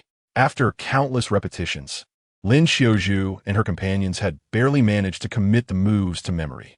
However, to truly harness the power of this martial art, they would require the diligence of continuous training over time. You should practice that set of moves diligently every day. After a few months, I assure you, you will easily defeat an adult male, Qin Lai remarked, surveying the group. Months? That seems excessively long. Is there no quick method to master it? Yang Yurong could not help but inquire. As a model with a considerable bust, the burden was already significant, and daily practice of martial arts would only exacerbate her struggle to maintain persistence. Of course there is. First, repeat the moves I just taught you a few more times. And shortly, I will teach you a few ultimate self-defense techniques, Qin Lai replied with a smile. Upon hearing this, the group hastily resumed their practice of the martial art. 10 minutes later, Qin Lai called for a halt and began to impart the self-defense techniques he had mentioned. In truth, his so-called ultimate self-defense techniques consisted of vicious moves such as eye gouging, throat locking, and groin strikes. Such underhanded tactics were strictly prohibited in formal competitions. However, for the girls, these techniques were straightforward and quick to learn, making them excellent for self-defense. Under Qin Lai's guidance, the afternoon dwindled away before they realized it. Practice the set of moves I taught you whenever you have a chance. Once you master them, they will benefit you for a lifetime. As for those self-defense techniques, exercise caution when using them, and never employ them against your friends, Chen Lai earnestly cautioned the group. He certainly did not wish for Lin Xiaozhu and her friends to inadvertently inflict harm upon one another in jest, as the consequences could be dire. Rest assured, we are not foolish, Yi Yuqing chuckled. For them, these techniques were quite practical. Once mastered, they would no longer feel like mere ornaments in the face of Du Matzi and his gang. As dusk approached, Chen Lai led the group back to their camp. That evening, he prepared a nourishing bone soup, stir-fried some meat, and foraged a handful of purslane from the nearby woods to salt a vegetable dish. This wild herb, known as purslane, is found nearly worldwide, and though Chen Lai had spotted it days prior, he had refrained from gathering it due to the lack of oil for cooking. Now that he had lard on hand, he was ready to showcase his culinary skills. Despite the simplicity of their surroundings, this meal, complete with greens, meat, and soup, left everyone thoroughly satisfied. After feasting, Chen Lai lit a cigarette, exhaling clouds of smoke like a contented elder. "Ah, delightful," he sighed, releasing a smoke ring and stretching lazily, his visage reflecting sheer enjoyment. After all, his current existence was far more pleasurable than anything he had experienced back home. With ample food, drink, and even the company of women, life on this deserted island felt heavenly, almost divine. "Chen Lai, you and the other men keep an eye on the camp. We are heading to the beach for a bath." Lin Xiaozhu suddenly approached and said, "All right, you may go ahead. I promise not to peek." Chen Lai chuckled in response. If you dare to sneak a glance, I shall use the technique you just taught me to gouge out your eyes," Lin Xiaozhu retorted, feigning a fierce expression and mimicking a few movements toward Chen Lai. Sister Xiaozhu is right. If you dare to spy, we will gouge out your eyes and even crush your, Su Xiaoxiao chimed in with a mischievous grin, casting a furtive glance at Chen Lai. "What kind of mischief have I sown to end up with such rebellious disciples?" Chen Lai lamented, covering his face in a mix of amusement and exasperation. Yet, he understood that Lin Xiaozhu and Su Xiaoxiao were merely jesting and bore no malice. "All right, enough of this commotion. Let's hasten our departure," Yi Yuqing interjected. Upon hearing her words, Su Xiaoxiao and the others ceased their teasing, and the group of 6 girls made their way to the beach, leaving only Chen Xiaoyu behind. "Xiaoyu, why aren't you joining them for a bath?" Chen Lai inquired with curiosity. "My period hasn't ended yet. If I go now, I'd be washing away in a sea of blood. How humiliating." Chen Xiaoyu replied with a glare at Chen Lai.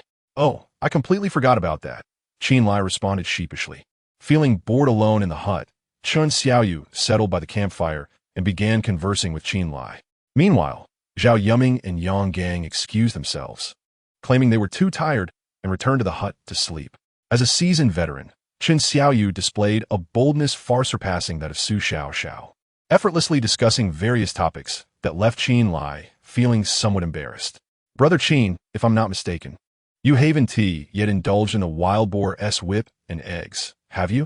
Chen Xiaoyu suddenly pivoted the conversation. "You know about that?" Chen Lai looked at her with surprise. The boar's whip and eggs were nourishing delicacies he had deliberately set aside while preparing the cured meat, intending to savor them alone. After all, he needed to replenish his strength with something substantial. Your little secret may escape others, but not me," Chen Xiaoyu said with a cunning smile, her expression suggesting complete control over the situation. "What is this? Are you implying that you wish to sample that delicacy?" Chen Lai asked with a playful grin. "Of course not. I merely wanted to advise you to hold off on eating it for a couple of days until I am free from my monthly cycle. That way, your strength could be enhanced as well," Chen Xiaoyu stated boldly, her gaze lingering on Chen Lai without reservation. Chapter 71. A brush with the gates of hell. "Are you implying that you look down upon me?" Chen Lai glared at Chen Xiaoyu, his expression darkening. "Brother Chen, don't misunderstand. I do not think less of you. I merely hope for you to be even more formidable," Chen Xiaoyu replied, her lips slightly pursed, presenting herself with a demure demeanor. Though she spoke thus, deep down, she worried that Chen Lai might be all show and no substance, which is why she wished for him to reserve the boar's whip and eggs to ensure a promising beginning for both. "Rest assured, even without indulging in those delights, I can compel you to plead for mercy," Chen Lai declared with an air of arrogance. He could discern that Chen Xiaoyu was undeniably a woman of considerable desires. Yet he was entirely confident in his ability to satiate her. Then I shall await the day when you, Brother Qin, conquer me, Chen Xiaoyu replied, casting him a flirtatious glance. Fear not, I shall not disappoint you, Qin Lai said, playfully caressing her voluptuous form. Although he could not yet possess Chen Xiaoyu, taking advantage of the situation was certainly within reach. To his surprise, rather than resisting, Chen Xiaoyu eagerly perched herself upon his lap, engaging in playful banter. As several minutes elapsed, the voices of Yi Yuqing and her companions echoed nearby. Though Chen Xiaoyu was daring, she was not yet brazen enough to be overt, swiftly returning to the thatched hut before their arrival. Oh, Qin Lai, why are you here all alone? Lin Xiaozhu inquired, casting a glance at him upon her return. Everyone else has retired for the evening. I must remain here to guard you, Qin Lai replied with a yawn. Oh, then you should hurry off to sleep. We shall take turns keeping watch tonight, Yi Yuqing added. Very well, I shall retire then. Call for me if needed. Qin Lai acknowledged his fatigue and made his way back to their thatched abode. At that moment, Zhao Yuming and Yang Gang were soundly asleep. Qin Lai paid them no mind, finding a spot to lie down. Before he could drift into slumber, the scruffy dog, Zameo, approached and settled beside him. Qin Lai made no effort to shoo him away. After all, the creature had proven his loyalty through action, and he regarded Zameo as a true companion. Sleep well. Tomorrow I shall take you for a swim in the sea, he said, gently patting Zameo's head before closing his eyes and slowly succumbing to sleep. An hour later, the two who had been feigning sleep, Yang Gang and his companion, abruptly rose from the ground. After exchanging knowing glances, they quietly drew their machetes. They had conspired in the afternoon to seize the opportunity to behead Qin Lai while he slept. Once he was dead, the other women would be like scattered sand, easily dealt with. However, before they could act, Zameo, sleeping beside Qin Lai, suddenly sprang to his feet. With a growl, he sensed the murderous intent emanating from the two men. Damn it, I forgot about that wild dog. Yang Gang cursed inwardly, realizing that with Zameo in the way, his chances of swiftly killing Qin Lai were significantly diminished. Though Qin Lai was within reach, the presence of Zameo posed a considerable obstacle. Furthermore, given Qin Lai's reflexes, should they fail to deliver a lethal blow, all their prior efforts would be in vain, potentially drawing the ire of Yi Yuqing and her companions, putting their own lives at risk. After a moment of contemplation, Yang Gang chose to abandon the assassination attempt on Qin Lai. He understood that his opportunity was singular. Either he would act or not at all, for Qin Lai would not grant them a second chance. Yang Gang shook his head at Zhao Yuming, gesturing for him to lie back down quickly. However, Zhao Yuming disregarded his command, a fierce glint of malice igniting in his eyes. Woof! Sensing the intense hostility emanating from Zhao Yuming, the scruffy dog barked loudly once more. Damn it! Seeing that Qin Lai was on the verge of waking up, Yang Gang cursed under his breath and swiftly forced Zhao Yuming to the ground. What's going on, Scruffy? Why are you barking in the middle of the night? Qin Lai mumbled, blinking awake in a daze. Woof! The dog barked again at Zhao Yuming and the others. Realizing the situation was amiss, Qin Lai sat up just in time to witness Yang Gang pinning Zhao Yuming down. To avert raising Qin Lai's suspicions, Yang Gang threw a punch at Zhao Yuming's face. How dare you put your stinky foot on me? I'll beat you to a pulp. Yang Gang shouted as he landed blows on Zhao Yuming. Stop it. You both need to cease this immediately. Seeing the two engaged in a scuffle, Qin Lai rushed forward to separate them. What's the matter with you two? He inquired as he pulled them apart. This bastard just put his stinky foot on my face. Yang Gang pointed at Zhao Yuming, accusing him. Sao Jumin, no foot. Quickly grasped Yang Gang's intention and played along. I didn't do it on purpose. I don't care if it was deliberate or not. You're getting a beating tonight, Yang Gang declared, preparing to strike again. All right, it's not worth getting physical over something so trivial. Qin Lai, having pieced together the situation, hastily intervened, addressing Zhao Yuming. Zhao Yuming apologized to Yang Gang and let this matter rest. Sorry, Zhao Yuming replied coldly. I'll let it slide this time for Qin Lai's sake, but next time I won't hesitate to teach you a lesson. Yang Gang huffed before lying back down. Tisich, as if I'm afraid of you, Zhao Yuming scoffed, his face etched with disdain. Enough, Zhao Yuming, keep your mouth shut. Qin Lai admonished him once more. Zhao Yuming, this time, dare not speak further and lay back down. Meanwhile, Lin Xiaozhu and Bai Xianglan approached, having been alerted by the commotion. Upon learning of the conflict between Zhao Yuming and Yang Gang and that it had been resolved, they departed. Qin Lai cast another glance at the two, preparing to drift back to sleep when his gaze suddenly sharpened.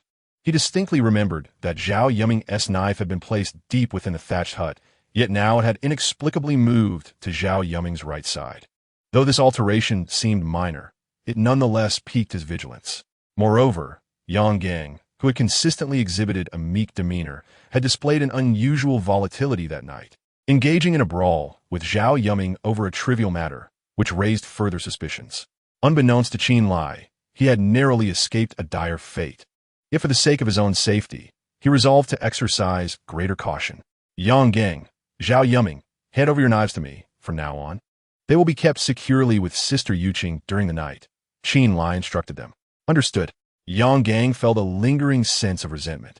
Yet in order to avoid raising Qin Lai's suspicions, he ultimately surrendered his knife to him. Zhao Yuming, without a moment's hesitation, also relinquished his weapon. Chapter 72. The Murderous Hornet. After placing their knives in the thatched hut belonging to Lin Xiaozhu and the others, Qin Lai finally retired for the night. Deprived of their weapons, and with the wild dogs lurking nearby, Yang Gang and his companion were even more cautious. The night swiftly passed, and as the first rays of sunlight pierced the darkness, Qin Lai opened his eyes. Good morning, Qin Lai greeted Su Xiao, who was seated by the campfire. Good morning, she replied, stifling a deep yawn, her eyes nearly closing.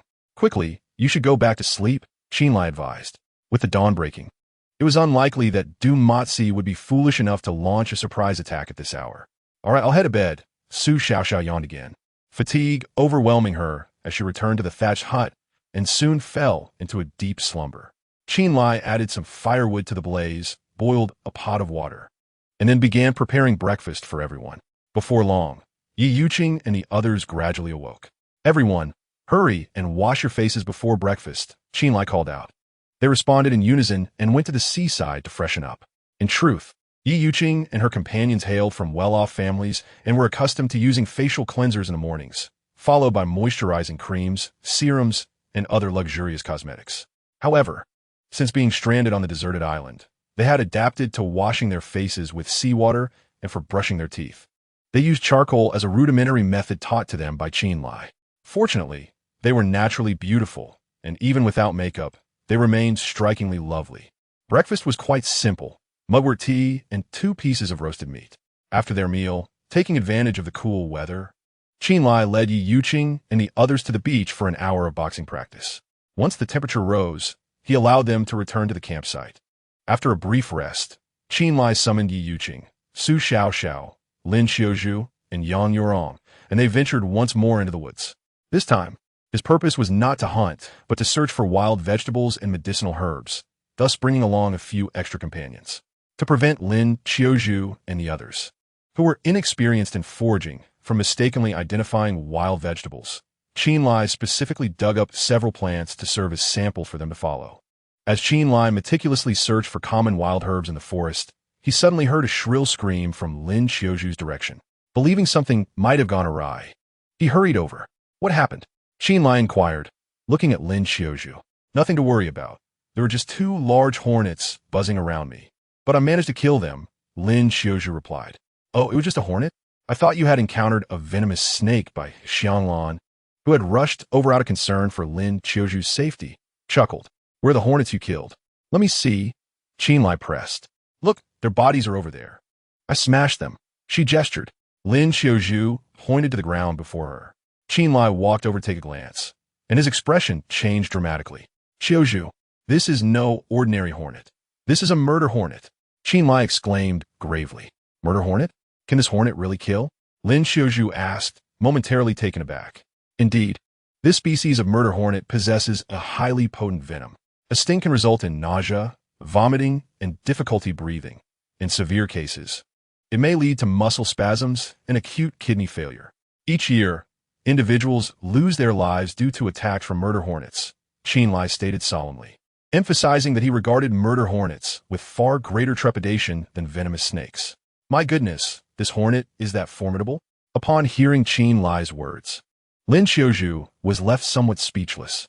Xiaozhu, what you just said about 2 murder hornets being near you. Did you manage to kill the other one? Qinlai asked urgently. No, the other one flew away. Lin Xiaozhu shook her head in response. We cannot linger here. We must leave immediately. Otherwise, that murder hornet may very well lead a swarm back to exact revenge on you. Qinlai asserted without hesitation. Murder hornets are notoriously aggressive and carnivorous insects. If they are attacked, they release pheromones that summon others of their kind for retaliation. For this reason, murder hornets have a dreadful reputation in the animal kingdom, and few creatures dare provoke them. However, scarcely had he finished speaking when a loud buzzing filled the air, growing increasingly pronounced. Qinlai turned to see a vast swarm of murder hornets approaching from the sky, a dense mass that darkened the heavens, an utterly terrifying sight. Run to the camp. Qinlai shouted in alarm. If it were merely a few dozen murder hornets, Qinlai would have stayed to eliminate them all. However, now faced with an overwhelming multitude, he recognized that staying would be tantamount to courting death. At this moment, the few girls, including Lin Xiaozhu, were equally terrified and sprinted with all their might toward the camp. Yet their speed paled in comparison to that of the flying hornets, which drew ever closer. Qinlai understood that someone must remain behind to hold them off. Otherwise, if surrounded by these hornets, Lin Xiaozhu and the others could very well meet their doom. Being the only man present, it was his duty to take on that responsibility. Xiaozhu, take off your jacket quickly. Qinlai commanded loudly. What do you need my jacket for? I'm only wearing lingerie underneath. Lin Xiaozhu could not help but inquire. Your clothing has the pheromones left by the murder hornets. If I take your jacket, I could divert them and buy you time to escape, Qinlai explained swiftly. Oh, all right. Understanding the reasoning, Lin Xiaozhu hastily removed her jacket, disregarding her modesty. Run swiftly, not pausing for even a second. After urging Lin Xiaozhu, Qinlai seized his coat and vigorously waved it at the swarm of murderous bees. In an instant, a vast horde of these deadly creatures surged towards him, sending a shiver down his spine. He hastily sprinted in another direction. Despite his rapid pace, within 5 minutes, some of the bees had caught up. Qinlai swung his coat vigorously to disperse the bees surrounding him before discarding it and continuing his frantic escape. At that moment, one of the bees caught up and stung him on the neck. Damn it! Qinlai had often provoked wasp nests in his youth and had lost count of how many times he had been stung. However, the venom of these murderous bees was far more potent. The instant he was stung, he felt a sharp pain, akin to being pierced by a needle, causing him to grimace in agony. Chapter 73, Unconsciousness. Qinlai swatted the bee that had stung him to the ground, crushing it beneath his foot. However, this brief pause allowed several more bees to land on him, attacking him relentlessly. Despite the unbearable pain coursing through his body, he feared being surrounded by the swarm and continued to run forward. After sprinting through the dense forest for another 7 or 8 minutes, the majority of the bees finally retreated, yet a small number continued their pursuit. At this point, Qinlai was utterly exhausted and could barely move. He snapped off a few branches and waved them frantically in the air, ensuring that any bee he knocked down received an additional kick. 3 minutes later, silence enveloped him. Yet, he was utterly drained. Most troubling was his ignorance of how many times he had been stung. His entire body throbbed with pain, and he felt as though he might perish. Particularly alarming was the sting near his left eye, which had swollen to the point of nearly closing shut. Just as he contemplated sitting down to rest, a wave of nausea surged through his stomach. Ugh! He could not contain himself and began to retch violently. Simultaneously, he felt dizziness, headaches, and difficulty breathing. He knew that the venom from the bees was now taking effect. The venom of the murderous bee is a cardiac toxin, and without prompt medical attention, he could face hemolysis or acute renal failure, ultimately leading to death. But he was stranded on a deserted island. There were no hospitals, let alone doctors. If he wished to survive, he had to save himself. Fortunately, Qinlai possessed some medical knowledge. He fought against the dizziness and began trudging towards the campsite, searching for any medicinal herbs along the way. In less than 5 minutes, he stumbled upon a patch of purslane. This wild vegetable is also a traditional remedy. Its acidic juice can partially neutralize the venom of the murderous bees. Qinlai quickly chewed the purslane, then applied its juice to the various locations where he had been stung. After applying the juice of the purslane, Qinlai felt a slight alleviation of the excruciating pain. However, He was acutely aware that relying solely on porcelain was insufficient for preserving his life. He needed to seek additional detoxifying herbs. Chen Lai pressed onward, but as the toxins continued to spread within him, the sensation of dizziness intensified, compelling him to yearn for a deep slumber. Yet, at that moment, he dared not close his eyes, for slumber could lead him to a perpetual rest. In a moment of resolve, he bit down on the tip of his tongue. The metallic taste of his salty blood spread through his mouth, invigorating his spirit somewhat. He continued his journey, meticulously searching through the underbrush. Fortune favored the diligent. After a mere 10 minutes, he finally discovered a relatively common herb, the violet flower. This herb grew abundantly and boasted properties that could clear heat, detoxify, and cool the blood, perfectly suited to counteract the poison of the killer bee. In truth, Chen Lai had hoped to find the seven-leaf flower, renowned for its extraordinary detoxifying capabilities. Alas, it remained elusive, and he had to make do with the violet flower. Kneeling on the ground, he gathered a handful of violet flowers, chewed them into a pulp, and applied the juice to the stings on his body. Then he seized another handful, disregarding the dirt clinging to it, and swallowed it whole. This combination of internal and external application would maximize the herb's efficacy. After consuming the violet flower, Chen Lai continued towards the camp. However, his pace grew increasingly sluggish, each step becoming a monumental effort.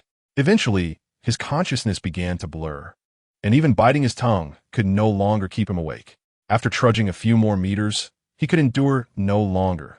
Darkness enveloped him, and he collapsed with a thud. Meanwhile, back at the camp, Lin Xiaozhu and her companions had returned safely.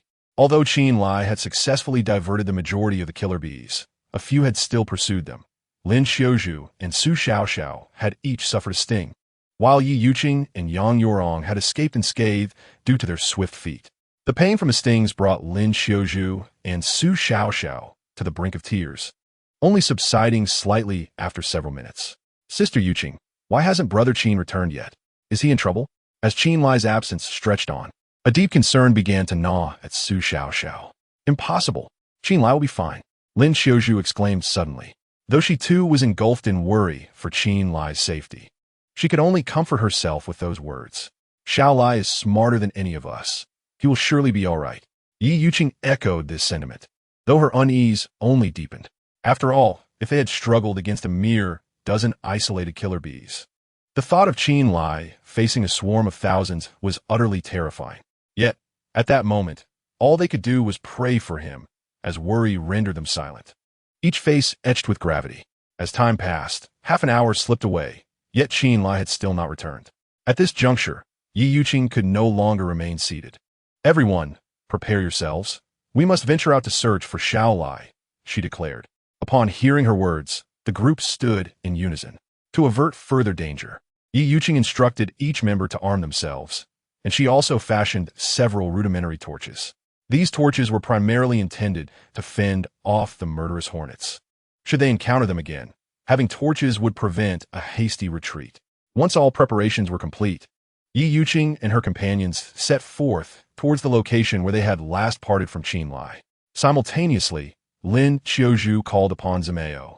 Presently, within this team, aside from Chen Lai, only Lin Xiaozhu could summon Zimeo's attention. As they journeyed, they called out Chen Lai's name, yet received no response, which instilled a sense of foreboding in each heart.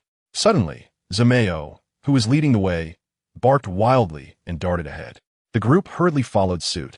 Under Zimeo's guidance, Yi Yuqing and her companions eventually discovered Chen Lai amidst a patch of overgrown grass. However, he lay unconscious, his face swollen and bruised. Had it not been for his unchanged attire, they might have failed to recognize him. Chen Lai! Chen Lai! Lin Xiaozhu was the first to reach his side, repeatedly calling his name and shaking his arm, but Chen Lai remained unresponsive. Chen Lai, please don't frighten me. Awaken at once. Witnessing his lifeless state, tears streamed down Lin Xiaozhu's cheeks. Chapter 74. The heart-wrenching feeling at this moment, Yi Yuqing was the only one who managed to retain her composure. She knelt beside Chen Lai and gently checked for a pulse at his nose. Upon confirming that he still breathed, she quickly instructed, "Stop crying. Chen Lai is alive. Let's hurry and carry him back to the camp." All right. Lin Xiaozhu wiped her tears and prepared to lift Chen Lai. However, he was far too heavy, and as a sheltered young lady, she could scarcely move him. Zhao Yuming, Yang Gang, why do you linger? Lend a hand. Yi Yuqing called to Zhao Yuming and his companion. Zhao Yuming hesitated, glancing at Yang Gang instead. In his current state of unconsciousness, he would rather eliminate Qin Lai altogether. Yet Yang Gang was not inclined to act at that moment. So he replied, Zhao Yuming, let us together carry Qin Lai back. Hearing Yang Gang's words, Zhao Yuming nodded reluctantly, and together they hoisted Qin Lai. 20 minutes later, the group returned to the camp. Sister Yuqing, what do we do now? How can we save Qin Lai? Lin Qiuzhu asked, flustered and at a loss. First, let us remove the stinger left by the murderous hornets from his body. Yi Yuqing pondered, though she too was uncertain how to treat Qin Lai. Upon hearing this, Lin Qiuzhu hastily crouched down and meticulously searched Qin Lai's body. Within a span of 10 minutes, she managed to extract 11 venomous stingers, while 2 others remained lodged in his flesh, stubbornly refusing to come out. The mere thought of having been stung once caused her unbearable pain. Qin Lai, having endured more than a dozen stings, must be suffering an agony far beyond her own. A wave of compassion washed over Lin Qiuzhu. Sister Yuqing, what must we do next? She asked, struggling to hold back her tears. From this point onward, we shall leave it to fate. I am uncertain of what else can be done. Yi Yuqing sighed in response.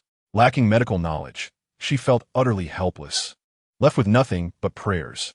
Hearing these words, Lin Qiuzhu's heart sank. Qin Lai, please awaken. If you can rise, I promise I shall never scold you again. She called out to him once more, wishing for nothing more than for Qin Lai to playfully tease her rather than lie motionless on the ground. Qiuzhu, do not disturb Qin Lai. Let him rest in peace. Perhaps he will awaken by morning. Yi Yuqing advised her gently. Having already shared intimacy with Qin Lai, she regarded him as her own, yet his current state of unconsciousness left her feeling equally helpless and heartbroken. However, she knew she must compose herself. After all, she needed to maintain order, for if she were to falter, they would all be in peril. Reluctantly, Lin Qiuzhu followed Yi Yuqing outside the camp. Sister Yuqing, it is all my fault. If I had not killed that murderous wasp, its kin would not have sought revenge upon us, and Qin Lai would not have been injured and fallen into a coma.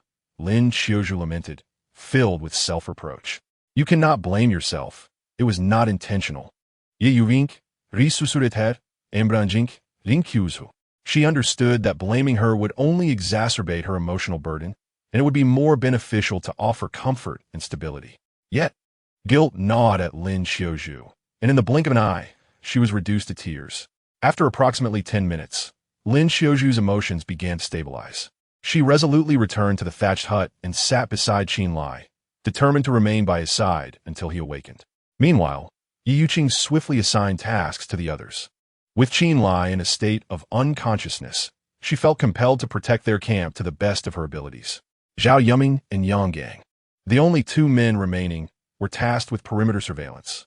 Once they confirmed they were not being observed, Zhao Yuming quietly inquired, Yang Gang, why didn't you eliminate Qin Lai just now? Are you foolish? Yi Yuqing and the others are present. If we take action, they would undoubtedly fight us back. Though they are women, do not forget that their blades are poisoned. A single misstep could cost us our lives, Yang Gang replied, casting a disdainful glance at Zhao Yuming. What shall we do now? Shall we proceed with our plan? Zhao Yuming asked, his brow furrowed, eager for Qin Lai's demise. Indeed, we shall take action tonight at midnight to eliminate Qin Lai. At that moment, all the women shall be ours, Yang Gang said with a sinister expression. Previously, they feared a potential retaliation from Qin Lai, but now that he lay unconscious, they believed that seizing the opportunity to kill him would require little effort. Very well, I shall permit him to live a few more hours, Zhao Yuming remarked, casting a glance towards the thatched cottage, a glimmer of malice flashing in his eyes. Unbeknownst to them, night fell once more. Yi Yuqing heated some smoked meat and distributed it among the group. However, due to concerns for Qin Lai's safety, aside from Zhao Yuming and Yang Gang, the others had little appetite. Lin Qiuzhu, in particular, did not touch a morsel, silently keeping vigil by Qin Lai's side. Around 8 in the evening, Qin Lai suddenly stirred. Just when everyone believed he might awaken, he began to vomit profusely. Once he had expelled the contents of his stomach, he once again fell into a deep, motionless slumber. Qin Lai, I know you can hear me. Listen closely, I forbid you to die. If you do, I will burn your remains to ashes and scatter them into the sea, leaving no trace behind. Do you hear me? Lin Xiaozhu cried, tears streaming down her face, her sorrowful expression evoking deep sympathy. Yuqing, do you think Brother Qin Wen Ti die? Su Xiaoxiao asked anxiously. Don't speak nonsense. Qin Lai will be fine. Yi Yuqing replied with a frown. During this time, it was Qin Lai who had protected them, ensuring they had food and drink, preventing them from living a precarious existence. Their fates had become intricately intertwined with his. Should Qin Lai perish, their futures would undoubtedly be bleak. Therefore, he simply cannot die. Qin Lai, please awaken. If you do, I would willingly sacrifice 10 years of my life. Bai Xianglan prayed, gazing at him. Enough. Let us not disturb Qin Lai any longer. He needs to rest alone for a while. He is a good man, and I believe he will overcome this crisis, Yi Yuqing said once more. Her words were directed at the others, yet also served to soothe her own heart, allowing her to maintain her composure. You all may go. I wish to stay with Qin Lai a little longer, Lin Xiaozhu said, wiping her tears. There's a saying that one learns to cherish only after experiencing loss. And this could not have been more fitting for Lin Xiaozhu. Previously, she had taken Qin Lai's presence for granted, but now, witnessing his downfall felt like the sky was collapsing around her, and her heart ached with a tearing pain. If only she could trade places with him and lie here instead. Yi Yuqing understood Lin Xiaozhu's feelings and chose not to say more. Leading by Xianglan and the others outside. By the campfire, the group appeared despondent, their expressions heavy with worry, the joyful laughter of days past, now a distant memory. Yuqing, I need to use the restroom. You all continue your conversation, Su Xiaoxiao said, rising and heading towards the latrine. On the other side, upon seeing Su Xiaoxiao leaving alone, Zhao Yiming quickly maneuvered from the side and stealthily followed her. Chapter 75, Saving a Life. As Su Xiaoxiao emerged from the restroom, Zhao Yiming promptly approached her. Zhao Yiming, are you trying to scare me to death? Su Xiaoxiao exclaimed, nearly losing her composure at the sight of Zhao Yiming appearing as if from nowhere. I apologize. It was not my intention, Zhao Yiming replied with an apologetic smile. Forget it. I can't be bothered to argue with you. Su Xiaoxiao waved her hand, preparing to leave. Xiaoxiao, wait a moment, Zhao Yiming quickly called out, then continued. Xiaoxiao, do you want to save Qin Lai? Isn't that a given? Of course I want to. Su Xiaoxiao replied impatiently. If you want to save him, come with me. I know how to do it, Zhao Yiming stated earnestly. Upon hearing this, Su Xiaoxiao's brows furrowed in skepticism. You can save Qin Lai? She questioned, filled with doubt. Of course, if I were lying to you, may I suffer a terrible fate, Zhao Yiming declared, taking an oath to assure her of his sincerity. Yet, Su Xiaoxiao remained unconvinced. First, tell me how you intend to save Qin Lai, she inquired after a moment of contemplation. It's simple. I know of an insect that only appears at night, which can neutralize all poisons. If we find that insect, I guarantee Qin Lai will awaken immediately, Zhao Yiming replied swiftly. Is that true? How come I've never heard of such an insect? Su Xiaoxiao asked, half believing him. It is indeed true. If I fail to save Qin Lai, I will pay for it with my life, Zhao Yiming insisted passionately. All right then. Wait here while I inform Sister Yuqing and gather a few more people. We can search for this insect together, Su Xiaoxiao suggested, unaware of Zhao Yiming's deceit. However, for the sake of saving Qin Lai, she was willing to give it a try. Wait. That insect is extremely timid and frightened of people. The more people there are, the more likely we are to scare it away. It's best if it's just the two of us. I spotted it in the woods over there the day before yesterday. We should be able to catch it within half an hour, Zhao Yiming quickly interjected. Fine, Su Xiaoxiao agreed after a brief hesitation. You must follow me closely and remain silent. Otherwise, if the insect gets startled, it will be difficult to catch, Zhao Yiming instructed as he began to walk ahead. Su Xiaoxiao followed closely behind. Before long, they entered the dark woods ahead. Surrounded by shadows and the occasional eerie call of an unknown creature, Su Xiaoxiao couldn't help but shiver. Is the insect far from us? She asked, her voice trembling. Not far, it's just ahead. We'll be there shortly, Zhao Yiming assured her. Upon hearing this, Su Xiaoxiao continued to follow Zhao Yiming. However, after another 5 minutes had passed, Zhao Yiming showed no signs of stopping. Zhao Yiming, how much longer? Su Xiaoxiao furrowed her brow, questioning him. Almost there, he replied dismissively. At that moment, Su Xiaoxiao began to sense that something was amiss. Zhao Yiming, you should go alone. I shall not accompany you. Su Xiaoxiao suggested returning the way they came. However, Zhao Yiming abruptly blocked her path. Xiao, I have feelings for you. Will you be my girlfriend? He declared, gazing intently at Su Xiaoxiao. Zhao Yiming, I have made it abundantly clear that we are incompatible. Please do not pursue me any further. Su Xiaoxiao resolutely rejected him. Xiao, can't you give me a chance? Zhao Yiming persisted, undeterred. Impossible means impossible. C'est boudring me. Su Xiaoxiao responded with palpable irritation. Very well, you leave me no choice. Faced with her unwavering dismissal, Zhao Yiming abandoned any pretense of civility and lunged at Su Xiaoxiao. Zhao Yiming, let go of me. Su Xiaoxiao was taken aback by his aggression and struggled desperately to escape, but her frail form proved no match for his strength. Stop resisting. Today, I shall have my way. Zhao Yiming sneered.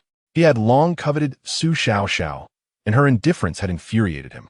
Thus, he had lured her to this secluded spot with ulterior motives, intent on forcibly possessing her. He had even concocted a plan to eliminate Qin Lai afterward and enslave Su Tiantian as well. The thought of having these twin sisters at his disposal filled him with a twisted sense of pleasure, even if it meant spending a lifetime on a deserted island. Help! Help! Realizing her inability to resist, Su Xiaoxiao could only scream for assistance. Scream all you wish. I am eager to see who will come to your rescue. Zhao Yiming's excitement grew with her cries, and he began to remove her trousers, preparing to exert his will upon her. As the specter of violation loomed, despair surged within Su Xiaoxiao, and tears streamed down her cheeks. Do not fret. Soon, I shall bring you unparalleled ecstasy. Zhao Yiming chuckled with anticipation. Just as he was about to proceed, a wooden stick struck him violently on the back of the head. Zhao Yiming collapsed without uttering a sound. Xiao, are you all right? After incapacitating Zhao Yiming, Yi Yuqing hurried to help Su Xiaoxiao to her feet. Yu Xingye, overwhelmed with relief upon recognizing her savior, Su Xiaoxiao rushed into her embrace, weeping. There, do not cry. It is over now, Yi Yuqing gently soothed, stroking Su Xiaoxiao's hair. After a few minutes of sobbing, Su Xiaoxiao's emotions began to stabilize. She glanced at Zhao Yiming on the ground and whispered, Yu Xingye, did you kill Zhao Yiming? Let me see. Yi Yuqing approached Zhao Yiming and checked for signs of life. He is not dead, merely unconscious, she confirmed. What shall we do now? Su Xiaoxiao Guayiv. First, we must return and summon help to bind this beast. Yi Yuqing replied without wasting any time, leading Su Xiaoxiao back to their camp. Upon learning that Zhao Yiming nearly violated Su Xiaoxiao, Bai Xianglan and others were instantly filled with righteous indignation, shouting their intent to end Zhao Yiming's life. Yi Yuqing instructed Bai Xianglan, Lin Xiuzhu, and Chen Xiaoyu to remain at the camp to guard Qin Lai, while she, alongside Su Xiaoxiao and the others, returned to the woods to drag Zhao Yiming, who was still unconscious, back. A basin of cold water splashed onto Zhao Yiming's face, and he immediately awoke. Observing the faces around him, all filled with a desire to rend him to pieces, Zhao Yiming felt a surge of panic and hastily knelt on the ground. Xiao, I was wrong. It was a moment of madness that drove me to such actions. I beg you, spare my life. Zhao Yiming pleaded with palpable fear. Zhao Yiming, you truly deserve death. Yi Yuqing coldly responded, her gaze fixed on him. Had she not fortuitously needed to relieve herself, and followed Zhao Yiming out of suspicion, Su Xiaoxiao's innocence would have undoubtedly been lost. She felt no sympathy for such a heartless beast. Jie Yuqing, this creature is unworthy of life. We should strike him down. Yang Yurong Timedin. Previously, Zhao Yiming had always eyed her with lecherous intent, and while she had chosen to overlook it for the sake of team harmony, his attempt to assault Su Xiaoxiao was utterly unforgivable. I propose we bury him alive, or simply cast him into the sea to feed the sharks, Chen Xiaoyu added, her spirited nature resonating with disdain for such a wretch. Please don't kill me. I truly do not wish to die. I beg you for a chance at redemption.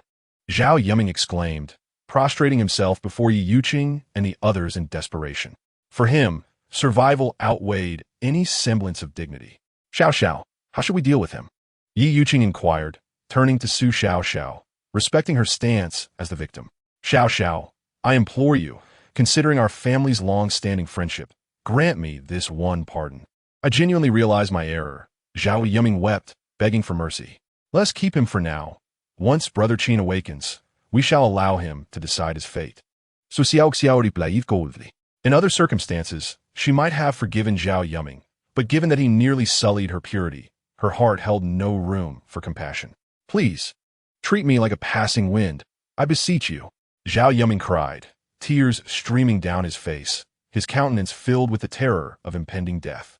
Deep down, he understood that if Chen Lai were to awaken and discover his heinous deeds, he would undoubtedly meet a gruesome end. Do not dream. Beings like you are unworthy of existence. Sutiantian fiercely geeked Sao Yumin. She too harbored a deep-seated loathing for him. Had she not been timid, she would have relished the opportunity to end his life herself. Yang Gang, save me. Quickly, save me.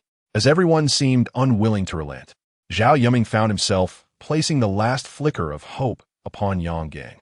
You still expect me to save you, you wretch? I would rather take pleasure in your demise. Yang Gang spat venomously, landing a punch on Zhao Yuming while subtly signaling him with a glance. Sister Yuqing, shall I not simply rid the world of this scoundrel? Yang Gang then turned his gaze towards Yi Yuqing. Hold your hand for now. We shall await Chen Lai's awakening before making any decisions. Yi Yuqing thought of Zhao Yuming's fate as already sealed, yet she wished to hear Chen Lai's perspective first. If he deemed it necessary to execute him, there would be time enough for that later. Very well, you may live a little longer, but mark my words. Yang Gang shot a cold glance at Zhao Yuming, spitting a mouthful of phlegm upon him. Xiaozhu, let us bind this beast to the tree.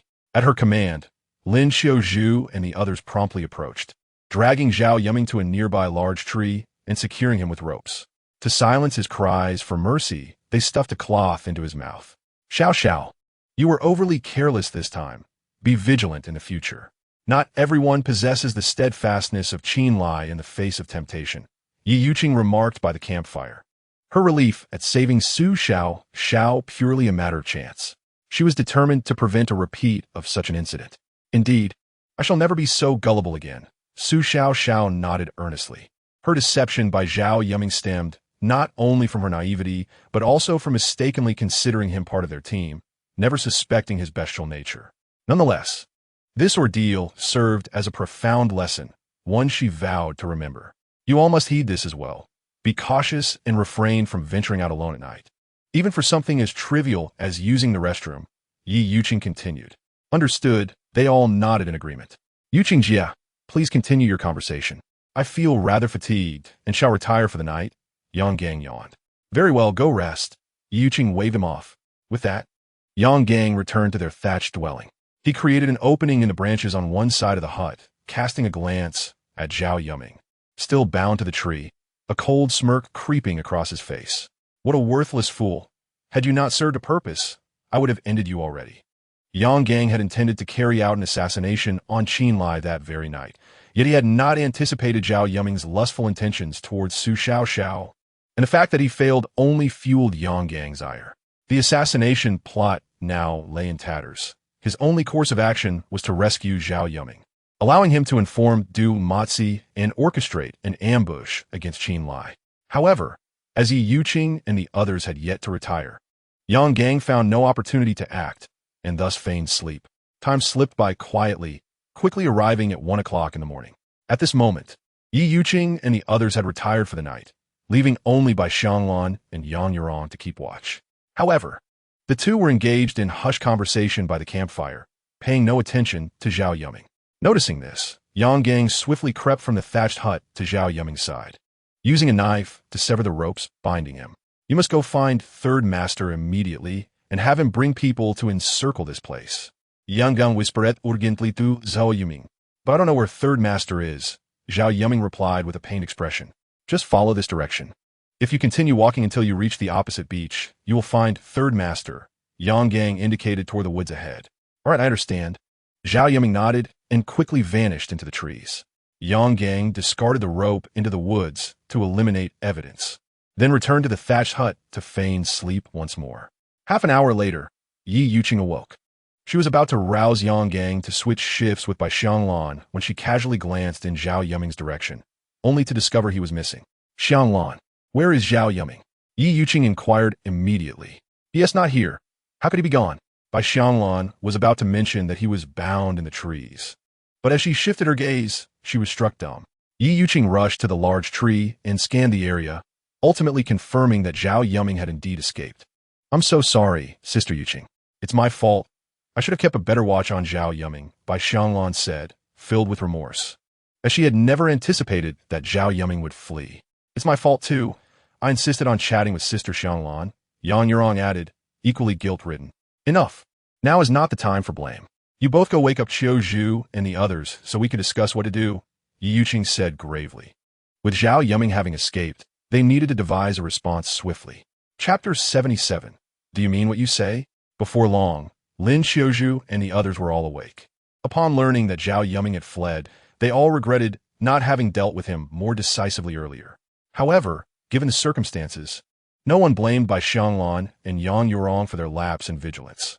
After all, no one had anticipated Zhao Yuming's escape. With approximately 3 hours until dawn, we must remain on high alert to prevent any retaliation from Zhao Yuming, Yi Yuqing addressed the group.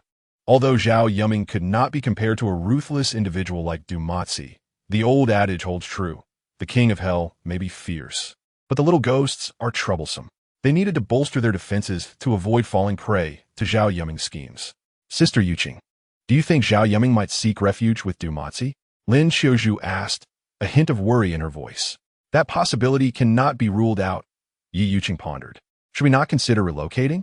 If Zhao Yuming comes with Du Matzi, we would be in grave danger," Su Xiaoxiao inquired heavily. Among them, she had the most understanding of Du Matzi, and a profound fear of him lingered in her heart. The night was shrouded in darkness, and Qin Lai remained in a state of unconsciousness. Thus, it was prudent not to make any hasty moves, as Yi Yuqing feared for Qin Lai's frail condition. She shook her head, stating that had it been just the three of them, she would have certainly relocated for safety's sake, but with Qin Lai as a patient, she could not act recklessly. "What do Matzi brings people here?" Su Xiaoxiao inquired once more. "If he truly comes, we shall fight to the death. I would rather perish than become his slave," Yi Yuqing declared with resolute conviction. While she willingly engaged with Qin Lai, the mere thought of someone like Du Matzi filled her with revulsion, and she would rather embrace destruction than live in shame. "Yuqing is right. Should he come, we will confront them fiercely. 1 kill evens the odds, 2 is a profit," Lin Qiuzhu echoed, her expression equally defiant. Their sentiments were swiftly endorsed by Xianglan and the others. As for them, a humble existence was far less desirable than a valiant demise. Afterward, Yi Yuqing instructed Bai Xianglan and the others to return to rest, while she, Yang Gang, and Lin Qiuzhu took on the watch duty. "Yang Gang, you stay here on guard. Qiuzhu and I will step away for a moment," Yi Yuqing suddenly announced. "Very well, go ahead," Yang Gang nodded, patrolling the perimeter of the camp.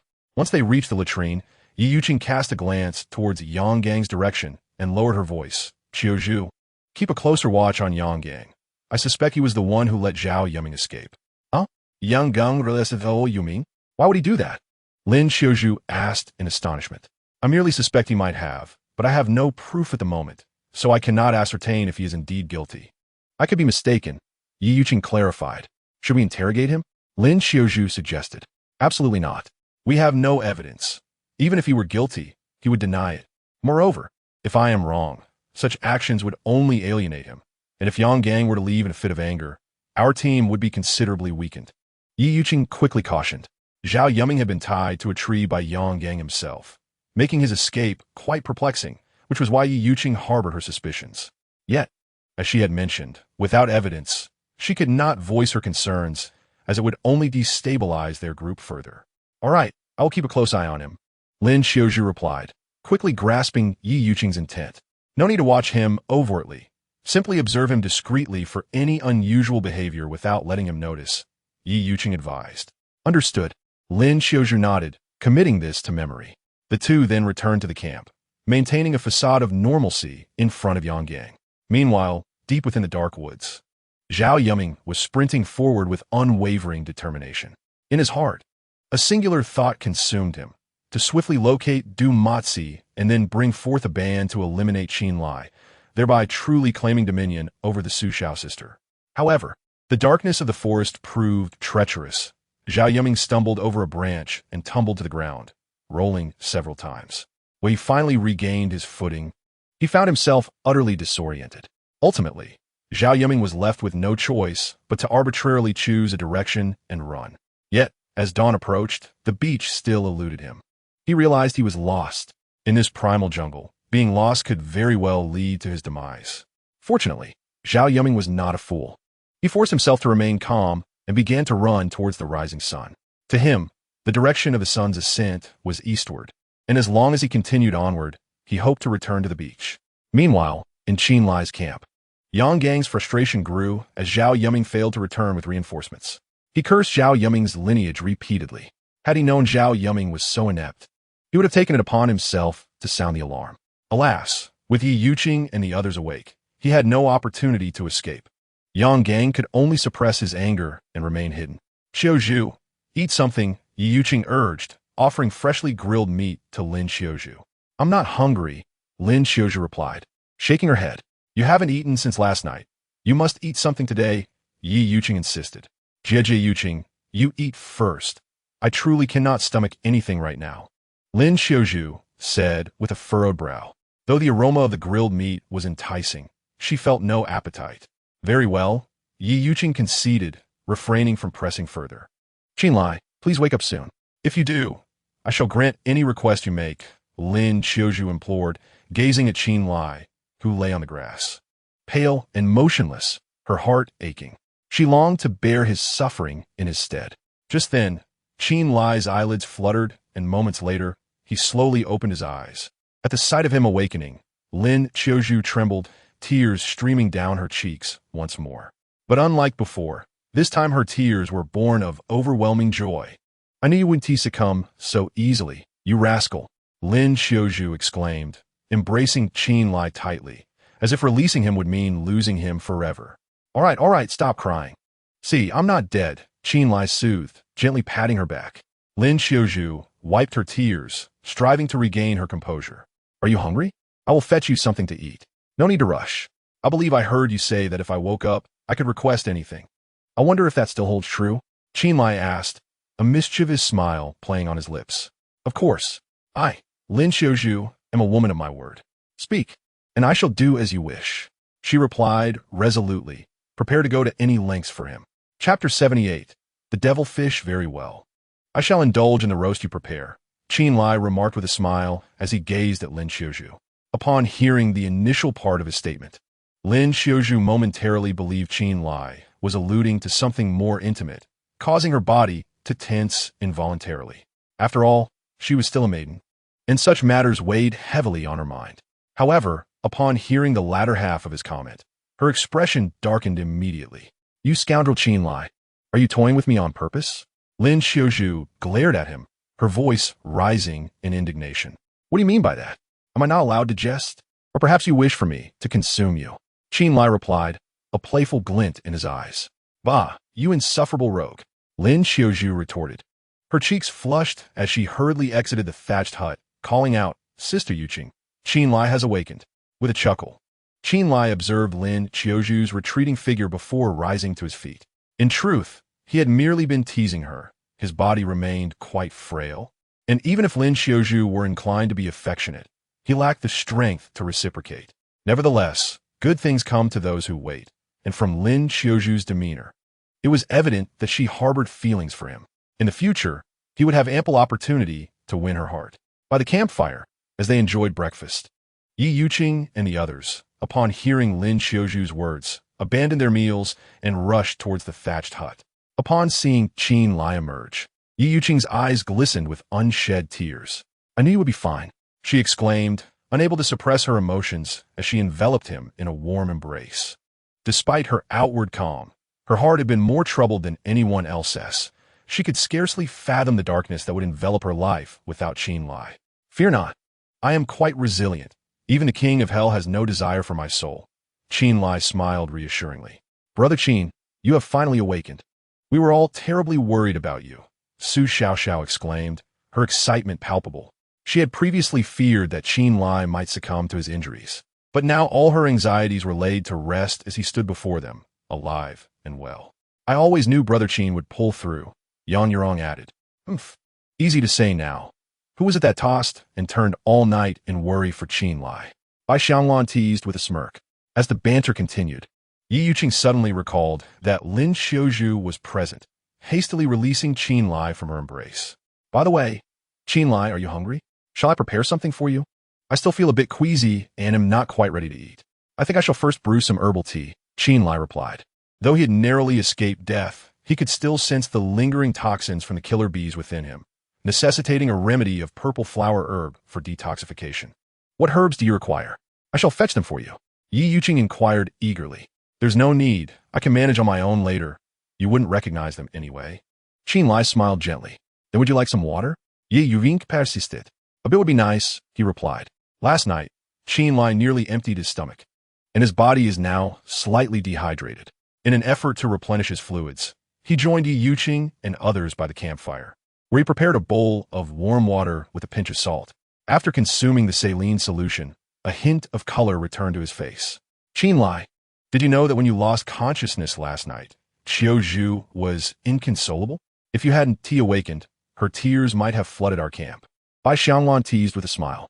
Now that Qin Lai had regained consciousness, the weight of anxiety lifted from their hearts, and smiles adorned each face, rendering the conversation lighter than before. I mainly feared that if you passed away, we would have no one to help us deal with Dumatzi. Lin Qiuzhu hastily concocted a rather weak excuse. Oh, is that so? I thought you had feelings for Qin Lai, Bai Xianglan replied with exaggerated surprise. Nonsense.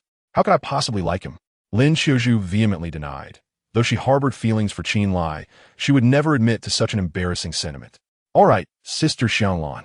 Don't be so hypocritical. I saw you secretly wiping away tears last night, Yang Yurong bluntly called out by Xianglan. That was just sand in my eyes. I wasn't worried about Qin Lai at all. Bai Xianglan quickly defended herself, though her reasoning lacked conviction. The group shared a knowing laugh, as they were all aware of certain truths that remained unspoken. By the way, Qin Lai, there is something I must tell you, Yi Yuqing interjected, shifting the conversation to briefly inform Qin Lai about Zhao Yuming's attempt to assault Su Xiaoxiao. Upon hearing Yi Yuqing's words, a flicker of murderous intent crossed Qin Lai's face. Damn it, I wondered why I hadn't seen that beast. It turns out he escaped. Qin Lai had been keeping Zhao Yuming around as free labor and never anticipated that he would dare harm Su Xiaoxiao. Xiaoxiao, don't worry. When I see Zhao Yuming again, I will make sure to castrate him. Qin Lai vowed, turning to Su Yoyao. Su nuntai xiaoxia nodded, feeling an almost instinctual trust in Qin Lai. Since he had made such a promise, she believed he would ensure justice was served. After conversing for a while longer, Qin Lai rose to search the woods for purple flowered grass. This herb was quite common, and within 2 minutes, he found a sufficient quantity. Upon returning to the camp, Qin Lai brewed a pot of medicinal soup with the purple flower grass. After drinking the soup, the nauseating sensation gradually dissipated, and Qin Lai consumed some meat to regain his strength before returning to the thatched hut for some rest. Time flew by, and soon a day had passed. After a day of recuperation, Qin Lai's mental state had largely returned to normal, though his physical strength had yet to reach its peak. Fortunately, with their food reserves in place, Qin Lai did not have to venture out hunting. Brother Qin, look at what I found. Qin Lai was seated beside the campfire, diligently brewing herbal medicine, when he suddenly heard the voice of Lin Qiuzhu. He turned his head to behold Lin Qiuzhu and her companions returning, each bearing an enormous object. As they approached, Qin Lai's eyes widened in astonishment. Goodness, where did you procure such a colossal manta ray? He exclaimed in disbelief. The manta ray, scientifically known as Manta birostris, earned its ominous name due to its fearsome appearance. Though Qin Lai had encountered numerous manta rays before, most were scarcely the size of a frying pan. However, the one Lin Qiuzhu and her group brought back measured an impressive 2 meters in length and weighed over 300 pounds, categorizing it as a truly gigantic specimen. This manta ray was discovered by me just moments ago along the shore, Lin Qiuzhu gasped, still catching her breath. Despite their combined strength, it had taken considerable effort for the 5 of them to transport the creature. Fortunately, the distance was short. Had it been any farther, they might have collapsed from exhaustion. If only we had a phone, I would have captured a photograph to share with my friends, lamented Su Xiaoxiao with a hint of regret. Be cautious, Yurong. The manta ray's tail possesses a barb connected to its venomous gland. Should you be pricked, while it may not be fatal, the pain will be excruciating, Qin Lai warned, glancing at Yang Yurong, who was gripping the manta ray's tail. Rest assured, I've already removed the barb. I am no novice, Lin Xiaozhu declared with pride. It seems I underestimated Miss Lin. In that case, I invite you to prepare this manta ray for us. I eagerly await a delectable meal. Qin Lai replied with a smile. I am not adept at cooking. That task falls to you, Lin Xiaozhu retorted frankly. As a wealthy heiress raised with a silver spoon, she had scarcely set foot in a kitchen. I am but a patient. How could you expect me, in my condition, to prepare a meal for you all? Qin Lai feigned a scowl. Of course, we do expect it. If you don't cook, what shall we eat? Right, sisters? Lin Xiaozhu addressed Su Xiao and the others surrounding her. Indeed, let Chef Qin take charge of the cooking while we assist as needed, Bai Xianglan quickly chimed in. Come on, Qin Gu, hurry and get started. I've never tasted manta ray before, urged Su Xiao with a cheerful nudge. Alas, I must consider myself unfortunate for having encountered such a heartless group. Qin Lai sighed dramatically. Yet he wasted no further words and seized a knife to begin the meticulous preparation of the manta ray. The flesh of the manta ray was tender and springy, offering a delightful texture, but it was the liver that truly presented a rare culinary treasure. After expertly dismembering the creature, Qin Lai sought the liver in rendered pork fat, resulting in a dish that was delicate and melted in the mouth, earning unanimous acclaim from Lin Xiaozhu and her companions. After indulging in their feast, the group engaged in light-hearted conversation for a while. At that moment, Qin Lai suddenly shifted the topic, declaring, Sister Yuqing, I intend to exterminate the killer bees tomorrow. You've lost your mind. You're well aware of the sheer number of those killer bees.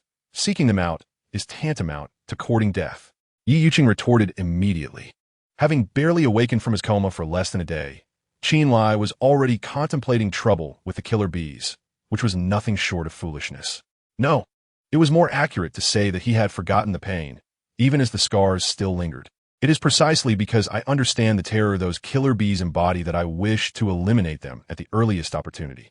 Otherwise, if someone were to provoke them again one day, the consequences would be unimaginable, Qin Lai replied solemnly. To say he was merely fortunate to have escaped with his life this time would not be an exaggeration. After experiencing the horrors of the killer bees firsthand, Qin Lai's resolve to eradicate them completely was only solidified.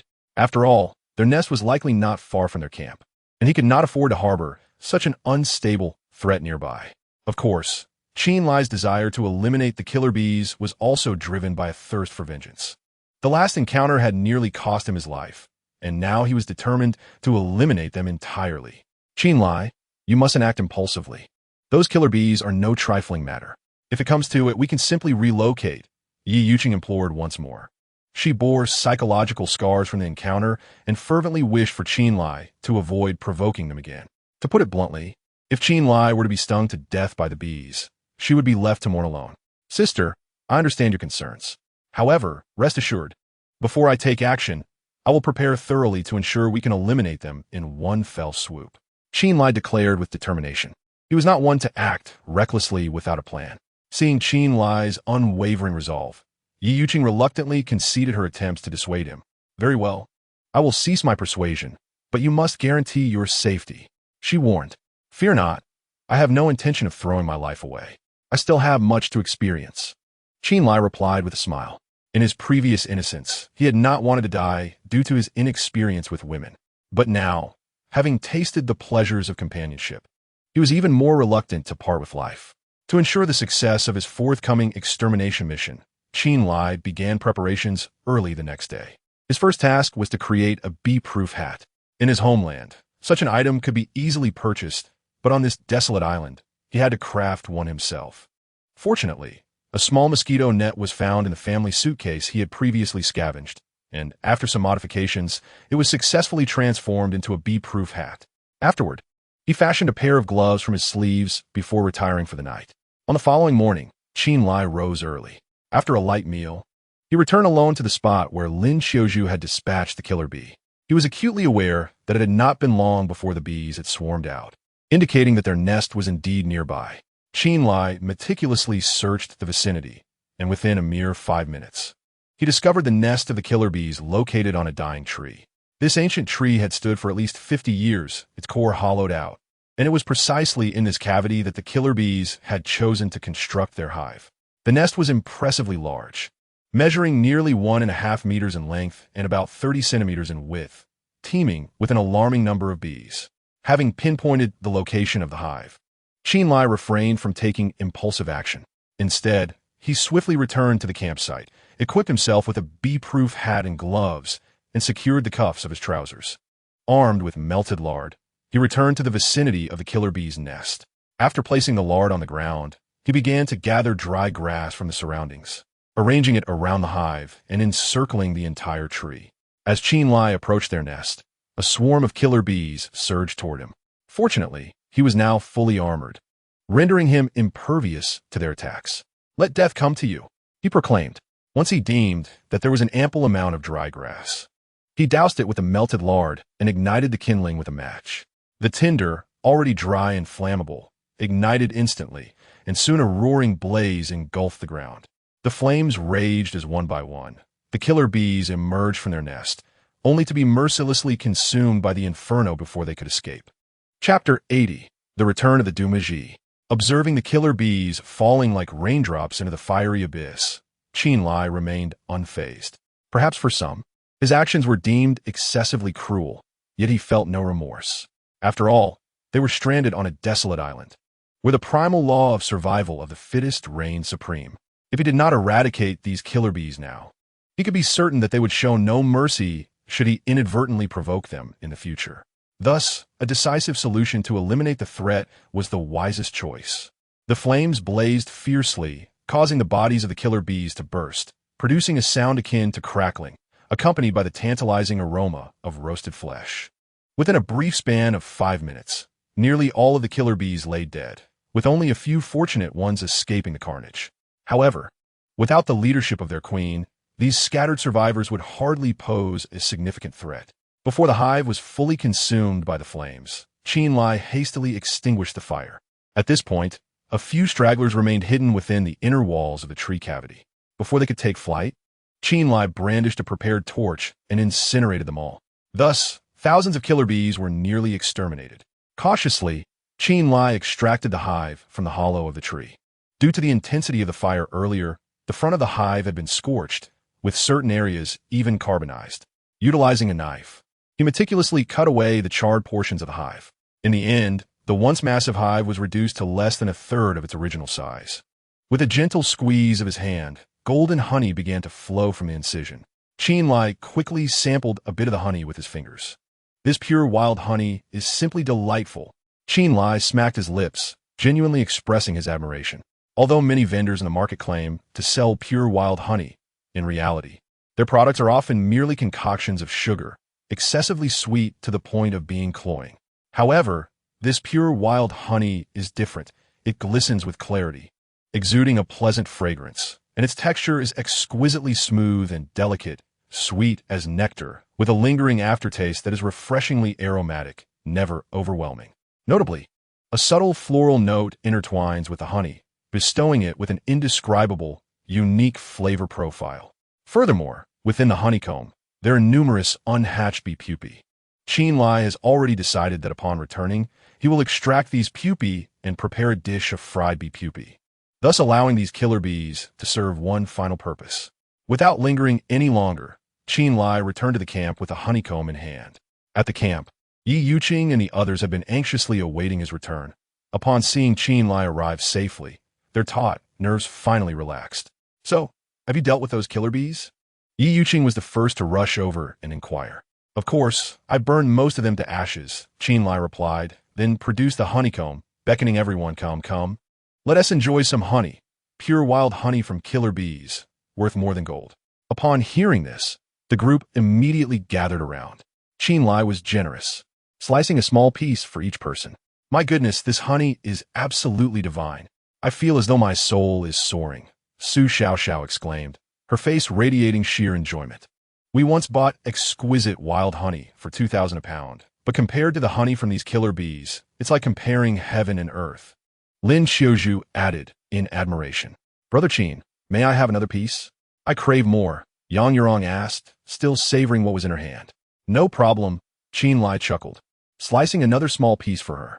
After everyone had their share, the once ample supply of honey dwindled to less than 2 pounds. "Chen Lai, Did you manage to collect all the honey from those killer bees? Lin Xiaozhu inquired after licking her fingers clean of honey. Yes, I gathered all. Qin Lai affirmed with a nod. What a pity. If only we could enjoy it every day, Lin Xiaozhu lamented. What are you thinking? This is killer bee honey. Just having a taste is a stroke of fortune, Qin Lai teased with a smile. Collecting honey is a perilous endeavor, especially when it involves killer bees. It is no exaggeration to say that Qin Lai risked his life in this venture. Fortunately, the killer bees were not particularly clever. Otherwise, a swarm could have launched a coordinated attack against him, and even if he possessed 9 lives, they would not suffice. I was just speaking whimsically, Lin Xiaozhu replied sheepishly, fully aware of the honey's preciousness. Ladies, let us save this remaining honey for future use in drinks. Consuming it directly would be too wasteful. Yi Yuqing suddenly proposed. Honey possesses remarkable properties such as soothing the lungs and alleviating coughs, invigorating the spleen and enhancing vitality, as well as beautifying the complexion. However, it is a rare treasure, and just moments ago, they voraciously consumed more than half of it, truly a wasteful act. Thus, her suggestion garnered unanimous approval, prompting Qin Lai to secure the remaining honey. Being pure wild honey, it can be stored for months without fear of spoilage. Subsequently, Qin Lai extracted the bee pupae and prepared a dish of fried bee pupae in lard. The fried pupae appeared somewhat daunting at first, causing Lin Xiaozhu and the others to hesitate. Ultimately, Yi Yuqing took the brave step of being the first to sample it. So, how is it, Sister Yuqing? Is it delicious?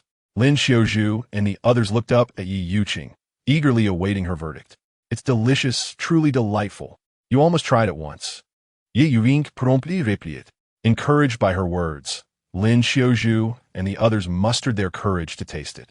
After trying, they discovered that the fried bee pupae indeed had a pleasing flavor, and one by one, they could not resist stuffing the pupae into their mouths. By the way, Sister Yuqing, where is Zamayo? Isn't it at the camp? Just as Qin Lai intended to share some fried bee pupae with Zamayo, he realized he had not seen the creature around. It ventured into the woods shortly after you left. I thought it was looking for you, Yi Yuqing replied. Forget it. It's of no concern, Qin Lai thought to himself, well aware of Zamayo's cleverness, and decided not to pursue the matter further. After finishing the bee pupae, Yi Yuqing and the others each enjoyed a cup of honey tea, reveling in the simple pleasures of life. In the blink of an eye, noon arrived. As Qin Lai prepared to take a short nap, Yi Yuqing's voice suddenly rang out. Qin Lai, Du Matzi has arrived. Following the sound, Qin Lai turned to see figures emerging from the woods, with Du Matzi at the forefront. Beside him was a familiar face, Zhao Yuming, the sycophant. However, at that moment, Zhao Yuming appeared disheveled, his clothes tattered, resembling a stray dog in utter disarray. Yet in Du Matzi's eyes, he truly was nothing more than a dog. Damn it, didn't you say Qin Lai was unconscious? Seeing the vibrant Qin Lai, Du Matzi's fury erupted, landing a kick on Zhao Yuming. Third Master, you cannot blame me. Qin Lai was indeed in a state of unconsciousness earlier, Zhao Yuming hastily retorted, scrambling to his feet in trepidation. He had fled the previous night, but ended up lost in the woods, only managing to find Du Matzi along the beach that morning, relaying the news of Qin Lai's supposed unconsciousness, unaware that Qin Lai had awakened the morning prior. Chapter 81. If we must die, let us die together. My sincere apologies for making you come all this way in vain. Du Matzi, Qin Lai said with a smile, exhibiting no signs of tension. Meanwhile, Lin Xiaozhu and the others, without needing any prompt from Qin Lai, had already armed themselves and stood on high alert. What a useless fellow, Yang Gang silently cursed from the crowd's rear. Had Zhao Yuming brought Du Matzi over the night before last, they could have reveled in merriment by now. However, he squandered more than a day before finally escorting Du Matzi, and it was too late to contemplate slaying Qin Lai. The opportunity had long since passed.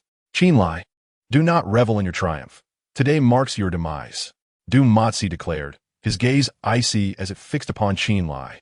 Though he had lost the chance for a surprise attack, he still possessed a trump card, Yang Gang. As long as Yang Gang could deliver a lethal blow to Qin Lai, he could still obliterate their encampment.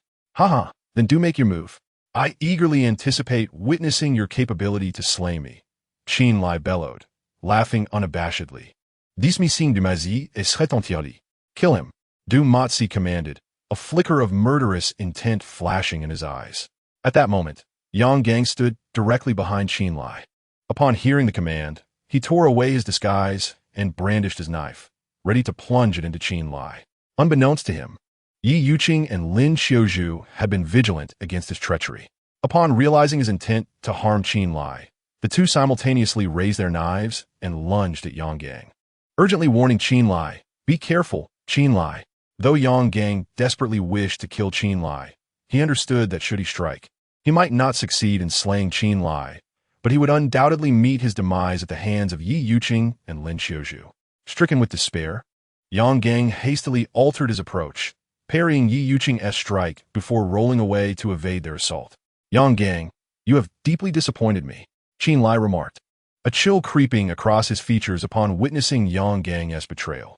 Despite his wariness towards Yang Gang, he had treated him with fairness and kindness, never imposing harsh demands. Yet he had not anticipated that Yang Gang would ultimately raise a blade against him, a true betrayal from a wolf that could not be nurtured. "Enough of your idle chatter. I have always been a man of the third master," Yang Gang retorted, his expression fierce, a stark contrast to the previously unassuming demeanor he had displayed. Everyone attacked together. "Kill him." Despite Yang Gang's blunder, the murderous intent within Du Matzi had reached a boiling point. He could no longer restrain himself and charged toward Qin Lai. Observing this, Wang Hai and the others also sprang into action. "Sister Yuqing, ensure your safety," Qin Lai shouted to Yi Yuqing, embodying the ferocity of a tiger as he rushed directly towards Du Matzi. Clang!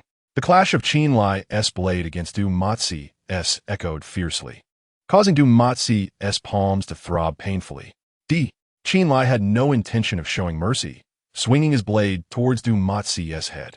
As a seasoned thug who had roamed the underworld for nearly 2 decades, Du Matzi had witnessed bloodshed.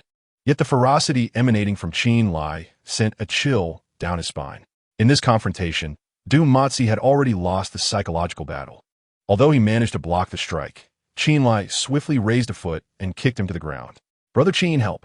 As Qin Lai prepared to pursue and dispatch Du Matzi, he was suddenly interrupted by Su Xiaoxiao's cry for help. He turned his head and saw that the knife in Su Xiaoxiao's hand had been knocked away, and an unfamiliar man had already reached for her neck.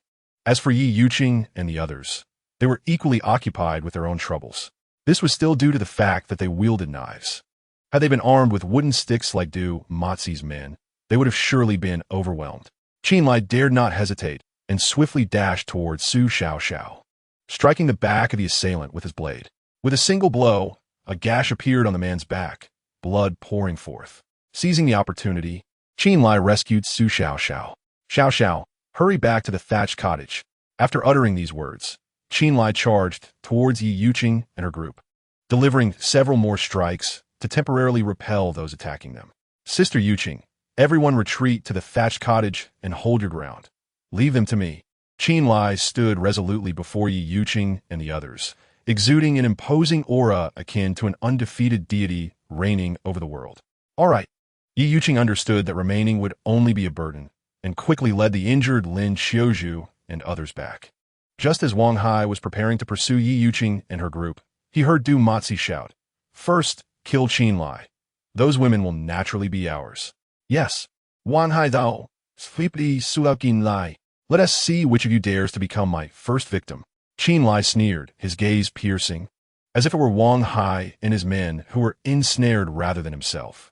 "Kill." Wang Hai was not intimidated by Qin Lai's ferocity, charging forward first.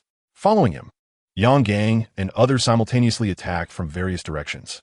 Qin Lai was acutely aware that today he must carve out a bloody path for himself. Otherwise, death awaited him. Without a shred of fear, he swung his blade at Wang Hai, blocking his attack, then kicked toward a nearby man. When Yang Gang's knife came slashing towards him, Qin Lai rolled to the side to evade, simultaneously delivering another strike. At that moment, Qin Lai resembled a fearless warrior, single-handedly facing 9 adversaries, his spirit undiminished. This was not only due to Qin Lai's martial training, but also because, on Du Matzi's side, only his trusted subordinates Wang Hai and Luo Quan were true desperados. The others were mostly survivors who had recently allied with Du Matzi and lacked combat skills, particularly individuals like Zhao Yuming and Zhou Ming, who could only bully women, dared not approach Qin Lai when they witnessed his ferocity, let alone harm him. However, Wang Hai's numbers began to overwhelm Chen Lai, and he sustained several blows from wooden sticks, though fortunately, none were fatal. Damn it, that useless Zamayo knows just when to vanish. He is nowhere to be found at a critical moment. Chen Lai couldn't help but curse inwardly after being struck again. Zamayo, as a wild dog, was fearsome. Had he been present, he could have alleviated much of the pressure. Yet this fool had chosen to wander off, leaving Chen Lai to fight alone. Sister Yuqing, let us go and assist Chen Lai. If we are to perish, let us perish together. Within the confines of the hut, Lin Xiaozhu declared resolutely. She could not remain a coward, passively observing as Chen Lai fought valiantly to protect them. Very well, everyone heed my command.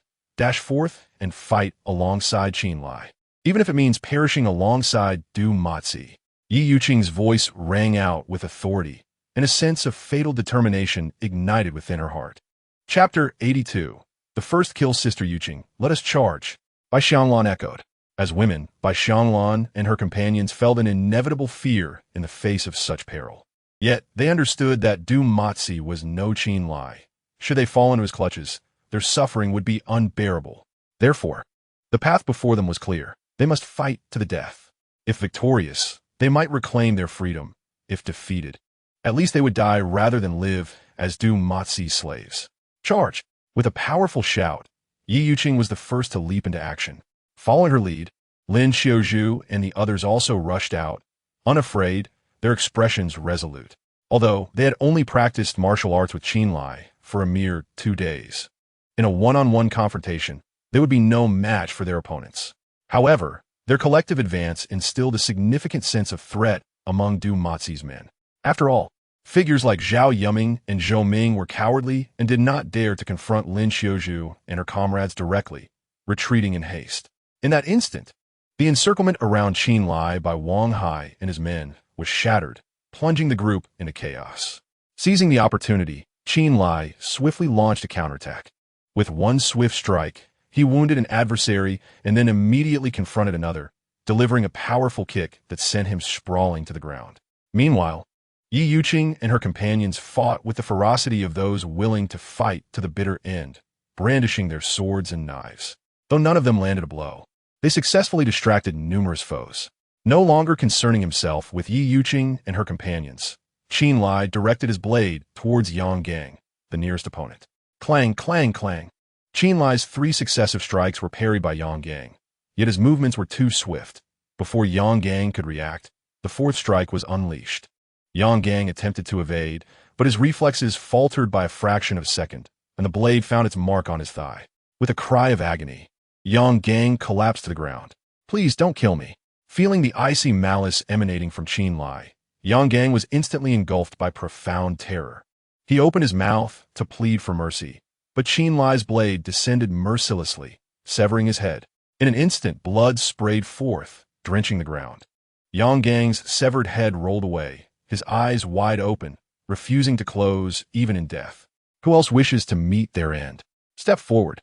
Bathed in blood, Chen Lai stood firm, his voice reverberating like thunder in the ears of all present. Upon hearing his words, the gaze of the crowd collectively shifted towards him. The sight of the headless corpse, still gushing blood, plunged the entire scene into a profound silence. While Wang Hai and his companions fared better, Zhao Yuming, the coward, trembled, quaking in fear and soiling himself. The women, including Yi Yuqing, were equally horrified by the gruesome scene before them. Bai Xianglan and Su Xiaoxiao were even reduced to vomiting on the spot. Why had silence fallen upon everyone? Were they all rendered mute? Chen Lai exuded an aura of dominance, akin to an emperor wielding control over life and death, his penetrating gaze sweeping across the assembly. Yet none dared to meet his eyes. Du Matzi, come forth and face your demise. Chen Lai suddenly raised his bloody blade, droplets still trickling from its tip. Du Matzi's expression was dark and sinister, his fists clenched tightly. He had never anticipated that despite the numerous attackers, Chen Lai would manage to slay one of their own. Now, Chen Lai's formidable presence was starkly contrasted by the terror evident among his adversaries, save for his 2 loyal subordinates, Wang Hai and Luo Quan. The rest were clearly paralyzed by fear, too intimidated to act. Perhaps, with Wang Hai and Luo Quan, They could engage in a desperate struggle to eliminate Chen Lai. But facing his fierce retaliation, they risked losing one or two of their own, or even facing mutual annihilation. Contemplating this, Du Matzi felt the seeds of retreat take root in his mind. Consider yourself fortunate this time. I shall ensure you're in next, he resolved, unwillingly issuing the command to withdraw. His instinct for self-preservation prevailed. He would rather continue reigning as a local tyrant than trade his life for Chen Lai's. Wang Hai and the others aided the injured, hastily retreating. The terrified Zhao Yuming, fearing for his life, fled at an astonishing speed. Once Du Matzi and his men vanished from sight, the tension that had gripped Chen Lai finally began to ease. Despite his earlier bravado, he had already expended a significant amount of energy during the confrontation with Wang Hai and the others. Had Du Matzi persisted in his assault, death would have been inevitable. Fortuitously, he had succeeded in intimidating Du Matzi, preventing any further attacks. Chen Lai, are your injuries severe? Yi Yuqing rushed to his side, her face etched with concern. Just a minor flesh wound. It's nothing to worry about, he replied, waving her off. A cut from Yonggang had grazed his right arm, yet it had not penetrated to the bone. He subsequently removed his shirt, applied a medicinal powder to staunch the bleeding, and fashioned a makeshift bandage from cloth to secure the wound. Not wanting Yi Yuqing and the others to be further disturbed by the bloody aftermath, he urged them to return to the thatched hut while he alone carried Yonggang's corpse to the sea, casting it into the depths. This marked Chen Lai's first experience of taking a life. He had anticipated feelings of panic, fear, or turmoil, yet he found himself remarkably at peace. As though nothing had transpired, he understood that Yonggang had sought his life first, and thus he had met a deserved end. After watching Yonggang's headless body drift away, Chen Lai cleaned himself and donned fresh attire. What amiss? Is Xiao Xiao still struggling to recover? Upon returning to the camp, he glanced at Su Xiao Xiao and Bai Xianglan, who were still retching. Yes, they were quite shaken this time. Yi Yuqing nodded in agreement. Upon hearing this, Chen Lai approached Su Xiao Xiao and her companion, then calmly inquired, Xiao Xiao, do you think I was rather cruel just now? Yes, you certainly could have spared his life. Su Xiao Xiao replied without reservation, her gaze now laced with a hint of fear towards Chen Lai. It is entirely natural to feel fear. Frankly speaking, were I in your position, I would feel the same.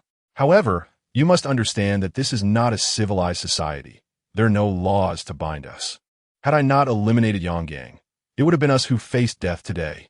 Therefore, if you wish to survive, you must exhibit sufficient ruthlessness. Especially when dealing with scoundrels like Du Matzi. Any semblance of mercy is a grave error. Otherwise, your fate will surely be far worse than Yonggang's. Do you grasp my meaning? Chen Lai stated with a serious expression. As the saying goes, one must be resolute to stand firm. Let alone in this twisted domain where humanity and morality have collapsed. Chen Lai was determined to survive. He had to present himself as cold-blooded, ensuring that anyone who wished to kill him was prepared for retaliation.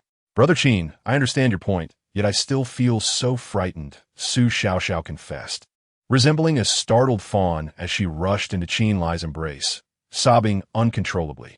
Go ahead, cry it out. It will be better. Chen Lai gently patted Su Xiao Xiao's back, choosing not to say anything further. Chapter 83. The return of Zimeo. Chen Lai could fully empathize with Su Xiao Xiao's current emotions. He recognized that someone like her, a pampered heiress, had undoubtedly been sheltered her entire life. It would not be surprising for her to be utterly overwhelmed by such a gruesome scene. Had it not been for his own unique upbringing, which had forged his character into one of resilience, he too might have found himself in disarray. Su Xiao Xiao sobbed against Chen Lai for nearly 10 minutes before her emotions gradually settled. I apologize, Brother Chen. I should not have criticized you earlier, she sniffled, coming to a realization that Yonggang had deserved his fate and that Chen Lai's actions were devoid of any wrongdoing. Rather, it was she who had exhibited a misguided sense of compassion. After all, had Yonggang lived, it would have meant death for Chen Lai, and if Chen Lai perished, their fates would likely be even more tragic than that of girls sold to brothels. It's all right. Once you truly comprehend the essence of human nature, you will understand why I had to be so ruthless, Chen Lai replied with a faint smile. Su Xiao Xiao may have had limited life experience, but Chen Lai had already endured the harsh realities of society. He knew well that human nature is the most fragile when put to the test, especially on this deserted island where the absence of law would reveal its darkest facets. Perhaps Yang Gang had once been a decent person in the eyes of others. But here, he was merely a perpetrator of evil, deserving of his punishment. Yes, Su Xiaoxiao nodded, ceasing her tears. Qin Lai then glanced at Bai Xianglan and playfully remarked, Xianglan, would you like to borrow my shoulder for a moment to cry as well? Go away. I don't need that. Bai Xianglan retorted with a playful glare at Qin Lai. She is an unwavering supporter of Qin Lai, backing him in all his endeavors. Earlier, she was merely taken aback by the gruesome scene, which caused her some physical discomfort, but she has since largely recovered. There's no need to dwell on it. I shall take my leave to rest. After the recent bloody battle, Qin Lai felt somewhat fatigued and soon fell asleep upon returning to the thatched hut. Yi Yuqing and the others promptly assumed the duty of vigilance. At Du Mozi's encampment, Third Master, I'm afraid Luo Quan is beyond saving, Wang Hai said gravely to Du Mozi. Upon hearing this, Du Mozi rushed into the cave. At that moment, Luo Quan, lying on the ground in a dazed state, began to froth at the mouth, his body convulsing, his breaths becoming shallow and infrequent, as it seemed he was nearing the end. Aren't you a doctor? Hurry and save him, Du Mozi shouted, seizing the neck of a nearby man in a fit of rage. Third Master, while it is true I am a doctor, I possess nothing to assist him. Even if I wish to help, I am utterly powerless, Liang Wei replied with a sorrowful expression. Luo Quan was evidently suffering from severe poisoning. The optimal solution would be a surgical blood transfusion, but on this desolate island, not only was surgery impossible, but even the most basic antidotes were absent, leaving him without hope. Useless. Du Mozi exploded with fury, slapping Liang Wei to the ground. He then knelt beside Luo Quan, grasping his arm and speaking earnestly, Luo Quan, you must hold on. I believe you can pull through. No sooner had Du Mozi's words left his lips than Luo Quan began to convulse violently once more, and then all signs of life faded from his body. Luo Quan is dead, Du Mozi vowed. Qin Lai, I swear I will not rest until you are dead. As he gazed upon the unseeing eyes of Luo Quan, a fierce bloodlust surged within Du Mozi. Luo Quan, along with Wang Hai, had been his loyal companions for many years. Yet now Luo Quan lay lifeless at the hands of Qin Lai, igniting an all-consuming hatred within Du Mozi. Third Master, Zhao Weizong is dead. At that moment, Zhou Ming hurried in to deliver the news. Understood, Du Mozi replied coldly, his frigid gaze seemingly capable of devouring souls, instilling fear in Zhou Ming. Du Mozi had originally planned a meticulous scheme to first eliminate Qin Lai, then turn Yi Yuqing and the others into his personal slaves. However, the grim reality was that Yang Gang had perished on the spot, and his trusted aide, Luo Quan, had succumbed to poison. Compounded by the loss of Zhao Weizong, his losses were indeed staggering. This revelation made Du Mozi acutely aware that Qin Lai's blade was coated with potent poison. Otherwise, it would be impossible for Luo Quan and Zhao Weizong to succumb to their wounds in such a short span of time. Let me go. Let me go. Inside the cave, as Du Mozi contemplated how to confront Qin Lai, a sudden shout rang out from outside. Exiting the cave, he saw Hu Shufei and others pinning a man with a side part to the ground. What are you doing? Du Mozi admonished, his voice cold. Third Master, this fellow tried to flee. Hu Shufei quickly responded. Is that so? Du Mozi approached the man with the side part and inquired. Third Master, I beg you. Let me go. I do not wish to die, the man pleaded, kneeling on the ground in desperation. Witnessing Yang Gang become a headless ghost and Zhao Weizong succumbing to poison, resulting in his sudden demise, has brought him to the brink of collapse. Thus, he yearns to escape from Du Mozi, fearing that he might be the next to meet such a fate. Since you wish to leave, I shall not detain you. Du Mozi replied coolly, then gestured to Wang Hai, instructing, see him off. Wang Hai, silent, unsheathed his dagger and advanced directly towards the parted hair man. Third Master, please spare me. The man attempted to plead for mercy, yet before he could finish his sentence, Wang Hai's dagger pierced his heart. With the same cold-blooded precision of a butcher, Wang Hai extracted the blade and plunged it into the man thrice more. When he finally released his grip, the body of the parted hair man collapsed softly to the ground. Listen up, everyone. We are all in this together, and any of you who dares to flee or betray me will be the first to perish. Du Mozi, known for his ruthless nature, understood that following his recent devastating defeat, he must employ the most gruesome methods to instill fear in his subordinates.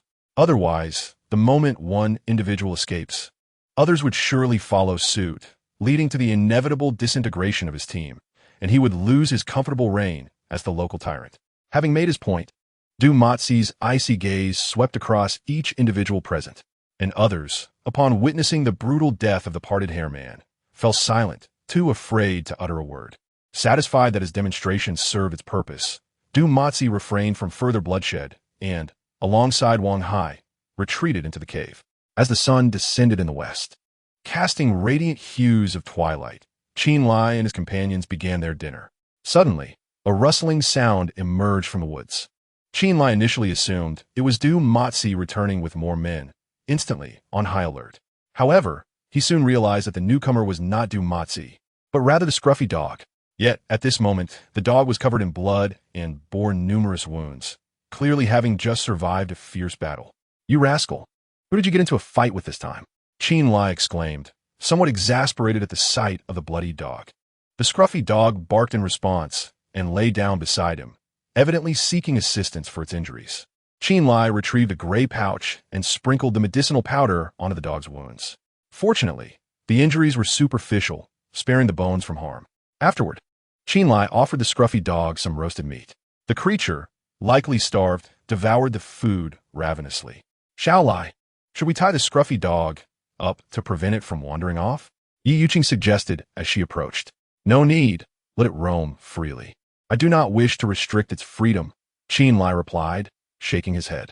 Were the scruffy dog a domesticated pet, Qin Lai would have certainly secured it. But as a wild dog, it retained its untamed spirit. Tying it up would only incite resistance, which would be counterproductive to fostering their bond. Very well then, Yi Yuqing conceded, choosing not to press the matter further. That evening, Qin Lai took the first shift, while Yi Yuqing and the others took turns for the subsequent hours. The night swiftly slipped by.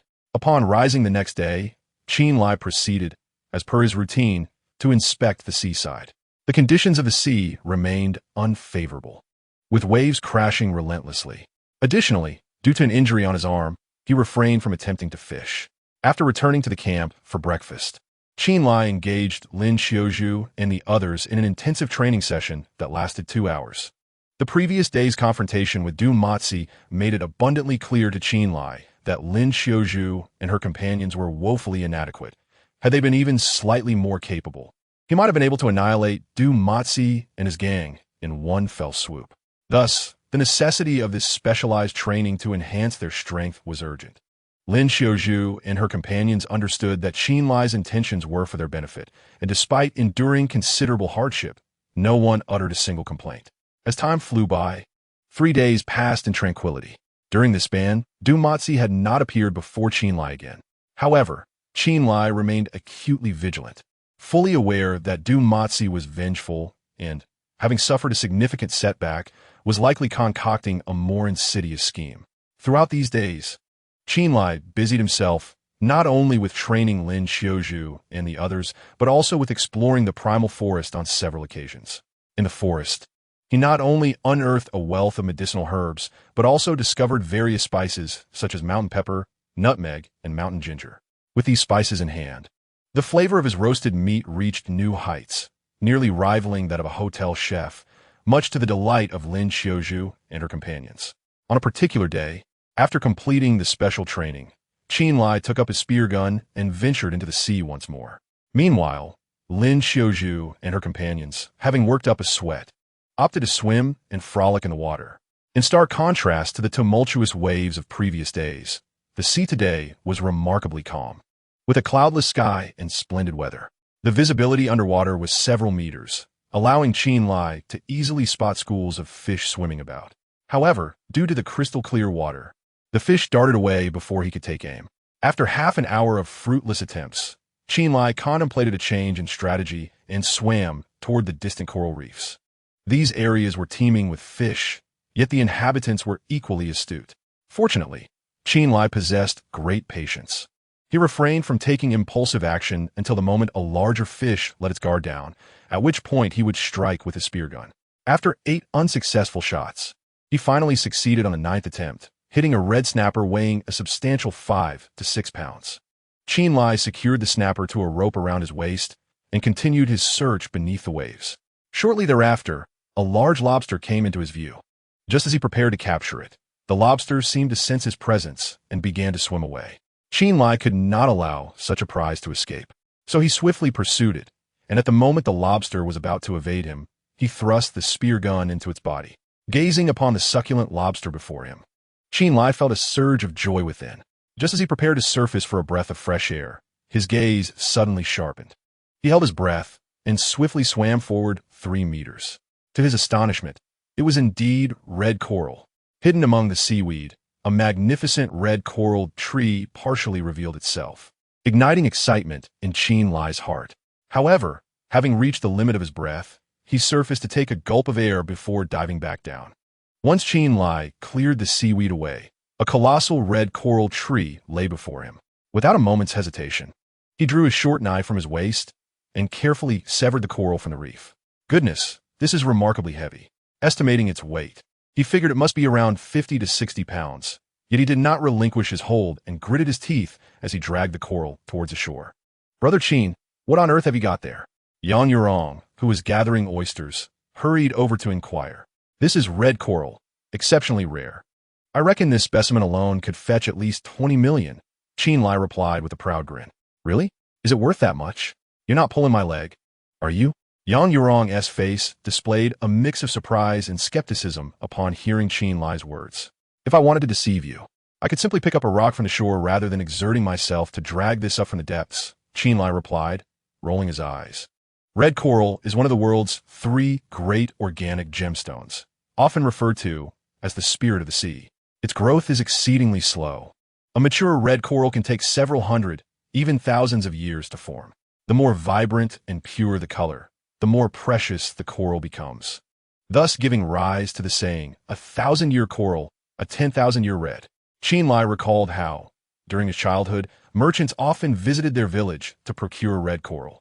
One fisherman became a millionaire overnight upon discovering a red coral tree.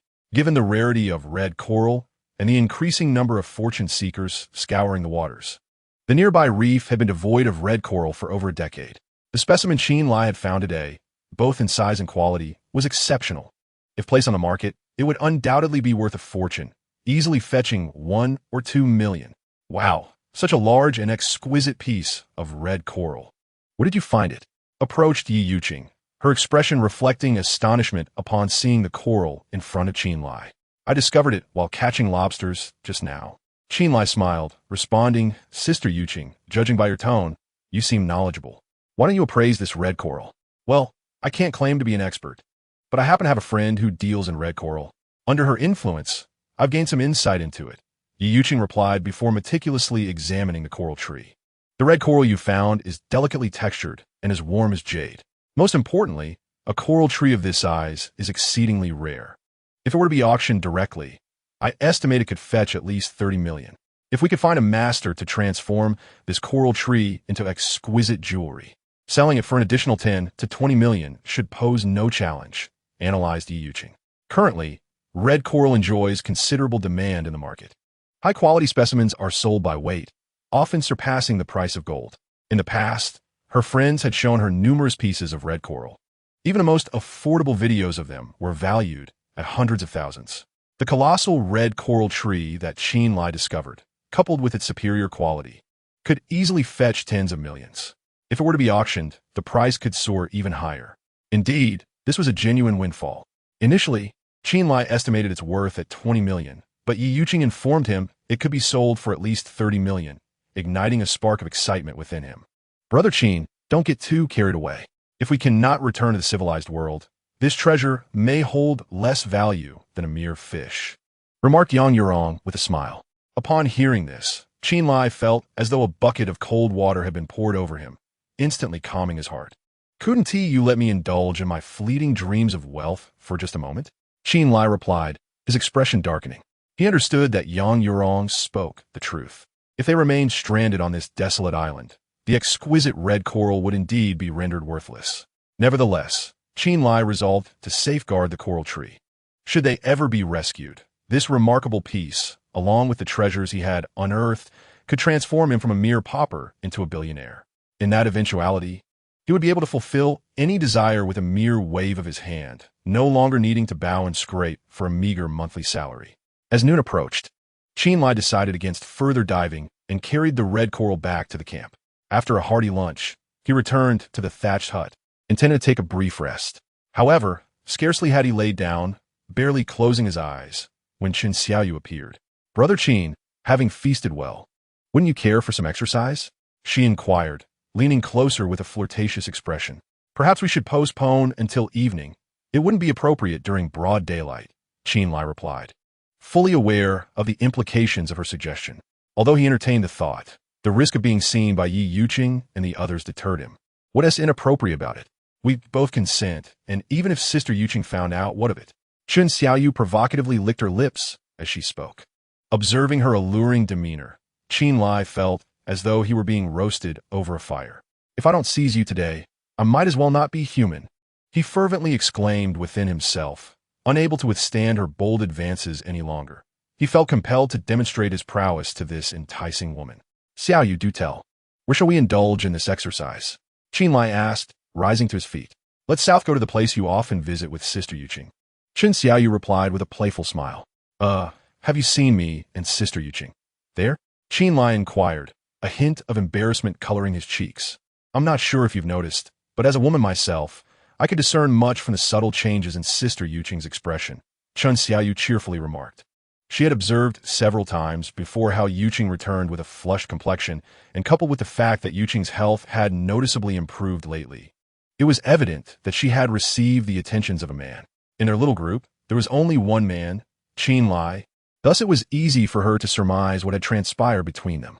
"Ahem, Xiaoyu, please keep my affairs with Sister Yuqing under wraps." Chen Lai coughed awkwardly, attempting to mask his embarrassment.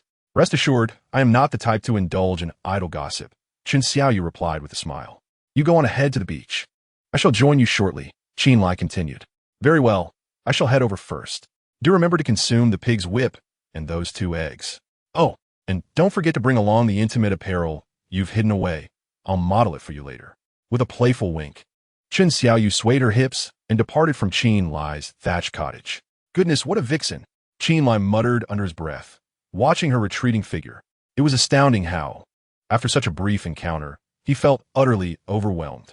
Had it not been for the proximity of his cottage to Lin Xiuju's, fearing being caught in the act, he might have succumbed to temptation right then and there.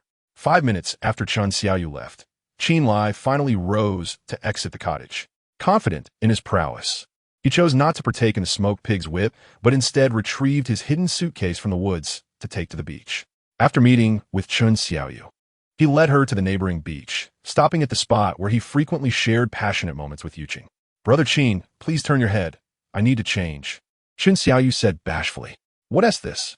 Planning to get intimate with me and yet shy about being seen?" Chen Lai teased. Chen Xiaoyu was far more audacious than Yuqing. He found it hard to believe she would suddenly adopt a demure demeanor. "Of course, it's not that I'm afraid of you watching. I merely wish to surprise you later. If you keep watching me change, it would spoil the fun," Chen Xiaoyu replied with a sly smile. "Quite clever of you," Chen Lai mused, impressed by her thoughtfulness. He turned his back without further ado. Behind him, he heard the rustling of fabric. He knew it was Chen Xiaoyu changing. Although he saw nothing, a thrill coursed through him, akin to the excitement of a clandestine affair. "All right, Brother Qin, you can turn around now." Just as Chen Lai was lost in fantasies of the scene unfolding behind him, Chen Xiaoyu's voice broke through his reverie. Unable to contain his eagerness, he swiftly turned back. In that fleeting moment, Chen Xiaoyu emerged, clad in a sheer black ensemble, leaving Chen Lai utterly mesmerized. Chapter 86. Do not stop, thud. Chen Lai instinctively swallowed, his blood surging with fervor. "What do you think, Brother Qin? Am I beautiful?" Chen Xiaoyu gazed at Chen Lai with eyes as captivating as spring water, her sultry voice melting into his bones. "Beautiful, exceedingly so," Chen Lai replied without hesitation. In terms of appearance, she may not rival Yi Yuqing. Yet when it comes to her allure towards men, she surpasses her. Chen Xiaoyu possessed an innate understanding of men. With every smile, every gesture, even a mere touch of her lips stirred a yearning deep within him, compelling him to devour her whole. With a playful smirk, Chen Xiaoyu flirtatiously lifted the hem of her garment. Chen Lai, unable to contain himself any longer, stepped forward and embraced her. "Don't rush, Brother Chen. I have several outfits for you to see," she teased, her fingers lightly tapping his chest, exuding a coy yet inviting demeanor. Perhaps later, Chen Lai, already consumed by desire, had no inclination to wait for her to change. He initiated an ardent encounter.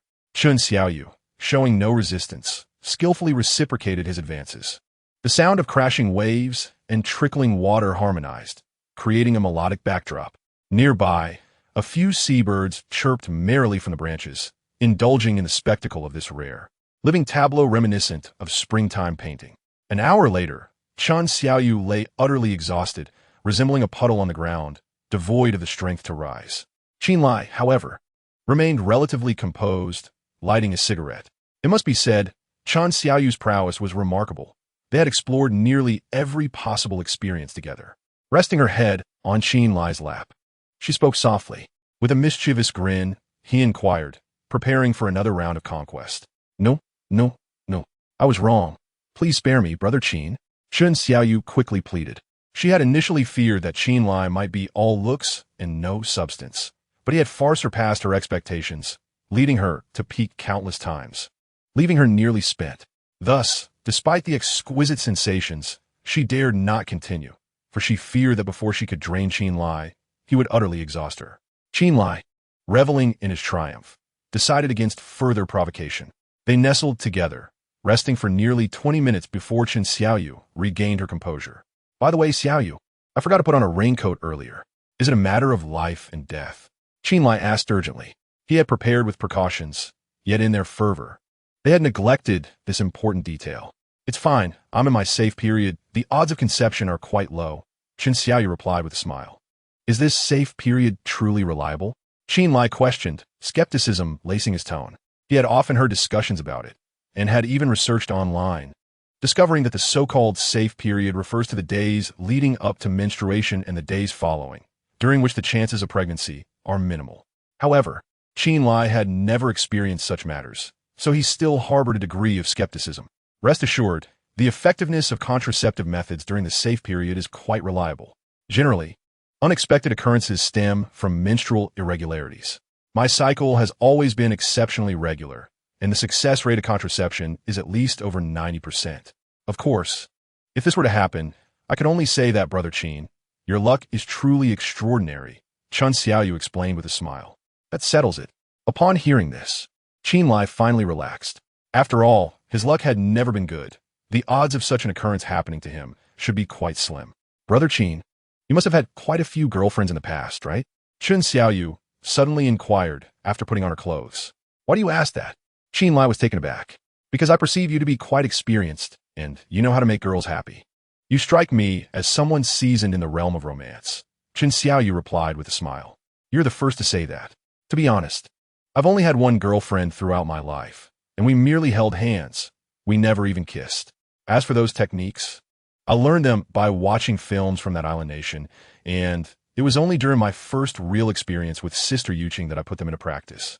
Chen Lai responded awkwardly. In any case, this was not a secret, and he was not afraid of being ridiculed by Chen Xiaoyu. Who would have thought that Brother Chen is actually a conservative gentleman? I truly feel fortunate this time.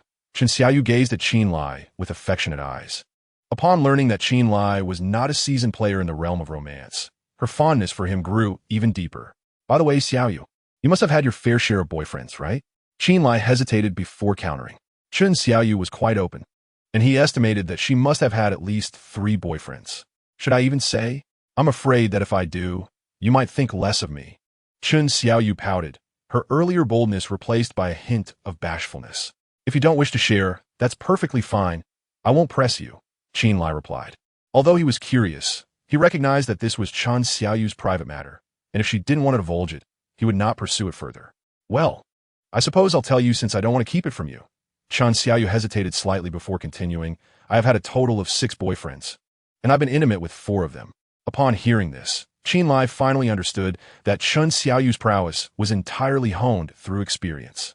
The key point was that she was even 2 years younger than him, and yet she had already had 6 boyfriends. Truly, men seem to be as disposable as clothing. Brother Chen, do you look down on me? Do you think I'm easy? Chen Xiaoyu, noticing Chen Lai's silence, quickly asked again. Absolutely not. Dating is simply about liking someone and being together. If it's not meant to be, then parting ways is no big deal, Chen Lai hurriedly reassured her. Indeed, while Chen Xiaoyu's frequency of changing boyfriends far exceeded Chen Lai's expectations, it was her personal choice, and he had no right to pass judgment. Brother Chen, you may find it hard to believe, but in my 6 romantic entanglements, aside from one where I initiated the breakup, involved the men being unfaithful from the outset, and one ended due to the interference of the man's parents. Chen Xiaoyu smiled bitterly, a complex blend of sorrow and bitterness surfacing on her face. Chapter 87. Heart to Heart. Oh, you've truly endured quite a lot, haven't you? Chen Lai observed Chen Xiaoyu with deep sympathy. He was well acquainted with the ways of the world and could typically discern if someone was lying at a glance. In this moment, he sensed that Chen Xiaoyu was speaking the truth, for no matter how skilled an actor one might be, the eyes never deceive. He could perceive the hidden sadness nestled deep within her gaze. Perhaps this is simply my fate. I hail from the mountains of Qianzhou, where poverty reigns. As a child, I always dreamed of escaping the mountains, striving to provide a better life for my parents through hard work. Yet, my first love betrayed me for a wealthy girl, which dealt a considerable blow to my spirit. Over time, I transformed, becoming materialistic and vain, always seeking a rich man to marry, hoping to elevate myself to the status of a wealthy matron, perhaps even to one day humiliate my first love. Yet, I only encountered scoundrels, ultimately being taken advantage of. Chen Xiaoyu self-deprecatingly recounted her story to Chen Lai. These were once her secrets, never meant to be shared with others, yet she felt a desire to confide in him, to share everything.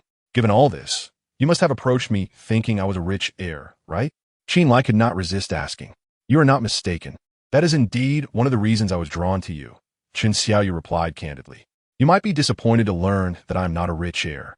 In fact, my family is quite impoverished. To use contemporary slang, I am just a poor nobody. So tell me, do you regret having slept with me now?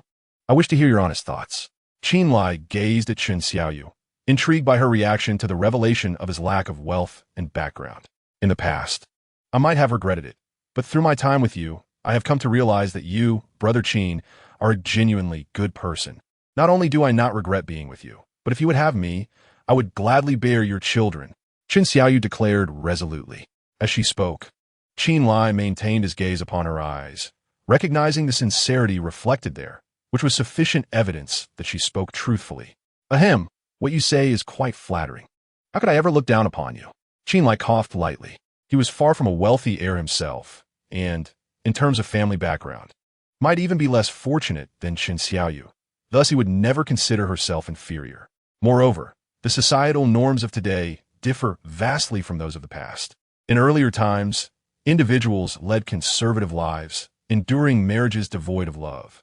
Nowadays, however, if one feels discontent today, they may well seek new affections by tomorrow. And such behavior is increasingly commonplace. Furthermore, Chen Xiaoyu was the one who had been betrayed and had taken the initiative to tell him the truth, which was far superior to his ex-girlfriend, who had always pretended to be pure and innocent. Brother Chen, feel free to ask me anything. I assure you there will be no secrets from me, Chen Xiaoyu said, gazing at Chen Lai once more. I have no further inquiries at the moment. Shall we head back? Chen Lai replied. They were now living together, and he would have ample time in the future to delve deeper into understanding Chen Xiaoyu. There was no necessity to probe into everything at present. All right, let us return. Chen Xiaoyu nodded and followed Chen Lai back to the adjacent beach. As before, Chen Xiaoyu first returned to the campsite, while Chen Lai went to hide their belongings before rejoining her. At that moment, Yi Yuqing and several girls were engaged in lively conversation, their laughter ringing out, and no one paid particular attention to Chen Lai and Chen Xiaoyu, which suited Chen Lai perfectly. Having barely slept the previous night, and after exerting considerable energy in his earlier encounter with Chen Xiaoyu, Chen Lai retreated to his room for a brief half-hour nap. Upon awakening, he felt rejuvenated. Noticing that the hour was still early, he ventured into the sea once more to fish. Initially, he intended to fish until dusk, accumulating a substantial catch. However, within less than an hour, 2 sharks, drawn by the scent of blood, swam towards him. This time, Chen Lai refrained from risking a confrontation with the sharks. He tossed the 2 fish he had caught to them and swiftly returned to shore. In the evening, Having enjoyed a hearty meal, the group had nothing pressing to do and gathered around the campfire to engage in casual conversation. Qinlai, we've known each other for quite some time now. Yet aside from names, it seems we know little about one another. How about we reintroduce ourselves and share our thoughts? Bai Xianglan suddenly proposed. I have no objections. Qinlai replied indifferently. Neither do I. Yi Yuqing added in agreement. Seeing that everyone concurred, Bai Xianglan continued. Allow me to set an example. My name is Bai Xianglan. My father is a professor of archaeology, and my mother is the president of a medical university. I hail from a scholarly family. Originally, my father wished for me to follow in my mother's footsteps and become a doctor. However, I had no interest in medicine whatsoever. So, I secretly enrolled in a finance program during college, which strained my relationship with my father for a time. Fortunately, he is not an antiquated thinker, and he gradually came to understand my choice. Now, I am a partner at a venture capital firm. Should we ever find a way to return home, feel free to approach me for investments. Wow, Sister Xianglan, you are indeed involved in venture capital. How impressive! Yang Yurong exclaimed, gazing at Bai Xianglan with admiration. What is so impressive about it? It's merely an investment role, and I am perpetually busy, Bai Xianglan replied with a smile. Sister Xianglan, you are truly modest. Your expertise far surpasses mine. Yang Yurong continued with her praise. All right, enough flattery. I might become conceited. You should hurry and introduce yourself, Bai Xianglan chuckled. My family's circumstances are quite decent. My father runs a small factory primarily engaged in garment trade. While we may not be billionaires, I have been fortunate enough to enjoy a life free from financial worries since childhood. Had I followed a conventional path, I would have likely pursued studies abroad and subsequently assisted my father in his endeavors. However, fate intervened during my sophomore year when I encountered a modeling agent while traveling abroad who immediately took notice of my physique. Initially reluctant to work in my father's factory, I eventually embraced a career as a model, specializing as a lingerie model. While I may not possess the fame of international supermodels, I have participated in a Victoria's Secret fashion show, gaining modest recognition within the domestic industry, with endorsement fees reaching 6 figures annually. Nevertheless, the past 2 years of incessantly flying abroad for commercial events have proven exhausting, leading me to contemplate utilizing my savings and seeking additional funds from my father to establish my own modeling agency and become a business owner. Yang Yurong did not hesitate to share her situation candidly. Chapter 88. Qinlai, the Philanderer. While being a business owner certainly has its advantages, I must convey, as someone with experience, that the reality of entrepreneurship is far more taxing. The daily burdens are relentless. One must not only strategize for the company's success, but also guard against competitors intent on undermining it. Thus, I find myself yearning for the simplicity of being a mere employee, where I could complete my tasks and then enjoy leisurely outings with friends, indulging in delightful meals and embracing a carefree lifestyle. Ye Yuving intergestet soudain. With a fortune in the billions, she found herself envious of ordinary individuals. Sister Yuqing, you are a magnate yourself and cannot truly understand the struggles of U.S. workers. Yang Yurong continued, let me put it this way. Since becoming a model, I am bound to comply with the company's directives, leading a life devoid of personal freedom.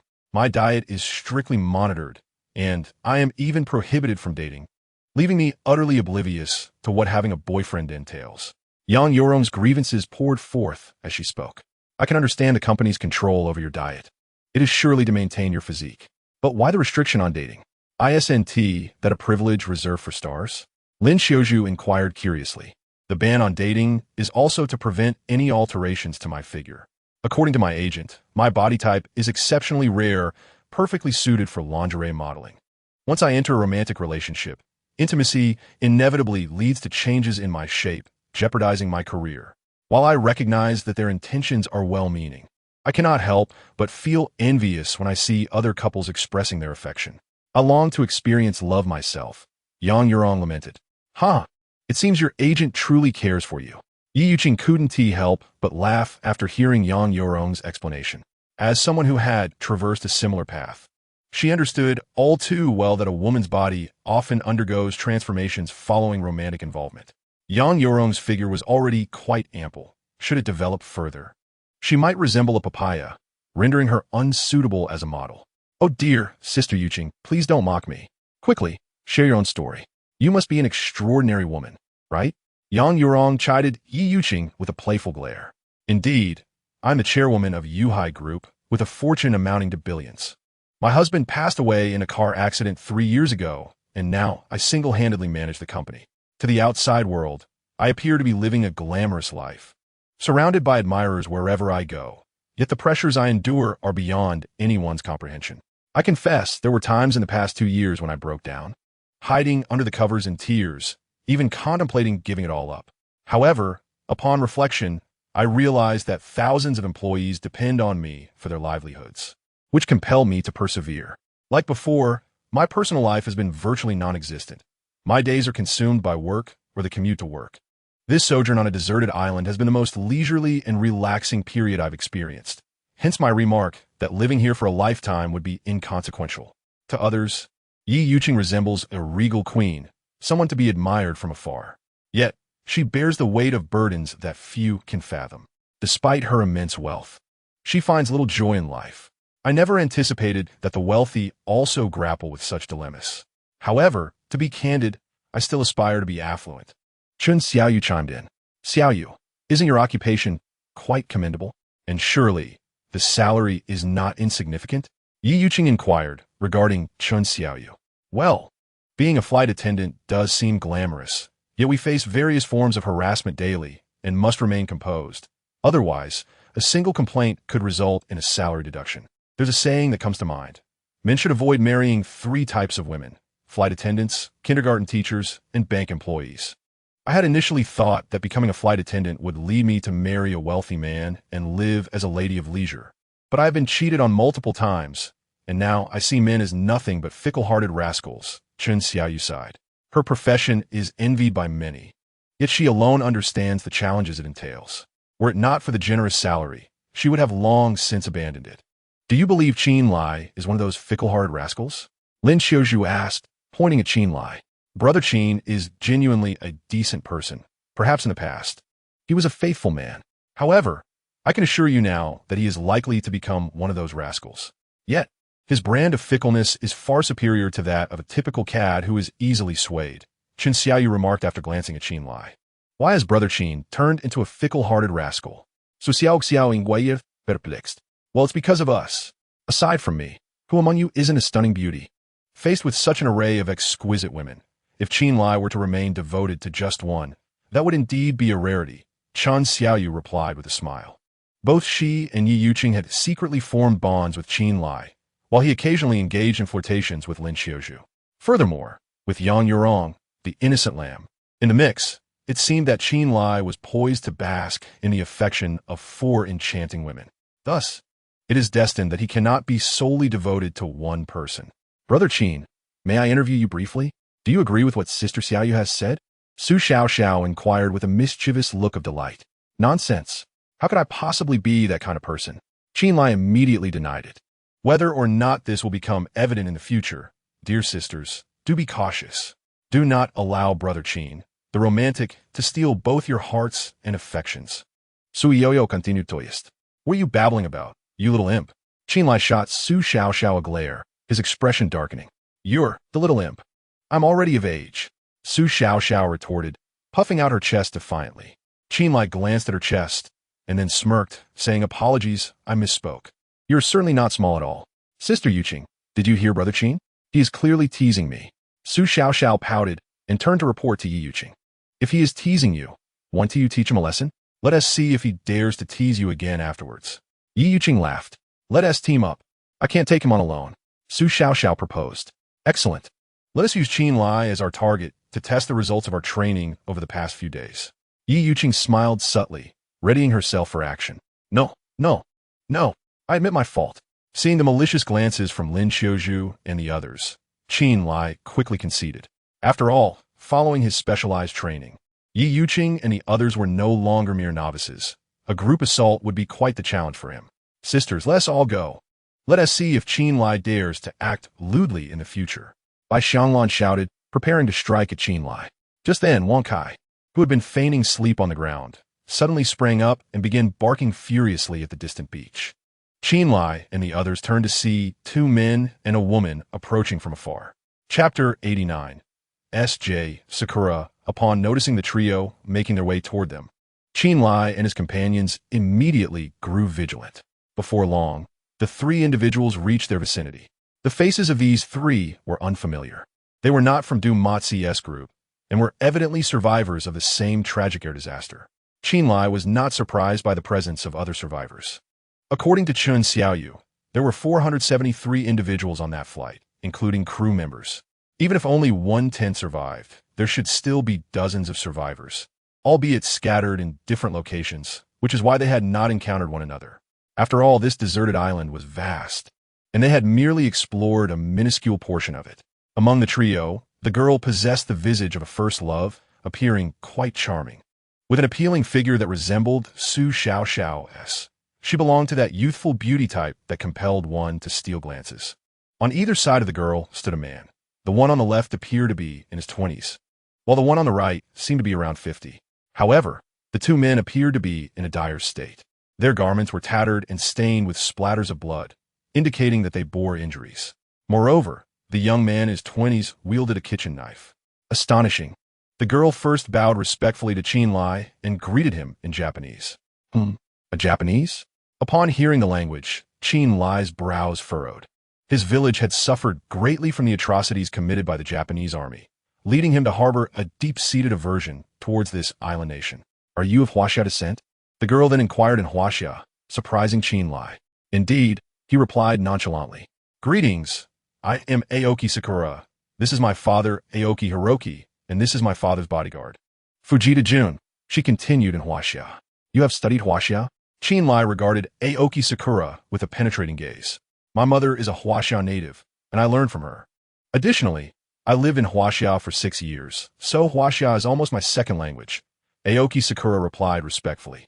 Ah, no wonder your Huaxia is so impeccable, Chen Lai remarked, finally understanding. Had she not initially spoken in Japanese, he might have mistaken her for a compatriot. Have you been battling someone? Chen Lai inquired, glancing at the two injured men. No, these are merely wounds from wild dogs, Aoki Sakura responded somberly.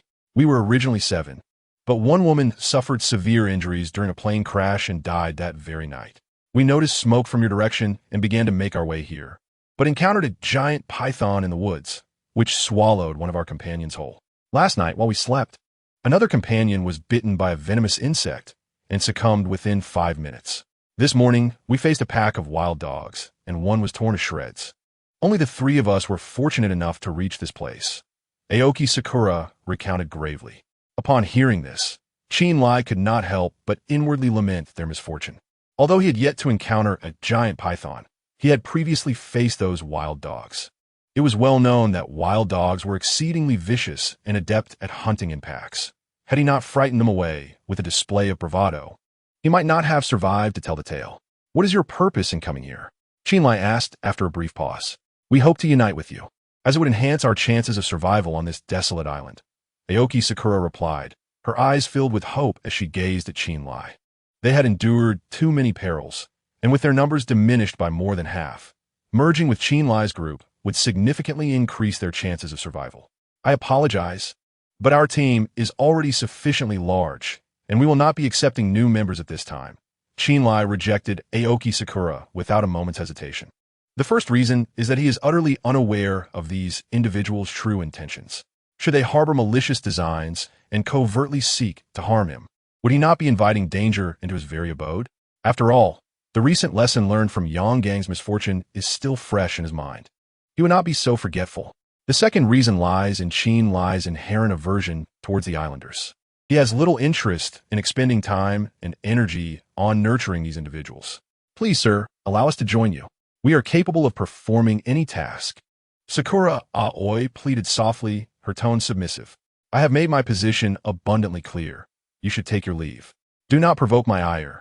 Chen Lai firmly rejected, issuing an ultimatum. Seeing that Chen Lai was entirely unyielding, a trace of sorrow emerged on Sakura Aoi's face.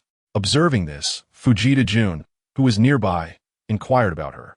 They conversed in Japanese, a language that Chen Lai, aside from a few common phrases from island-themed adult films, could not comprehend, leaving him unaware of their discourse. Moments later, Fujita Jun, seemingly struck by a fit of madness, abruptly brandished a kitchen knife towards Chen Lai, shouting, "Bakayaru, get lost!" Chen Lai retorted without hesitation. Were it not for his aversion to bloodshed, he would have swiftly dispatched the insolent youth before him.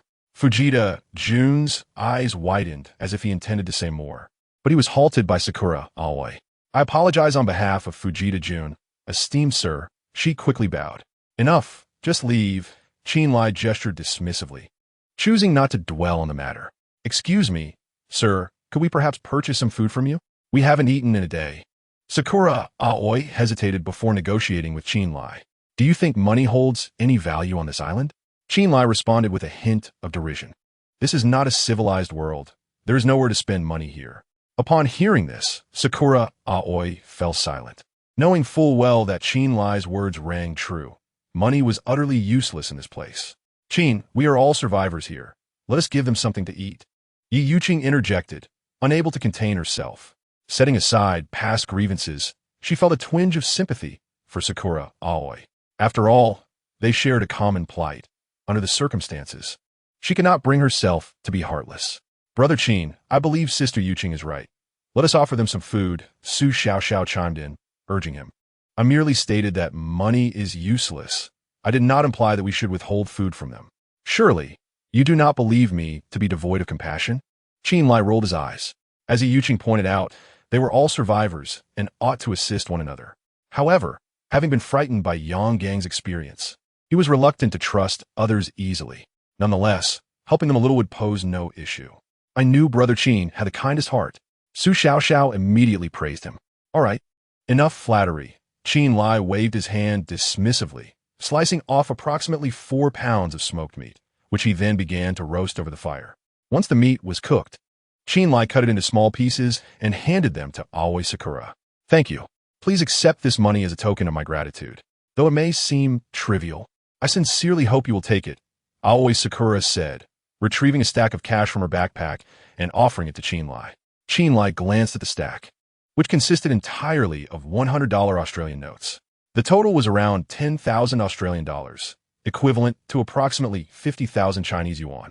Although he found such currency somewhat useless at the moment, he accepted it nonetheless. After all, it might prove useful should he ever return home. Seeing that Chen Lai accepted her money, Aoi Sakura expressed her thanks once more and began sharing the roasted meat with her father and the bodyguard. Observing the three of them devouring the food hungrily, Chen Lai realized they must have been quite famished for some time. Fortunately, they had water with them, preventing any choking incidents. For pounds of meat might seem substantial, yet it was devoured in no time by the trio, who clearly desired more. "Brother, I still have 10,000 Australian dollars. May I exchange it for a bit more meat?" "I am open to whatever you offer," Aoi Sakura inquired shyly. "Bring it here," Chen Lai replied, extending his hand without hesitation. "Thank you, brother," Aoi Sakura said gratefully, quickly handing the cash to Chen Lai, as if fearing he might change his mind. After casually tossing the stack of Australian dollars aside, Chen Lai cut them another piece of wild boar meat. Once it was cooked, he handed it to Aoi Sakura. This time, they consumed only half, wrapping the remaining portion in leaves to stow in their backpack, evidently intending to save it for later. "You have eaten. You may leave now," Chen Lai stated, once again signaling the end of their visit. He had no familial ties to Aoi Sakura and her companions, nor were they from the same country. Providing them with nearly 10 pounds of meat was a generous act, and he felt no obligation to offer them further hospitality. "Very well, we shall not disturb you any longer." Aoi Sakura nodded in agreement. Just as she was about to depart, she paused and turned to Chen Lai, asking, "Excuse me, could you tell me your name?" "My name is Chen Lai," he replied calmly. While Aoi Sakura was indeed striking, Chen Lai was not lacking in female companionship, and he harbored no intentions toward her. For him, the priority was to ensure the safety and well-being of Yi Yuqing and the other women. There was no need for him to pursue romantic entanglements. "Thank you, Brother Chen. I will remember your kindness, and if the opportunity arises, I will repay you. By the way, do be cautious when entering the forest. There are ferocious wild dogs and a massive python that can swallow a person whole." After sharing this warning, Aoi Sakura turned to say something to her father, and together, the three of them made their way into the woods. However, after taking only a few steps, The three individuals seemed to have some disagreements, suddenly halting their progress to engage in a heated argument. Yet, within 2 minutes, their quarrel concluded, and they resumed their journey into the depths of the forest. Brother Chen, do you know what they were arguing about just now? After the trio vanished into the shadows of the night, Su Xiaoxiao unexpectedly approached Chen Lai and inquired, I don't understand Japanese. How would I know what they were chattering about? Chen Lai rolled his eyes and replied, I know what they were discussing. Su Xiaoxiao responded, You understand Japanese? Chen Lai asked, a hint of surprise in his voice. Yes, I specifically learned Japanese to watch anime, Su Xiaoxiao explained. You truly are diligent. Chen Lai teased with a smile. However, what matters is that just now, that Fujita Jun actually suggested coming over tonight to kill you and steal all our food. But Aoi Sakura and her father stopped him. Aoi Sakura is quite grateful. She said they shouldn't be so ungrateful, Su Xiaoxiao said solemnly. Damn it, the Japanese are indeed heartless. After hearing Su Xiaoxiao's words, Chen Lai couldn't help but curse. He had just prepared roasted meat for them, and they turned around to plot his demise, truly worse than beasts. One can only fear that their conscience has been devoured by dogs. Had he known, he would not have helped them. At this moment, Lin Xiaozhu was also filled with rage. All right, enough of that useless chatter. Everyone be cautious tonight. If that little Japanese dares to launch a sneak attack, we shall send him to meet his maker, Chen Lai declared, a glint of murderous intent flashing in his eyes. He was neither a saint nor a bodhisattva. Should Fujita Jun dare to act, he would not hesitate to take his life. This included Aoi Sakura. Should she harbor any ill intentions, he wouldn't mind ruthlessly eliminating her. Yi Yuqing and the others nodded, taking Chen Lai's words to heart, though their goodwill was significantly diminished. Chen Lai, let us not allow that Japanese fellow to dampen our spirits. Let us return to our previous conversation, Bai Xianglan suggested, noticing the atmosphere had grown somewhat heavy. Chen Lai nodded, leading everyone to sit around the campfire. We've all introduced ourselves. Now it's just you, Brother Chen, and Miss Su who have yet to share. Who'll go first? Chen Xiaoyu asked with a smile. I'll go first, Su Xiaoxiao volunteered, raising her hand. My name is Su Xiaoxiao. I am a twin with my sister. My father is the chairman of a publicly listed company, and our family is quite wealthy. Since my sister and I have loved performing since childhood, we both enrolled in the film academy in the capital, currently in our 3rd year and single. As for anything else, there's not much more to say. After pondering for a moment, Su Xiaoxiao briefly outlined her situation. My situation is quite similar to Xiaoxiao's. So I want to elaborate. Su Tiantian followed. Chen Lai, it's your turn. Please introduce yourself to us, Lin Xiaozhu urged, looking towards Chen Lai. I think I'll pass. I don't have much to say, Chen Lai replied with an awkward smile. That's not fair. We have all shared our circumstances with you. So you must let us know about yourself as well, Lin Xiaozhu insisted. All right then, if you wish to hear, I shall speak. I am an orphan, and to this day, I remain unaware of my parents' identities. It was my grandfather who found me on a winter's day 26 years ago. Had it not been for him, I would have perished in the cold that very winter. Though my grandfather was impoverished, he bestowed upon me all that he could. In my memories, he remains the finest person in this world. Without him, I would not be who I am today. Regrettably, before I could graduate from college, he passed away from a myocardial infarction, and I was unable to be with him in his final year. This is my greatest regret in life. As he spoke, Chen Lai's eyes glistened with unshed tears. Chapter 91. The calamity of the python. Initially, I believed my fate to be rather tragic. Yet it seems that Brother Chen's misfortune surpassed my own. Upon hearing Chen Lai's words, Chen Xiaoyu could not help but display a trace of sympathy. While she was born in a humble mountain valley, at least she had the love of her parents from a young age. In comparison, Chen Lai was left in the dark regarding his own lineage, rendering her circumstances far more fortunate. Your grandfather must have been a remarkable man to nurture such a talented individual as yourself. Do not be sorrowful, Yang Yuan consoled. Do not grieve, Chen Lai. If your grandfather watches over you from above, he would surely take solace in your accomplishments, Lin Xiaozhu added. It's nothing. I merely find myself missing my grandfather. I deeply regret not earning money sooner to honor him, Chen Lai replied, attempting to mask his sorrow with composure. His grandfather had been the closest person in his life, and his greatest wish had been to earn enough to provide his grandfather with a comfortable life. Unfortunately, fate had other plans, and his grandfather passed unexpectedly, leaving Chen Lai to grapple with guilt whenever he recalled this loss. Have you never considered searching for your biological parents after growing up? Yi Yuqing inquired after a moment's hesitation. Why would I seek them? In my heart, they have long since perished, Chen Lai replied coldly with a laugh. As a child, he often fantasized about the day his biological parents would find him, yet the years of hope had only yielded disappointment. Ultimately, his heart had grown cold. He could not comprehend why his parents had abandoned him, nor could he fathom their silence over the years. All he knew was that he had been labeled a wild child for many years, entirely unaware of the love that should accompany parenthood. Consequently, he no longer cared about the identities of his biological parents, nor did he concern himself with whether they were alive or not. Perhaps your parents had their reasons for abandoning you. There may be circumstances beyond your understanding, Yi Yuqing urged gently. Enough. There is no need to defend them. If they truly had pressing reasons, I refuse to believe they would have waited over a decade to seek me out, Chen Lai retorted dismissively. Sister, I truly believe that Chen Lai is not at fault. If my parents had abandoned me since childhood, even if they sought me out later, I would never acknowledge them. Bai Xianglan interjected suddenly. There is a saying that resonates profoundly. One should not advise others to be magnanimous without having experienced their suffering. This is particularly applicable to Chen Lai. After all, as a child forsaken and raised solely by grandfather, she cannot fathom the hardships Chen Lai endured. I stand in support of Chen Lai, Lin Qiuzhu declared. I back Sister Yuqing. Children are the very heart of their parents. I refuse to believe that any parent would abandon their own flesh and blood without reason. Yang Yurong also voiced her opinion. I concur with Sister Xianglan's sentiments. Enough. Enough. Please do not quarrel over my matter. As Lin Qiuzhu and the others began to hold steadfast to their opinions, unable to sway one another, Chen Lai promptly stepped in to interrupt them. In truth, I did not share my story for sympathy. Rather, I wish to impart a truth. While you may envy others, you too are envied by someone. Thus, let us cherish our lives, for at the very least we are alive, are we not? Chen Lai smiled gently, radiating warmth.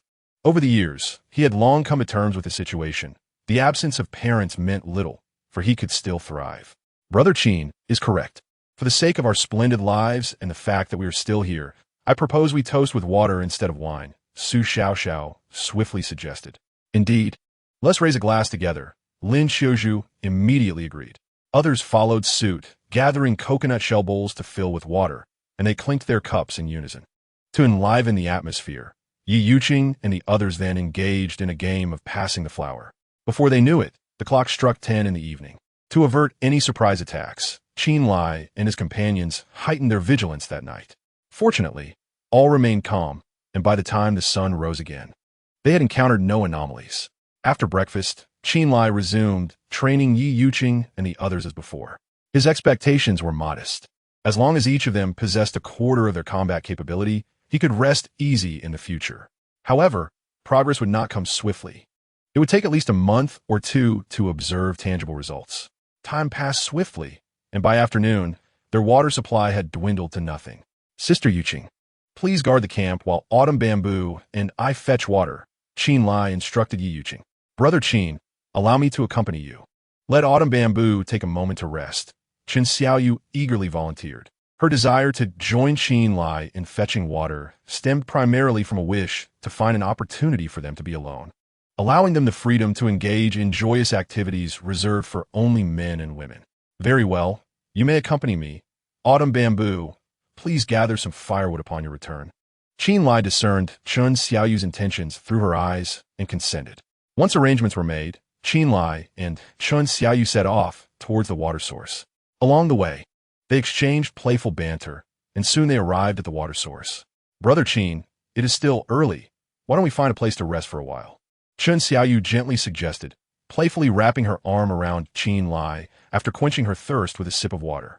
When Yi Yuqing and the others were present, Chen Xiaoyu behaved like a well-mannered child, exuding an air of modesty.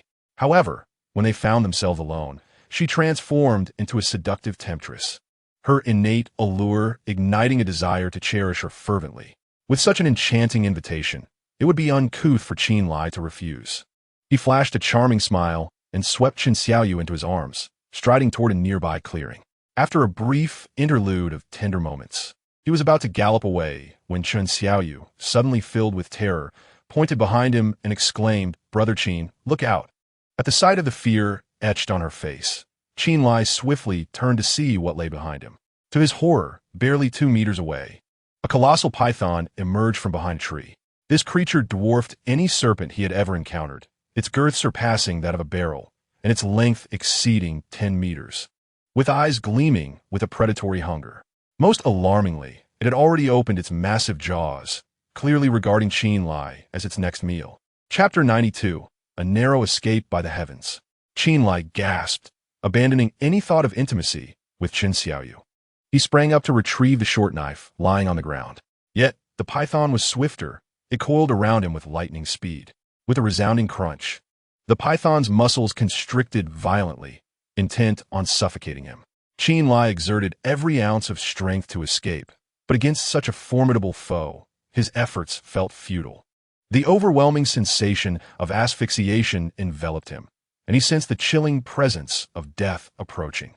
On the grass, Chen Xiaoyu was paralyzed with fear, her face drained of color, trembling uncontrollably as a warm stream of terror coursed through her. She had been so frightened that she lost control completely. "Xiaoyu, grab a knife and strike it," Chen Lai shouted with all his might. Bound and unable to mount any effective resistance, he relied on Chen Xiaoyu to distract the beast, lest he succumb to the serpent's deadly embrace. I can't," Chen Xiaoyu cried, tears streaming down her face, her body quaking as if caught in a tempest. "Be brave, quickly," Chen Lai urged her, but before he could finish, the python's grip tightened further, and he felt his bones nearly crack under the immense pressure. Witnessing Chen Lai's agony, Chen Xiaoyu, on the brink of despair, found an unexpected wellspring of courage. She seized the knife beside her and rushed toward the python. "Ah!" she cried out, raising the blade and delivering a fierce strike against the python's body. The wounded creature let out a horrific shriek and thrashed violently in response. Seizing the moment, Chen Lai swiftly extricated himself from the constriction of the python and rolled aside. Hiss, hiss, hiss. The enormous serpent flicked its tongue, its 2 vertical eyes glinting with a bloodthirsty gleam, before it lunged rapidly towards Chen Xiaoyu. Although she attempted to flee, the python's tail lashed out and struck her with tremendous force. Chen Xiaoyu, utterly defenseless, was sent flying several meters before crashing heavily to the ground, instantly losing consciousness. The python, undeterred, surged forward in the blink of an eye, wrapping its tail around Chen Xiaoyu. Hiss, hiss, hiss. The creature opened its gaping maw, seemingly intent on swallowing her whole. Just as it appeared that Chen Xiaoyu was on the brink of demise, Chen Lai seized a razor-sharp dagger, dashing in front of the python and plunging the blade into its flesh, followed by a swift, decisive slash. With a resounding rip, the python's hide was torn open, blood gushing forth. The excruciating pain rendered the serpent even more ferocious, and it turned its head to bite at Chen Lai. Aware that a direct confrontation would be futile, Chen Lai deftly evaded the python's strike, simultaneously inflicting another wound upon it. The python, writhing in agony, loosened its grip on Chen Xiaoyu, allowing Chen Lai to rescue her. However, before he could escape with her, the python's tail struck him like a bolt of lightning, hurling him against a tree with tremendous force. Coughing violently, Chen Lai attempted to rise, but the python's tail ensnared him once more. With a guttural roar, the python opened its maw, preparing to devour Chen Lai. The stench of its breath was overpowering, yet he remained still, acutely aware that he had but one chance left to deliver a fatal blow. Failure would mean both his and Chen Xiaoyu's demise.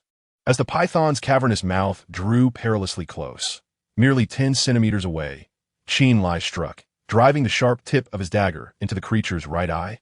The python let out a series of feral howls, thrashing wildly as it flung Chen Lai away. Just as he resolved to engage the python in a life-or-death struggle, the creature abruptly burrowed into the underbrush, fleeing from the scene. Chen Lai refrained from pursuing it, fully cognizant that with his current strength, slaying the beast was nearly impossible. Driving it away was already a commendable outcome. Taking a deep breath, he rushed to Chen Xiaoyu's side, confirming that she was merely unconscious. He gently carried her to a nearby tree, laying her down and stimulating her acupoint. After a couple of minutes, Chen Xiaoyu gradually regained consciousness. "Run, Brother Chen. There's a giant python," she exclaimed, panic-stricken, springing to her feet and preparing to flee. Do not fear. The python has already been driven away, he reassured her. Chen Lai quickly embraced Chen Xiaoyu, exclaiming, "Is it true? Did that enormous python really flee?" Chen Xiaoyu, somewhat incredulous, surveyed her surroundings. Upon realizing that there was indeed no sign of the giant serpent, her taut nerves finally relaxed, and she collapsed into Chen Lai's arms, weeping uncontrollably. The terrifying encounter had genuinely frightened her. Were it not for Chen Lai's presence, she might have succumbed to sheer terror. After several minutes of sobbing, Chen Xiaoyu's emotions began to stabilize. "Brother Chen, we should hasten back to the camp. If that python returns, we would surely be doomed," she urged, eager to leave the area without delay. "All right, put on your clothes first. I will fetch some water," Chen Lai replied, fully aware that the massive python, having been blinded by his actions, would likely refrain from reappearing anytime soon. Nonetheless, it was wise for them to depart swiftly. Hearing Chen Lai's words, Chen Xiaoyu suddenly remembered her state of undress, hurriedly dressing before joining him on the return to the camp. The memory of the python's terrifying presence lingered, casting a shadow over her mind, and she frequently glanced back, fearful that the creature might suddenly appear behind them. Fortunately, her concerns proved unfounded, as they encountered no further dangers until they reached the camp. Meanwhile, Yi Yuqing and her companions had just finished cleaning the fish and shrimp they had gathered by the beach and were preparing to cook a seafood soup when they spotted Chen Xiaoyu and Chen Lai returning. Bloodied and shaken, alarmed, they quickly surrounded them to inquire about the situation. Chen Lai did not conceal the truth, succinctly recounting their struggle with the python, though he omitted the more intimate details of his interaction with Chen Xiaoyu. "We owe our survival to Xiaoyu. Had it not been for her, I would have surely been devoured by that python," Chen Lai remarked with heartfelt gratitude. Chen Xiaoyu, still recovering from the shock, interjected, "Oh no, Brother Chen. I hardly contributed anything of significance. Not at all. Your decisive strike was instrumental. Without it, I would never have had the chance to act." Chen Lai responded with a smile. "Don't laugh at me, but I was completely dazed at the time. I had no idea where I found the courage to strike that python," Chen Xiaoyu admitted, feeling both embarrassed and bewildered. The fear had paralyzed her, leaving her mind blank, and yet she had somehow mustered the resolve to confront the creature. It seems that what S.K. Sakura mentioned earlier was indeed true. "We must exercise even greater caution when venturing into the forest," Yi Yuqing said gravely. "Indeed, this island is far more perilous than I previously imagined. We must be exceedingly vigilant from now on," Chen Lai agreed. Just the day before, he had dismissed S.K. Sakura's account of their encounter with the python, believing her to lack sufficient wilderness survival experience, which had led to the unfortunate loss of one of their own. Had he encountered a python, it would undoubtedly have become his next meal. Yet it was only upon meeting that enormous serpent that he comprehended the truth in Aoi Sakurako's words. She had not exaggerated in the slightest. The python was indeed colossal, reminiscent of the monstrous anacondas depicted in films, capable of swallowing a person whole. Even though he had managed to blind one of its eyes, the memory of that encounter still sent shivers down Chen Lai's spine. This brush with death served as a stark reminder that this desolate island was far from the safe haven it appeared to be. Who could tell what lurking dangers lay hidden in the shadows? Thus, they must tread carefully from now on, lest they meet an untimely demise without understanding how it came to pass. "Brother Chen, do you think that great python will come back for revenge?" Chen Xiaoyu inquired, her demeanor tinged with unease. "It shouldn't, I suppose," Chen Lai replied, uncertain. "I think it's quite possible. My grandmother once said that snakes possess a remarkable sense of awareness. If provoked, they are sure to retaliate. That massive python we encountered might very well be nearing sentience. Once it recovers, it could seek vengeance upon us." Chen Xiaoyu remarked gravely. Her inherent fear of snakes was amplified by the thought of such a gigantic creature potentially hunting her down, causing her to shudder at the mere idea. "Do not fear. If that beast truly comes, it would be a blessing. I promise to slay it and prepare a delectable snake stew for you." Chen Lai feigned calmness, acting as the pillar of strength for the group. Despite his own trepidation regarding the python, he refrained from revealing it, knowing that it would only exacerbate Chen Xiaoyu's anxiety. Upon hearing Chen Lai's words, Chen Xiaoyu felt a wave of reassurance wash over her. "Brother Chen, look, a ship is approaching," Chen Xiaoyu exclaimed, her words interrupted by Su Xiaoxiao's sudden interjection. Following Su Xiaoxiao's gaze, Qin Lai and the others were indeed elated to see a large vessel gliding towards them. Wonderful! There is truly a ship, Yang Yorong exclaimed, her excitement palpable as she danced with joy. We're saved. We can finally return home. Lin Xiaozhu echoed, tears of relief streaming down her face. Everyone, hurry to the shore. We must attract the ship's attention. Bai Xianglan urged the group. Upon hearing this, the others rushed to the beach, calling out for help and waving their arms frantically. Initially, Qin Lai believed it to be a passing cargo ship, but soon realized that the vessel's distance from them remained unchanged. Upon closer inspection, he was struck by a sudden realization. Stop shouting. Save your breath. That is not a real cargo ship, Qin Lai declared to the group. Qin Lai, are your eyes deceiving you? Isn't that a ship in the distance? Lin Xiaozhu questioned, her brow furrowed. That is merely a mirage. No ship is coming. If you look closely, you will see that beneath that vessel lies nothing but an illusion, Qin Lai continued.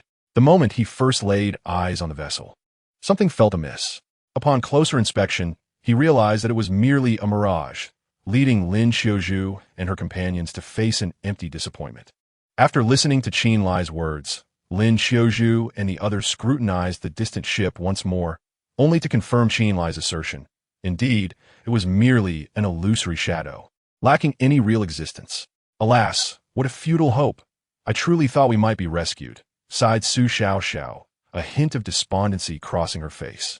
The group, once filled with excitement, now appeared listless. This reaction was understandable. After all, they had initially believed they could be saved, only to discover it was a mirage. And with that revelation, all hope was shattered. Who wouldn't he feel disheartened?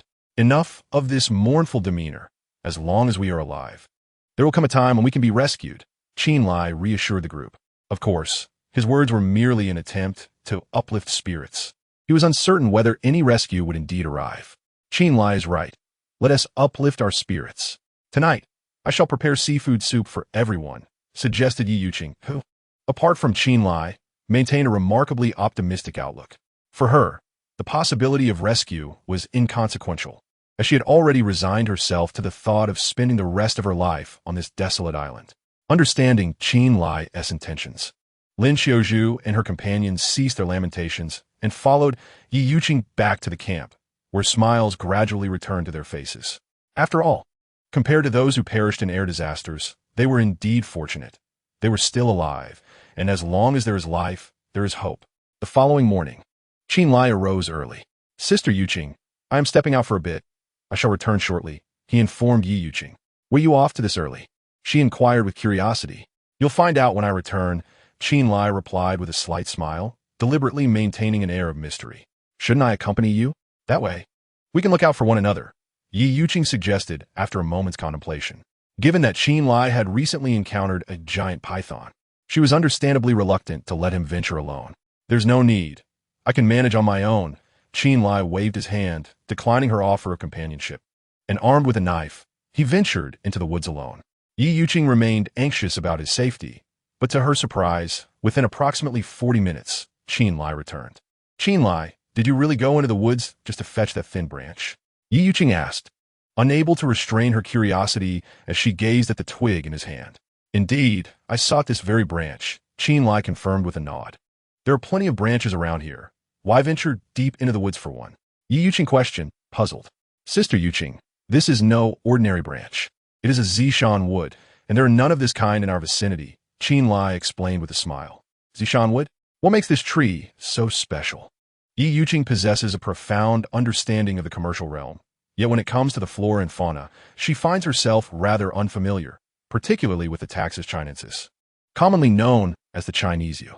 This tree is a treasure trove, as the paclitaxel extracted from it is widely recognized as an anti-cancer agent, often referred to as biological gold. However, my intention for acquiring this yew is not to exploit its medicinal properties. Rather, I aspire to craft a bow and arrow from it. Qin Lai, without further pretense, candidly revealed his objective, to create a bow and arrow. Upon hearing this, Yi Yuqing's brow furrowed once more. Indeed, the yew possesses remarkable hardness and a degree of elasticity, making it an ideal material for bow and arrow construction. Should I succeed in crafting a bow from it, my endeavors in hunting or defense will be significantly more efficient. He elaborated further, explaining that he had long contemplated the creation of a bow and arrow, but had only ever entertained the idea until a recent encounter with a giant python reignited a sense of urgency within him, prompting his early morning venture into the woods to procure the yew for practical application. Is there anything you require my assistance with? Ye yuvink inread.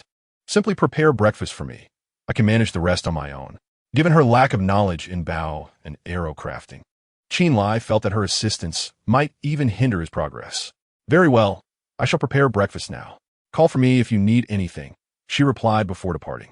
Chen Lai placed the yew on the ground, measured the necessary length, marked the center point, and began crafting the bow's body. The bow's body is of utmost importance, as its quality directly influences the bow's power. Thus, Chen Lai remained patient, first stripping the bark from the yew and carefully chiseling away excess wood. Once the bow's body was polished to a smooth finish, he positioned the wood beside the campfire to roast it. This step was crucial for bending the wood into the desired shape. Dry wood is notoriously difficult to bend, but gentle heating facilitates the process and minimizes the risk of breakage.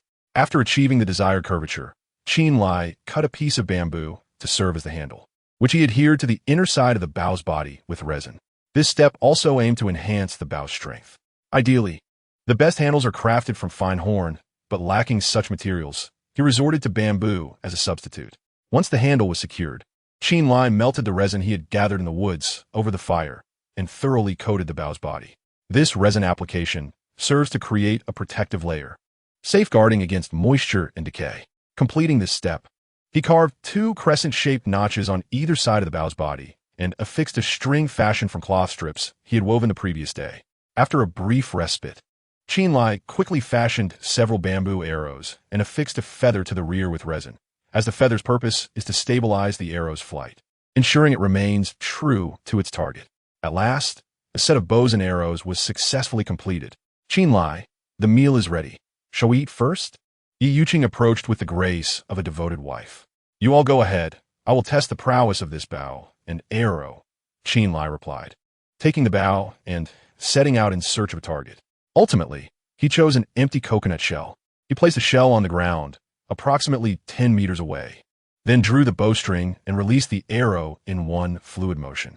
With a swift whoosh, the arrow struck the coconut shell with precision. Wow, Brother Chen, your aim is impeccable. Seeing the arrow hit the target, Su Xiaoxiao immediately gazed at him with admiration. It's merely a trivial skill. Chen Lai modestly responded as he hurried over to inspect the shell. He discovered that his bamboo arrow had penetrated nearly 2 centimeters into the coconut. This bow possesses remarkable power. If I encounter wild chickens or rabbits in the future, a single arrow will suffice to slay them, Chen Lai remarked, clearly pleased with the bow's capabilities. Brother Chen, may I also have turn to shoot? Su Xiaoxiao eagerly inquired. Of course, Chen Lai replied with a smile, handing the bow to her and placing the coconut shell just 3 meters away from her. Wow, this bow is so difficult to draw.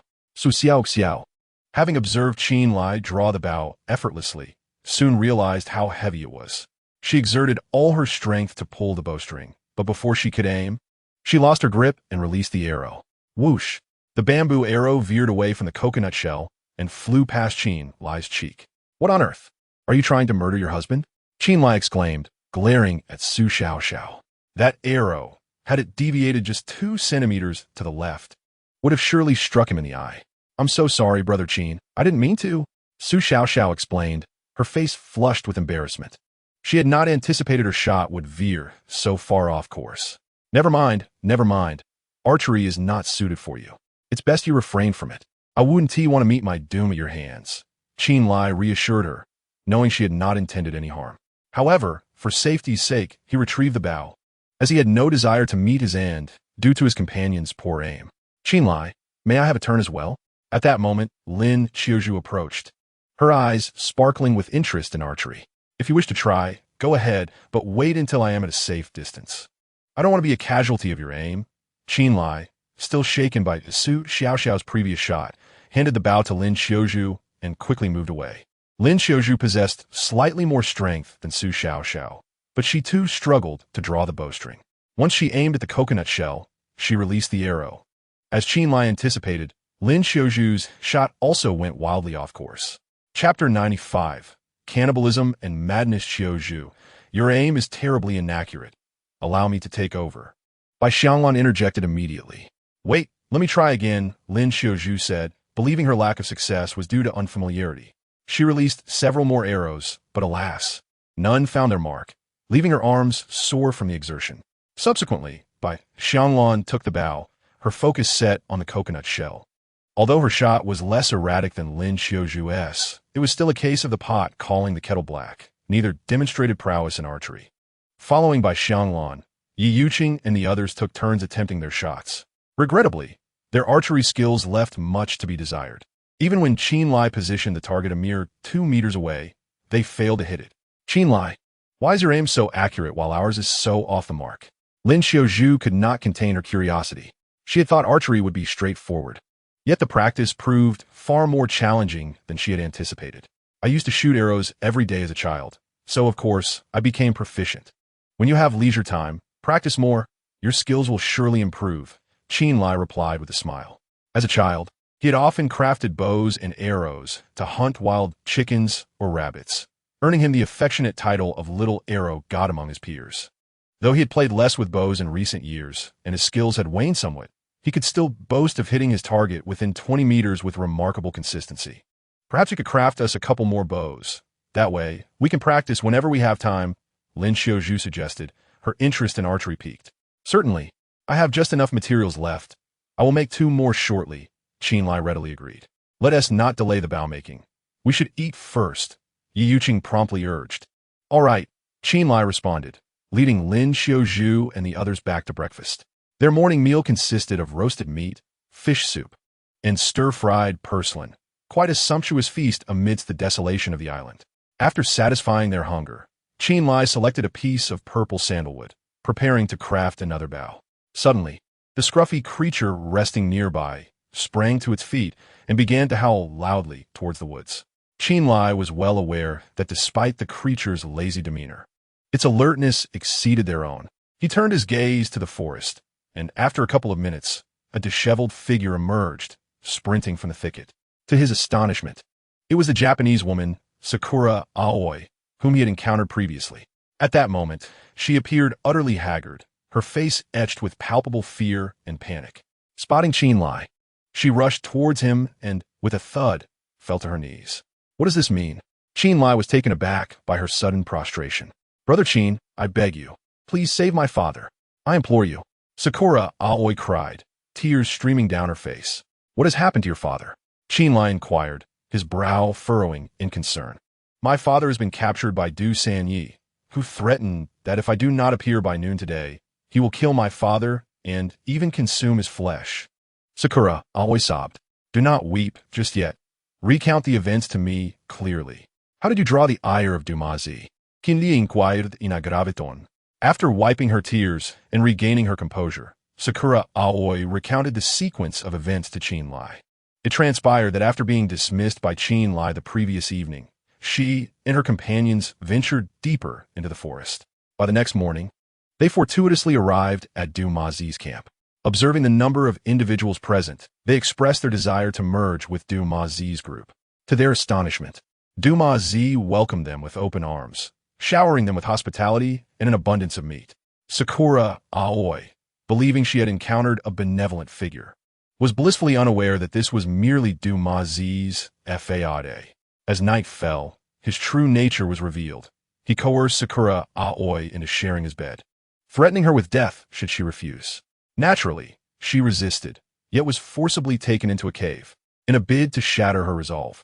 Du Mazi disclosed that the meat they had consumed was, in fact, human flesh. He recounted how a woman had been executed for defying his commands, warning Sakura Aoi that her fate would be no different if she disobeyed him. The sight of the woman's severed head shattered Sakura Aoi's spirit, extinguishing any thought of resistance. Just as Du Mazi was about to violate her, her father burst in, brandishing a knife, rescuing her from his clutches. In a selfless act to ensure her escape, he stood against Du Mazi and his men. Under the cover of darkness, Sakura Aoi fled into the woods, ultimately finding refuge in a thicket, successfully evading her pursuers. though her father was captured alive. As for her bodyguard, Fujita Jun, he betrayed them, choosing to ally with Duma Zi rather than assist the father and daughter, leaving them utterly defenseless. Upon hearing Sakura Aoi's tale, Qinlai's expression darkened profoundly. He had feared this very scenario. Duma Zi truly possessed the audacity to consume human flesh. These individuals were utterly depraved, devoid of humanity. How could Duma Zi, a beast of such nature, not fear divine retribution? These fiends are lower than swine. Qinlai, let us eliminate Duma Zi. Such a creature is undeserving of life. We must uphold justice and eradicate these inhumane wretches. Lin Xiaozhu and others echoed this sentiment, their collective rage urging them to dismantle Duma Zi piece by piece. They had never conceived that humanity could sink to such depths of depravity. Duma Zi had shattered their understanding of the darkness inherent in human nature. Brother Qin, if you can rescue my father, I will repay you with my body. I implore you. Sakura Aoi's pleaded, once more kneeling before Qinlai. The sight of the pear blossoms weeping evokes a profound sense of pity. Qinlai, you should acquiesce to Sakurako if we join forces. I refuse to believe we cannot vanquish that beast, Duma Zi. Lin Xiaozhu declared vehemently, her body trembling with fury. Shall I?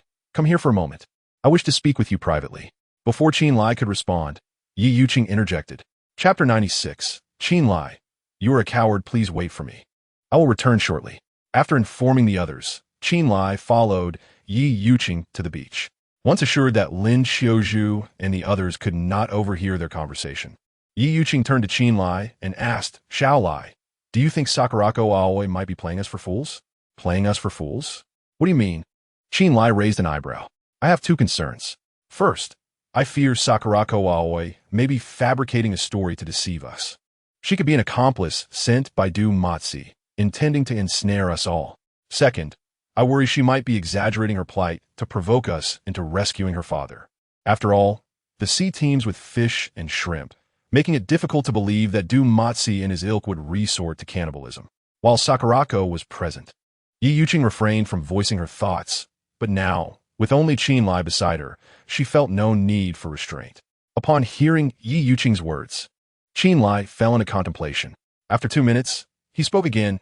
I believe your first concern is unwarranted. From Sakurako's earlier rejection of Fujita Jun's assassination plot against us, it is evident she is a person of gratitude. We have aided her, and she is unlikely to betray us by colluding with Duma Zi. Moreover, her face, marked by genuine sorrow and despair, suggests her father is indeed in peril. Otherwise, she would not weep so profusely. As for your assertion regarding the abundance of fish and shrimp in the sea, I find it hard to agree. Even if the sea is brimming with marine life, it is of little consequence if one cannot catch them. Hunger will ensue nonetheless. Frankly, without my presence, I dare say that within 5 days, you few women would perish from starvation. Not to mention, Duma Zi's group consists solely of men, each possessing a greater appetite than 2 of you combined, which could easily lead to a food shortage. These individuals have evidently lost their humanity and are fully capable of resorting to cannibalism. Of course, caution bears no fault. Your ability to contemplate these matters indicates you possess the fundamental qualities necessary for survival on a deserted island. Qinlai swiftly articulated his analysis. He had a keen eye for people and firmly believed that Sakurako Aoi was speaking the truth. Your reasoning is indeed quite sound. Should we assist Sakurako Aoi in rescuing her father? Ye Yuvink no dit, tof. To be honest, I am rather reluctant to rescue her father. Firstly, we are not related to her, and it seems unnecessary to take such significant risks. Moreover, Duma Zi and his ilk are so deranged that they would dare to consume human flesh. Provoking them now could potentially lead to our ruin, and I have no desire for any of you to be harmed, Qinlai candidly stated. He was not the kind of cold-hearted individual who would stand idly by in the face of danger. Yet instigating a confrontation with Duma Zi at this juncture would be profoundly unwise. A single misstep could result in fatalities.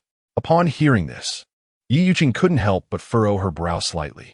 Qinlai, I understand your perspective, but I fear that Xiaozhu and the others may not share your sentiments, she continued. Having experienced similar dilemmas herself, she, like Qinlai, consider the long-term ramifications, but Lin Xiaozhu and her companions were different. Their youth made them prone to impulsive actions. It was evident from Lin Xiaozhu's furious demeanor that they were resolutely intent on aiding Sakura Aoi, thereby creating a rift with Qinlai. If he could persuade them, all would be well. If not, their team's stability and unity could be jeopardized. Fear not, I shall bear the burden of villainy.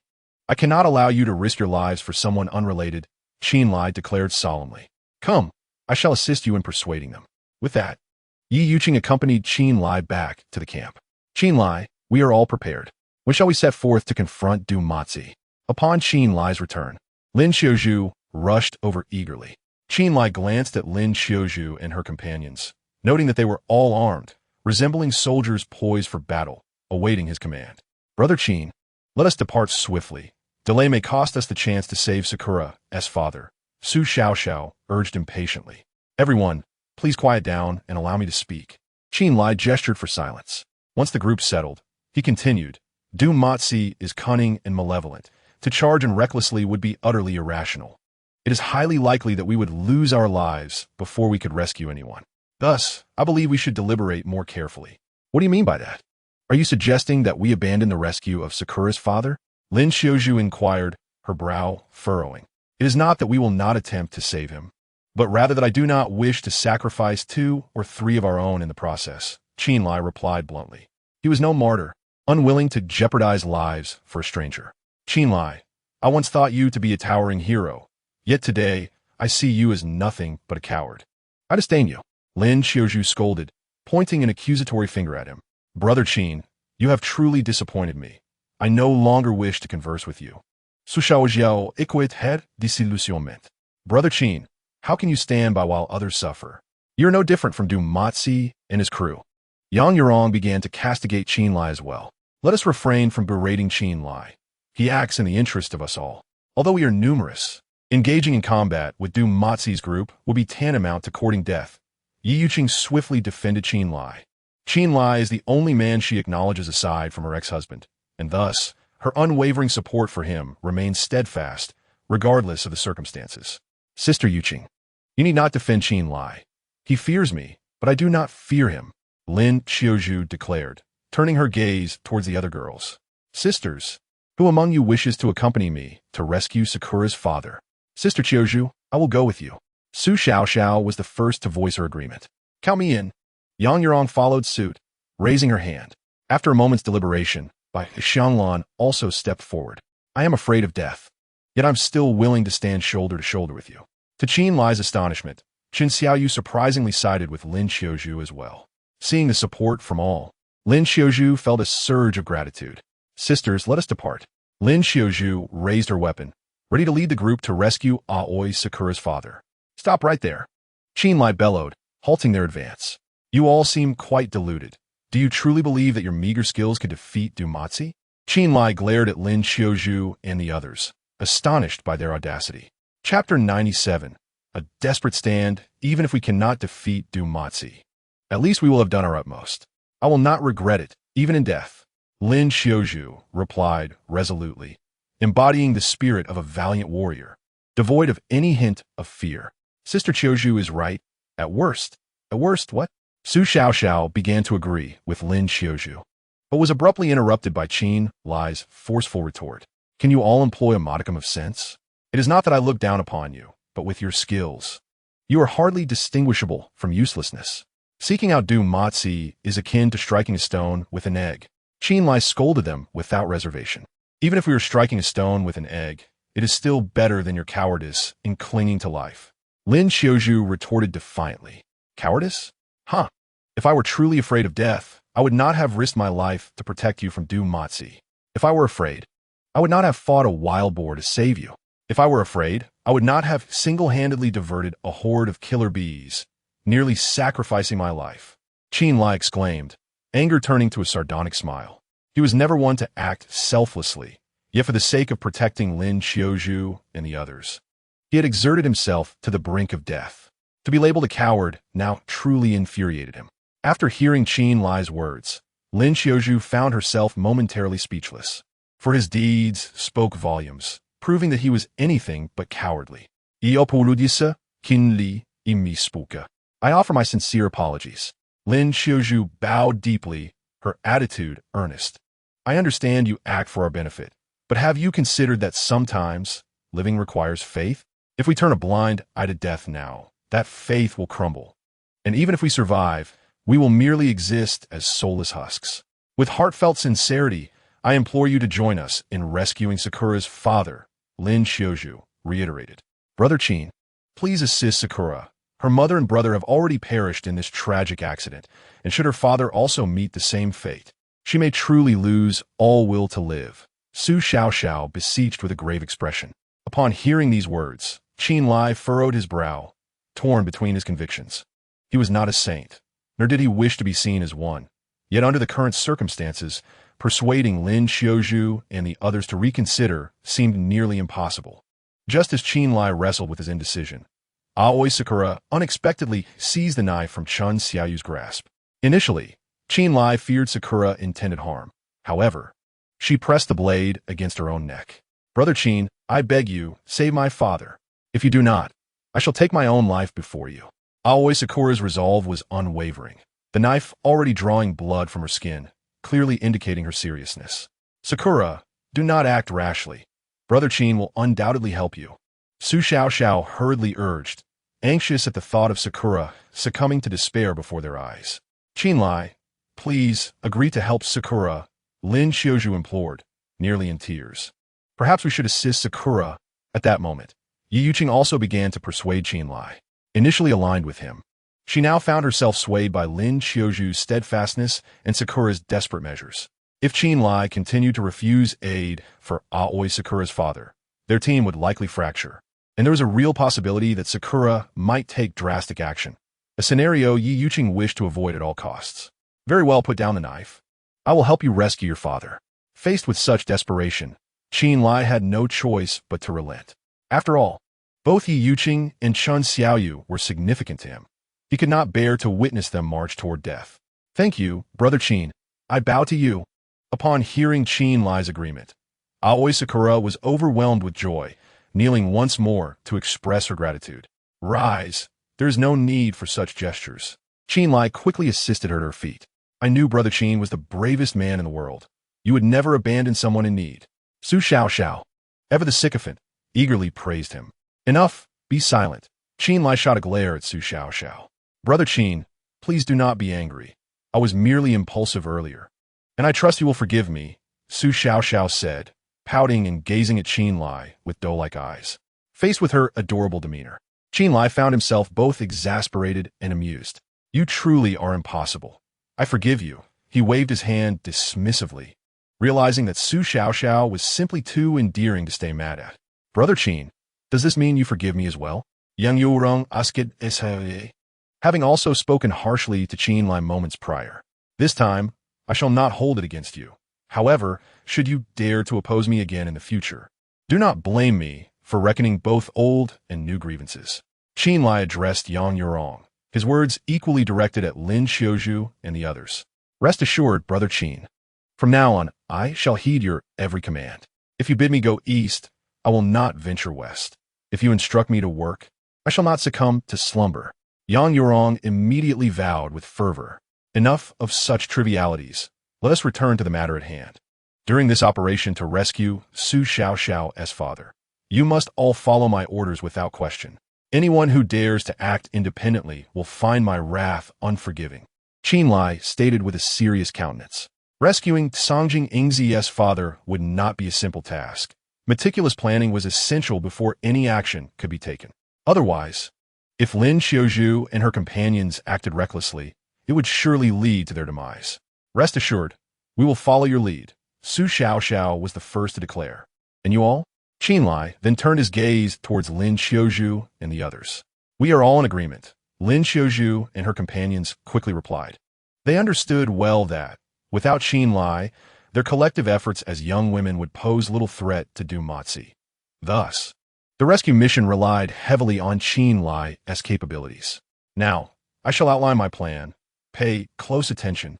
Qin Lai wasted no time in sharing the rescue strategy he had just conceived with Yi Yuqing and the others, inviting them to contribute any necessary improvements. After assigning tasks to each individual, Chen Lai noted the time. It was already past 9 o'clock. Let's depart. With a commanding voice, Chen Lai led Lin Xiaozhu and the others into the woods. Chapter 98. The rescue operation. To avoid alarming the enemy, Chen Lai refrained from bringing along any extraneous companions. Otherwise, should they create a ruckus and alert Du Matsi, their mission would likely culminate in failure. After traversing the woods for several minutes, Chen Lai and his group halted within 2 miles of Du Matsi's camp, allowing him to stealthily advance alone. Soon, Chen Lai arrived near Du Matsi's encampment. Through the trees, he observed Du Matsi's subordinates languidly lounging in the shade, while Tsangjing Hiroki, Tsangjing Ingzi's father, was bound to a wooden post on the beach.